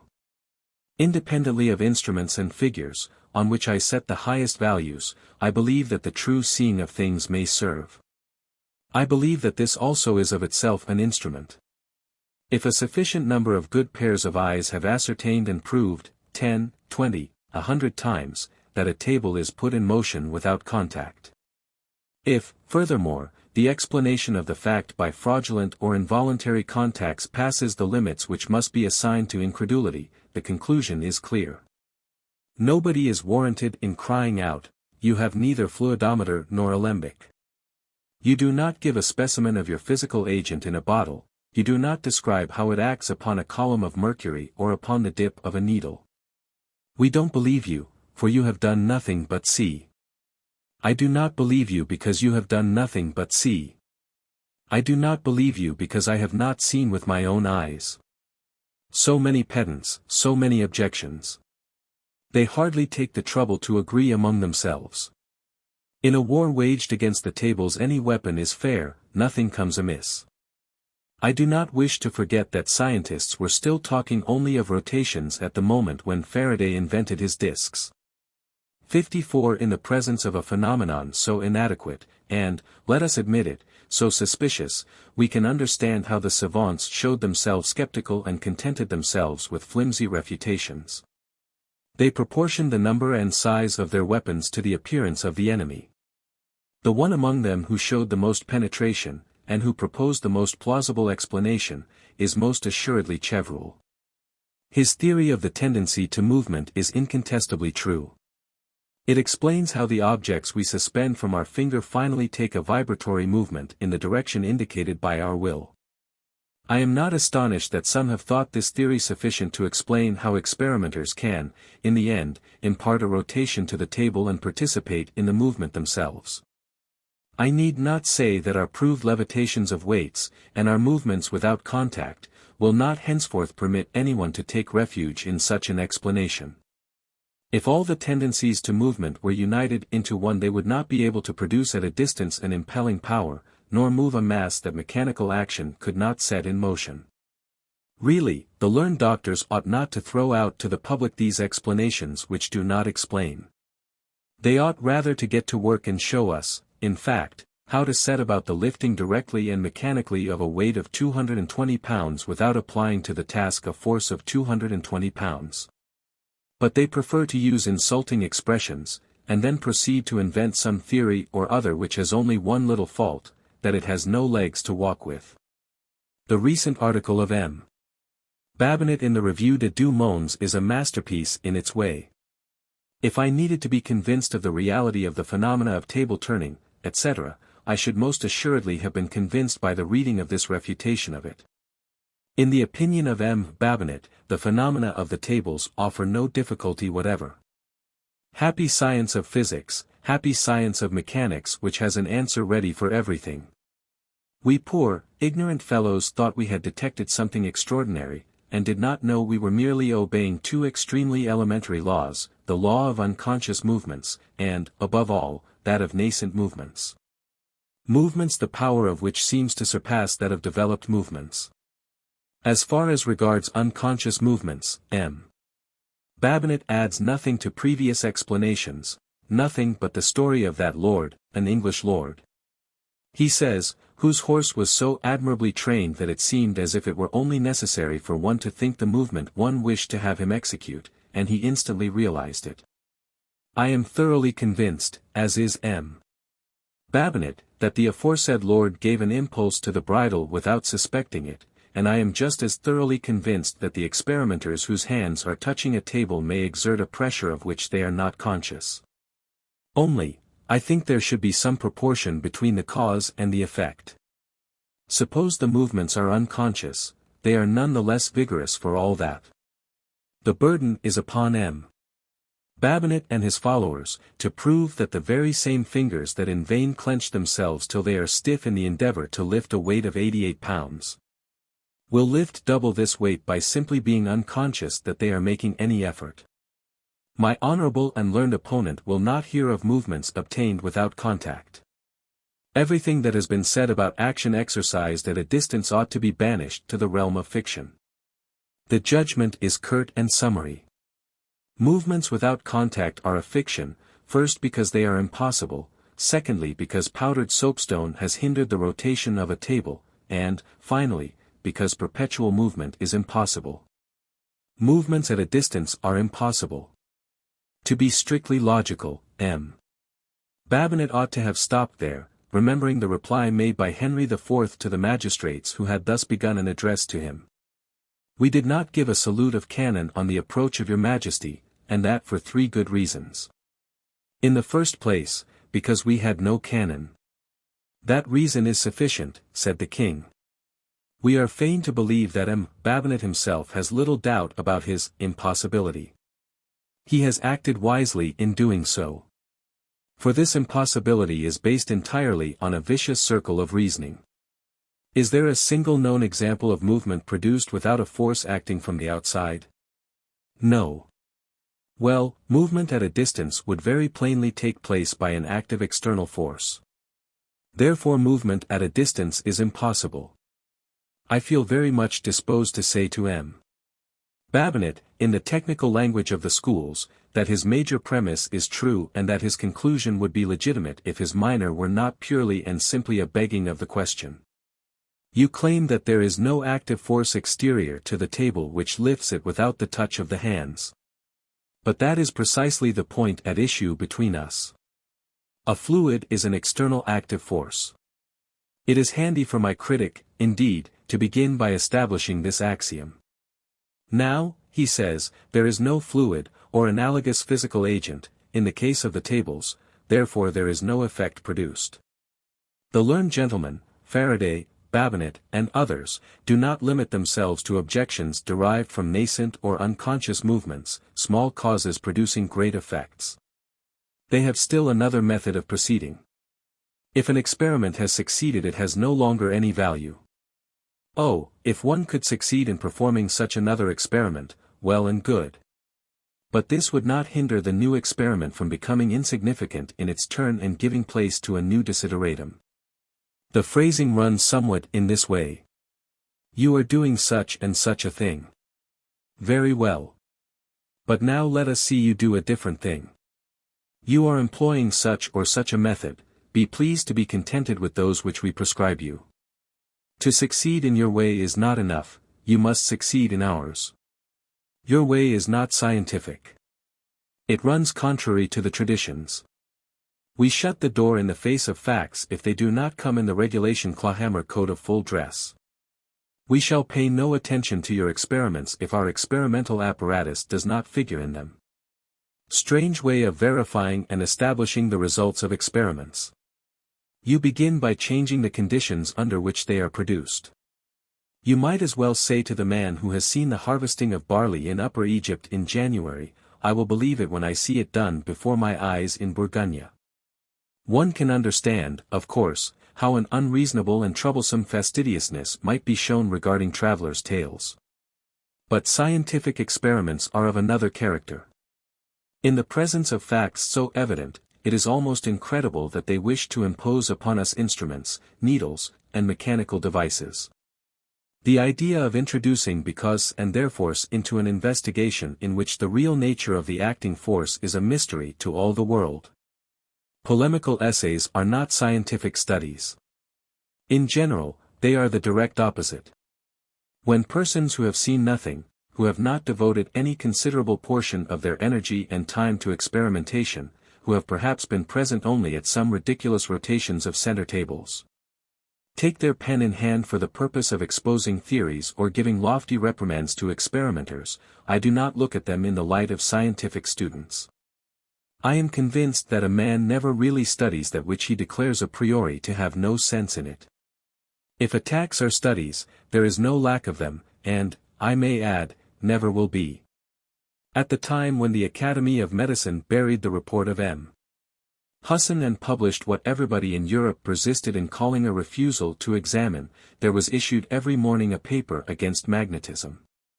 Every morning some new writer vociferated that the partisans of magnetism were imbeciles, and proposed an explanatory system of his own. If you call that making a study, then I grant that they have studied table turnings, for there certainly has been no dearth of insults and of theories about these phenomena. They have received every attention, except that no one was willing to inspect, experiment, listen, and read. Twice, a month apart, the Institute has announced, without protest from anybody whatever, to the students of table turnings that it was shelving papers relating to that topic, that it was not obliged to occupy itself with nonsense. That there was a place in its archives for lucubrations of that kind, namely, the place to which were consigned papers on perpetual motion.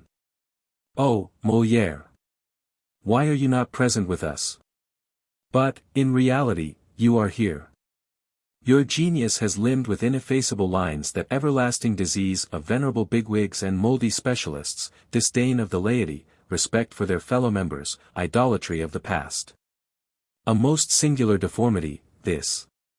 And it appears in all ages, in various disguises, in the midst of all branches of human activity, now in the name of religion, now in that of medicine, and again in the name of science or of art. Yes, even surviving the wreck of revolutions which spare nothing, appearing even within the walls of learned academies the members of which write for the furtherance of the great movements of modern progress, one thing remains. The spirit of partisanship, of cliques, the spirit of tradition, the superstitious regard for forms. Really, it would seem as if people must be still taking Bible oaths like those in the baccalaureate ceremony at the end of Molière's Malade Imaginaire. M. Foucault is fond of this scene, and will therefore not take it ill if I recall to his mind a couple of stanzas. Essere in omnibus. Consultationibus. Ancieni aviso. Aut bono. Aut moveso. Juro. De non geme te servire. De remedius alcunis. Quam de sus solment docti facultatis. Maladus dat il crevare. Edi mori de sua malo. Juro, 55. If you don't call that a refusal to examine, I don't know what the words mean in good French. With such ingenious candor and with such authority did the Count Agénor de Gasparin express himself in the year 1854. It seems to me that the experiments made known in this volume furnish abundant evidence that he is right. Yet I have still friends, at the Institute, who smile with the utmost scorn when I ask their opinion on the phenomena of the levitation of tables, the movement of objects without perceptible cause, unexplained noises in haunted houses, communication of thought at a distance, premonitory dreams, and apparitions of the dying. Although these unexplained phenomena have undeniably been proved to be facts of occurrence, those learned friends of mine remain convinced that such things as that are impossible. Chapter 7. The Researches of Professor Thury. The insufficient explanations of Chevreul and of Faraday, the scientific negations of Babinet. The conscientious experiments of the Count de Gasparin had led several scientists to study the question from the purely scientific point of view. Among them was a highly gifted savant whom I visited at Geneva, Marc Thury, professor of natural history and of astronomy in the academy of that city. We are indebted to him for a remarkable and little-known monograph, 56, which it is my duty to condense for this volume. When we were in the presence of new phenomena, writes Thury, there was only one alternative.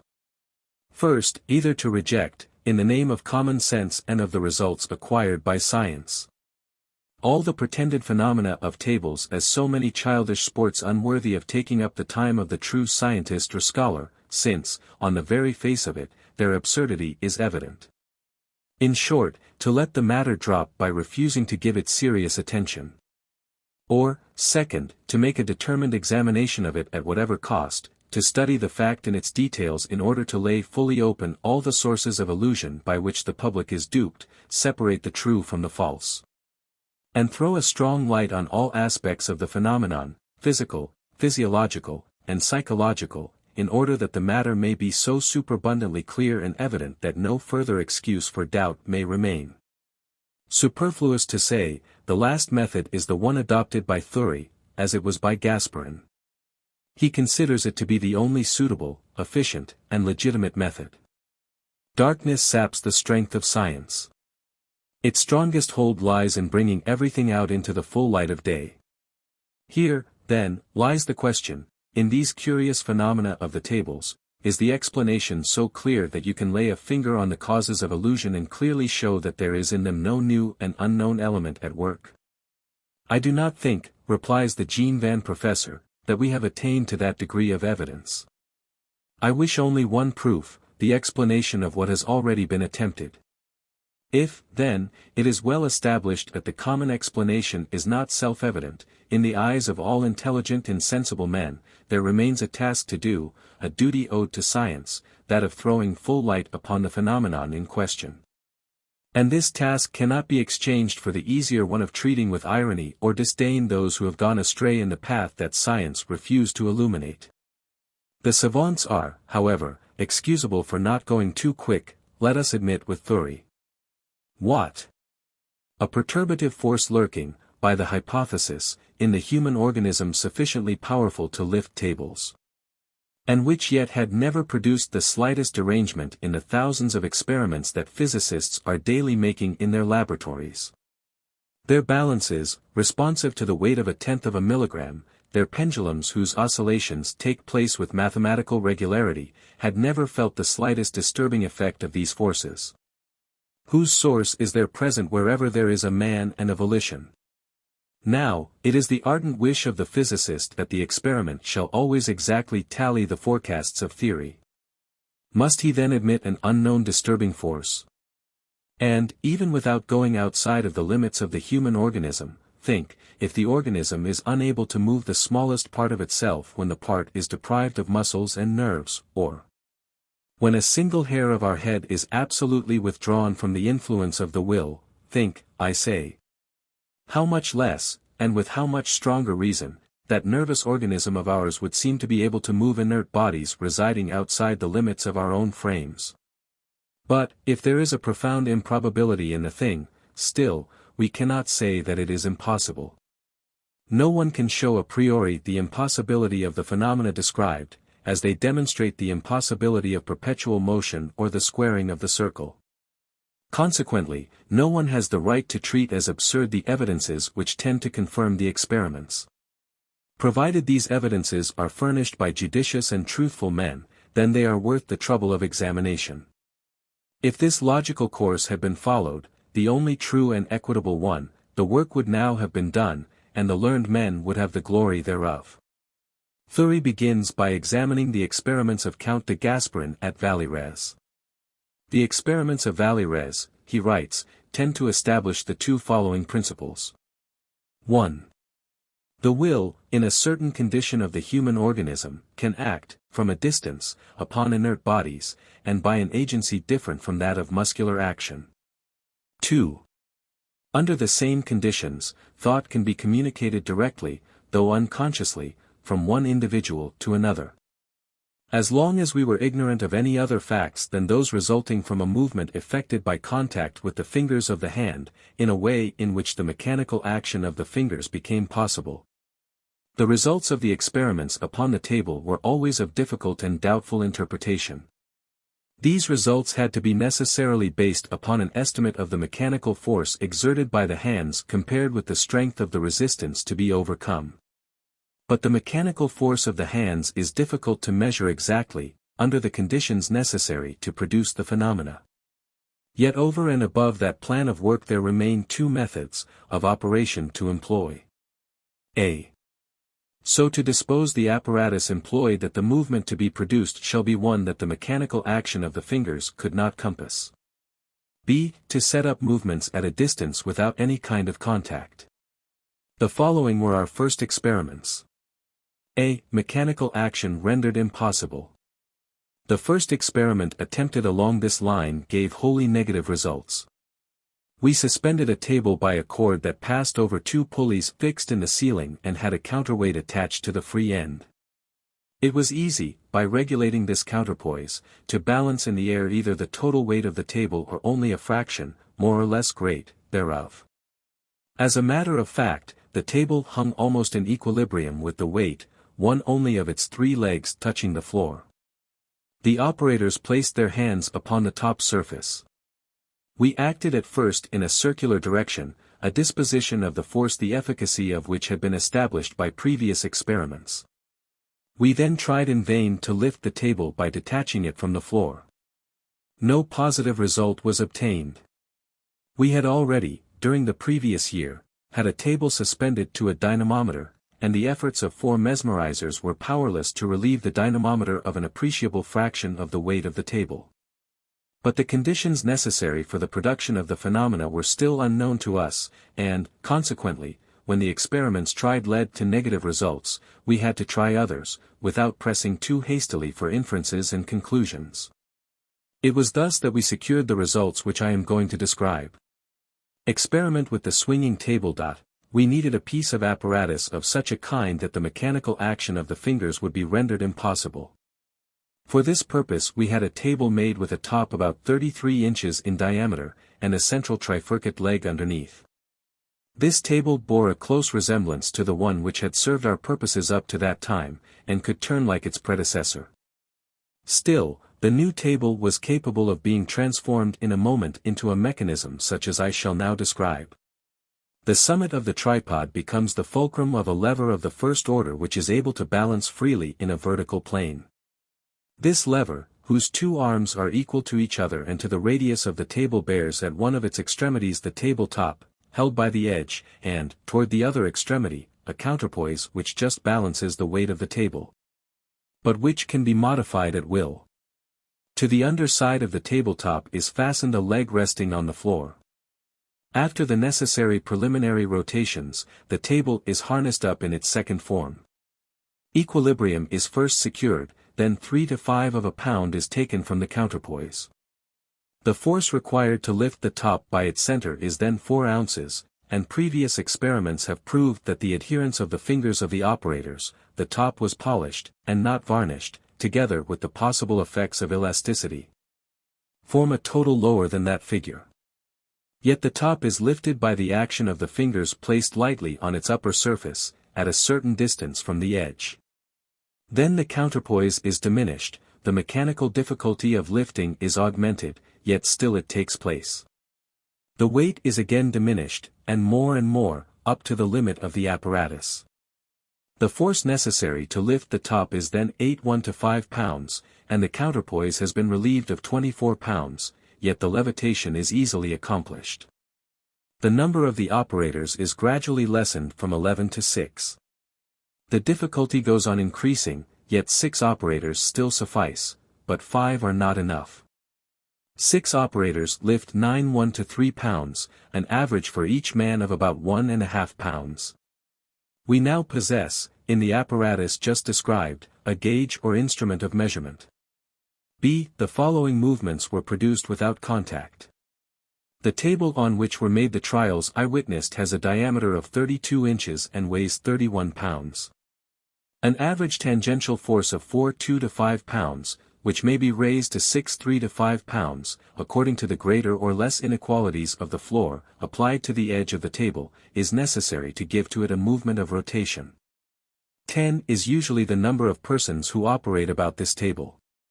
In order to assure ourselves of the absence of all contact, we placed our eye on a level with the table in such a way as to see light between our fingers and the surface of the table, the fingers themselves remaining a little less than an inch above the top. Usually, 2 persons would be observing at once. For instance, Edmund Boissier was observing the legs of the table, while I was watching the top. Then we exchanged roles. Sometimes 2 persons took places at the extremities of one and the same diameter, the one opposite the other, for the purpose of watching the top of the table. Several times we saw it move, although we could not detect the slightest touch by the fingers. According to my calculations, it would require the contact of at least 100 fingers, or the light pressure of 30, acting voluntarily and fraudulently, to explain in terms of mechanics the movements we observed. Much more frequently still we obtained balancings without contact, balancings which sometimes went so far as to tip the table entirely over. To explain in terms of mechanical movement the effects we observed, we should have to admit the involuntary contact of 84 fingers, or the light pressure of 25, or 2 hands acting with intent to deceive. But these suppositions, also, are not at all admissible. Nevertheless, we always felt that someone might present the objection that it was difficult to observe these operations with precision, and we were constantly urging M. Gasparin to convince the doubters and skeptics in the matter of the non-contact of the fingers by means of some mechanical device. Out of this arose the last experiment made at that time, and the most conclusive of all. A light film of flour was almost instantaneously spread over the table by means of a sulfur bellows such as is used in vineyards. The movement of the chain of hands above the table set it whirling. Then the film of flour was examined and found to be inviolate from the touch of hands. Several repetitions on different days always gave the same results.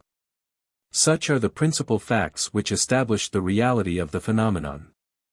Thury next takes up the more difficult investigation of courses. The seat of the force. It is possible that the force which produces the phenomena is a general telluric force which is merely transmitted by the operators or set in action by them. Or, possibly, the force resides in the operators themselves. To decide this question, we had a large movable platform constructed which revolved on a perfectly vertical axis. Near the outer periphery of the platform stood 4 chairs, and there was a table at the center. 4 operators, experts in nervomagnetic action, took their places on the chairs, and, placing their hands on the table in the center, tried to give it circular movement by non-mechanical power. In fact, the table soon began to move. Then it was stopped and fastened to the platform by means of 3 screws. The effort exerted upon this table by the 4 magnetizers was such that, at the end of 3/4 of an hour of experimentation, the central supporting leg was broken. Yet the movable platform did not turn. The tangential force required to mechanically move the empty platform was only a few grams. Loaded with the 4 operators, 250 grams was necessary, applied about 28 inches from the center.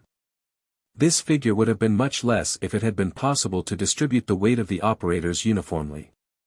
The result of this experiment, of June 4, 1853, showed that the force which tends to make the table turn is in the individuals and not in the ground. For the force exerted upon the table tends to draw along the platform with it. If, then, the platform remains motionless, it must be that an equal and contrary force is exerted by the operators. It is therefore in them that the base of the seat of the force resides. If, on the contrary, this force had emanated, wholly or in large part, from the ground, if it had been a force directly telluric, the platform would have turned. The effort which the table exerted upon it being no longer counterbalanced by an equal reaction proceeding from the individuals. Conditions of the production and action of the force. I have said that the conditions for the production of the force are little known. In the absence of precise laws, I shall present what has been verified in a greater or less degree in the case of the 3 following points. A. Conditions of action relative to the operators. B. Conditions relative to the objects to be moved. C. Conditions relative to the mode of action of the operators upon the objects to be moved. The will. The first and the most indispensable condition, according to M. Gasparin, is the will of the operator. Without the will, he says, we obtain nothing. We might sit there in chain 24 hours in succession without getting the slightest movement. Farther on, the author speaks, it is true, of unexpected movements different from those which the will prescribes. But it is evident that he is referring to a necessary combination of prescribed movements and external resistances, the effective movements being the resultant of those that have been willed and of forces of resistance developed in external objects. In short, the will is always the prime mover and originator. Nothing, it is true, in the experiments at Valérez gave any authority for believing that it could be otherwise than this. But it is also certain that this purely negative result, or provisional generalization, deduced from a limited number of experiments, cannot invalidate the results of experiments inconsistent with those, in case such should exist. In other words, the will may ordinarily be necessary, without always being so. Similarly, contact is ordinarily necessary, and always has been so with a large number of operators, without, however, giving them the right to conclude that contact is the indispensable condition of the phenomenon. And that the different results obtained at Valérez were only illusions or error. Since we are dealing here with a point of capital importance, I shall take the liberty of stating with some detail circumstances which seem opposed to the thesis maintained by M. Gasparin.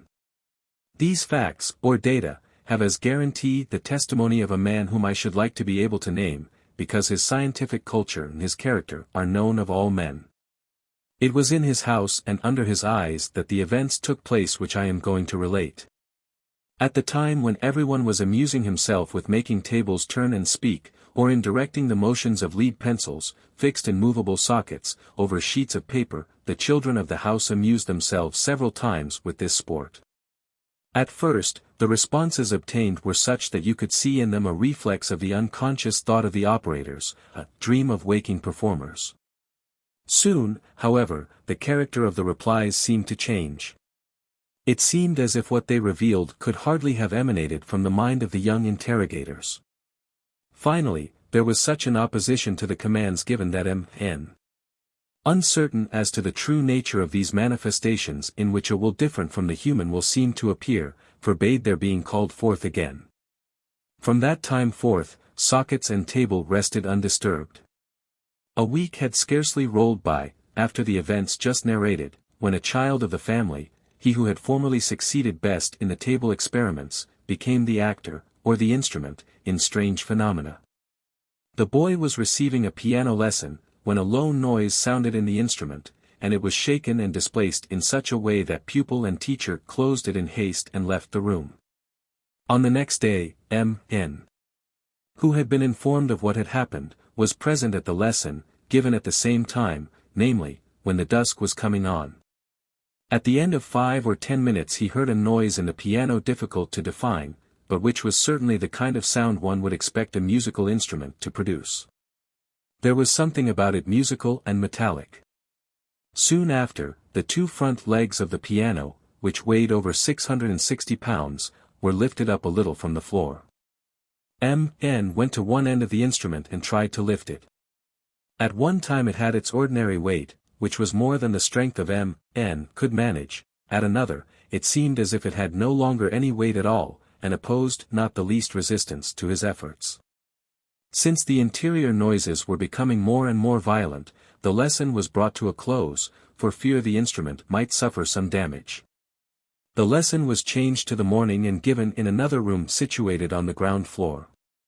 The same phenomena took place, and the piano, which was lighter than the one upstairs, was lifted up much more, that is to say, to a height of several inches. M.N. and the young man 19 years old tried leaning with all their might on the corners of the piano which were rising. Then one of 2 things happened, either their resistance was in vain, and the piano continued to rise, or else the music stool on which the child sat moved rapidly back as if pushed or jerked. If occurrences like that had only taken place once we might think that the child or the persons present were laboring under some illusion. But they were repeated a great number of times, for a fortnight, in the presence of different witnesses. Then, one day, a violent manifestation took place, and thenceforth no unusual event occurred in the house. At first, it was in the morning and in the evening that these perturbations manifested themselves. Then, invariably at any and all hours, they occurred every time the child took his seat at the piano, after 5 or 10 minutes of playing. The phenomena happened only with this boy, although there were others present, musicians. And it made no difference which of the pianos in the house he used. I saw these instruments. The smaller, on the ground floor, is a rectangular horizontal piano. According to my calculations, a force of about 165 pounds applied to the edge of the case, beneath the keyboard, is necessary to lift this piano as it was lifted by the unknown force. The instrument in the first story of the house is a heavy errard piano, weighing, with the packing box in which it was sent, 812 pounds, as stated in the waybill, which I myself saw. According to my approximate calculations, a pressure of 440 pounds is required to lift this piano, under the same conditions as the first was lifted. I do not think that anyone will be tempted to attribute to the direct muscular effort of a child 11 years old the lifting up a weight of 440 pounds. 57 A lady who had attributed the effect produced to the action of the knees passed her own hand between the edge of the piano and the knees of the child, and was thus able to convince herself that her explanation had no foundation in fact. Even when the child got upon his knees upon the piano stool to play, he did not find that the perturbations he dreaded ceased any the more. These authenticated facts of Professor Thury are at once precise and formidable. What? 2 pianos rise from the floor and jump about. What do the physicists, the chemists, the learned pedants in office need, then, to arouse them from their torpor and make them shake their ears and open their eyes? What shall be done to remove their noble and pharisaical indolence? But, happen what may, no one is occupying himself with the fascinating problem as stated, except scattered investigators who are freed from the fear of ridicule and are aware of the exact value of the human race, in large and small, and the worth of its judgments. M. Thury next discusses the explanation based on the will. Did this boy, he says, will what took place, as the theory of M. de Gasparin would require us to admit? According to the boy's testimony, which we believe to be wholly true, he did not will it, he seemed to be visibly annoyed by what occurred. It disturbed his custom of industriously practicing his lesson and offended his taste for regularity and order, a thing well known to his intimates. My personal conviction is that we positively cannot admit, in the case of this lad, a conscious will, a settled design, to produce these strange occurrences. But it is known that sometimes we have a double personality, and one of them converses with the other, as in dreams. That our nature then unconsciously desires what it does not will, and that between will and desire there is only a difference in degree rather than in kind. It would be necessary to have recourse to explanations of this kind, too subtle, perhaps, in order to square these piano facts with the theory of M. Gasparin. And it would still be necessary to modify and enlarge the facts if you admit that even unconscious desire suffices, in the absence of the expressed will. There is, then, reason for doubt on this essential point. That is the sole deduction that I wish to draw from the events I have related. This levitation, equivalent to an effort exerted of 440 pounds, has its scientific value. But how could the will, conscious or unconscious, lift a piece of furniture of that weight? By an unknown force which we are obliged to recognize. Preliminary action. Power is developed by action. The rotations prepare for the tippings and the levitations. The rotations and the tippings, with contact, seem to develop the force necessary to produce the rotations and tippings without contact. In their turn, the rotations and the tippings without contact prepare for the production of true levitations, such as those of the swinging table. And the persons who have this latent force awaked in them are better fitted to appeal to it a second time. There is, then, a gradual preparation required, at least for the majority of operators. Does this preparation consist in a modification that takes place in the operator, or in the inert body on which he acts, or in both?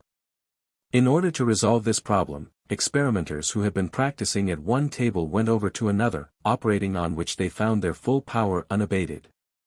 The preparation therefore consists in a modification that takes place in the individuals, and not in the inert body. 58 This modification occurring in individuals is dissipated rather rapidly, especially when the chain of experimenters is broken.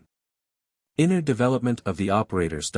It is only after a certain period of waiting that the operators, who have not so far acted, cause even the easiest movement, that of rotation with contact. It is during this time that the force, or the conditions determining the manifestation of the force, develop themselves. From that time on, the developed force has nothing to do but to increase. That which takes place, therefore, in this time of waiting, is a very important thing to be considered.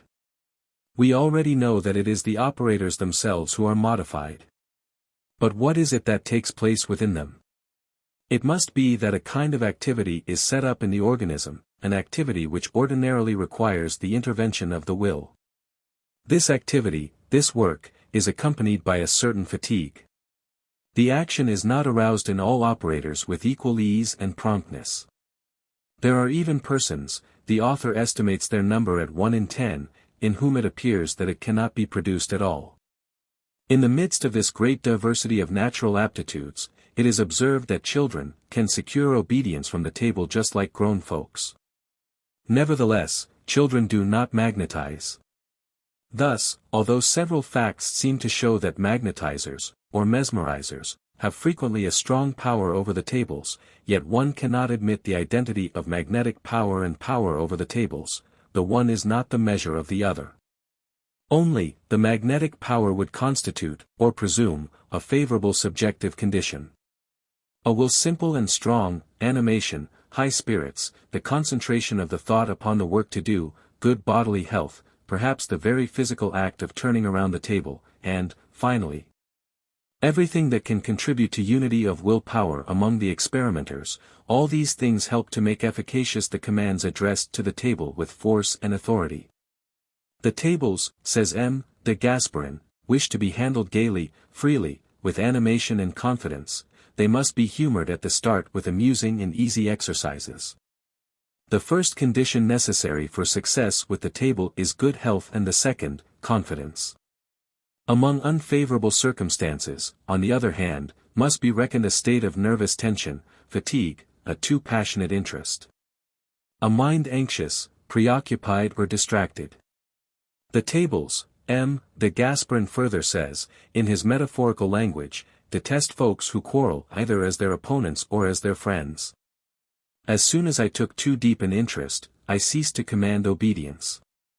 If it happened that I desired success too ardently, and showed impatience at delay, I no longer had any power of action on the table. If the tables encounter preoccupied minds or nervous excitement, they go into a sulking mood. If you are touchy, over-anxious, you can't do anything of any value.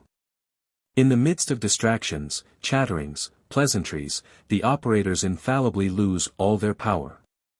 Away with salon experiments. Must one have faith? It is not necessary.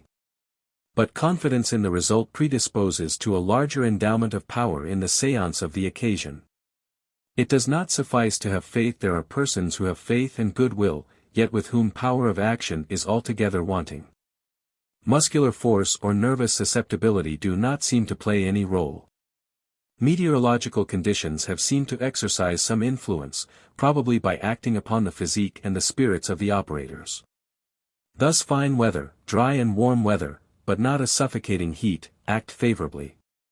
The especially efficacious influence of dry heat upon the surface of the table 59 will perhaps receive a different explanation. Unconscious muscular action, produced during an especially nervous condition. So long as only movements with contact were known, in which the movement observed was one of those which muscular action might produce. Explanations based on the hypothesis of unconscious muscular action were certainly sufficient and much more probable than all the other explanations which had been up to that time proposed. From this point of view, entirely physiological, it is settled that we must distinguish between the effort which a muscle exerts and the consciousness we have of this effort. It will be remembered that there exist in the human organism a great number of muscles that habitually exert considerable effort without our being in the slightest degree aware of it. It has been pointed out that muscles exist whose contractions are perceptible by us in a certain state of the system and unperceived in another state. It is therefore conceivable that the muscles of our limbs might as an exceptional thing, exhibit the same phenomenon. The preparation for the movement of the table, the special kind of reaction that takes place at this interval of waiting, put the nervous system into a particular condition in which certain muscular movements may take place in an unconscious manner. But, evidently, this theory is not sufficient to account for movements without contact, nor those that take place in such a way that muscular action could not produce them. It is therefore these two classes of movements which must serve as the basis of new experiments and as the foundation of a new theory. How also explain the very peculiar and truly inconceivable character of the movements of the table? This starting to move, so insensible, so gentle, so different from the abruptness characteristic of the impetus given by mechanical force, these levitations so spontaneous, so energetic, which leap up to meet the hands. These dances and imitations of music which you would in vain attempt to equal by means of the combined and voluntary action of the operators. These little raps succeeding the loud ones, when the command is given, the exquisite delicacy of which nothing can express. Several times when someone asked a so-called spirit his age, one of the legs of the center table lifted up and rapped 1, 2, 3, etc. Then the movement was accelerated. Finally, the 3 legs beat a kind of drum roll so rapid that it was impossible to count, and which the most skillful could never succeed in imitating. On another occasion, under the contact of hands, the table was turning upon 3 legs, upon 2, upon a single one. And, in this last position, changed feet, throwing its weight first upon one and then upon another with great ease, and with nothing abrupt or jerky in its motions. Neither the experimenters nor their most eminent opponents would ever be able to imitate mechanically this dance of the table, and, above all, the whirling pirouettes and changes of feet. Electricity. Many have tried to explain the movements of tables by electricity. Even supposing that they involve the very abundant production of this agent, no known effect of electricity would account for the movement of the tables. But, in fact, it is easy to show that there is no electricity produced, for, when a galvanometer was interposed in the chain, no deviation of the needle took place. The electrometer remains as indifferent to the solicitations of the tables as does the mariner's compass. Nervomagnetism. There is certainly some analogy between several phenomena of nervomagnetism and those of the tables. Those passes which seem to favor balancing without contact, the motion imparted by the chain to this man whom they cause to turn about, unless, indeed, there is in this some effect of the imagination. Finally, the power that many mesmerizers exert over the tables, all this seems to indicate a kinship between the 2 orders of phenomena.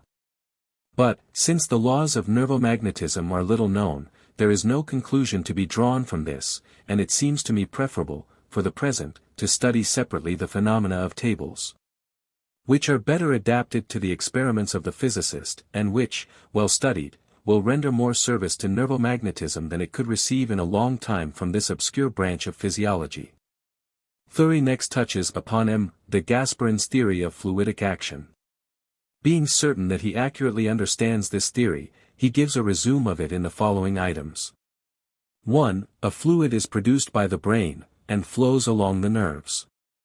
2. This fluid can go beyond the limits of the body, it can be emitted. 3. Under the influence of the will, it can move hither and thither. 4. This fluid acts upon inert bodies, yet it shuns contact with certain substances, such as glass. 5. It lifts the parts toward which it moves, or in which it accumulates. 6. It further acts upon inert bodies by attraction or by repulsion, with a tendency to either join or separate the inert body and the organism. 7. It can also determine interior movements in matter, and give rise to noises. 8. This fluid is especially produced and developed by turning, and by the will, and by the joining of hands in a certain manner. 9. It is communicated from one person to another by vicinage or by contact. Yet certain persons impede its communication. 10. We have no knowledge of special movements of the fluid, which are determined by the will. 11. This fluid is probably identical with the nervous fluid and with the nervomagnetic fluid. Application. Rotation is a resultant of the action of the fluid and of the resistances of the wood. Tipping results from the accumulation of the fluid in the leg of the table which is lifted. The glass placed in the middle of the table stops the movement because it drives away the fluid. The glass placed on one side of the table makes the opposite side rise because the fluid, fleeing from the glass, accumulates there. Thury does not attempt the discussion of this theory. But we may repeat with Gasparin, when you shall have explained to me how I lift my hand, I will explain to you how I cause the leg of the table to rise. The whole problem lies in that, the action of mind on matter. We must not dream that we can give a final solution of it at the present time. To reduce the new facts to conformity with the old ones. That is to say, to relate the action of mind upon inert bodies outside of us to the action of mind upon the matter in our bodies, such is the only problem which the science of today can reasonably propose to itself. Thury states it in general terms as follows.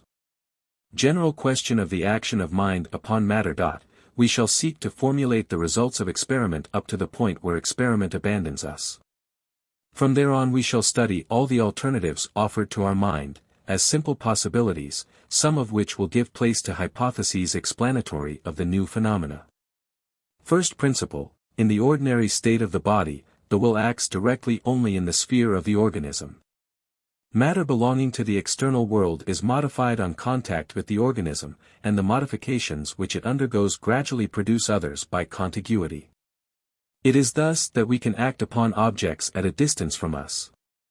Our action at a distance upon all that surrounds us is mediate and not immediate. We believe that this is true of the action of all physical forces, such as gravity, heat, electricity. Their effect is gradually communicated, and thus alone they put distance behind them and come into relation with man as a sentient being. Second principle, in the organism itself there is a series of mediate acts. Thus the will does not act directly upon the bones which receive the movement of the muscles, nor does the will modify any more directly the muscles, since, when deprived of nerves, they are incapable of movement. Does the will act directly upon the nerves? It is a mooted question whether it modifies them directly or indirectly. Thus the substance upon which the soul immediately acts is still undetermined. The substance may be solid, may be fluid.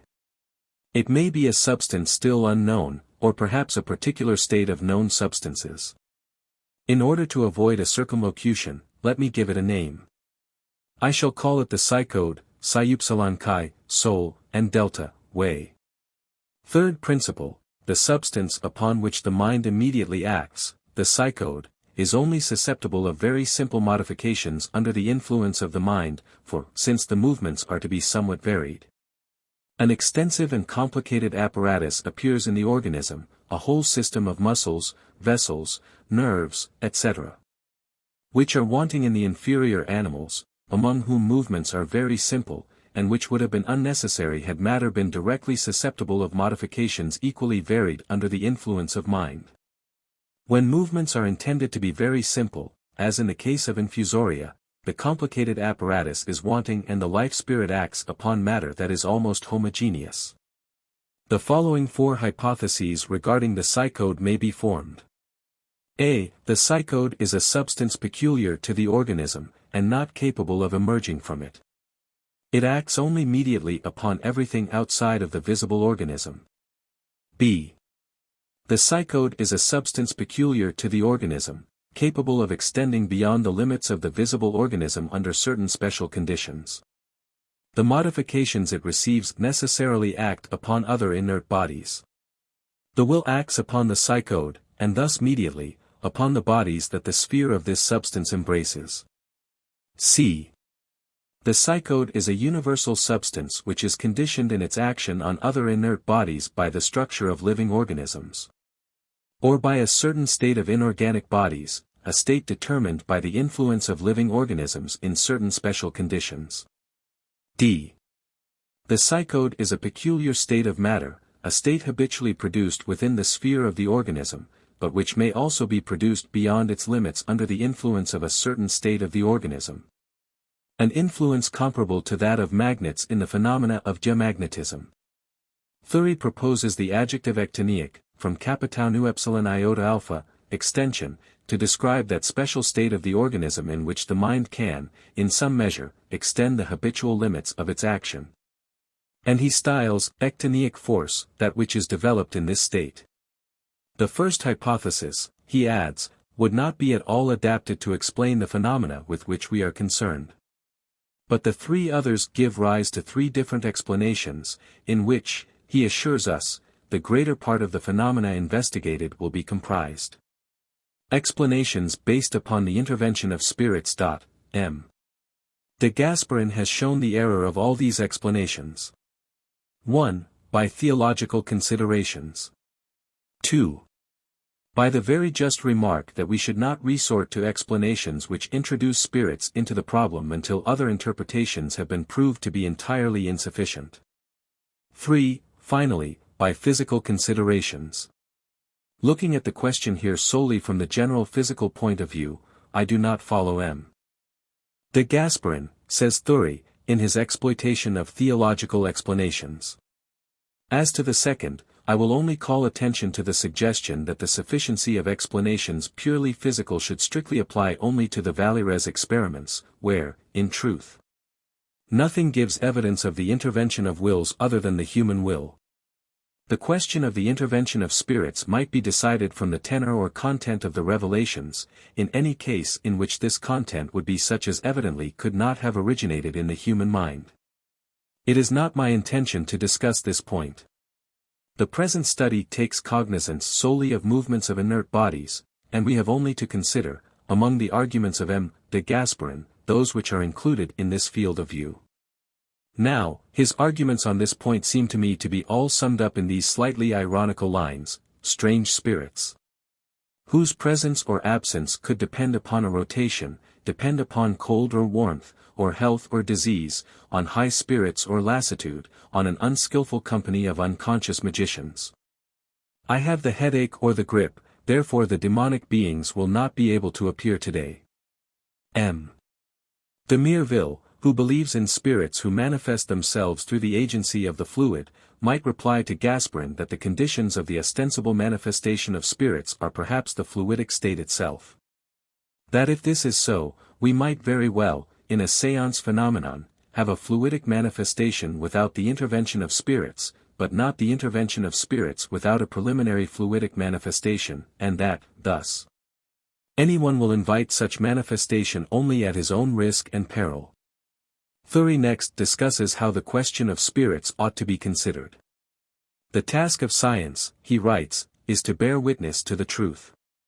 It cannot do so if it borrows a part of its data from revelation or from tradition. To do this would be a begging of the question, and the testimony of science would become worthless. The facts of the natural order are connected with two categories of forces, the one that of necessity, the other that of freedom. To the first belong the general forces of gravitation, heat, light, electricity, and the vegetative force.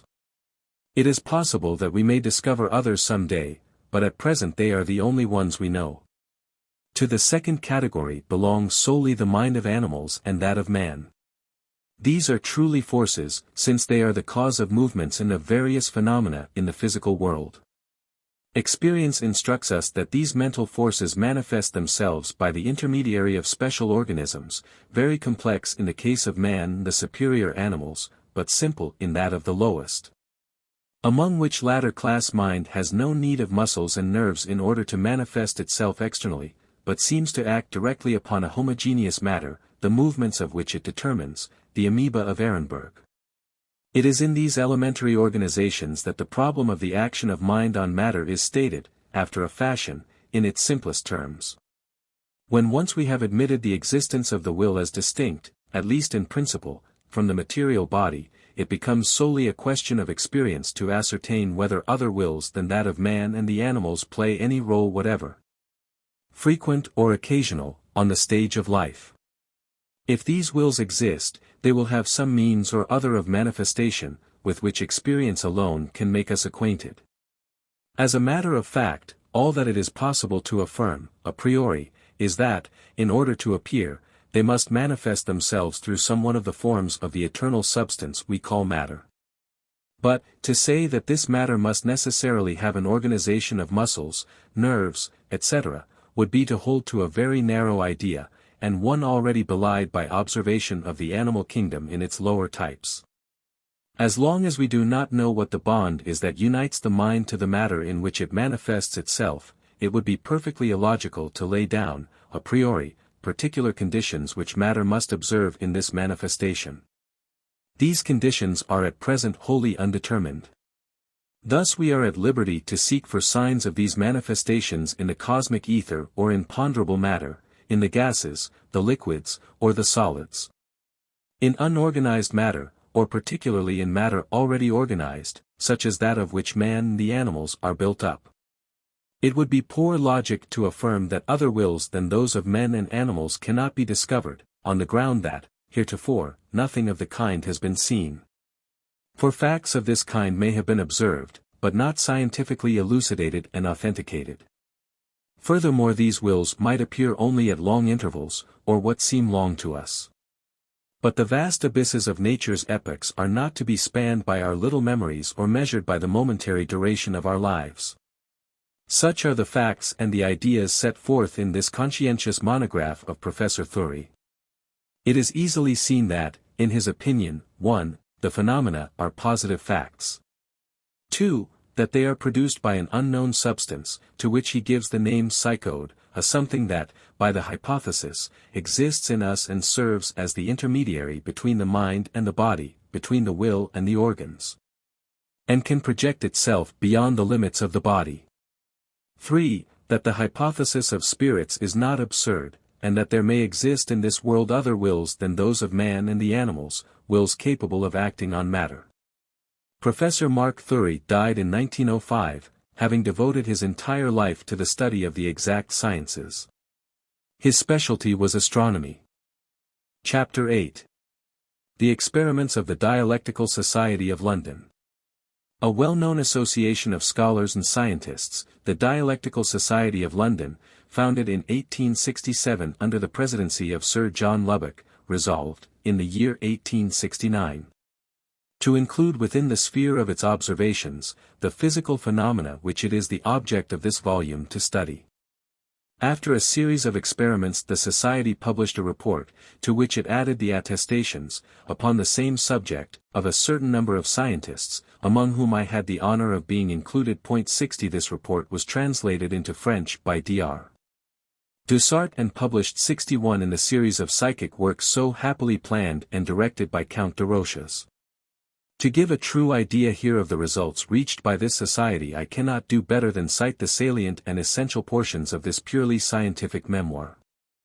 2 or 3 paragraphs from the beginning of the report will show how and at what time the Society first took up psychophysical studies.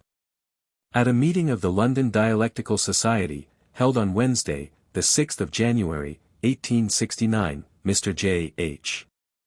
Levy in the chair, it was resolved that the Council be requested to appoint a committee in conformity with By-law 7, to investigate the phenomena alleged to be spiritual manifestations, and to report thereon. This committee was formed on January 26 following. It was composed of 27 members. Among these we note Alfred Russel Wallace, the learned naturalist and member of the Royal Society, of London. Professor Huxley and George Henry Lewis were asked to collaborate with the committee. They refused.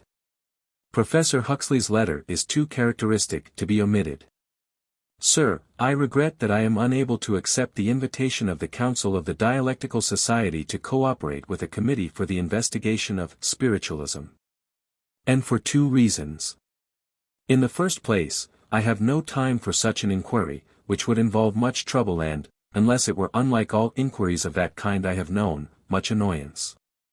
In the second place, I take no interest in the subject. The only case of spiritualism I have had the opportunity of examining into for myself, was as gross an imposture as ever came under my notice. But supposing the phenomena to be genuine, they do not interest me. If any body would endow me with the faculty of listening to the chatter of old women and curates in the nearest cathedral town, I should decline the privilege, having better things to do. And if the folk in the spiritual world do not talk more wisely and sensibly than their friends report them to do, I put them in the same category. The only good that I can see in a demonstration of the truth of spiritualism is to furnish an additional argument against suicide. Better live a crossing sweeper than die and be made to talk twaddle by a medium hired at a guinea a séance. I am, Sir, etc. T. H. Huxley. January 29, 1869. As if opposing a direct negative and rebuke to this radical skepticism, based on a single séance of observation. The learned electrician, Cromwell Fleetwood Varley, in 1867, who did so much to forward and encourage the laying of the third, and finally successful, Atlantic cable between Europe and America, hastened to identify himself with the investigations. And by his aid materially furthered the progress of this scientific examination. The report, with its various pieces of testimony, was presented to the Dialectical Society on the 20th of July, 1870. But, in order not to compromise the society, it was decided not to publish it officially, under the aegis of the association. Consequently, the committee unanimously resolved to publish the report on its own responsibility. It reads as follows. Your committee have held 15 meetings, at which they received evidence from 33 persons, who described phenomena which, they stated, had occurred within their own personal experience. Your committee have received written statements relating to the phenomena from 31 persons. Your committee invited the attendance and requested the cooperation and advice of scientific men who had publicly expressed opinions, favorable or adverse, to the genuineness of the phenomena. Your committee also specially invited the attendance of persons who had publicly ascribed the phenomena to imposture or delusion. As it appeared to your committee to be of the greatest importance that they should investigate the phenomena in question by personal experiment and test, they resolved themselves into subcommittees as the best means of doing so. 6 subcommittees were accordingly formed. These reports, hereto subjoined, substantially corroborate each other, and would appear to establish the following propositions. 1. That sounds of a varied character, apparently proceeding from articles of furniture, the floor and walls of the room, the vibrations accompanying which sounds are often distinctly perceptible to the touch, occur without being produced by muscular action or mechanical contrivance. 2.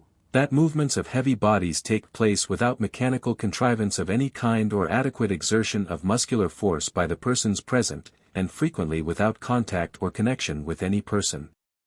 3. That these sounds and movements often occur at the times and in the manner asked for by persons present, and, by means of a simple code of signals, answer questions and spell out coherent communications. 4. That the answers and communications thus obtained are, for the most part, of a commonplace character, but facts are sometimes correctly given which are only known to one of the persons present. 5. That the circumstances under which the phenomena occur are variable, the most prominent fact being that the presence of certain persons seem necessary to their occurrence, and that of others generally adverse. But this difference does not appear to depend upon any belief or disbelief concerning the phenomena.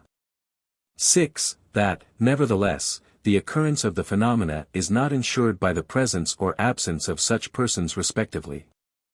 The oral and written evidence received by your committee not only testifies to phenomena of the same nature as those witnessed by the subcommittees, but to others of a more varied and extraordinary character.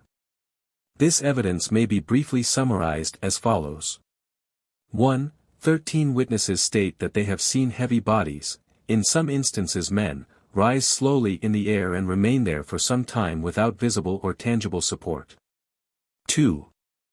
14 witnesses testify to having seen hands or figures, not appertaining to any human being, but lifelike in appearance and mobility, which they have sometimes touched or even grasped, and which they are therefore convinced were not the result of imposture or illusion. 3. 5 witnesses state that they have been touched, by some invisible agency, on various parts of the body, and often were requested, when the hands of all present were visible. 4. 13 witnesses declare that they have heard musical pieces well played upon instruments not manipulated by any ascertainable agency. 5. 5 witnesses state that they have seen red-hot coals applied to the hands or heads of several persons without producing pain or scorching. And 3 witnesses state that they have had the same experiment made upon themselves with the like immunity. 6. 8 witnesses state that they have received precise information through rappings, writings, and in other ways, the accuracy of which was unknown at the time to themselves or to any persons present, and which, on subsequent inquiry, was found to be correct. 7. 1 witness declares that he has received a precise and detailed statement which, nevertheless, proved to be entirely erroneous. 8. 3 witnesses state that they have been present when drawings, both in pencil and colors, were produced in so short a time, and under such conditions, as to render human agency impossible. 9. 6 witnesses declare that they have received information of future events, and that in some cases the hour and minute of their occurrence have been accurately foretold, days and even weeks before. In addition to the above, evidence has been given of trance-speaking, of healing, of automatic writing, of the introduction of flowers and fruits into closed rooms, of voices in the air, of visions in crystals and glasses, and of the elongation of the human body. Some extracts from the reports will give my readers a better idea of these experiments and show their wholly scientific character. All of these meetings were held at the private residences of members of the committee, purposely to preclude the possibility of prearranged mechanism or contrivance. The furniture of the room in which the experiments were conducted was on every occasion its accustomed furniture. The tables were in all cases heavy dining tables, requiring a strong effort to move them. The smallest of them was 5 feet 9 inches long by 4 feet wide, and the largest, 9 feet 3 inches long and 4½ feet wide, and of proportionate weight. The room, tables, and furniture generally were repeatedly subjected to careful examination before, during, and after the experiments, to ascertain that no concealed machinery, instrument or other contrivances existed by means of which the sounds or movements hereinafter mentioned could be caused. The experiments were conducted in the light of gas, except on the few occasions specially noted in the minutes. Your committee have avoided the employment of professional or paid mediums, the mediumship being that of members of your subcommittee, persons of good social position and of unimpeachable integrity, having no pecuniary object to serve, and nothing to gain by deception. Of the members of your subcommittee about 4/5 entered upon the investigation wholly skeptical as to the reality of the alleged phenomena, firmly believing them to be the result either of imposture or of delusion, or of involuntary muscular action. It was only by irresistible evidence, under conditions that precluded the possibility of either of these solutions, and after trial and test many times repeated, that the most skeptical of your subcommittee were slowly and reluctantly convinced that the phenomena exhibited in the course of their protracted inquiry were veritable facts. A description of one experiment, and the manner of conducting it, will best show the care and caution with which your committee have pursued their investigations. So long as there was contact, or even the possibility of contact, by the hands or feet, or even by the clothes of any person in the room, with the substance moved or sounded, there could be no perfect assurance that the motions and sounds were not produced by the person so in contact. The following experiment was therefore tried. On an occasion when 11 members of your subcommittee had been sitting round one of the dining tables above described for 40 minutes, and various motions and sounds had occurred, they, by way of test, turned the backs of their chairs to the table, at about 9 inches from it. They all then knelt upon their chairs, placing their arms upon the backs thereof. In this position, their feet were of course turned away from the table, and by no possibility could be placed under it or touch the floor. The hands of each person were extended over the table at about 4 inches from the surface. Contact, therefore, with any part of the table could not take place without detection. In less than a minute the table, untouched, moved 4 times. At first about 5 inches to one side, then about 12 inches to the opposite side, and then, in like manner, 4 inches and 6 inches respectively. The hands of all present were next placed on the backs of their chairs, and about a foot from the table, which again moved, as before, 5 times, over spaces varying from 4 to 6 inches. Then all the chairs were removed 12 inches from the table, and each person knelt on his chair as before, this time however folding his hands behind his back, his body being thus about 18 inches from the table, and having the back of the chair between himself and the table. The table again moved 4 times, in various directions. In the course of this conclusive experiment, and in less than half an hour, the table thus moved, without contact or possibility of contact with any person present, 13 times, the movements being in different directions, and some of them according to the request of various members of your subcommittee. The table was then carefully examined, turned upside down and taken to pieces, but nothing was discovered to account for the phenomena. The experiment was conducted throughout in the full light of gas above the table. Altogether, your subcommittee have witnessed upwards of 50 similar motions without contact on 8 different evenings, in the houses of members of your subcommittee, the most careful tests being applied on each occasion. In all similar experiments the possibility of mechanical or other contrivance was further negatived by the fact that the movements were in various directions, now to one side, then to the other. Now up the room, now down the room, motions that would have required the cooperation of many hands or feet, and these, from the great size and weight of the tables, could not have been so used without the visible exercise of muscular force. Every hand and foot was plainly to be seen and could not have been moved without instant detection. The motions were witnessed simultaneously by all present. They were matters of measurement, and not of opinion or fancy. And they occurred so often, under so many and such various conditions, with such safeguards against error or deception, and with such invariable results, as to satisfy the members of your subcommittee by whom the experiments were tried. Wholly skeptical as most of them were when they entered upon the investigation, that there is a force capable of moving heavy bodies without material contact, and which force is in some unknown manner dependent upon the presence of human beings. Such was the first verdict of science upon spiritualistic doings in England, a verdict rendered by physicists, chemists, astronomers and naturalists, several of them members of the London Royal Society. The investigations were under the especial care of Professor Morgan, President of the Mathematical Society, of London, of Varley, Chief Electrical Engineer of the Department of Telegraphs, and Alfred Wallace, naturalist, etc. Several members of the Dialectical Society refused to join in the conclusions of the committee, and declared they ought to be verified by another scientist, for example, by the chemist, Crookes. This gentleman accepted the proposition, and in this way it was that he began his experiments, of which more anon. But, before presenting an account of the experiments of the eminent chemist, I should like to place before my readers the chief points settled by the experimental committee, of which I have just spoken. Special observations. March 9th. 9 members present. Reunion at 8 o'clock. The following phenomena were produced. 1. The members of the circle standing, rested the tips of their fingers only on the table. It made a considerable movement. 2. Holding their hands a few inches above the table, and no one in any way touching it, it moved a distance of more than a foot. 3. To render the experiment absolutely conclusive, all present stood clear away from the table, and stretching out their hands over it without touching it, it again moved as before, and about the same distance. During this time, one of the committee was placed upon the floor to look carefully beneath the table, while others were placed outside to see that no person went near to the table.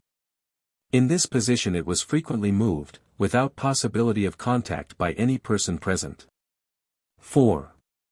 Whilst thus standing clear of the table, but with the tips of their fingers resting upon it, all at the same moment raised their hands at a given signal.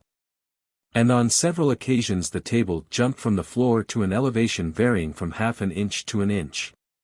5. All held their hands close above the table, but not touching it, and then on a word of command raised them suddenly, and the table jumped as before. The member lying on the floor, and those placed outside the circle, were keenly watching as before, and all observed the phenomena as described. April 15th, 8 members present. Sitting at 8 p.m. Within 5 minutes tapping sounds were heard on the leaf of the table. Various questions, as to order of sitting, etc., were put, and answered by rappings. The alphabet was called for, and the word laugh was spelled out. It was asked if it was intended that we should laugh. An affirmative answer being given, the members laughed. Upon which the table made a most vigorous sound and motion imitative of and responsive to the laughter, and so ludicrous as to cause a general peal of real laughter, to which the table shook, and the rapping kept time as an accompaniment. The following questions were then put and answered by the number of raps given. How many children has Mrs. M? 4. Mrs. W. 3. Mrs. D. No rap, Mrs. E. 5. Mrs. S. 2.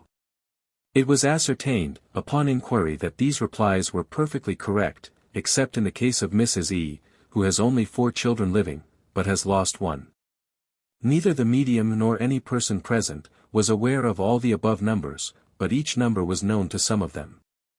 The inquiry for a written communication being responded to by 3 raps, some sheets of paper with a pencil were laid under the table, and at the end of the sitting examined, but no letter or mark was found on the paper. In order to test whether these sounds would continue under different conditions, all sat some distance from the table, holding hands in a circle round it. But instead of upon the table as before, loud rappings were heard to proceed from various parts of the floor, and from the chair on which the medium sat. While some came from the other side of the room, a distance of about 15 feet from the nearest person. A desire having been expressed for a shower of raps, loud rapping came from every part of the table at once, producing an effect similar to that of a shower of hail falling upon it. The sounds throughout the evening were very sharp and distinct.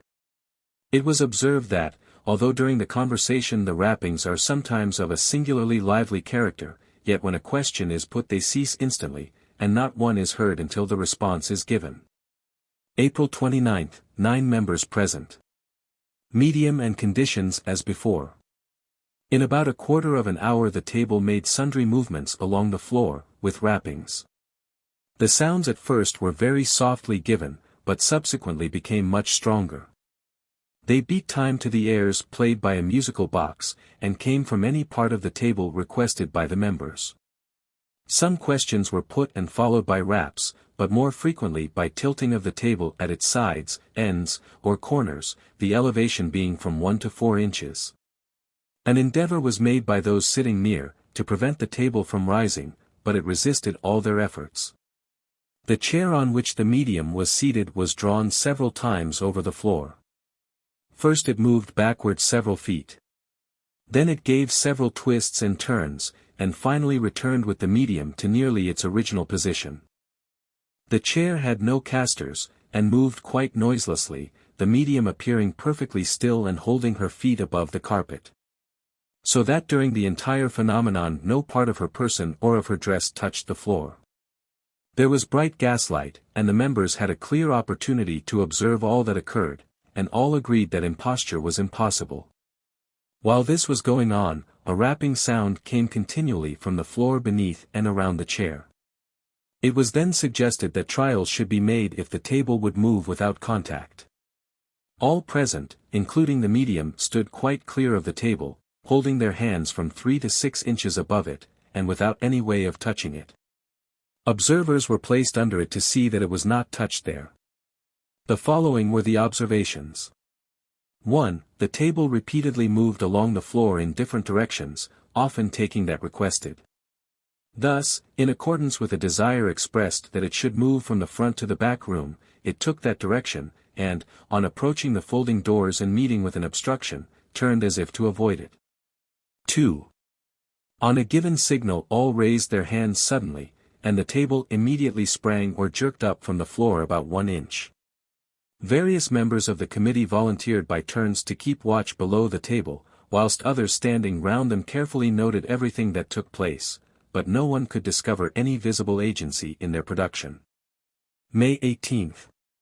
Music was played on the pianoforte, and one piece was accompanied by tapping sounds from all parts of the table, and another piece both by tapping sounds, vibrations, and slight vertical movements of the table at its sides, ends, and corners. The sounds and movements all kept time with the music. The same phenomena also occurred when a psalm was sang. During the séance the sounds were very equally distributed, being seldom confined to one part of the table. June 9. 8 members present. The most interesting fact this evening was, that though the tapping sounds proceeded from different parts of the table, but principally from that in front of the medium. Yet, when she went into the hall to receive a message, they still continued to come from that part of the table. The alphabet being repeated in accordance with the signal, "Queer pals," was spelt out. These words seemed to amuse and puzzle the meeting. However, it was suggested they might apply to the Christy minstrels, whose nigger melodies, at St. George's Hall, were very clearly heard through the open window of the back room. At this suggestion the table gave 3 considerable tilts. June 17. The medium held a sheet of note paper at arm's length over the table by one of its corners, and, at request, faint but distinct taps were heard upon it. The other corners of the paper were then held by members of the committee, and the sounds were again heard by all at the table, while those who held the paper felt the impact of the invisible blows. One or more questions were answered in this way by 3 clear and distinctly audible taps, which had a sound similar in character to that produced by dropping water. This new and curious phenomenon occurred close under the eyes of all present, without any physical cause for it being detected. June 21, movement of harmonicon without contact. On the medium and 2 other members holding their hands above the harmonicon without in any way touching it, it moved almost entirely round, by successive jerks, on the table on which it was placed. The dining table was strongly moved a distance of 6 feet, the hands of the members present resting lightly on it. October 18. A cylinder of canvas, 3 feet in height, and about 2 feet in diameter, was placed under a small table, the legs of which were contained within it. Inside the cylinder was a bell, resting on the floor. No sounds proceeded from the bell, but there were repeated rappings upon and jerkings of the table. This cylinder precluded the possibility of contact with the table by a foot of any of the persons present, during the entire continuance of the knockings and jerkings of the table. December 14, sounds from table without contact. All sat away from the table, without in any manner touching it, and the sounds, although somewhat fainter, continued to proceed from it. December 28, movements without contact. Question, would the table now be moved without contact? Answer, yes, by 3 raps on the table. All chairs were then turned with their backs to the table, and 9 inches away from it. And all present knelt on the chairs, with their wrists resting on the backs, and their hands a few inches above the table. Under these conditions, the table, the heavy dining room table previously described, moved 4 times, each time from 4 to 6 inches, and the second time nearly 12 inches. Then all hands were placed on the backs of the chairs, and nearly a foot from the table, when 4 movements occurred, one slow and continuous, for nearly a minute. Then all present placed their hands behind their backs, kneeling erect on their chairs, which were removed a foot clear away from the table. The gas also was turned up higher, so as to give abundance of light, and under these test conditions, distinct movements occurred, to the extent of several inches each time, and visible to every one present. The motions were in various directions, towards all parts of the room, some were abrupt, others steady. At the same time, and under the same conditions, distinct raps occurred, apparently both on the floor and on the table, in answer to requests for them. The above described movements were so unmistakable, that all present unhesitatingly declared their conviction, that no physical force, exerted by any one present, could possibly have produced them. And they declared, further, in writing, that a rigid examination of the table, showed it to be an ordinary dining table, with no machinery or apparatus of any kind connected with it. The table was laid on the floor with its legs up, and taken to pieces as far as practicable. Special observations. These experiments are only a repetition and absolute confirmation of those that have been described all through this volume, from its very first pages. Yet they are enough in themselves alone to justify one's convictions. This first subcommittee, the principal experiments of which we have been giving, was studying only physical phenomena. Subcommittee number 2 was more especially occupied with intelligent communications and mediumistic dictations. They need not detain us here, but will find their place in a special work on spiritualism. The same committee published in its general report the following letter, which it did me the honor of requesting. I must confess to you, in the first place, gentlemen, that, of those who call themselves mediums and spiritists, a considerable number are persons of limited intelligence, incapable of bringing the experimental method to bear on the investigation of this order of phenomena, and consequently are often the dupes of their credulity or ignorance. While others, of whom the number is also considerable, are impostors whose moral sense has become so blunted by the habit of fraud that they seem to be incapable of appreciating the heinousness of their criminal abuse of the confidence of those who apply to them for instruction or for consolation. and even where the subject is being investigated seriously and in good faith. The force to which the production of these phenomena is due is so capricious in its action that much delay and disappointment is inevitable in the prosecution of any experimental inquiry in regard to them.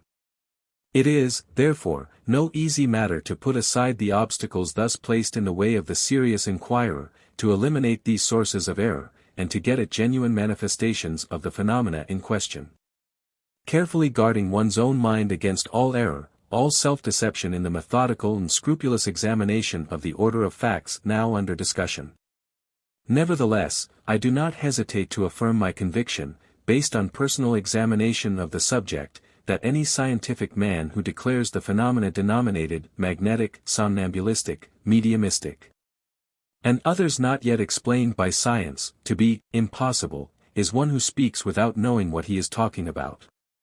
And also any man accustomed, by his professional avocations, to scientific observation, provided that his mind be not biased by preconceived opinions, nor his mental vision blinded by that opposite kind of illusion, unhappily too common in the learned world, which consists in imagining that the laws of nature are already known to us, and that everything which appears to overstep the limit of our present formulas is impossible, may acquire a radical and absolute certainty of the reality of the facts alluded to.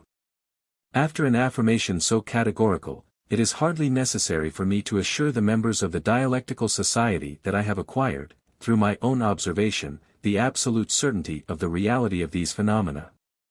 But although thus compelled, in the absence of conclusive data in regard to the cause of the so-called spiritual phenomena, to refrain from making any positive affirmation in regard to this part of the subject, I may add that while the general assertion of its spiritual nature, on the part of the occult force which, within the last quarter of a century, has thus manifested itself all over the globe, constitutes a feature of the case which, from its universality, merits the attention of the impartial investigator. The history of the human race, from the earliest ages, furnishes instances of coincidences, previsions and presentiments of warnings experienced in certain critical moments, of apparitions more or less distinctly seen, which are stated, on evidence as trustworthy as that which we possess with regard to any other branch of historical tradition, to have occurred, spontaneously, in the experience of all nations, and which may therefore be held to strengthen the presumption of the possibility of communication between incarnate and discarnate spirits. I may also add that my own investigations in the fields of philosophy and of modern astronomy have led me, as is well known, to adopt a personal and individual way of regarding the subject of space and time, the plurality of inhabited worlds, the eternity and ubiquity of the acting forces of the universe, and the indestructibility of souls, as well as of atoms. The everlastingness of intelligent life ought to be regarded as the result of the harmonious succession of sidereal incarnations, our earth being one of the heavenly bodies, a province of planetary existence, and our present life being a phase of our eternal duration. It appears only natural, the supernatural does not exist, that there should exist a permanent link between the spheres, the bodies, and the souls of the universe, and therefore altogether probable that the existence of this link will be demonstrated, in course of time, by the advance of scientific discovery. It would be difficult to overrate the importance of the questions thus brought forward for consideration. And I have seen with lively satisfaction the noble initiative which, through the formation of your Committee of Inquiry, has been taken by a body of men so justly eminent as the members of the Dialectical Society, in the experimental investigation of these deeply interesting phenomena.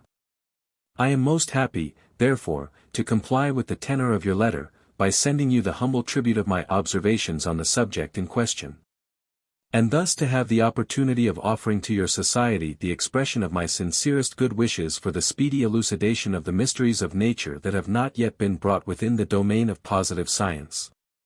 I am, Sir, yours faithfully, Camille Flammarion. 10, Rue de Moineau, Palais Royal, Paris, May 8, 1870.